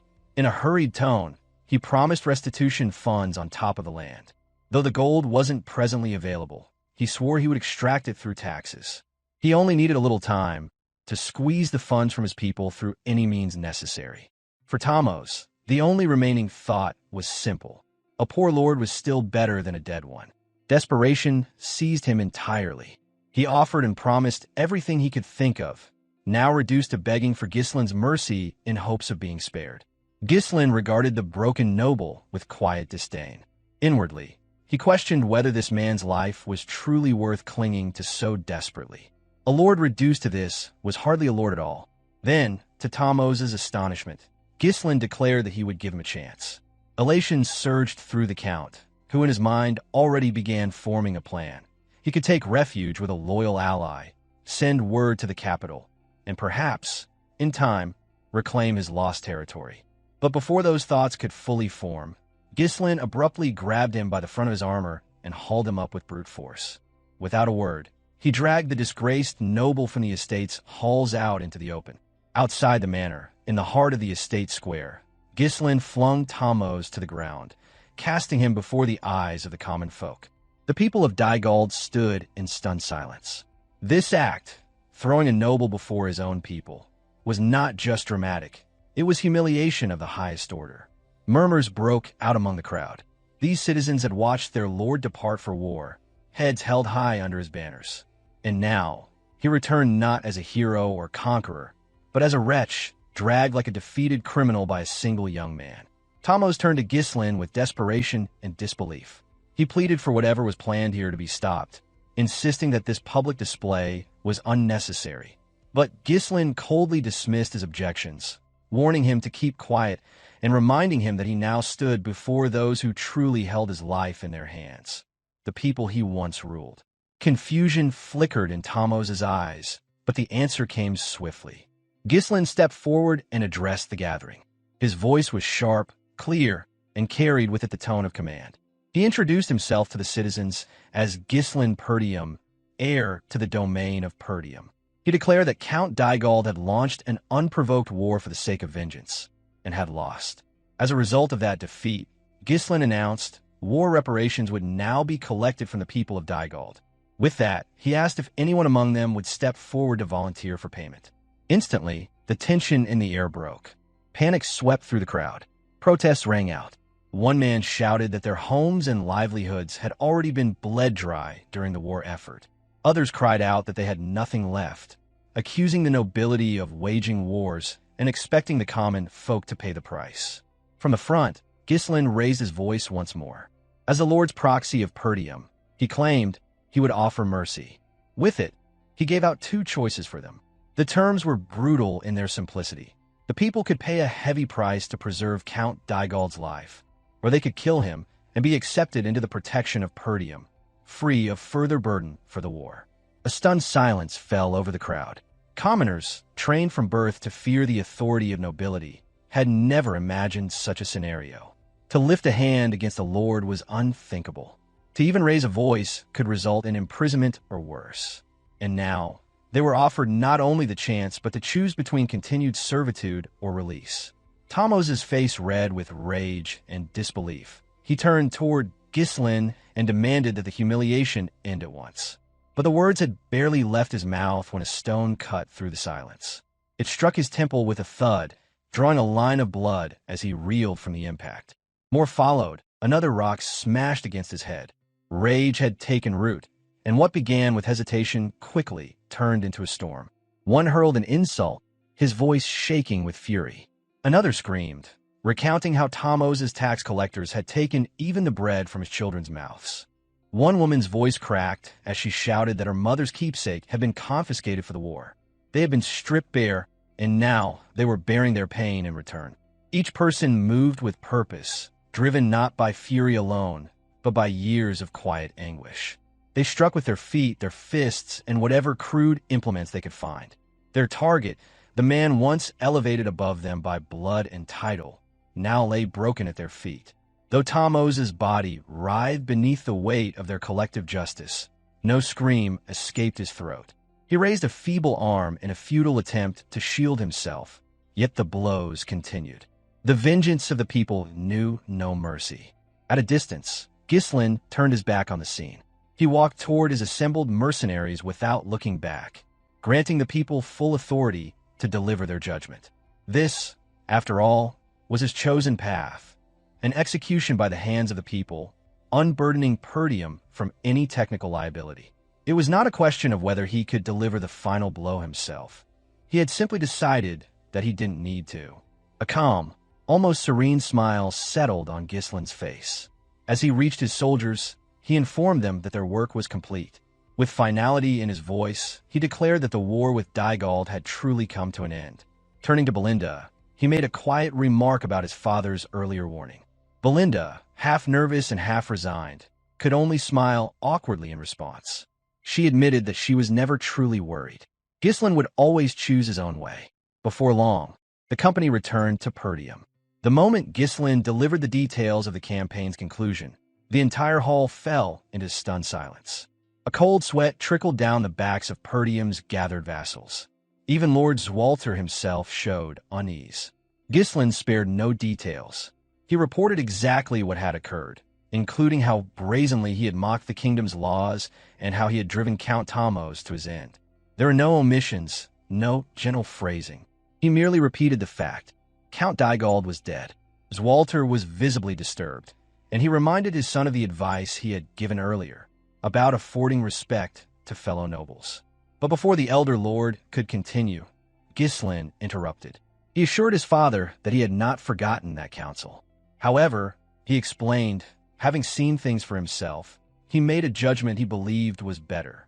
He justified the decision by pointing out that, had Tomos been offered a peaceful surrender, he would have simply bided his time and struck again.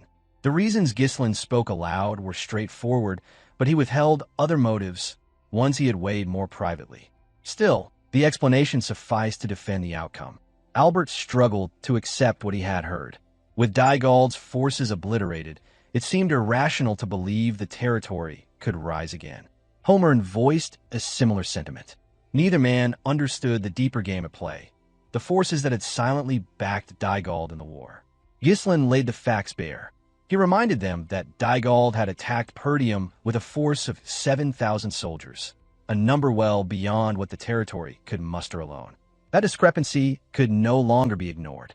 He then revealed the greater truth. The Desmond County had supported Dygald, providing both troops and resources. Even more troubling was Rayfold's hidden involvement, its nobles working behind the scenes to intercept and silence every envoy Perdium had sent for reinforcements. Silence followed. These were two of the most powerful territories in the northern region. Until now, Desmond had always appeared neutral. Yet Ghislain alone had seen through the illusion. In reality, Desmond was but a loyal servant of the duchy, its neutrality a farce. Ghislain understood exactly who had acted within Rayfold.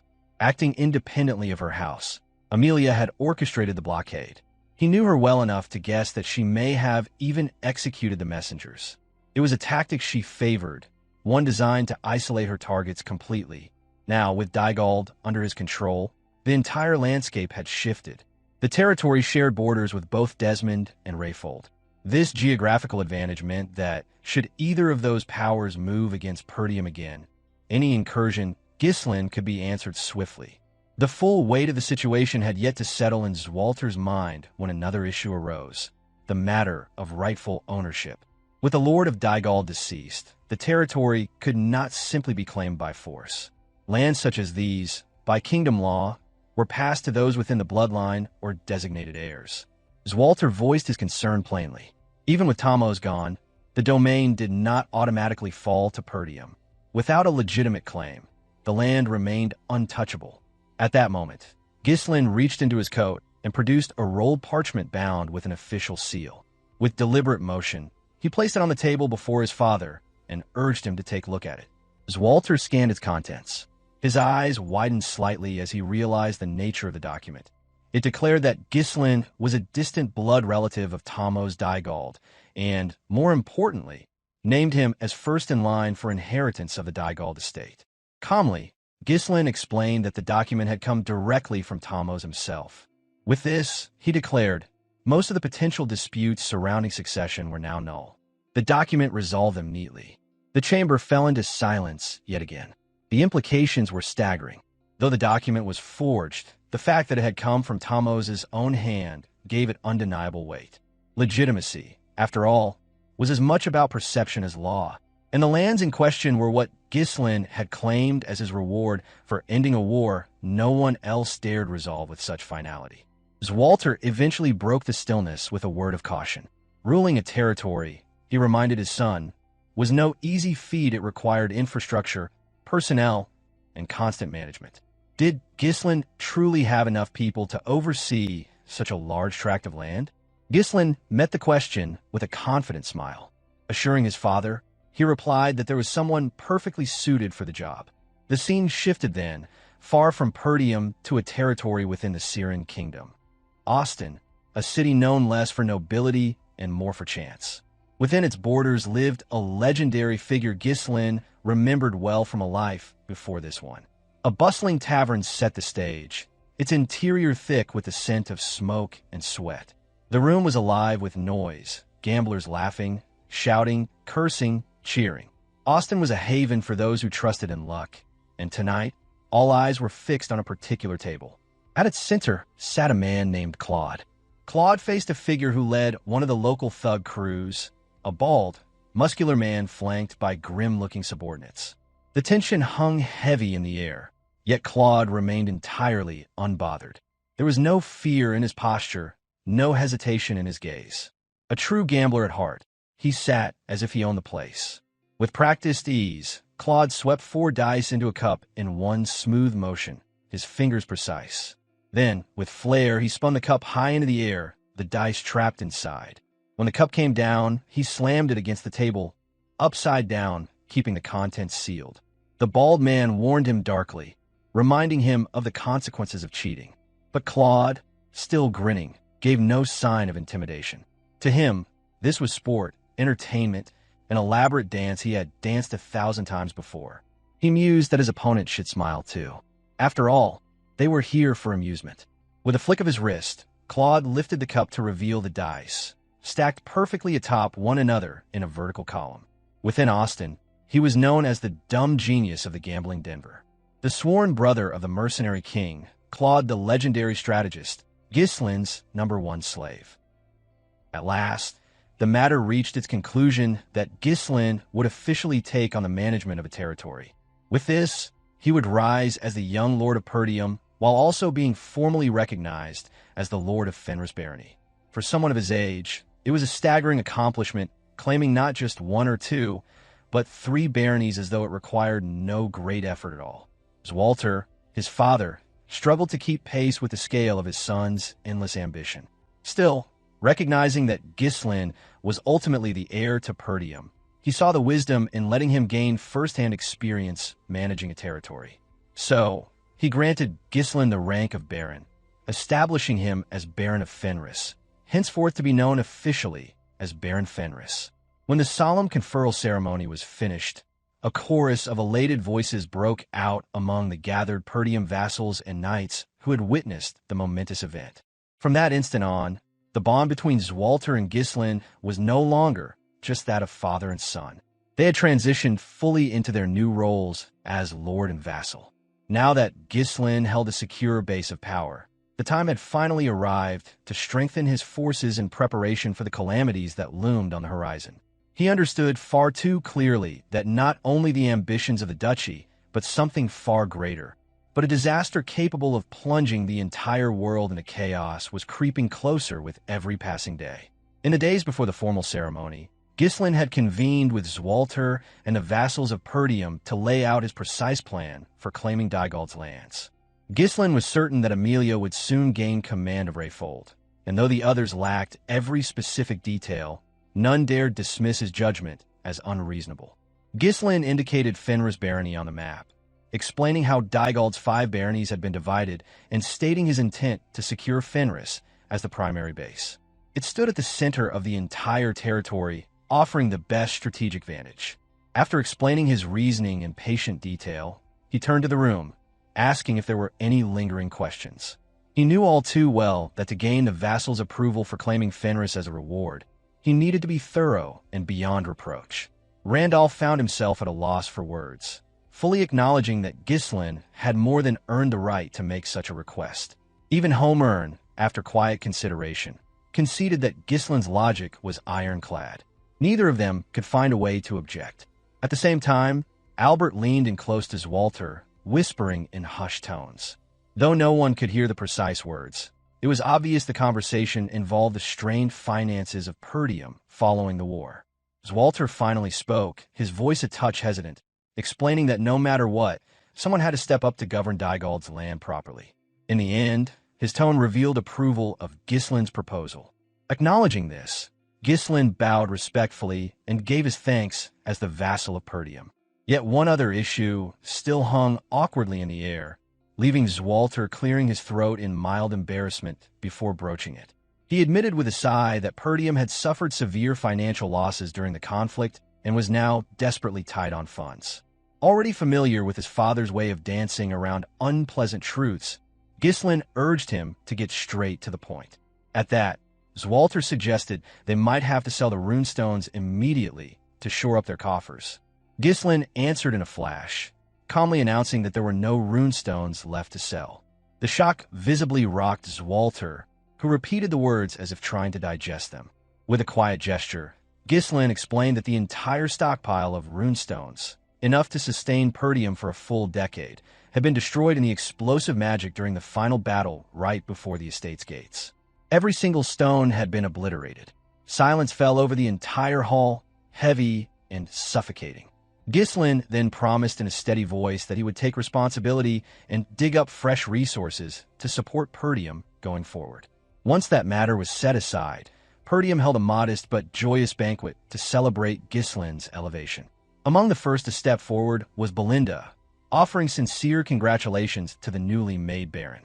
As the last living member of the king who ruled the night in the kingdom, she continued to fulfill her duty of watching over her teacher's son. Belinda encouraged Ghislain to take a seat and enjoy the food. Behind her, Gillion, who had completely recovered from his injuries, stepped forward to offer his congratulations, joking that perhaps he ought to address Ghislain as Lord from now on. Cain joined in, his boisterous tone carrying easily across the hall, remarking how their leader had advanced to an entirely new level. Belinda's thoughts turned briefly inward, reflecting on how she used to worry so deeply about this young lord. Now that Ghislain had risen as a lord even before inheriting Perdium, she could not help but comment aloud that because she had taken good care of him. Cain immediately teased her in return, laughing that such smothering was surely why Ghislain had grown up to be so stubborn. Ghislain took these playful jabs with a warm smile, savoring this moment of rare peace. With her heart full of pride, Belinda confessed how overjoyed she was that her young lord had become a proper noble, and with a swift motion, she kicked Cain square in the abdomen to shut down any further teasing. It was then that a new, clear voice rang out across the banquet hall, capturing Ghislain's attention. Elena had arrived, the triumph of Perdium's victory reflected in the renewed brightness of her face. Day by day, her resemblance to their mother grew more vivid. She strode in confidently, pulling along Rachel, Gillion's daughter, who seemed hesitant to join such a large gathering but appeared fully recovered from the eternal punishment she had once endured. Elena grinned mischievously, poking at Ghislain and wondering aloud if this nobleman standing before her could really be the older brother she remembered. She teased him about whether she should start addressing him as Lord now. Ghislain quickly reassured her to call him, as she always had. He then turned a kind gaze to Rachel, sharing a few gentle words with her. Seeing Elena and Rachel together brought a sense of relief to him, since his sister had been so lonely for far too long. Though shy and reserved, Rachel greeted him with flawless etiquette, her voice soft but steady as she thanked the one who had saved her life. Ghislain offered a small chuckle, telling Rachel not to hesitate to complain if Elena ever got too pushy, remarking that his sister tended to use her fists first before any words when she was angry. Rachel was left utterly speechless by the thought, unable to reply, while Elena flushed red and erupted in embarrassment. As if to confirm Ghislain's point, she lunged forward, aiming a playful smack at his chest in protest. Meanwhile, Ghislain looked toward Gillion and expressed that Rachel seemed to be recovering well, which prompted Gillion to bow in gratitude, praising Ghislain for saving his daughter. At that, Ghislain clapped his hands sharply, bringing a halt to the chatter and drawing every pair of eyes in the hall toward him. With a calm but powerful presence, he addressed the gathered mercenaries and vassals. He praised their valiant efforts, acknowledging that none of their victories would have been possible without their courage and loyalty. He then declared that as the newly recognized Lord of Fenris, he would move his command base from Perdium to the heart of the Fenris territory. With that came a greater announcement. He would no longer employ them as mere mercenaries, but instead recruit those willing into a proper standing army. Confusion rippled through the room. Many of the hardened fighters struggled to believe that unruly mercenaries like themselves could transform into proud soldiers under a true lord. Ghislain continued, affirming that they had heard correctly. More shock struck as he revealed he intended to train them as knights, granting them access to proper mana cultivation techniques. The room buzzed with disbelief, these men hardly daring to dream of such a possibility.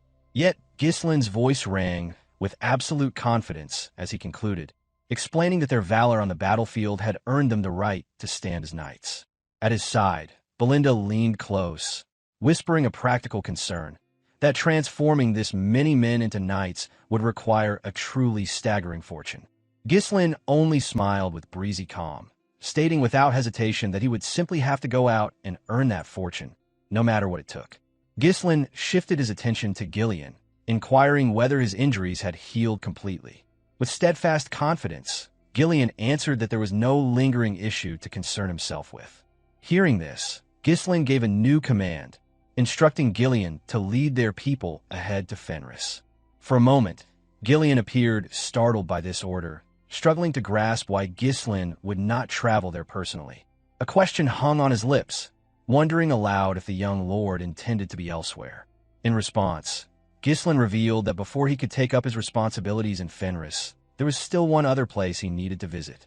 He explained that since the war had ended only recently, Fenris was undoubtedly in chaos and would need a guiding hand until he arrived. He asked Gillion to handle matters there, holding the line and maintaining order until he returned. An uneasy expression crossed Gillion's face. He had lived his entire life as a rough-edged mercenary, one who followed orders rather than issued them, never thinking himself worthy of leading a noble lord's soldiers, let alone stabilizing a barony in its lord's absence. But Ghislain cut through Gillion's hesitation with resolute calm. He declared that he had entrusted this mission to Gillion precisely because he was the man Ghislain trusted above all others. As Ghislain turned to make his departure, he left those final words behind him, carrying their steady weight. Faced with this measure of trust, Gillion, who will be known as the White Lion of Fenris, had no choice but to accept. He lowered his head in a deep bow, pledging to fulfill his lord's will and declare that he would see it done. Ghislain then called over Cain and Belinda, ordering them to accompany him. When they asked where they would be going, Ghislain revealed that their destination lay within the Syrian kingdom, specifically the city of Austin. Belinda's eyes widened at the mention of crossing the kingdom's borders. On the other hand, Cain recognized the city's name instantly, remarking that Austin was notorious for its gambling halls and dens of chance. Their expressions brightened in amusement, convinced that perhaps their young lord meant to reward them all with a brief vacation after the harrowing days of war. Meanwhile, not every part of the Perdium estate shared in the festive calm. Elsewhere, Vanessa, usually quiet and timid, had cornered Alpoi against the wall with an unexpected boldness. He had nowhere to escape as Vanessa declared in an intense tone that she needed to draw out his strength one more time. With such words from her, the scene would have appeared bizarre to any onlooker. Alpoi tried to protest, exasperated and half-panicked, blurting out that she must have lost her mind if she thought he had anything left for her to drain. But Vanessa insisted with stubborn resolve that if she could absorb even a bit more of his mana, then she could cast every single spell swirling through her thoughts. Baffled, Alpoi demanded to know why it absolutely had to be him. Vanessa countered almost innocently, reminding him that the young lord himself had once remarked that Alpoi's role was to act as her magical power reservoir. That memory drove Alpoi into a frustrated rage, but he dared not raise a hand against her after witnessing the terrifying power she had unleashed, burning thousands of Dygald's troops to ashes on the battlefield. In that moment, the door to the chamber swung open, and Ghislain stepped inside, catching sight of the spectacle. Vanessa leaning over Alpoi with determined eyes, while Alpoi's shoulders pressed against the wall in protest. Ghislain merely commented with a casual note in his voice that they seemed rather lively. Alpoi immediately erupted, shouting for Ghislain to put a stop to Vanessa's unreasonable demands to drain his mana again. However, Ghislain paid no mind to Alpoi's frantic cries, instead turning to ask Vanessa how her recovery was progressing. Vanessa answered earnestly that she was well and ready. Ghislain responded with a small, approving smile, raising a hand to gently pat her head, commending her courage and strength during her first taste of war. The gesture, warm and paternal, prompted Vanessa to bow her head, mumbling a quiet gratitude to her young lord for his unwavering support. Alpoi's voice broken again, dripping with sarcasm, saying he was nothing in the war. Ghislain glanced at him, offering a half-hearted compliment, remarking that Alpoi had endured much himself.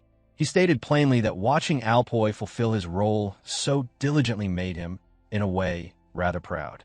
Still, Alpoi's temper refused to cool. He snapped back with biting words, vowing he would someday repay all of this torment tenfold once he returned to the magic tower.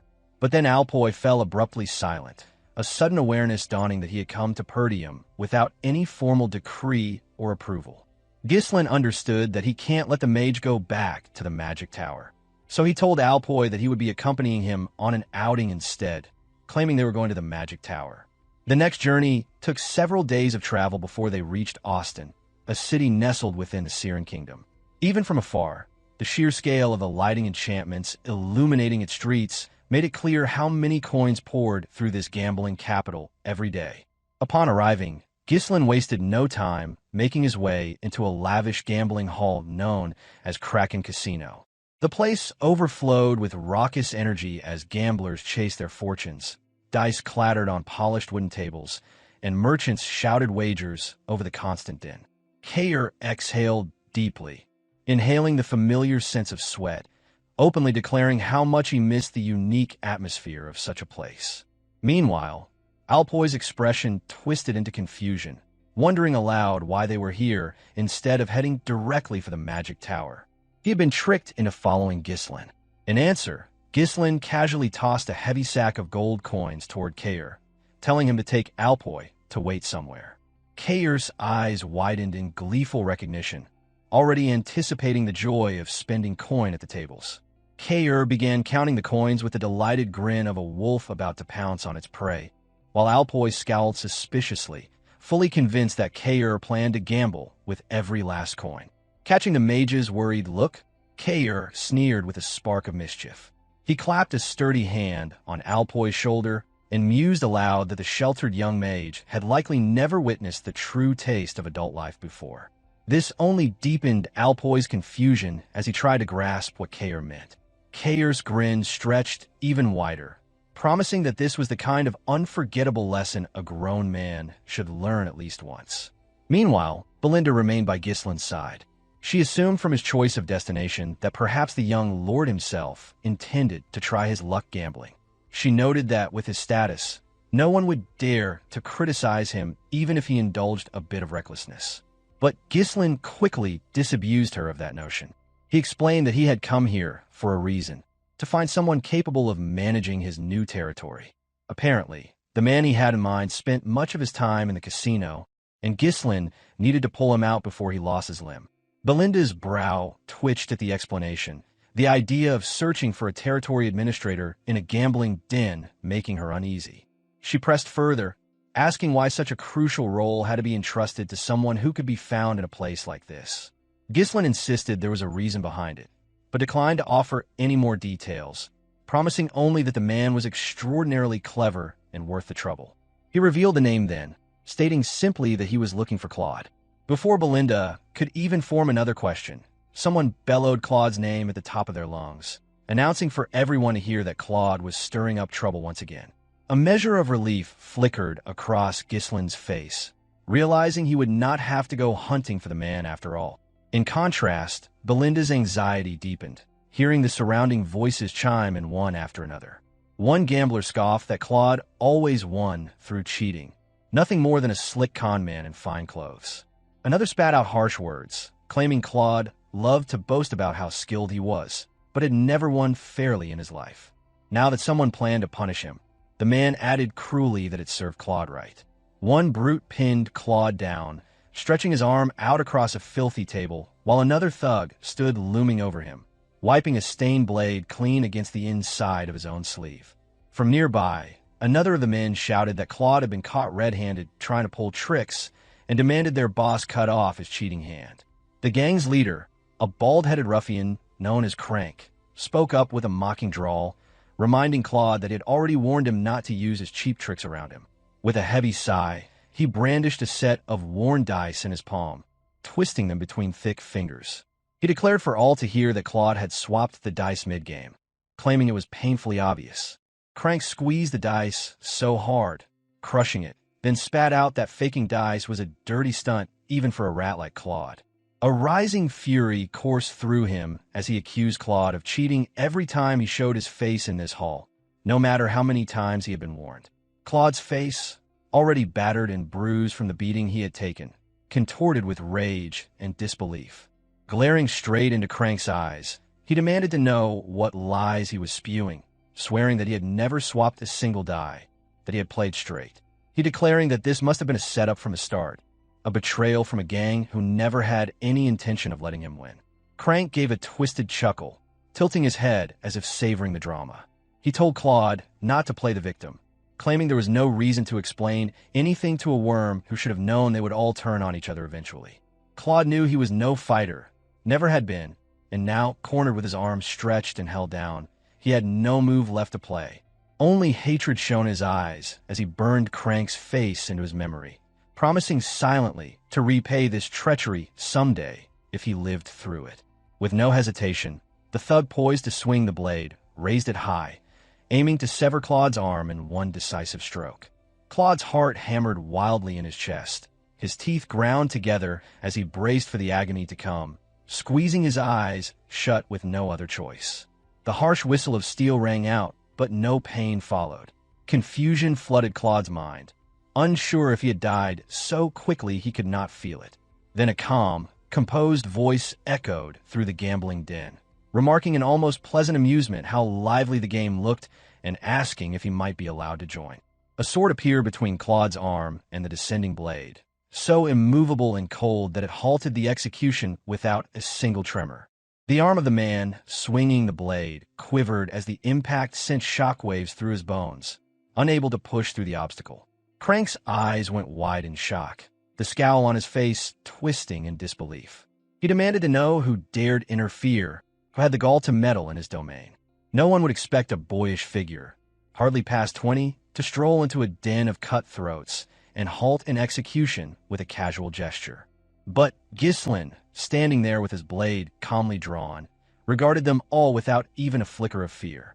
This confidence was not born of noble titles, but from the absolute strength he possessed. At last, he drew himself up, letting the full dignity of his bearing shine through as he introduced himself with absolute composure. In a firm, resolute tone, he declared his name to the scoundrels before him. Ghislain, Baron of Fenris under the proud banner of the Kingdom of Lithuania. Crank found himself momentarily stunned, caught off guard by the sudden interference of a noble from a foreign kingdom. The notion that someone of such standing had appeared solely to disrupt his operation seemed almost absurd, yet undeniably real. Crank's men moved without hesitation. The thug on the right swiftly raised his blade, bringing it down with full force toward Ghislain. Simultaneously, the man on the left, who had been pinning Claude down only moments earlier, unsheathed his own weapon to strike. Almost as if toying with common street thugs, Ghislain reacted with remarkable speed. His sword flashed upward toward the right attacker's neck. At the same time, Belinda pulled a dagger from her side and aimed it unerringly at the man to Ghislain's left. Out of sudden, Crank ordered for them to cease. Crank managed to maintain a composed front. He addressed the nobleman, extending a formal greeting to Baron Ghislain Fenris. Though polite in tone, there was an undertone of reprimand in his words as he implied that a noble guest from a neighboring country ought to avoid stirring trouble in such an establishment. He then followed up his words with an order, telling his subordinates to sheathe their swords. The men, well trained in obeying Crank's commands, complied instantly. Their blades disappeared from sight as they stepped back, under the unflinching gaze of their bald-headed leader. Seeing the situation had cooled, Ghislain mirrored the gesture, sliding his sword back into its sheath. He gave a calm instruction for Belinda to lower her weapon as well. Though she complied, her lips curled in scorn, clearly offended that mere thugs had dared show such insolence in front of her young master. Now that the room had returned to relative peace, Crank asked what business had brought Baron Fenris to a place like this, a gambling den filled with smoke, noise, and unsavory company. Ghislain answered plainly and without hesitation. He had come looking for someone, and the individual he sought was here. With those words, Ghislain turned his gaze downward, his expression softening as he called out to Claude, instructing him to rise. There was no ambiguity in his tone. He had come with the sole purpose of retrieving the young man. His presence in this disreputable place was not by accident or whim, but deliberate. Hearing those words, Claude sat in stunned silence. Only moments ago, he had been dangerously close to losing one of his hands. Now, out of nowhere, a noble stranger had arrived and spoken as if claiming him. As the confrontation settled in the far corner of the room, the rest of the establishment resumed its business as usual. It was now Alpoy's turn at the dice. The challenge was deceptively simple. Roll 3 dice and aim for the lowest total possible. It was a game of chance wrapped in layers of superstition, bluff, and reading the flow of luck. They rattled and danced, drawing the attention of several bystanders before settling into place. He carefully laid one die upon another, revealing the final score. A wave of awe swept over him as he saw the results. He had won, and the final pot was his. Around him, hardened gamblers who had spent countless nights at the table stared in disbelief. He himself could only marvel, eyes wide as the golden gleam of his winnings stacked before him like something out of a dream. The room suddenly erupted in cheers. A rookie had toppled a veteran, and the unlikely victory ignited excitement in every corner. Even the spectators struggled to comprehend Alpoy's extraordinary luck. It was as if fate had momentarily tilted in his favor, bestowing him a once-in-a-lifetime blessing. Cain had been seated nearby, couldn't hide his enthusiasm. He laughed and remarked on their little mage's surprising talent for gambling. With a twinkle in his eye, he jokingly speculated on how much more they could win if this streak continued. His tone was playful, but his amazement was genuine. Internally, however, Alpoy's emotions stirred deeply. Though he maintained a composed appearance, his heart brimmed with excitement. A quiet elation bloomed inside him, fueled by an unexpected comparison. The life he had led in the Magic Tower versus what he was living now. Everything felt so vivid and tangible in this moment. As time seemed to dilate in his mind, he considered how much he had earned in just a short time. It was more than what an entire cohort of mages might make in a full day selling scrolls and casting enchantments. Even the title of mage, which once held prestige, now felt trivial in the face of glittering piles of gold. Suddenly, as if startled by the gravity of his own thoughts, Alpoy placed a hand over his chest. He felt the powerful rhythm of his own heartbeat, pounding with life and thrill. For the first time in his life, his face flushed not with anger, but with sheer exhilaration. His heart raced, echoing the joy coursing through him. That moment marked the beginning, the birth of a new path. Thus began the legend of Alpoy, the dragon killer, rival only to Claude the gambling addict. Alpoy remained seated, trembling faintly, his mind still struggling to absorb the whirlwind of events that had just taken place. It was in this moment of quiet shock that Cain turned his head, drawn by the unmistakable sound of Belinda's voice ringing out across the room with sharp clarity, carrying over the tables for all to hear. Her words were laced with a blend of frustration and disbelief. She confronted Ghislain with an accusing glare, demanding to know if the battered, gambling-obsessed boy slumped on the table was truly the person he had come looking for. Ghislain averted his eyes and, with a sheepish nod and awkward composure, admitted that this pitiful figure was indeed the one he sought. Crank then interjected, offering an apology before stating plainly that such a request could not be granted. He explained that Claude had cheated him during what he described as a sacred and serious game. As such, Claude had to face consequences. Of course, Ghislain knew this story intimately. In a life he had once lived, he had heard Claude speak of this day with bitter tears and quiet rage, swearing vengeance against Crank more than once. But now, standing here once again at the pivotal moment, Ghislain chose to act ignorant of the past and urged the Baldy to explain. It was at this point that a faint grin began to form on Claude's lips, as if a plan had already begun to crystallize in his mind. There was a shift in his posture, a slight ease in his expression, signaling that he had seized upon an idea worth playing out. Then, to the shock of those watching, Claude suddenly dropped to his knee before Ghislain. With trembling sincerity, he addressed him as Baron Fenris and begged for forgiveness. Claude then spoke up, referencing the funds Ghislain had entrusted to him. With a heavy sigh, he confessed that the money was gone, scammed away in a scheme he hadn't seen coming. His voice wavered, filled with shame, as he admitted that he had lost everything. Claude elaborated, explaining that Crank personally oversaw all the dice used in the establishment, and that the house was diligent in checking guests' belongings for any illicit tools. He insisted that something strange had occurred, the appearance of tampered dice happening to coincide precisely when he placed his largest bet of the night. Hearing this, Belinda could hardly believe what she was listening to. She turned sharply toward Claude, questioning what absurd story he was trying to spin. She also pointed out that Claude had never even met her young lord before today, demanding to know how he could lie so boldly. Unable to offer an explanation for what had occurred between them in his previous life, Ghislain lifted a hand gently to silence her. The gesture was calm, but authoritative, a signal that he intended to take the lead in resolving the matter from that point on. Though unsure of the full extent of Claude's situation, Ghislain resolved to play along with his claim. Turning his attention to Crank, he declared that Claude's words were indeed true. Whether or not he believed it fully did not matter. The important thing was that Claude not lose a hand tonight. Surprisingly, Crank took Ghislain at his word without hesitation. There was a distant look in his eyes as he mulled over where Claude might have obtained such a sum in the first place.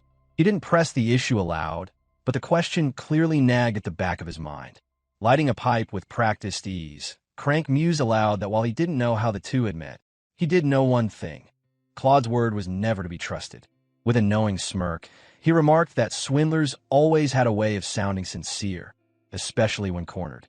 Comfortable on his home turf, Crank leaned back slightly and explained that the gaming hall was under the protection of Baron Austin himself. That being the case, he warned, even nobles had limits. Stirring up conflict here could risk more than mere injury. It could ignite an international diplomatic issue.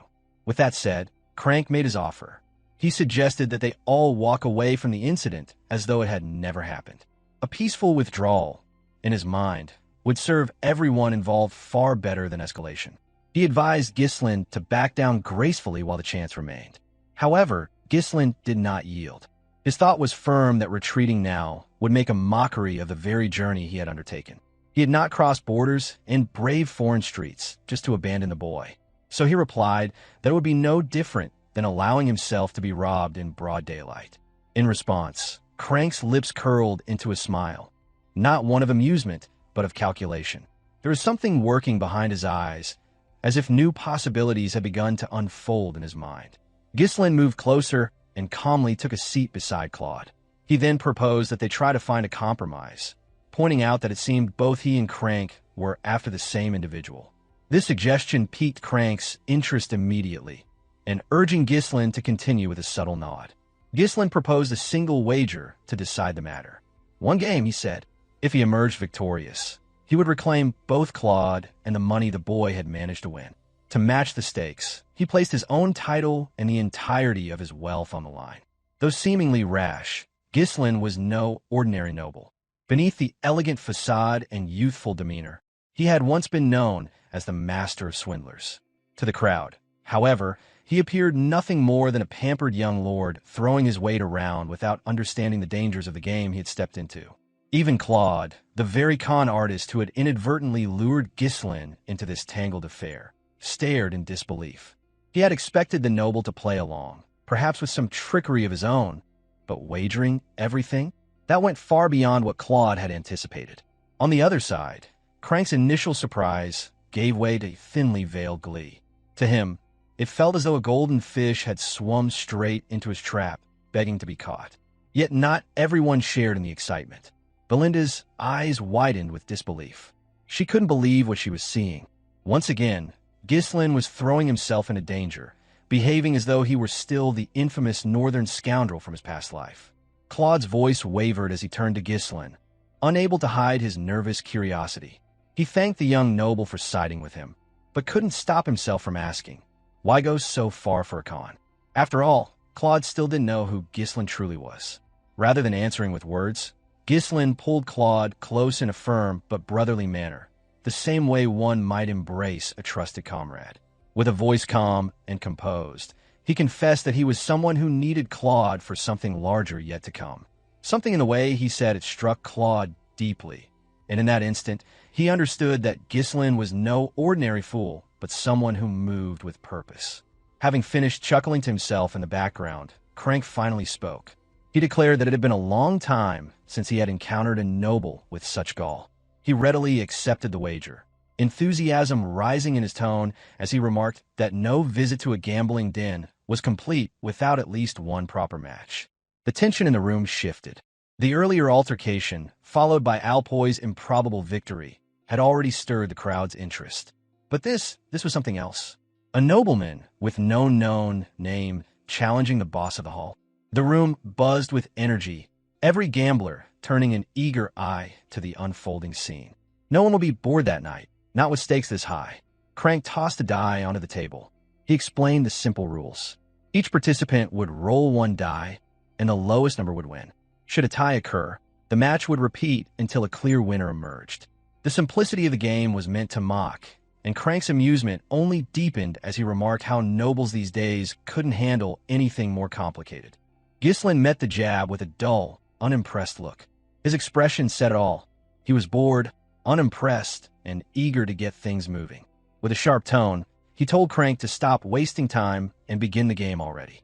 The smile faded from Crank's lips, replaced by a calculating gleam. He muttered something about Ghislain's impatience before preparing for the opening move. With a flick of his fingers, Ghislain sent a golden coin flying into the air, its arc catching the light for all to see. As the coin spun, Ghislain calmly called heads while Crank called tails. Moments later, the coin clattered onto the table, tails. The first move would go to Crank. With a sense of ceremony, Crank picked up the die and dropped it into a cup. He rolled his shoulders and flexed his wrists, then began to shake the cup with exaggerated flair. The movement wasn't random. He jerked it left, right, up, and down in a deliberately flamboyant display meant to draw attention. The spectators roared with excitement at the performance, but Belinda offered nothing but a derisive scoff. She muttered under her breath, unimpressed by the fuss over a single die. To her, the theatrics only proved how shallow Crank's tricks were. As expected, Crank didn't intend to play fair.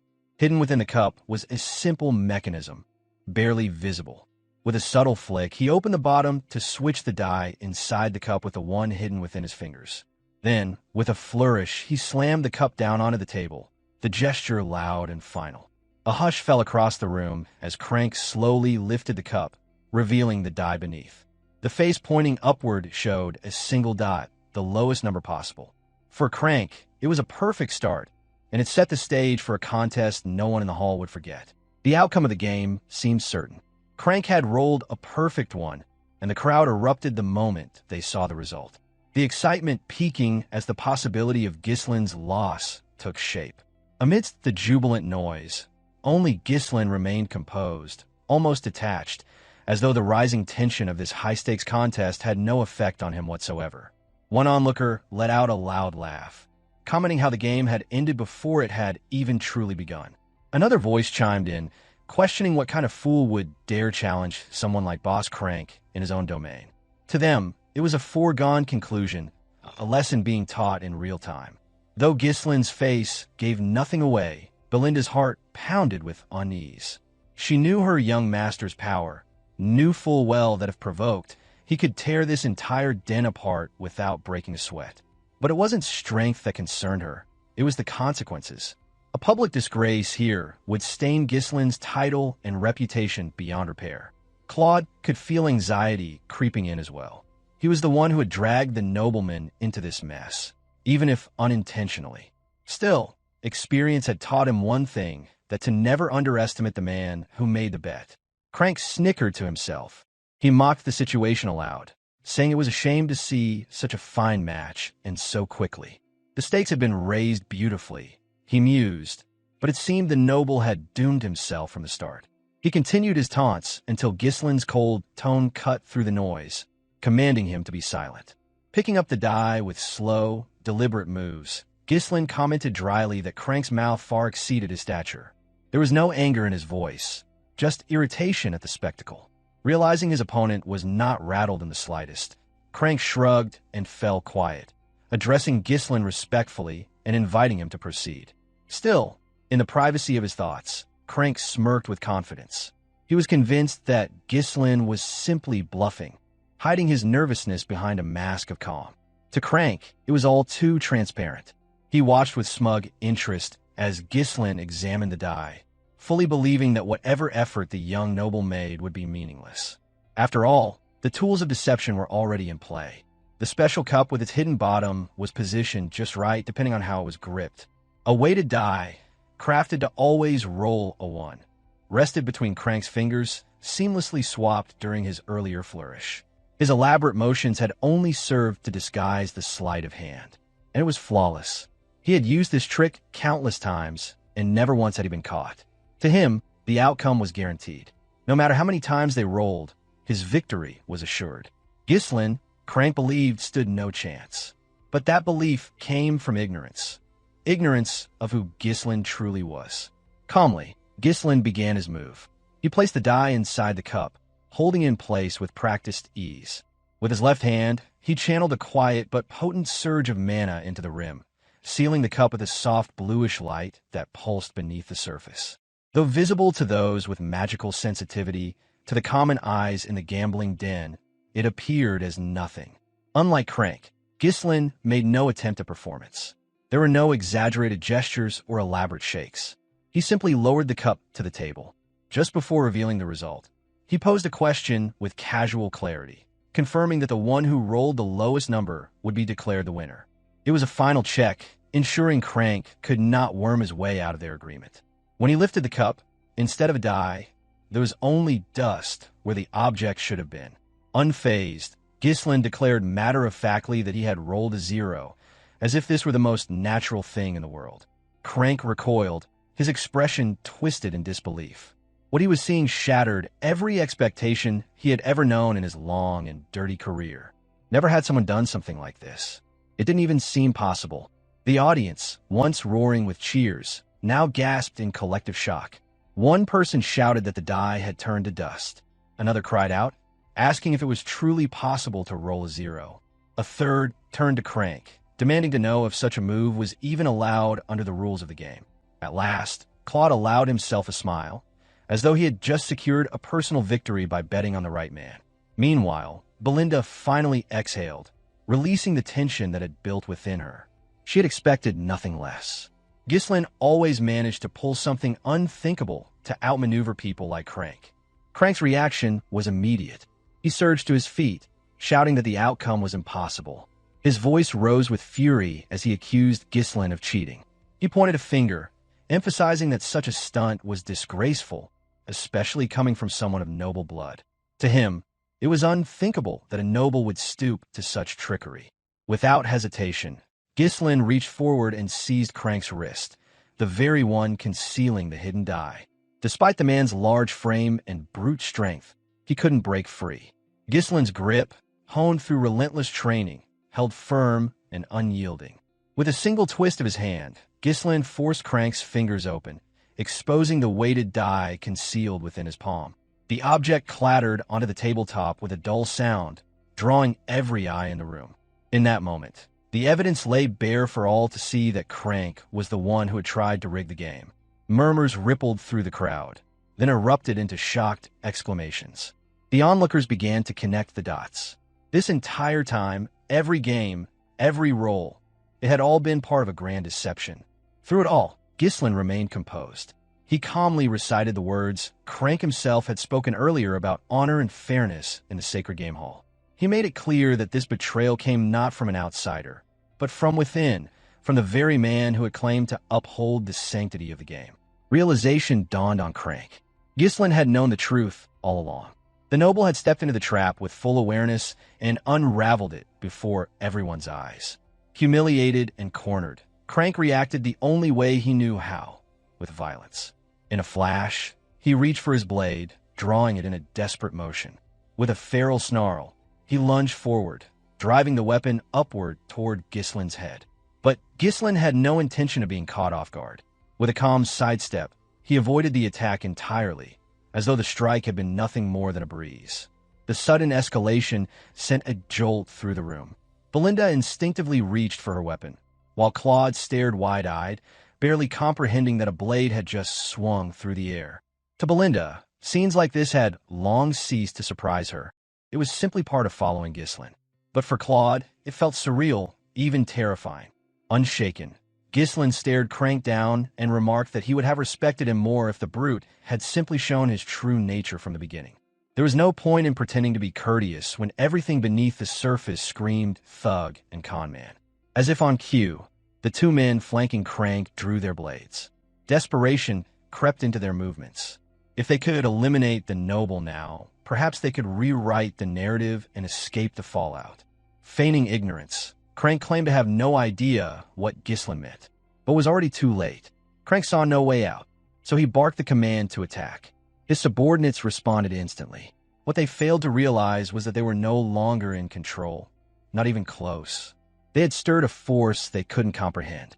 Ghislain had been merciful, perhaps overly so, but if pushed further, he could turn this entire establishment to rubble without a second thought. Crank did not hesitate. He gave the order to charge, and his men obeyed without question. The two attackers moved forward swiftly, unaware of the caliber of the opponent they now faced. They had no inkling that their target was someone entirely beyond their expectations. However, Ghislain displayed not a trace of fear. He had come prepared for every possibility and had no intention of retreating. The moment the first man lunged forward with his blade, Ghislain shifted aside, evading the strike with effortless precision. The second attacker followed up, leaping in from the side in quick succession. As the descending blade sliced through the air, Ghislain propelled himself upward, cleanly avoiding both strikes. With agile momentum, he used the shoulders of the two attackers as makeshift footholds and launched himself directly toward Crank in a fluid, audacious movement. Crank flinched. The sight of the young noble flying toward him threw his mind into disarray, but he quickly forced himself to react. He raised his sword in defense, aiming to cut the young noble down before he could land. Yet Ghislain's speed surpassed his expectations. The blade swung through nothing but air. In the blink of an eye, Ghislain had landed gracefully behind Crank, his sword already drawn and its tip pressed lightly against the bald head's exposed neck. Every movement had been executed with breathtaking speed and elegance. Crank stood frozen, paralyzed by the realization that he had been completely outmaneuvered. Beads of sweat formed and ran down his face as the full weight of his defeat settled over him. There had been no time to react, no chance to counter. He had been rendered helpless. Behind them, the two subordinates turned in shock. Their leader, the strongest presence in their entire operation, had been brought to submission in an instant, unable to retaliate even once. In the next heartbeat, the thugs found themselves subdued as well. A dagger was pressed against one man's neck, and a sword pointed at the other's chest. The control over the scene was absolute. If Ghislain had so desired, the entire group could have been dispatched in a single stroke. Cain and Belinda had arrived, executing their support flawlessly. Against them, common criminals like Crank's men stood no chance. The precision of their maneuver left no room for escape or resistance. With a trace of dry humor, Cain remarked that these fools should have chosen their target more carefully. It was clear from his tone that he found the situation almost amusing, this pathetic attempt to challenge individuals far beyond their reach. On the other hand, Belinda stayed far calmer as she turned toward Ghislain and asked about their next move, deferring to her young lord for the final decision. Remaining composed, Ghislain addressed Crank that as planned, he wanted to take Claude back, along with the money that he won. The warning behind his words was unmistakable. Despite the blade at his throat, Crank dared to resist. His pride clung to denial, unwilling to yield even under such pressure. But Ghislain did not yield as he passed judgment with finality. Crank, as the man managing Baron Austin's most profitable establishment, had been caught in the act of attempting to defraud a noble from a foreign kingdom. The implications were damning. The ruin of a gambling den stripped of its credibility was not a possibility. It was an inevitability. As Ghislain spoke, his sword shifted slightly, grazing the side of Crank's neck. A thin line of blood appeared. The threat was no longer implied. It was immediate, visceral. Should Crank raise opposition in the future, there would be no discussion, only death. Crank's body stiffened. He could not lift a finger. The sharp sting on his skin was nothing compared to the oppressive force behind the young noble's calm demeanor. Despite the youth of his adversary, the murderous intent radiating from him was clear and overwhelming. It left no room for doubt. For a man like Crank, this den was his entire world. He held no power beyond it, and if word of this transgression ever reached Baron Austin, there would be no salvaging his position. That knowledge struck deep, reinforcing the terror gnawing at his chest. Overwhelmed by the quiet ferocity before him, Crank's resolve crumbled. His shoulders sagged as the last remnants of defiance drained away. He muttered a subdued acknowledgement, indicating his reluctant submission to Ghislain's will. He understood now. This young noble was not to be trifled with. With that, the matter was concluded. A faint smile appeared on Ghislain's face as he shifted his gaze, searching for Claude and proposing that they leave immediately. But the one he sought, the very center of the conflict, was nowhere to be seen. Claude had vanished the moment the fight had erupted and had not reappeared since. Soon after, Belinda's furious scream echoed throughout the gambling den, cutting through the tension like a blade. She demanded to know if Claude had truly fled. Her voice, sharpened by outrage, was impossible to ignore. Her rage intensified as she voiced her suspicion aloud. Not only had Claude run off, but he had also taken all of Ghislain's winnings with him. Cain added his observation with an ironic tone, suggesting that a gambler on the run would inevitably find his way to another gambling den sooner or later. Belinda's fists clenched, her entire frame trembling as anger surged through her. She proposed sweeping the area, determined to find the man responsible for this insult. Yet Ghislain remained composed, his tone level and unshaken. He assured them there was no need to search. He already knew where Claude was going. Somewhere within the streets of Austin Barony, Claude rode swiftly atop a horse, a full sack of gold slung over his shoulder. His expression shifted between tension and relief as he pressed forward toward his destination. Thoughts churned within his mind, recounting how narrowly he had escaped. Amid those thoughts, he pondered the young noble, the strange, unknown figure who had suddenly appeared in his life and come to his aid. It made little sense. What purpose could such a noble have in helping him? The question lingered unanswered. Yet with the weight of gold in his grasp, Claude believed he had achieved what he needed. The ordeal at the gambling hall had served its purpose. With that belief firm in his heart, he muttered an apology under his breath, a quiet message intended for the young noble left behind. The words came from a place of guilt. He hadn't intended to deceive Ghislain, but he needed the money too badly to resist. 1 year earlier, in a dilapidated house nestled deep within the remote forests of Austin, a young woman named Anna sat quietly on a cold, hard floor. Veiled and pale, she was both Claude's lover and the daughter of his late teacher. Before her, Claude sat, offering a small stack of gold coins, the spoils he had secured from the gambling den.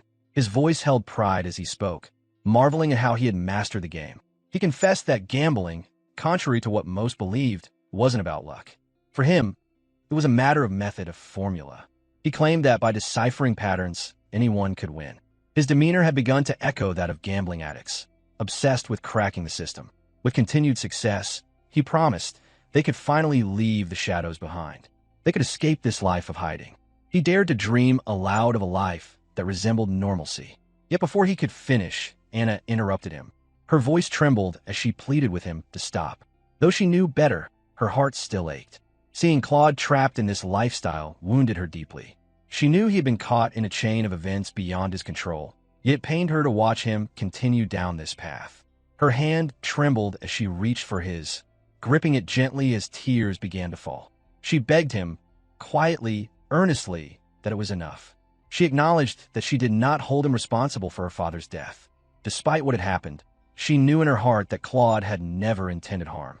Her body shook with sorrow, the pain of the past still fresh and raw. Seated across from her, Claude was in no better shape. His face bore bruises and his eyes were hollow with guilt. Her voice struck something within him, and his chest tightened with regret. Claude had been used, manipulated by those in the kingdom who feared the power and influence of his teacher. He had been turned into a pawn. Yet he had taken the burden upon himself. His heart believed that it was his own naivety, his own foolishness, that had brought ruin upon his mentor. Because of that mistake, the man who had once guided him had been branded a traitor. And now, the woman Claude loved bore the same mark. Together, they remained hidden in that broken home, tucked away in the forgotten corners of the mountains. Their lives had been consumed by grief and guilt. Even though Anna never placed the blame fully upon him, Claude could not forgive himself. And despite the weight of it all, he could not abandon her. Knowing what she had lost, knowing the name she now carried, he refused to leave her behind in a world that had turned cruel and cold. The hardship endured by the pair reached a breaking point when Baron Austin learned of Anna's presence. Her lineage as the daughter of a professor from Siren Royal Academy, a figure tied to the Revolutionary Army, caught his attention. That connection alone was enough to draw the ire of the Baron. Acting swiftly, Baron Austin ordered her capture, enlisting the aid of Crank and his men. Together, they managed to seize her, binding her tightly before Claude's eyes. In the moment of helplessness, Claude could do nothing. Though his intellect surpassed that of most within the kingdom, he lacked the strength to fight back. Against the brute force that the Baron had brought along, there was nothing he could do but watch in anguish as Anna was dragged away. The weight of his own failures pressed heavily on him. He already bore the guilt of his teacher's death.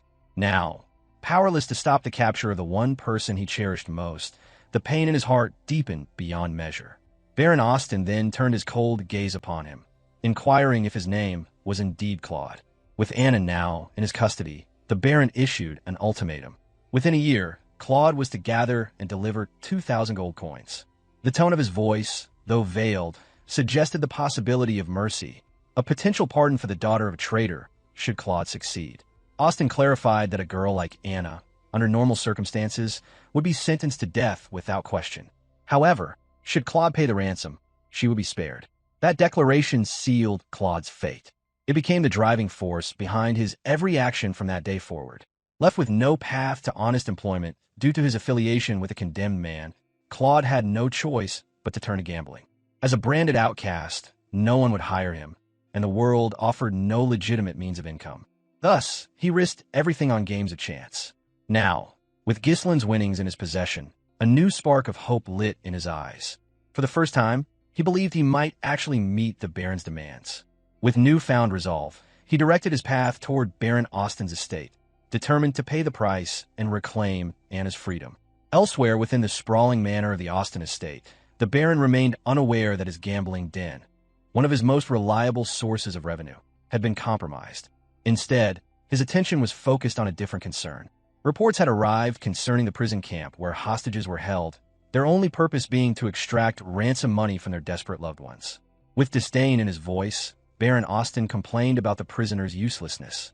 He remarked that they did nothing but consume food, offering nothing in return.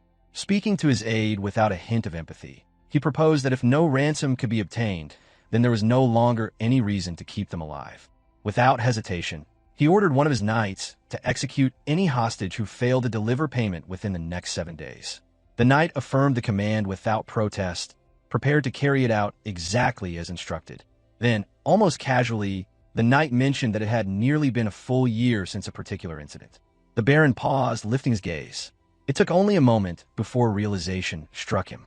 He muttered aloud, recalling the case involving the traitor's daughter, Anna. He then asked whether there had been any updates regarding Claude, whom he referred to dismissively as mere brat. The knight delivered his report. Rumors indicated that Claude had repeatedly failed to earn enough money at the gambling hall, falling short of the target. Upon hearing this, the Baron concluded that Crank must have done a decent job in handling Claude's efforts to raise funds. Austin entertained the idea, albeit briefly, that Anna might make a suitable maid. But the thought quickly soured. Her status as the daughter of a kingdom traitor made the proposition far too risky. With that in mind, he ordered her execution. Furthermore, he instructed the knight to ensure that no word of this reached Claude. The knight raised a final question. What should be done if Claude did, in fact, arrive with the ransom? Austin responded with a twisted smirk. If the boy came with the money, then they would simply take it and eliminate him in secret. After all, who would care if a gambler vanished? The cruel grin widened on the Baron's gluttonous face as he mulled over the thought. Such an outcome, of course, depended entirely on whether Claude actually managed to return with the money in the first place. At that very moment, the heavy door to the Baron's office creaked open. Another knight stepped inside, bearing fresh news. Naturally, Baron Austin did not receive the news favorably. His displeasure was immediate, prompting the reporting knight to first beg pardon before delivering his message. According to the knight, a man named Claude was currently creating a disturbance at the main gate, loudly proclaiming that he had come to pay the ransom. Within moments, Claude was permitted entry into the estate. Without hesitation, he placed a heavy bag of gold onto the table before the Baron. With steady resolve, he declared that the sum of 2,000 gold coins, the exact amount demanded, had been delivered to fulfill Anna's ransom. Yet, even after enduring an entire year of relentless hardship, Claude had failed to grasp the cruel truth. It was Baron Austin himself who had orchestrated the suffering he endured. The same man who had ordered the ransom was the one who ensured Claude's every attempt to succeed at the gambling den would fail. Despite this, Claude now stood in front of the man responsible, earnestly requesting the release of Anna in return for the gold. Baron Austin remained composed as he took his time examining the contents of the bag. Each coin was checked for authenticity, even though the outcome had already been decided. That Claude had gathered such a fortune, despite Crank's efforts to deceive and obstruct him at every turn, was a testament to something that should have been impossible. The Baron's thoughts churned as he weighed the gold in his hand. With Crank deliberately sabotaging Claude's chances of success, how could this boy have come up with such a sum? Suspicion clouded his expression. He turned to Claude and inquired bluntly, where had this money truly come from? Claude, unaware of the trap tightening around him, responded honestly. He had won it through a bet. His words carried no hint of deceit. But Baron Austin knew better. Claude had only ever been permitted minor victories, enough to keep him hoping. Whenever he dared to make a large wager, Crank ensured the outcome was rigged against him. There had never been a chance for such a significant win. The answer only served to deepen Austin's distrust. Without warning, he issued an order to one of his knights. Claude was to be arrested immediately. The decision was swift and final. Both Claude and Anna would be executed. The ransom had been received, and thus the pair were of no further use. Claude's expression collapsed into stunned confusion. For him, none of it made sense since the gold had been paid in full. The terms had been followed, and his mind raced in desperation. He tried to make sense of why the noble would turn against him, despite of everything. Before he could collect his thoughts, two soldiers stormed forward and seized him by the arms. Claude struggled, but he was no warrior. His life had been spent studying and surviving, not fighting. Overpowered instantly, he was given no opportunity to resist. His voice rose in protest. He called out to the Curse Baron, demanding an answer. He reminded him that the ransom had been met, and every coin accounted for. Why then was he being thrown into a cell? Baron Austin, now watching with thinly veiled contempt, dismissed the accusations. He claimed that the origin of the money was suspicious and needed to be investigated. He stated he would confirm the truth with Crank before any decisions were made. With cold indifference, he told Claude that if he wished to avoid execution, he had best go quietly. There would be no second chances. Claude's heart pounded with fury. Inwardly, he cursed the reality that permitted nobles to abuse their power so thoroughly. No one stood against them. No one protected those beneath them. And now, he was just another pawn being discarded. As he was dragged away, Baron Austin remarked aloud on his disbelief. That Claude, of all people, had managed to amass such wealth, even while being cheated, was something he had never expected. His curiosity turned to unease. There should have been no way for Claude to win against Crank's manipulation. Claude, fueled by rising rage, screamed with all the strength in his lungs, calling out Austin by name and denouncing the scheme that had ruined his life. His voice echoed through the chamber, full of righteous anger. Then, as if summoned by that very cry, two blindingly swift strikes came without warning. The soldiers restraining Claude never saw it coming. One moment they held him fast. The next, they were collapsing to the ground, completely incapacitated. The attacks were so sudden, so seamless, that neither man even registered what had happened before hitting the floor. Their forms lay motionless, struck down by an unseen hand. The room froze in stunned silence. Baron Austin and his personal knight both flinched in unison, caught off guard by the sudden intrusion. It was inconceivable to them that someone had managed to infiltrate the estate without triggering any alarms, especially considering the strict security measures in place. The unexpected breach left them momentarily speechless. For Claude, the fury that had overtaken him just moments earlier vanished completely, replaced by utter confusion. His thoughts scattered in disbelief. A hand came to rest on his shoulder, halting his spiraling thoughts. The sheer rapidity of a shift in events stunned him. Only minutes ago, he had stood at the brink of imprisonment, facing an uncertain fate. A moment before that, he had risked everything in pursuit of Anna's freedom.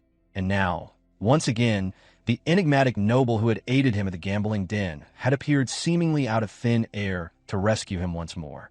Ghislain stepped forward with poise, moving past Claude without hesitation. In passing, he offered Claude a few simple words of affirmation, commending him for his effort. Without breaking stride, Ghislain proceeded directly toward Baron Austin, offering a courteous but unmistakably noble greeting. His tone carried the confident elegance of someone accustomed to authority. In contrast, Baron Austin was already spiraling into a state of panic, demanding to know the identity of the young man who had suddenly taken control of the room. In response, Ghislain merely snapped his fingers. At that signal, Cain and Belinda entered the chamber, escorting a restrained and beaten Crank between them. The balding man was tied securely and showed clear signs of having been subdued with force. Belinda marched forward, forcing Crank to his knees before the two nobles. Her tone left no room for argument, and Crank offered no resistance. Baron Austin's disbelief deepened as he stared at the scene unfolding before him. His trusted subordinate, the man responsible for managing the gambling hall and executing his more underhanded dealings, now knelt like a common criminal at the feet of an unknown noble. The sheer audacity of the event shattered the Baron's composure. As Belinda secured Crank, Cain calmly retrieved a chair and placed it directly in front of the Baron's desk. Without hesitation, Ghislain sat down and leaned back, propping his legs up on the desk with the casual arrogance of a young noble used to getting his way. From this relaxed position, Ghislain extended an offer of conversation, suggesting with a dry tone that they might as well have tea while discussing matters. The posture, the attitude, and the setting were all deliberately theatrical, but behind the theatricality lay a real and present threat. Ghislain was no ordinary fallen noble in his past life. His presence alone carried the weight of authority that could unsettle even the most powerful within the Lithania kingdom.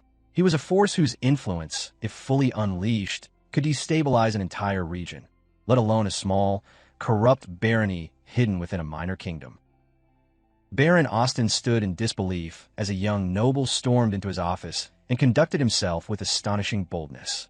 The air in the room thickened with tension the moment the barony knight drew his sword, shouting scorn at Ghislain. With contempt seething in his voice, the knight condemned the youth's insolence and barked a demand for him to show proper deference to the baron without delay. Before the knight could finish his tirade, Cain moved with a startling swiftness, drawing his own sword and placing its point between himself and the knight, effortlessly holding him at bay. Despite the intensity of the moment, Cain's expression remained composed as he stated that the knight had done enough already. He calmly added that the matter unfolding was not one in which the knight should involve himself. The knight stood rigid, trembling with rage, his eyes fixed on Cain. The veins in his forehead bulged as if he were on the verge of lunging forward. Yet he managed to maintain control, barely. Now livid, Baron Austin erupted into a furious shout, questioning how Ghislain could dare to behave with such audacity on his land and within his estate. Without hesitation, he ordered his knights to remove Ghislain at once. Yet Ghislain remained composed as he reasoned that his presence there was not for provocation or disruption. He clarified that his actions were not simply to aid Claude without cause, which he had been wronged by Crank at the casino, and demanding for compensation. Though Ghislain's voice was calm, his words carried a gravity that blanketed the room in silence. Not a single Austin soldier dared to move. Despite being within their own territory, they found themselves paralyzed. Breaking the hush, Baron Austin demanded an explanation. At that moment, with only a word from Ghislain, Belinda threw the baldy to the floor. Crank gasped, startled by the sudden force. Ghislain reiterated the heart of the matter, that as manager of the gambling house, Crank had attempted to defraud him. As a result, both he and Claude had nearly lost every coin they had wagered. Only then did understanding dawn on Baron Austin. The sack of gold resting on his desk, the one brought in by Claude, represented the bet in question. And by his own actions, Crank had tried to deceive them and claim it falsely. Crank cried out in protest, insisting that he was the true victim and had been cheated instead. While his statement wasn't entirely false, it conveniently ignored the fact that he had initiated the deception. Belinda snapped, striking Crank on the back of the head with open disgust. Her voice laced with derision as she ridiculed him for his continued dishonesty. Within his thoughts, Baron Austin swore bitterly at Crank's idiocy. If the man intended to scam someone, he thought he should have had the sense to choose a target with care. Finally voicing his frustration, he asked Ghislain what he expected him to do about the situation. Ghislain replied with thoughtful composure as he stated that cheating in a gambling house, where trust served as the very foundation of its operations, was intolerable. On that basis, he requested fair and generous compensation for both himself and Claude. Baron Austin hesitated, pointing out that Crank also claimed victimhood.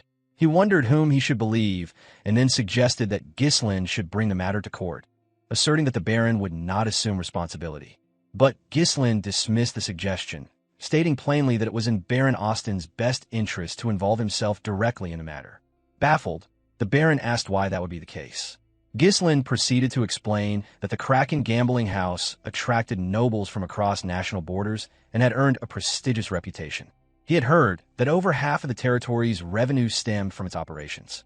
Given that fact, Ghislain continued, if word spread that cheating took place within the establishment, the entire affair would appear as though the Baron had orchestrated a swindle against the noble class. The implications, he concluded, could threaten Baron Austin's entire future. It was only then that Baron Austin truly grasped the magnitude of the situation. The realization struck him like a blow. Everything he had built, his authority, his reputation, and the life he had meticulously secured over the years, now teetered on the brink of collapse. A low curse escaped his lips as his gaze locked onto Ghislain. With suspicion thick in his voice, he questioned whether the young noble had come merely to extort hush money from the ruling baron of the territory. Ghislain offered confirmation without hesitation. Calmly, he demanded that the Baron double the amount of gold already laid out as a form of restitution.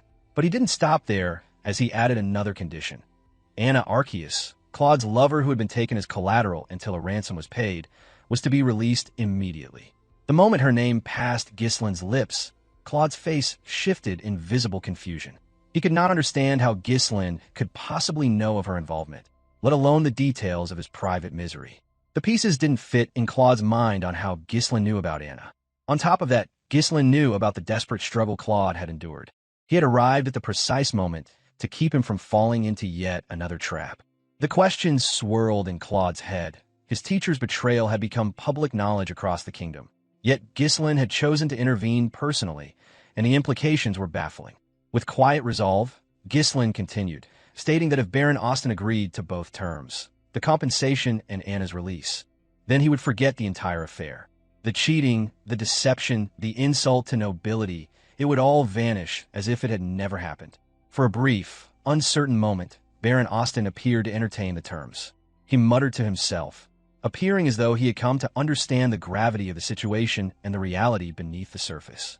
Without warning, he erupted into a roar. His voice boomed through the room as he hurled venomous insults at Claude, the very man he had attempted to deceive, branding him an ungrateful wretch. Claude flinched, clueless as to what was unfolding since he was unaware the trap lay before him. He could only feel the overwhelming fog of confusion closing in. The room burst into chaos as soldiers came storming in. Filled with righteous indignation, Baron Austin bellowed that he had once offered Claude a chance to save a woman who, by all rights, should have been executed. He twisted the narrative, painting Claude as a conspirator in a scheme with foreign nobility to rob the barony from within. Cain immediately turned around, ordering Claude to move out of the way. His posture made it clear that he intended to confront the approaching soldiers directly.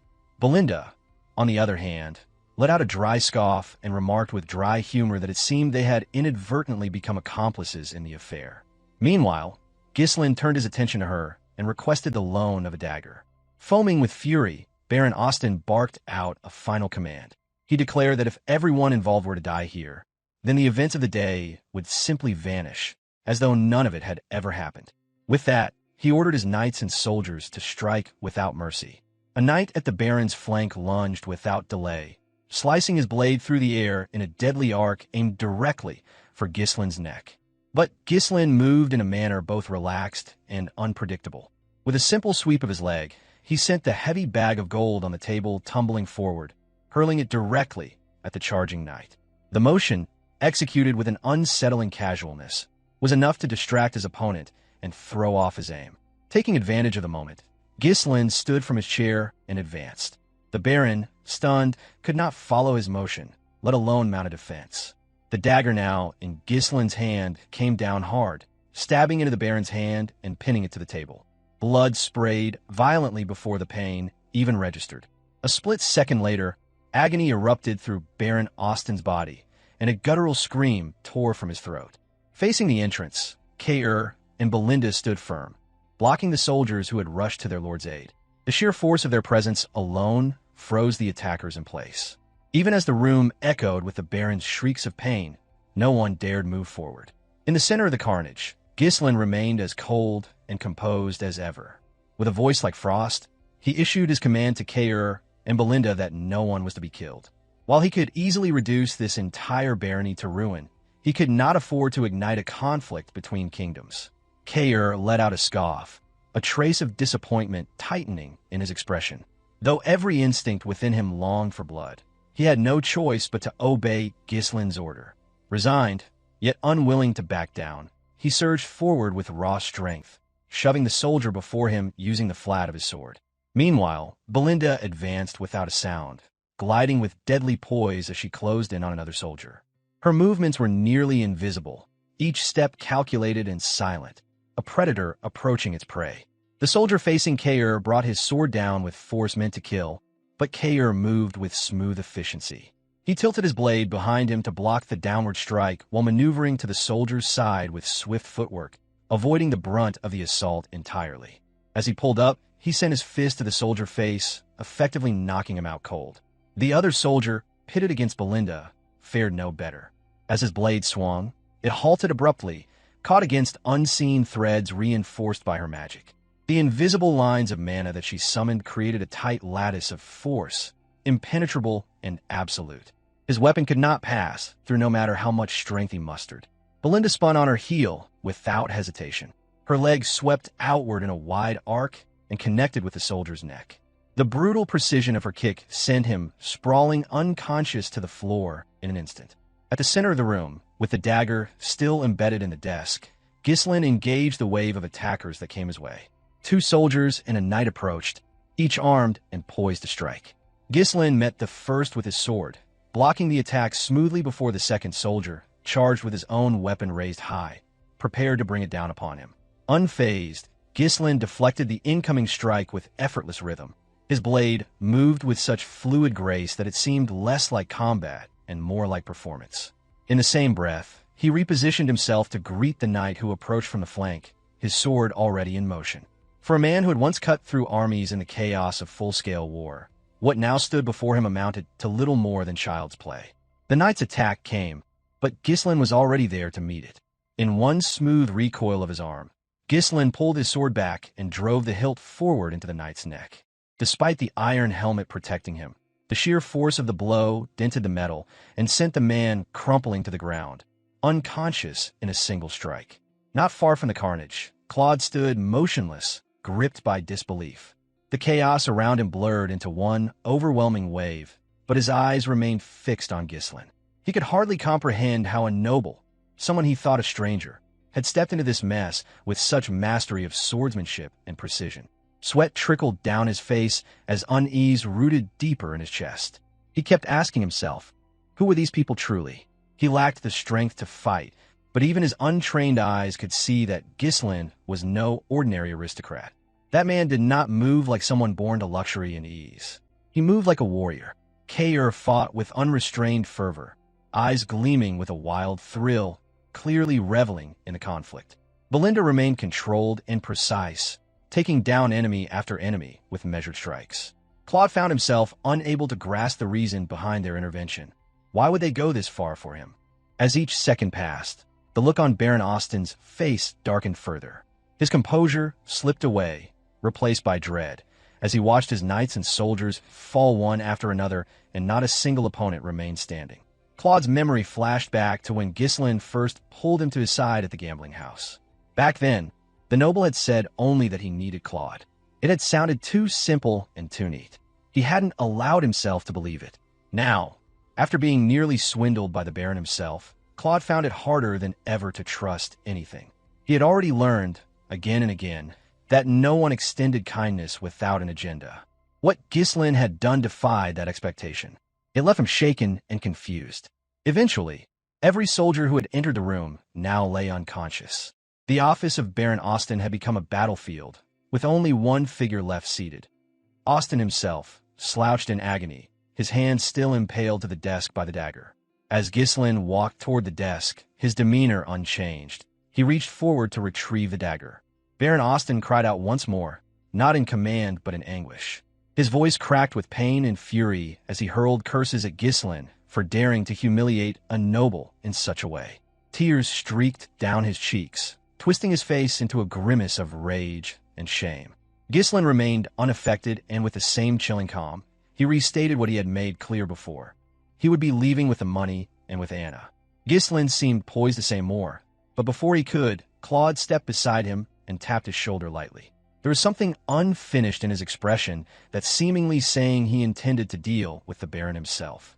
Within his thoughts, Claude reasoned that if this was the way Ghislain chose to handle things, then there was no point in rejecting the gesture. Accepting kindness wasn't weakness. He decided it was better than dwelling in regret later on. With a steady gaze, Claude looked down at Baron Austin, still bound by pain and humiliation. He told him that if there was any grievance or issue to pursue, he could find Claude in Fenris, a territory within the Kingdom of Lithuania. His voice bore a calm confidence, and the smile that followed only made the message feel heavier. Claude declared that if the Baron ever chose to visit, he would make sure to welcome him kindly. By the time the sun rose over Austin's territory, a different light bathed the land, one that held a fragile, unfamiliar hope for Claude. It marked the end of a painful chapter and the beginning of another. The reunion between Claude and Anna was drenched in sorrow. It was not the kind of moment meant for joy or peace. Even though she had been freed, Claude had already resolved not to stay. Deep inside, he remained convinced that he was the cause of her father's demise, and he couldn't bear to tie her future to that burden. He left her with a heavy heart and a bag of gold, more than enough to sustain her for a lifetime. With no further words exchanged, Claude turned away and departed alongside Ghislain, heading for Fenris. Time passed swiftly, and before long, they arrived at their destination. What greeted them was a bleak and broken land. Fenris lay in disrepair, stripped bare from years of exploitation under Count Daigold. The commoners who remained lived lives closer to bondage than freedom, forced to serve as tools for their former master's greed. Claude was taken aback by the sight, and his surprise tightened in his chest, but he chose to remain silent for the time being. There was too much to take in, and he needed to understand it all before speaking. Sensing the weight on Claude's mind, Ghislain broke the silence by asking whether he was truly certain about leaving Anna behind. Claude paused before replying. Eventually, he admitted that perhaps Anna would be more at peace back in her homeland, far away from the one she might blame for her father's death. He knew the rescue hadn't been his doing. It was largely thanks to Ghislain. That truth gnawed at him. Thus he wanted to give her freedom, and once he had rebuilt his own life, he would seek her out again. Ghislain fell into a quiet reflection on how he had changed the course of fate, prevented his sworn brother from being consumed by tragedy. More importantly, he had saved a man who, in another lifetime, had carried resentment until the day he died. Lifting his eyes to survey the land, Ghislain took in the territory that now belonged to him. It was the first time he had stood upon it as its rightful lord. In doing so, he paid back the debt owed to Claude from their previous life. It was something Claude didn't need to understand, and something Ghislain never intended to reveal. This was for his own purpose, to fulfill the debt of loyalty owed to a brother who once walked beside him, supporting every act of vengeance and bloodshed, even at the cost of his own life. To Claude, however, it simply looked like the start of a new chapter. For him, it was an opportunity of fresh beginning. Now, the two stood side by side once more, two sworn brothers preparing to build a new power, one that could one day topple kingdoms, including the likes of Amelia, Count Desmond, and Duke Delphine. Once the weight of the situation began to settle, Ghislain turned to Claude and asked for his thoughts on the territory. He noted that the air, at the very least, was pleasant. Never one to hold back, Claude responded with his typical brashness. He remarked that the state of the place was abysmal and jokingly suggested that Ghislain should kill whoever ruled it and take over. That would be easy, considering the land's pathetic state. At that, Ghislain calmly revealed the truth that the territory was already his. Startled, Claude blurted out his disbelief and asked whether Ghislain was seriously the lord of such a miserable place. He had assumed, perhaps foolishly, that Ghislain was wealthy and had come along thinking the future would be more secure under his wing. But Ghislain knew Claude all too well, and there was no offense taken. Instead, he casually slung an arm around Claude and pulled him close. With a smirk and a firm voice, he declared that from now on, Claude would serve as the head steward of the territory. Ghislain swept his hand outward in a broad motion, his voice steady as he declared that everything Claude now saw before him, the barren fields, the ruined buildings, the wounded land, was his responsibility to restore. Since Claude had chosen not to remain with Anna, despite Ghislain offering the chance, the noble took advantage of that decision and appointed him to a far more demanding task. After a brief silence, Claude finally spoke. The weight of his new responsibilities pressed heavily on him, and as he fully absorbed the scale of what was expected, he faltered. Hesitantly, he admitted that perhaps he wished to be with Anna after all and asked Ghislain to let him go back. But Ghislain's reply was immediate and firm as he told Claude that it was already too late. Elsewhere, within the towering walls of Desmond Castle, Count Desmond convened a tense meeting with his assembled vassals. The topic was grim, the failed territorial war in which he had backed Count Daigold's attempt to seize control over Perdium. Tension rippled through the room like a palpable fog. The vassals sat in silence, fearful of the wrath simmering beneath their lord's composed exterior. Count Desmond's pride had been deeply wounded. It was inconceivable to him that a lowly, impoverished territory such as Perdium had thwarted his plan, and worse, had overwhelmed Victor, the infamous hidden sword he had installed as commander of Daigold's army.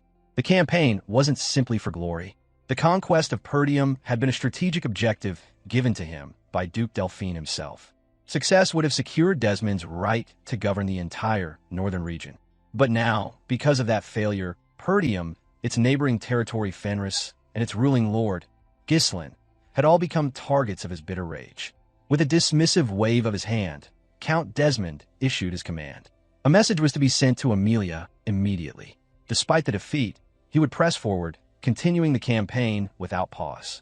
Meanwhile, within Fenris Castle, Ghislain officially assumed his seat as the lord of the territory. In a ceremonial gathering, he summoned those closest to him. Belinda, Gillion, and Cain stood before him, dressed and ready, their postures perfectly upright.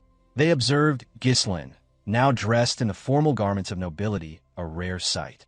Vanessa looked visibly irritated, mostly due to Alpoy's reckless behavior after losing a considerable sum at the gambling house. Meanwhile, Claude appeared utterly disengaged from the formality of the event. Ghislain addressed the assembly with clarity, as he declared that those who had stood beside him through his campaigns, his aides, his mercenaries, would now be granted official recognition. They would serve as soldiers of Fenris, with opportunities to rise through the ranks and attain knighthood. This was not a reward but a call to duty. He further revealed his intention to use the runestones he had mined from the forest of demonic beasts. With these rare resources, he would rebuild Fenris from its foundations. What none of them knew was that his ambitions reached far beyond restoration. He intended to prepare for a cataclysm, one that would sweep across the world. The land, still bearing the scars of Dygald's tyranny, had reached its lowest point. Ghislain made it clear the time for rebuilding had begun. He issued the command to begin work immediately. Without hesitation, his followers answered in unison, their voices rising in affirmation to their lord's will. Ghislain then turned to Claude and appointed him to a monumental role. He would be responsible for overseeing all administrative functions in Fenris. As they walked through the devastated streets, Ghislain outlined the tasks ahead. The first priority was a complete population census. Every person, no matter how hidden or displaced, was to be accounted for and returned to their village. Once the head count was complete, Claude was instructed to procure at least 6 months' worth of food, scaled to match the total population. Each time an order was issued, Claude responded with a casual affirmative, but his growing unease was visible beneath the surface. Yet Ghislain continued. They would begin agricultural restoration immediately. Farmers were to be given oxen and plows to till the land. In addition, Claude was tasked with identifying sections of nearby forest that could be cleared to expand farmland. Claude voiced his doubt. How could anyone expect to farm such arid, barren land? But Ghislain already had a solution in mind. The bones of blood pythons, ground into powder, will be used as potent fertilizer to breathe life back into the soil. Beyond agriculture, Ghislain rattled off a seemingly endless list of demands. All obsolete facilities were to be torn down and replaced. Storage warehouses were to be constructed for runestones and grains. Drainage ditches were to be dug. Irrigation, roads, markets, infrastructure, everything needed rebuilding. Claude questioned whether Ghislain was joking, since at Fenris, Claude was not just a steward. He was named the head of administration, logistics, documentation, finance, inspection, civil affairs, customs, food distribution, welfare, taxation, and countless other roles. Each responsibility piled upon the next, and all of it now rested on his shoulders. Ghislain tilted his head slightly and asked Claude what he meant by that remark, clarifying that he wasn't joking in the slightest. Cornered and overwhelmed, Claude admitted that the weight of responsibility being dumped on him was far too heavy for one person to carry alone. In response, Ghislain reminded him that every great task had to begin somewhere, even for those with no experience. He pushed Claude to see the situation as an opportunity rather than a burden. If the workload was too much, he added, then he should simply hire more people to help. Realizing that his protests were falling on deaf ears, he made a snap decision. Without warning, Claude bolted toward the door in a full sprint, intent on fleeing the room, and perhaps the entire territory, before he was handed yet another title. Ghislain remained composed and uttered a single word, Wendy. In an instant, movement flashed through the air. A woman dressed in a maid's uniform appeared like a shadow breaking away from the wall. With barely a sound, she hurled a line toward Claude, her precision as silent and swift as Belinda's threads. The cord coiled through the air and struck true. In the blink of an eye, Claude was tangled from ankle to shoulder, his limbs bound comically in layers of rope. Immobilized, he toppled forward, unable to move a step farther. Now that her task was done, the maid approached calmly and offered a simple introduction. She was Wendy, assigned as Claude's personal bodyguard by head Maid Belinda. She had been secretly following Claude ever since Ghislain had taken office. This was her first time revealing herself. prompted only by the order to stop Claude from escaping his duties. Ghislain had expected this outcome all along. He knew Claude too well, not just his resistance, but also his capacity. Though Claude would complain, struggle, and even try to run, he would ultimately adjust.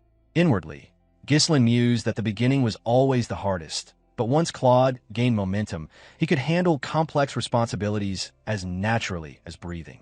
As the days passed and rebuilding efforts advanced, Ghislain began conducting routine inspections of the territory. Claude accompanied him on these rounds, with Wendy following as a quiet sentinel. Given Claude's lack of martial skill, the presence of a capable bodyguard was not only wise, it was essential. However, Ghislain soon discovered that rebuilding the territory wasn't just about structures and resources. The soul of Fenris had been ravaged by years of exploitation. The people no longer trusted their rulers. They had been crushed beneath the weight of noble greed, grounded to despair by repeated cycles of poverty and betrayal. Some had even died from starvation, a fate no one should meet simply because of the failure of leadership. If these wounds remained untreated, Ghislain knew nobles would continue to isolate themselves while their people withered in silence. He had to repair not just the land, but the relationship between ruler and ruled. Time was an enemy, and Ghislain had to move fast. He had no illusions that Count Desmond would forgive the insult of Perdium's failed conquest. When he came again, he would bring an army. Fenris had to be ready. Eventually, the funds Ghislain had raised began to dry up. One by one, his vassals gathered in his office, each bringing concerns about the financial strain they now faced. Ghislain addressed them directly, saying if they continued to spend at the current pace, he warned they would run out of money within 3 months. That meant all rebuilding efforts would grind to a halt, and the specter of poverty would return to crush them again. Confused by the urgency, Kair suggested they simply dig up and sell more runestones. But Ghislain shook his head. Selling them recklessly wasn't an option. He needed those stones to fuel magical research and development. Moreover, the veins weren't endless. They couldn't rely on them forever. What they needed now was a stable and renewable source of income. At that moment, the door to the room burst open with a loud bang. Claude entered like a man on a mission, his stride energetic and eyes determined. It was the first time he'd entered with such confidence. The timing was uncanny, and Ghislain remarked aloud that he had just been thinking of something Claude needed to handle. But already exasperated, Claude declared that he had no more time or room left to take on additional duties. Ghislain was about to respond when Claude surprised everyone by revealing that he had come with an idea of his own, a solution to their financial crisis. The shift in energy was palpable, and even the others in the room turned to him with interest. Claude stood tall and grinned, his usual sarcasm replaced with conviction. He announced that he had devised a brilliant plan to save the territory's economy, and he was ready to put it into action. With unmistakable confidence, Claude proposed what he believed to be a brilliant solution, that Ghislain should open a gambling house in the territory. He presented the idea with the enthusiasm of someone convinced he had discovered a gold mine. The reaction was immediate and violent. Without missing a beat, Belinda launched Claude out the window without so much as a pause for discussion. Her expression betrayed not even a flicker of hesitation, as if ejecting him was the most natural response to such lunacy. Claude returned a moment later, slightly bruised but no less determined. Belinda turned to Wendy with a new directive, calmly instructing her to slap Claude the moment he began to say anything stupid again. Wendy accepted the command with stoic resolve, treating it with the gravity of a knight receiving a royal decree. Undeterred, Claude pressed on with his suggestion. Since the land couldn't yield crops and the runestones couldn't be sold indefinitely, he reasoned, why not convert the barren territory into an entertainment hub? If farming was hopeless and magical resources limited, they might as well bring in coin through leisure and novelty. As if to lend credibility to his plan, he brought Alpoi forward, who, unsurprisingly, agreed wholeheartedly, unfazed by the sudden alliance forming before him. Ghislain responded with mild dismissal. He stated that he would consider the gambling house only when circumstances allowed for such indulgences. Until then, Claude was to stick with the responsibilities already assigned. Unconvinced, Claude asked how they were supposed to survive in the meantime. Ghislain explained that while opening a gambling house might generate immediate profits, it would inevitably attract unsavory influences to the territory. At this stage, the land was still too fragile. If their enemies, particularly Amelia and Count Desmond, moved against them, any internal instability would only accelerate their downfall. Allowing corruption in now could spell disaster later. Claude argued back with urgency, saying if they ran out of food, any plan would come too late. Something had to be done before hunger spread like wildfire. Alpoi also loudly supported Claude's reasoning and continued fanning the flames of the idea. Tired of the escalating debate, Ghislain finally declared that he would resolve the food shortage himself, prompting Claude blinked in confusion with genuinely surprised. Ghislain elaborated that crops would grow, he would make them grow. He ordered Claude to trust in his words and continue obeying instructions without complaint. Claude scoffed, dismissing the claim outright since the land was dry, cursed, lifeless, and nothing could possibly sprout from it. A grin touched Ghislain's lips as he posed a question, feigning curiosity. Was Claude absolutely certain that crops wouldn't grow? With zero hesitation, Claude affirmed his belief, and he swore that under no circumstance would any harvest succeed on that dead land. Alpoi chimed in as well, aligning himself with Claude's certainty. Both were so convinced of their knowledge that they didn't even stop to question Ghislain's confidence. Then Ghislain asked if they would be willing to place a bet on it. What they didn't know, what only Ghislain possessed, was that his knowledge came from another life. In that former timeline, he had discovered a precise method that could make the impossible real. And so, the wager was made. Claude, the academically trained bureaucrat, and Alpoi, heir to a magic tower, believed themselves untouchable in matters of logic and science. They agreed to the terms with smug certainty, confident that no trick or technique could overturn the land's lifeless curse. 3 months later, their certainty shattered. They stood before a wide test field and stared, dumbfounded, at the patch of land now awash in golden grain. The rye swayed gently in a breeze, shimmering under the morning light, and it was real, absolutely real. Their eyes widened in disbelief as villagers began cutting the stalks with gleeful cries. Cheers rang out as the first harvest in years began. For the people of Fenris, it was a miracle, but for the skeptics, it was a revelation. Claude turned to one of the mages, demanding an explanation. How could this be possible? According to every principle they knew, it shouldn't be, but there it was. Though defeated, Claude couldn't resist the curiosity burning inside him. He turned to Ghislain and asked how it had been done. Calm as ever, Ghislain offered an explanation that the crop was rye, a grain known to grow even in harsh climates. Before planting, he had spread a powdered mixture of blood python bones, packed with nutrients, across the fields. That powder was combined with enriched dirt imported from the forest of demonic beasts. To enhance it further, the rye seeds themselves had been strengthened with mana amplification circles. That combination, alchemy, magic, and unknown knowledge, was what had turned barren land into fertile ground. As Ghislain knelt beside the swaying grain, his hand moved gently across the golden stalks. He murmured a quiet observation to himself, noting that through this method of cultivation, the crops not only grew faster, but could also be harvested with greater frequency. This rhythm would allow for a self-sustaining cycle, a foundation for something lasting. Not far away, Alpoi was unraveling as panic clawed at his chest as he fully grasped the implications of his loss. Inside his mind, curses spilled one after another. The realization hit him like a brick. He and the other mages had unwittingly contributed to their own downfall by crafting the very magic circles that made Ghislain's plan succeed. In contrast, Vanessa stood with wide-eyed admiration. Her voice broke through the quiet, marveling aloud at how Ghislain could have thought to use that particular magic circle, one usually reserved for enhancing a person's physical strength. She struggled to understand how such a repurposing had even crossed his mind. Ghislain offered no definitive explanation. Truthfully, the idea had not been his own since the method was something he had encountered in the future, during a time when the world was plagued by calamities and survival demanded innovation. The technique had been widely shared across the continent as a desperate solution to a far greater crisis. The mana amplification circle itself was a powerful magical construct, making it possible to draw out the dormant potential within runestones, accelerating the growth of mana several times beyond its natural limit. Though traditionally used on humans or weapons, applying it to seeds was unheard of in this timeline.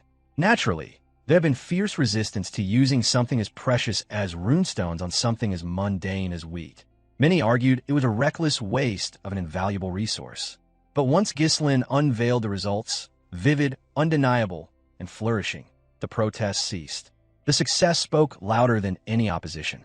What mattered most wasn't the intricate theory behind it, and Ghislain understood that those complexities were his burden alone. What truly counted was that his territory could now farm its own food. And with the abundance of reinforced rye they had cultivated, Fenris would not only survive, it would thrive. The surplus alone would be enough to generate a new stream of trade and revenue. Suddenly, an eruption of joyous cheers broke out across the fields. The commoners, who had once known only hunger and despair, now raised their voices in celebration. One man declared with conviction that he would follow Ghislain without question from that day forward. Another cried that they would never starve again. Voices called out blessings, wishing long life to the Baron Fenris. But amidst the jubilation, not everyone shared in the euphoria. Claude and Alpoi, seized by dread, had already begun to quietly slip away from the scene. They moved with purpose, trying to escape unnoticed before the consequences of their wager caught up to them. It was then that Ghislain's voice rang out, sharp and unmissable, slicing through the noise like a blade. He called out to them by name, halting them mid-step. Both froze in place, their backs stiffened with anxiety and the weight of recognition pressed down on their shoulders. With unnerving calm, Ghislain reminded them that they still had a contract to sign before they went anywhere. Claude and Alpoi turned slowly, wearing matching expressions of innocence and confusion.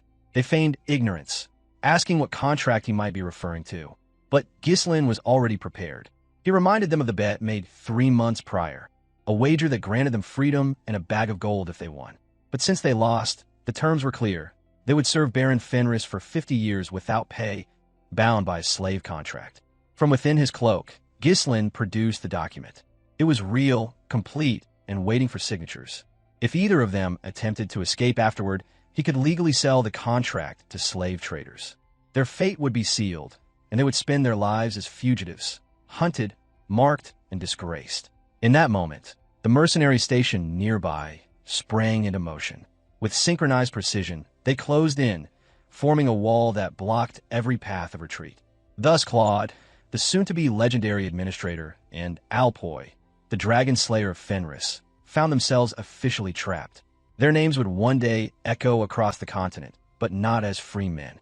To the people of Fenris, they were simply servants of their lord, bound by contract and by fate.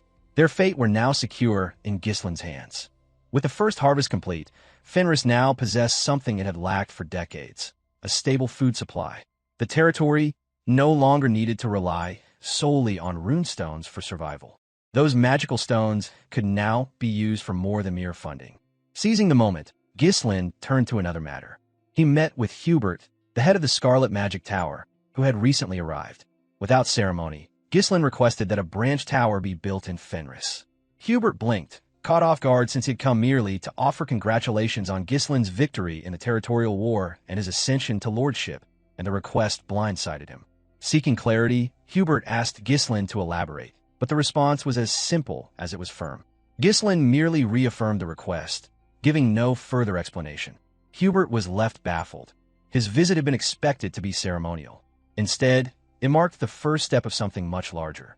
Hubert stood speechless as Ghislain, ever composed, calmly explained the truth behind his so-called victory over Dygald's one-sided declaration of war. The success, he stated, had only been made possible by detonating the runestones. Runestones that, originally, had been meant for sale to the Magic Tower. Those same runestones had been destroyed intentionally. The revelation landed with the weight of a landslide. Hubert was stunned. He had never heard of such a tactic being used before, at least not in any of the official records from Perdium's victory. Internally, his thoughts raced as he tried to process what had just been said. The idea that such a valuable cache of runestones had been sacrificed on purpose was beyond comprehension. Ghislain continued, stating that if Fenris, still fragile and barely recovering, were to be attacked again, he would have no choice but to blow up the very runestones that had been meant for the Magic Tower. Hubert's expression twitched with disbelief at Ghislain's extreme logic, unable to grasp how the man could speak so casually about using magical resources as explosive weapons. But Ghislain had already pivoted to his next point. With the prior incident as leverage, he pressed Hubert to establish an official branch of the Scarlet Magic Tower within Fenris territory. And not only that, he demanded more mages be dispatched to accompany it. Cornered and frustrated, Hubert conceded. There was no way to argue against a man who had already proven he was willing to blow up sacred resources if needed. He agreed to Ghislain's demands. The mages, once reassigned to Fenris, were quickly drafted into Ghislain's rapidly expanding list of infrastructure projects. Despite their esteemed training, they were now laying foundations, erecting homes, carving canals, and even helping restore churches. Each day left them thinner, wearier, gone with the silk robes and refined halls of the magic tower. They now labored under the sun, coated in sweat and grime. Thanks to their efforts, however, construction across Fenris advanced at an unprecedented pace. Roads were paved, fields were irrigated, and most importantly, the Scarlet Flame Tower's Fenris branch rose proudly above the revitalized land. It wasn't long before the mages realized the truth. They weren't there to expand magical knowledge. They had become glorified construction workers. Disillusionment spread quickly. Alpoi seized the opportunity to stir discontent. He conspired to rally the mages into open revolt, a protest against their new life of manual labor. The uprising barely lasted a breath. Ghislain challenged the mages outright and made a wager. If he could defeat all of them barehanded, they would abandon their defiance. One by one, with frightening efficiency, he knocked each mage unconscious. No weapons, no magic, only raw skill. Once the last of them hit the ground, Ghislain turned to Alpoi and instructed him to bring out the prepared contracts. Oddly satisfied, Alpoi seemed pleased to no longer be the only slave of Fenris. Now contractually bound like him, the other mages shared his fate. Despite the chaos, the territory was thriving. Up to 50 low-circle mages were now officially bound to Fenris' service. The land bloomed with golden rye, and the infrastructure projects progressed faster than anyone imagined. Sometime later, during an otherwise uneventful day, Claude burst into Ghislain's office in a frenzy, his face pale and his breath short, bearing an urgent news. A rebellion had erupted in Rayfold. According to Claude's report, Countess Rayfold, Amelia Rayfold, had killed her own father and brothers to seize control of the county. She had declared herself ruler through bloodshed, igniting turmoil across the region. Ghislain received the news with grim understanding, since he had known this would happen eventually. Amelia Rayfold had been the only person to ever evade his grasp during his past life as the Mercenary King. What he hadn't expected was for the rebellion to occur so soon. It made him wonder whether his interference in the timeline had accelerated her actions. In that moment, Ghislain saw it clearly. Amelia and Count Desmond were merely pawns. The true mastermind was Duke Delphine. Dygald had been used as a proxy to seize Perdium, and when that failed, the next phase had already begun. The war with Dygald was nothing more than a skirmish in comparison to what loomed ahead. Ghislain knew that the real enemy, the Northern Overlord, had yet to make a move in earnest. The conflict was far from over, and Ghislain needed to be ready when that war was knocking on his gate. Knowing Amelia's alliance with Count Desmond, Gillion was the first to voice concern. He asked his lord what action they would take in response. Belinda also chimed in, suggesting that they consider reconciliation. Perhaps they could make peace with Amelia, she reasoned, to avoid another war. But Ghislain had no intention of lowering his guard. He was not concerned about Amelia, despite her notoriety. Contrary to the fears voiced by his aides, Ghislain had already made his decision that he would head to the capital. Far to the south, nestled within the heart of the Lithania kingdom, lay Cardea, the capital city. Rising above the city like a monument to ambition stood a majestic castle, its towers piercing the sky, a symbol of power and dominion. Far to the south, nestled within the heart of the Lithania kingdom, lay Cardea, the capital city. Rising above the city like a monument to ambition stood a majestic castle, its towers piercing the sky, a symbol of power and dominion. Once, she had been the radiant jewel of Cardea's social elite. Her elegance, intellect, and charm had earned her admiration from nobles across the realm. But that brilliance faded when she began to suffer from a rare and incurable skin condition. The affliction rendered her completely unable to endure direct sunlight. She had once attempted to brave the pain, letting the sun touch the skin of her hand. The moment the light made contact, a burning sensation erupted, sharp, punishing, and merciless, akin to the torment described in tales of eternal punishment. It was not a metaphor, and it was her lived reality. Every known treatment had been attempted, from the most expensive cosmetic formulas to ancient alchemical mixtures. Nothing brought her relief. Countless so-called miracle healers and charlatans stepped forward, claiming they could cure her affliction. Each one failed, and every failure ended in execution by direct order of her father. Now she passed her days cloistered in her room, isolated from the world she once commanded. Despite being the daughter of a man who wielded more power than the king himself, she lived like a prisoner. Her life was reduced to a monotonous silence, trapped behind velvet curtains and walls that concealed her from even the gentlest ray of sun.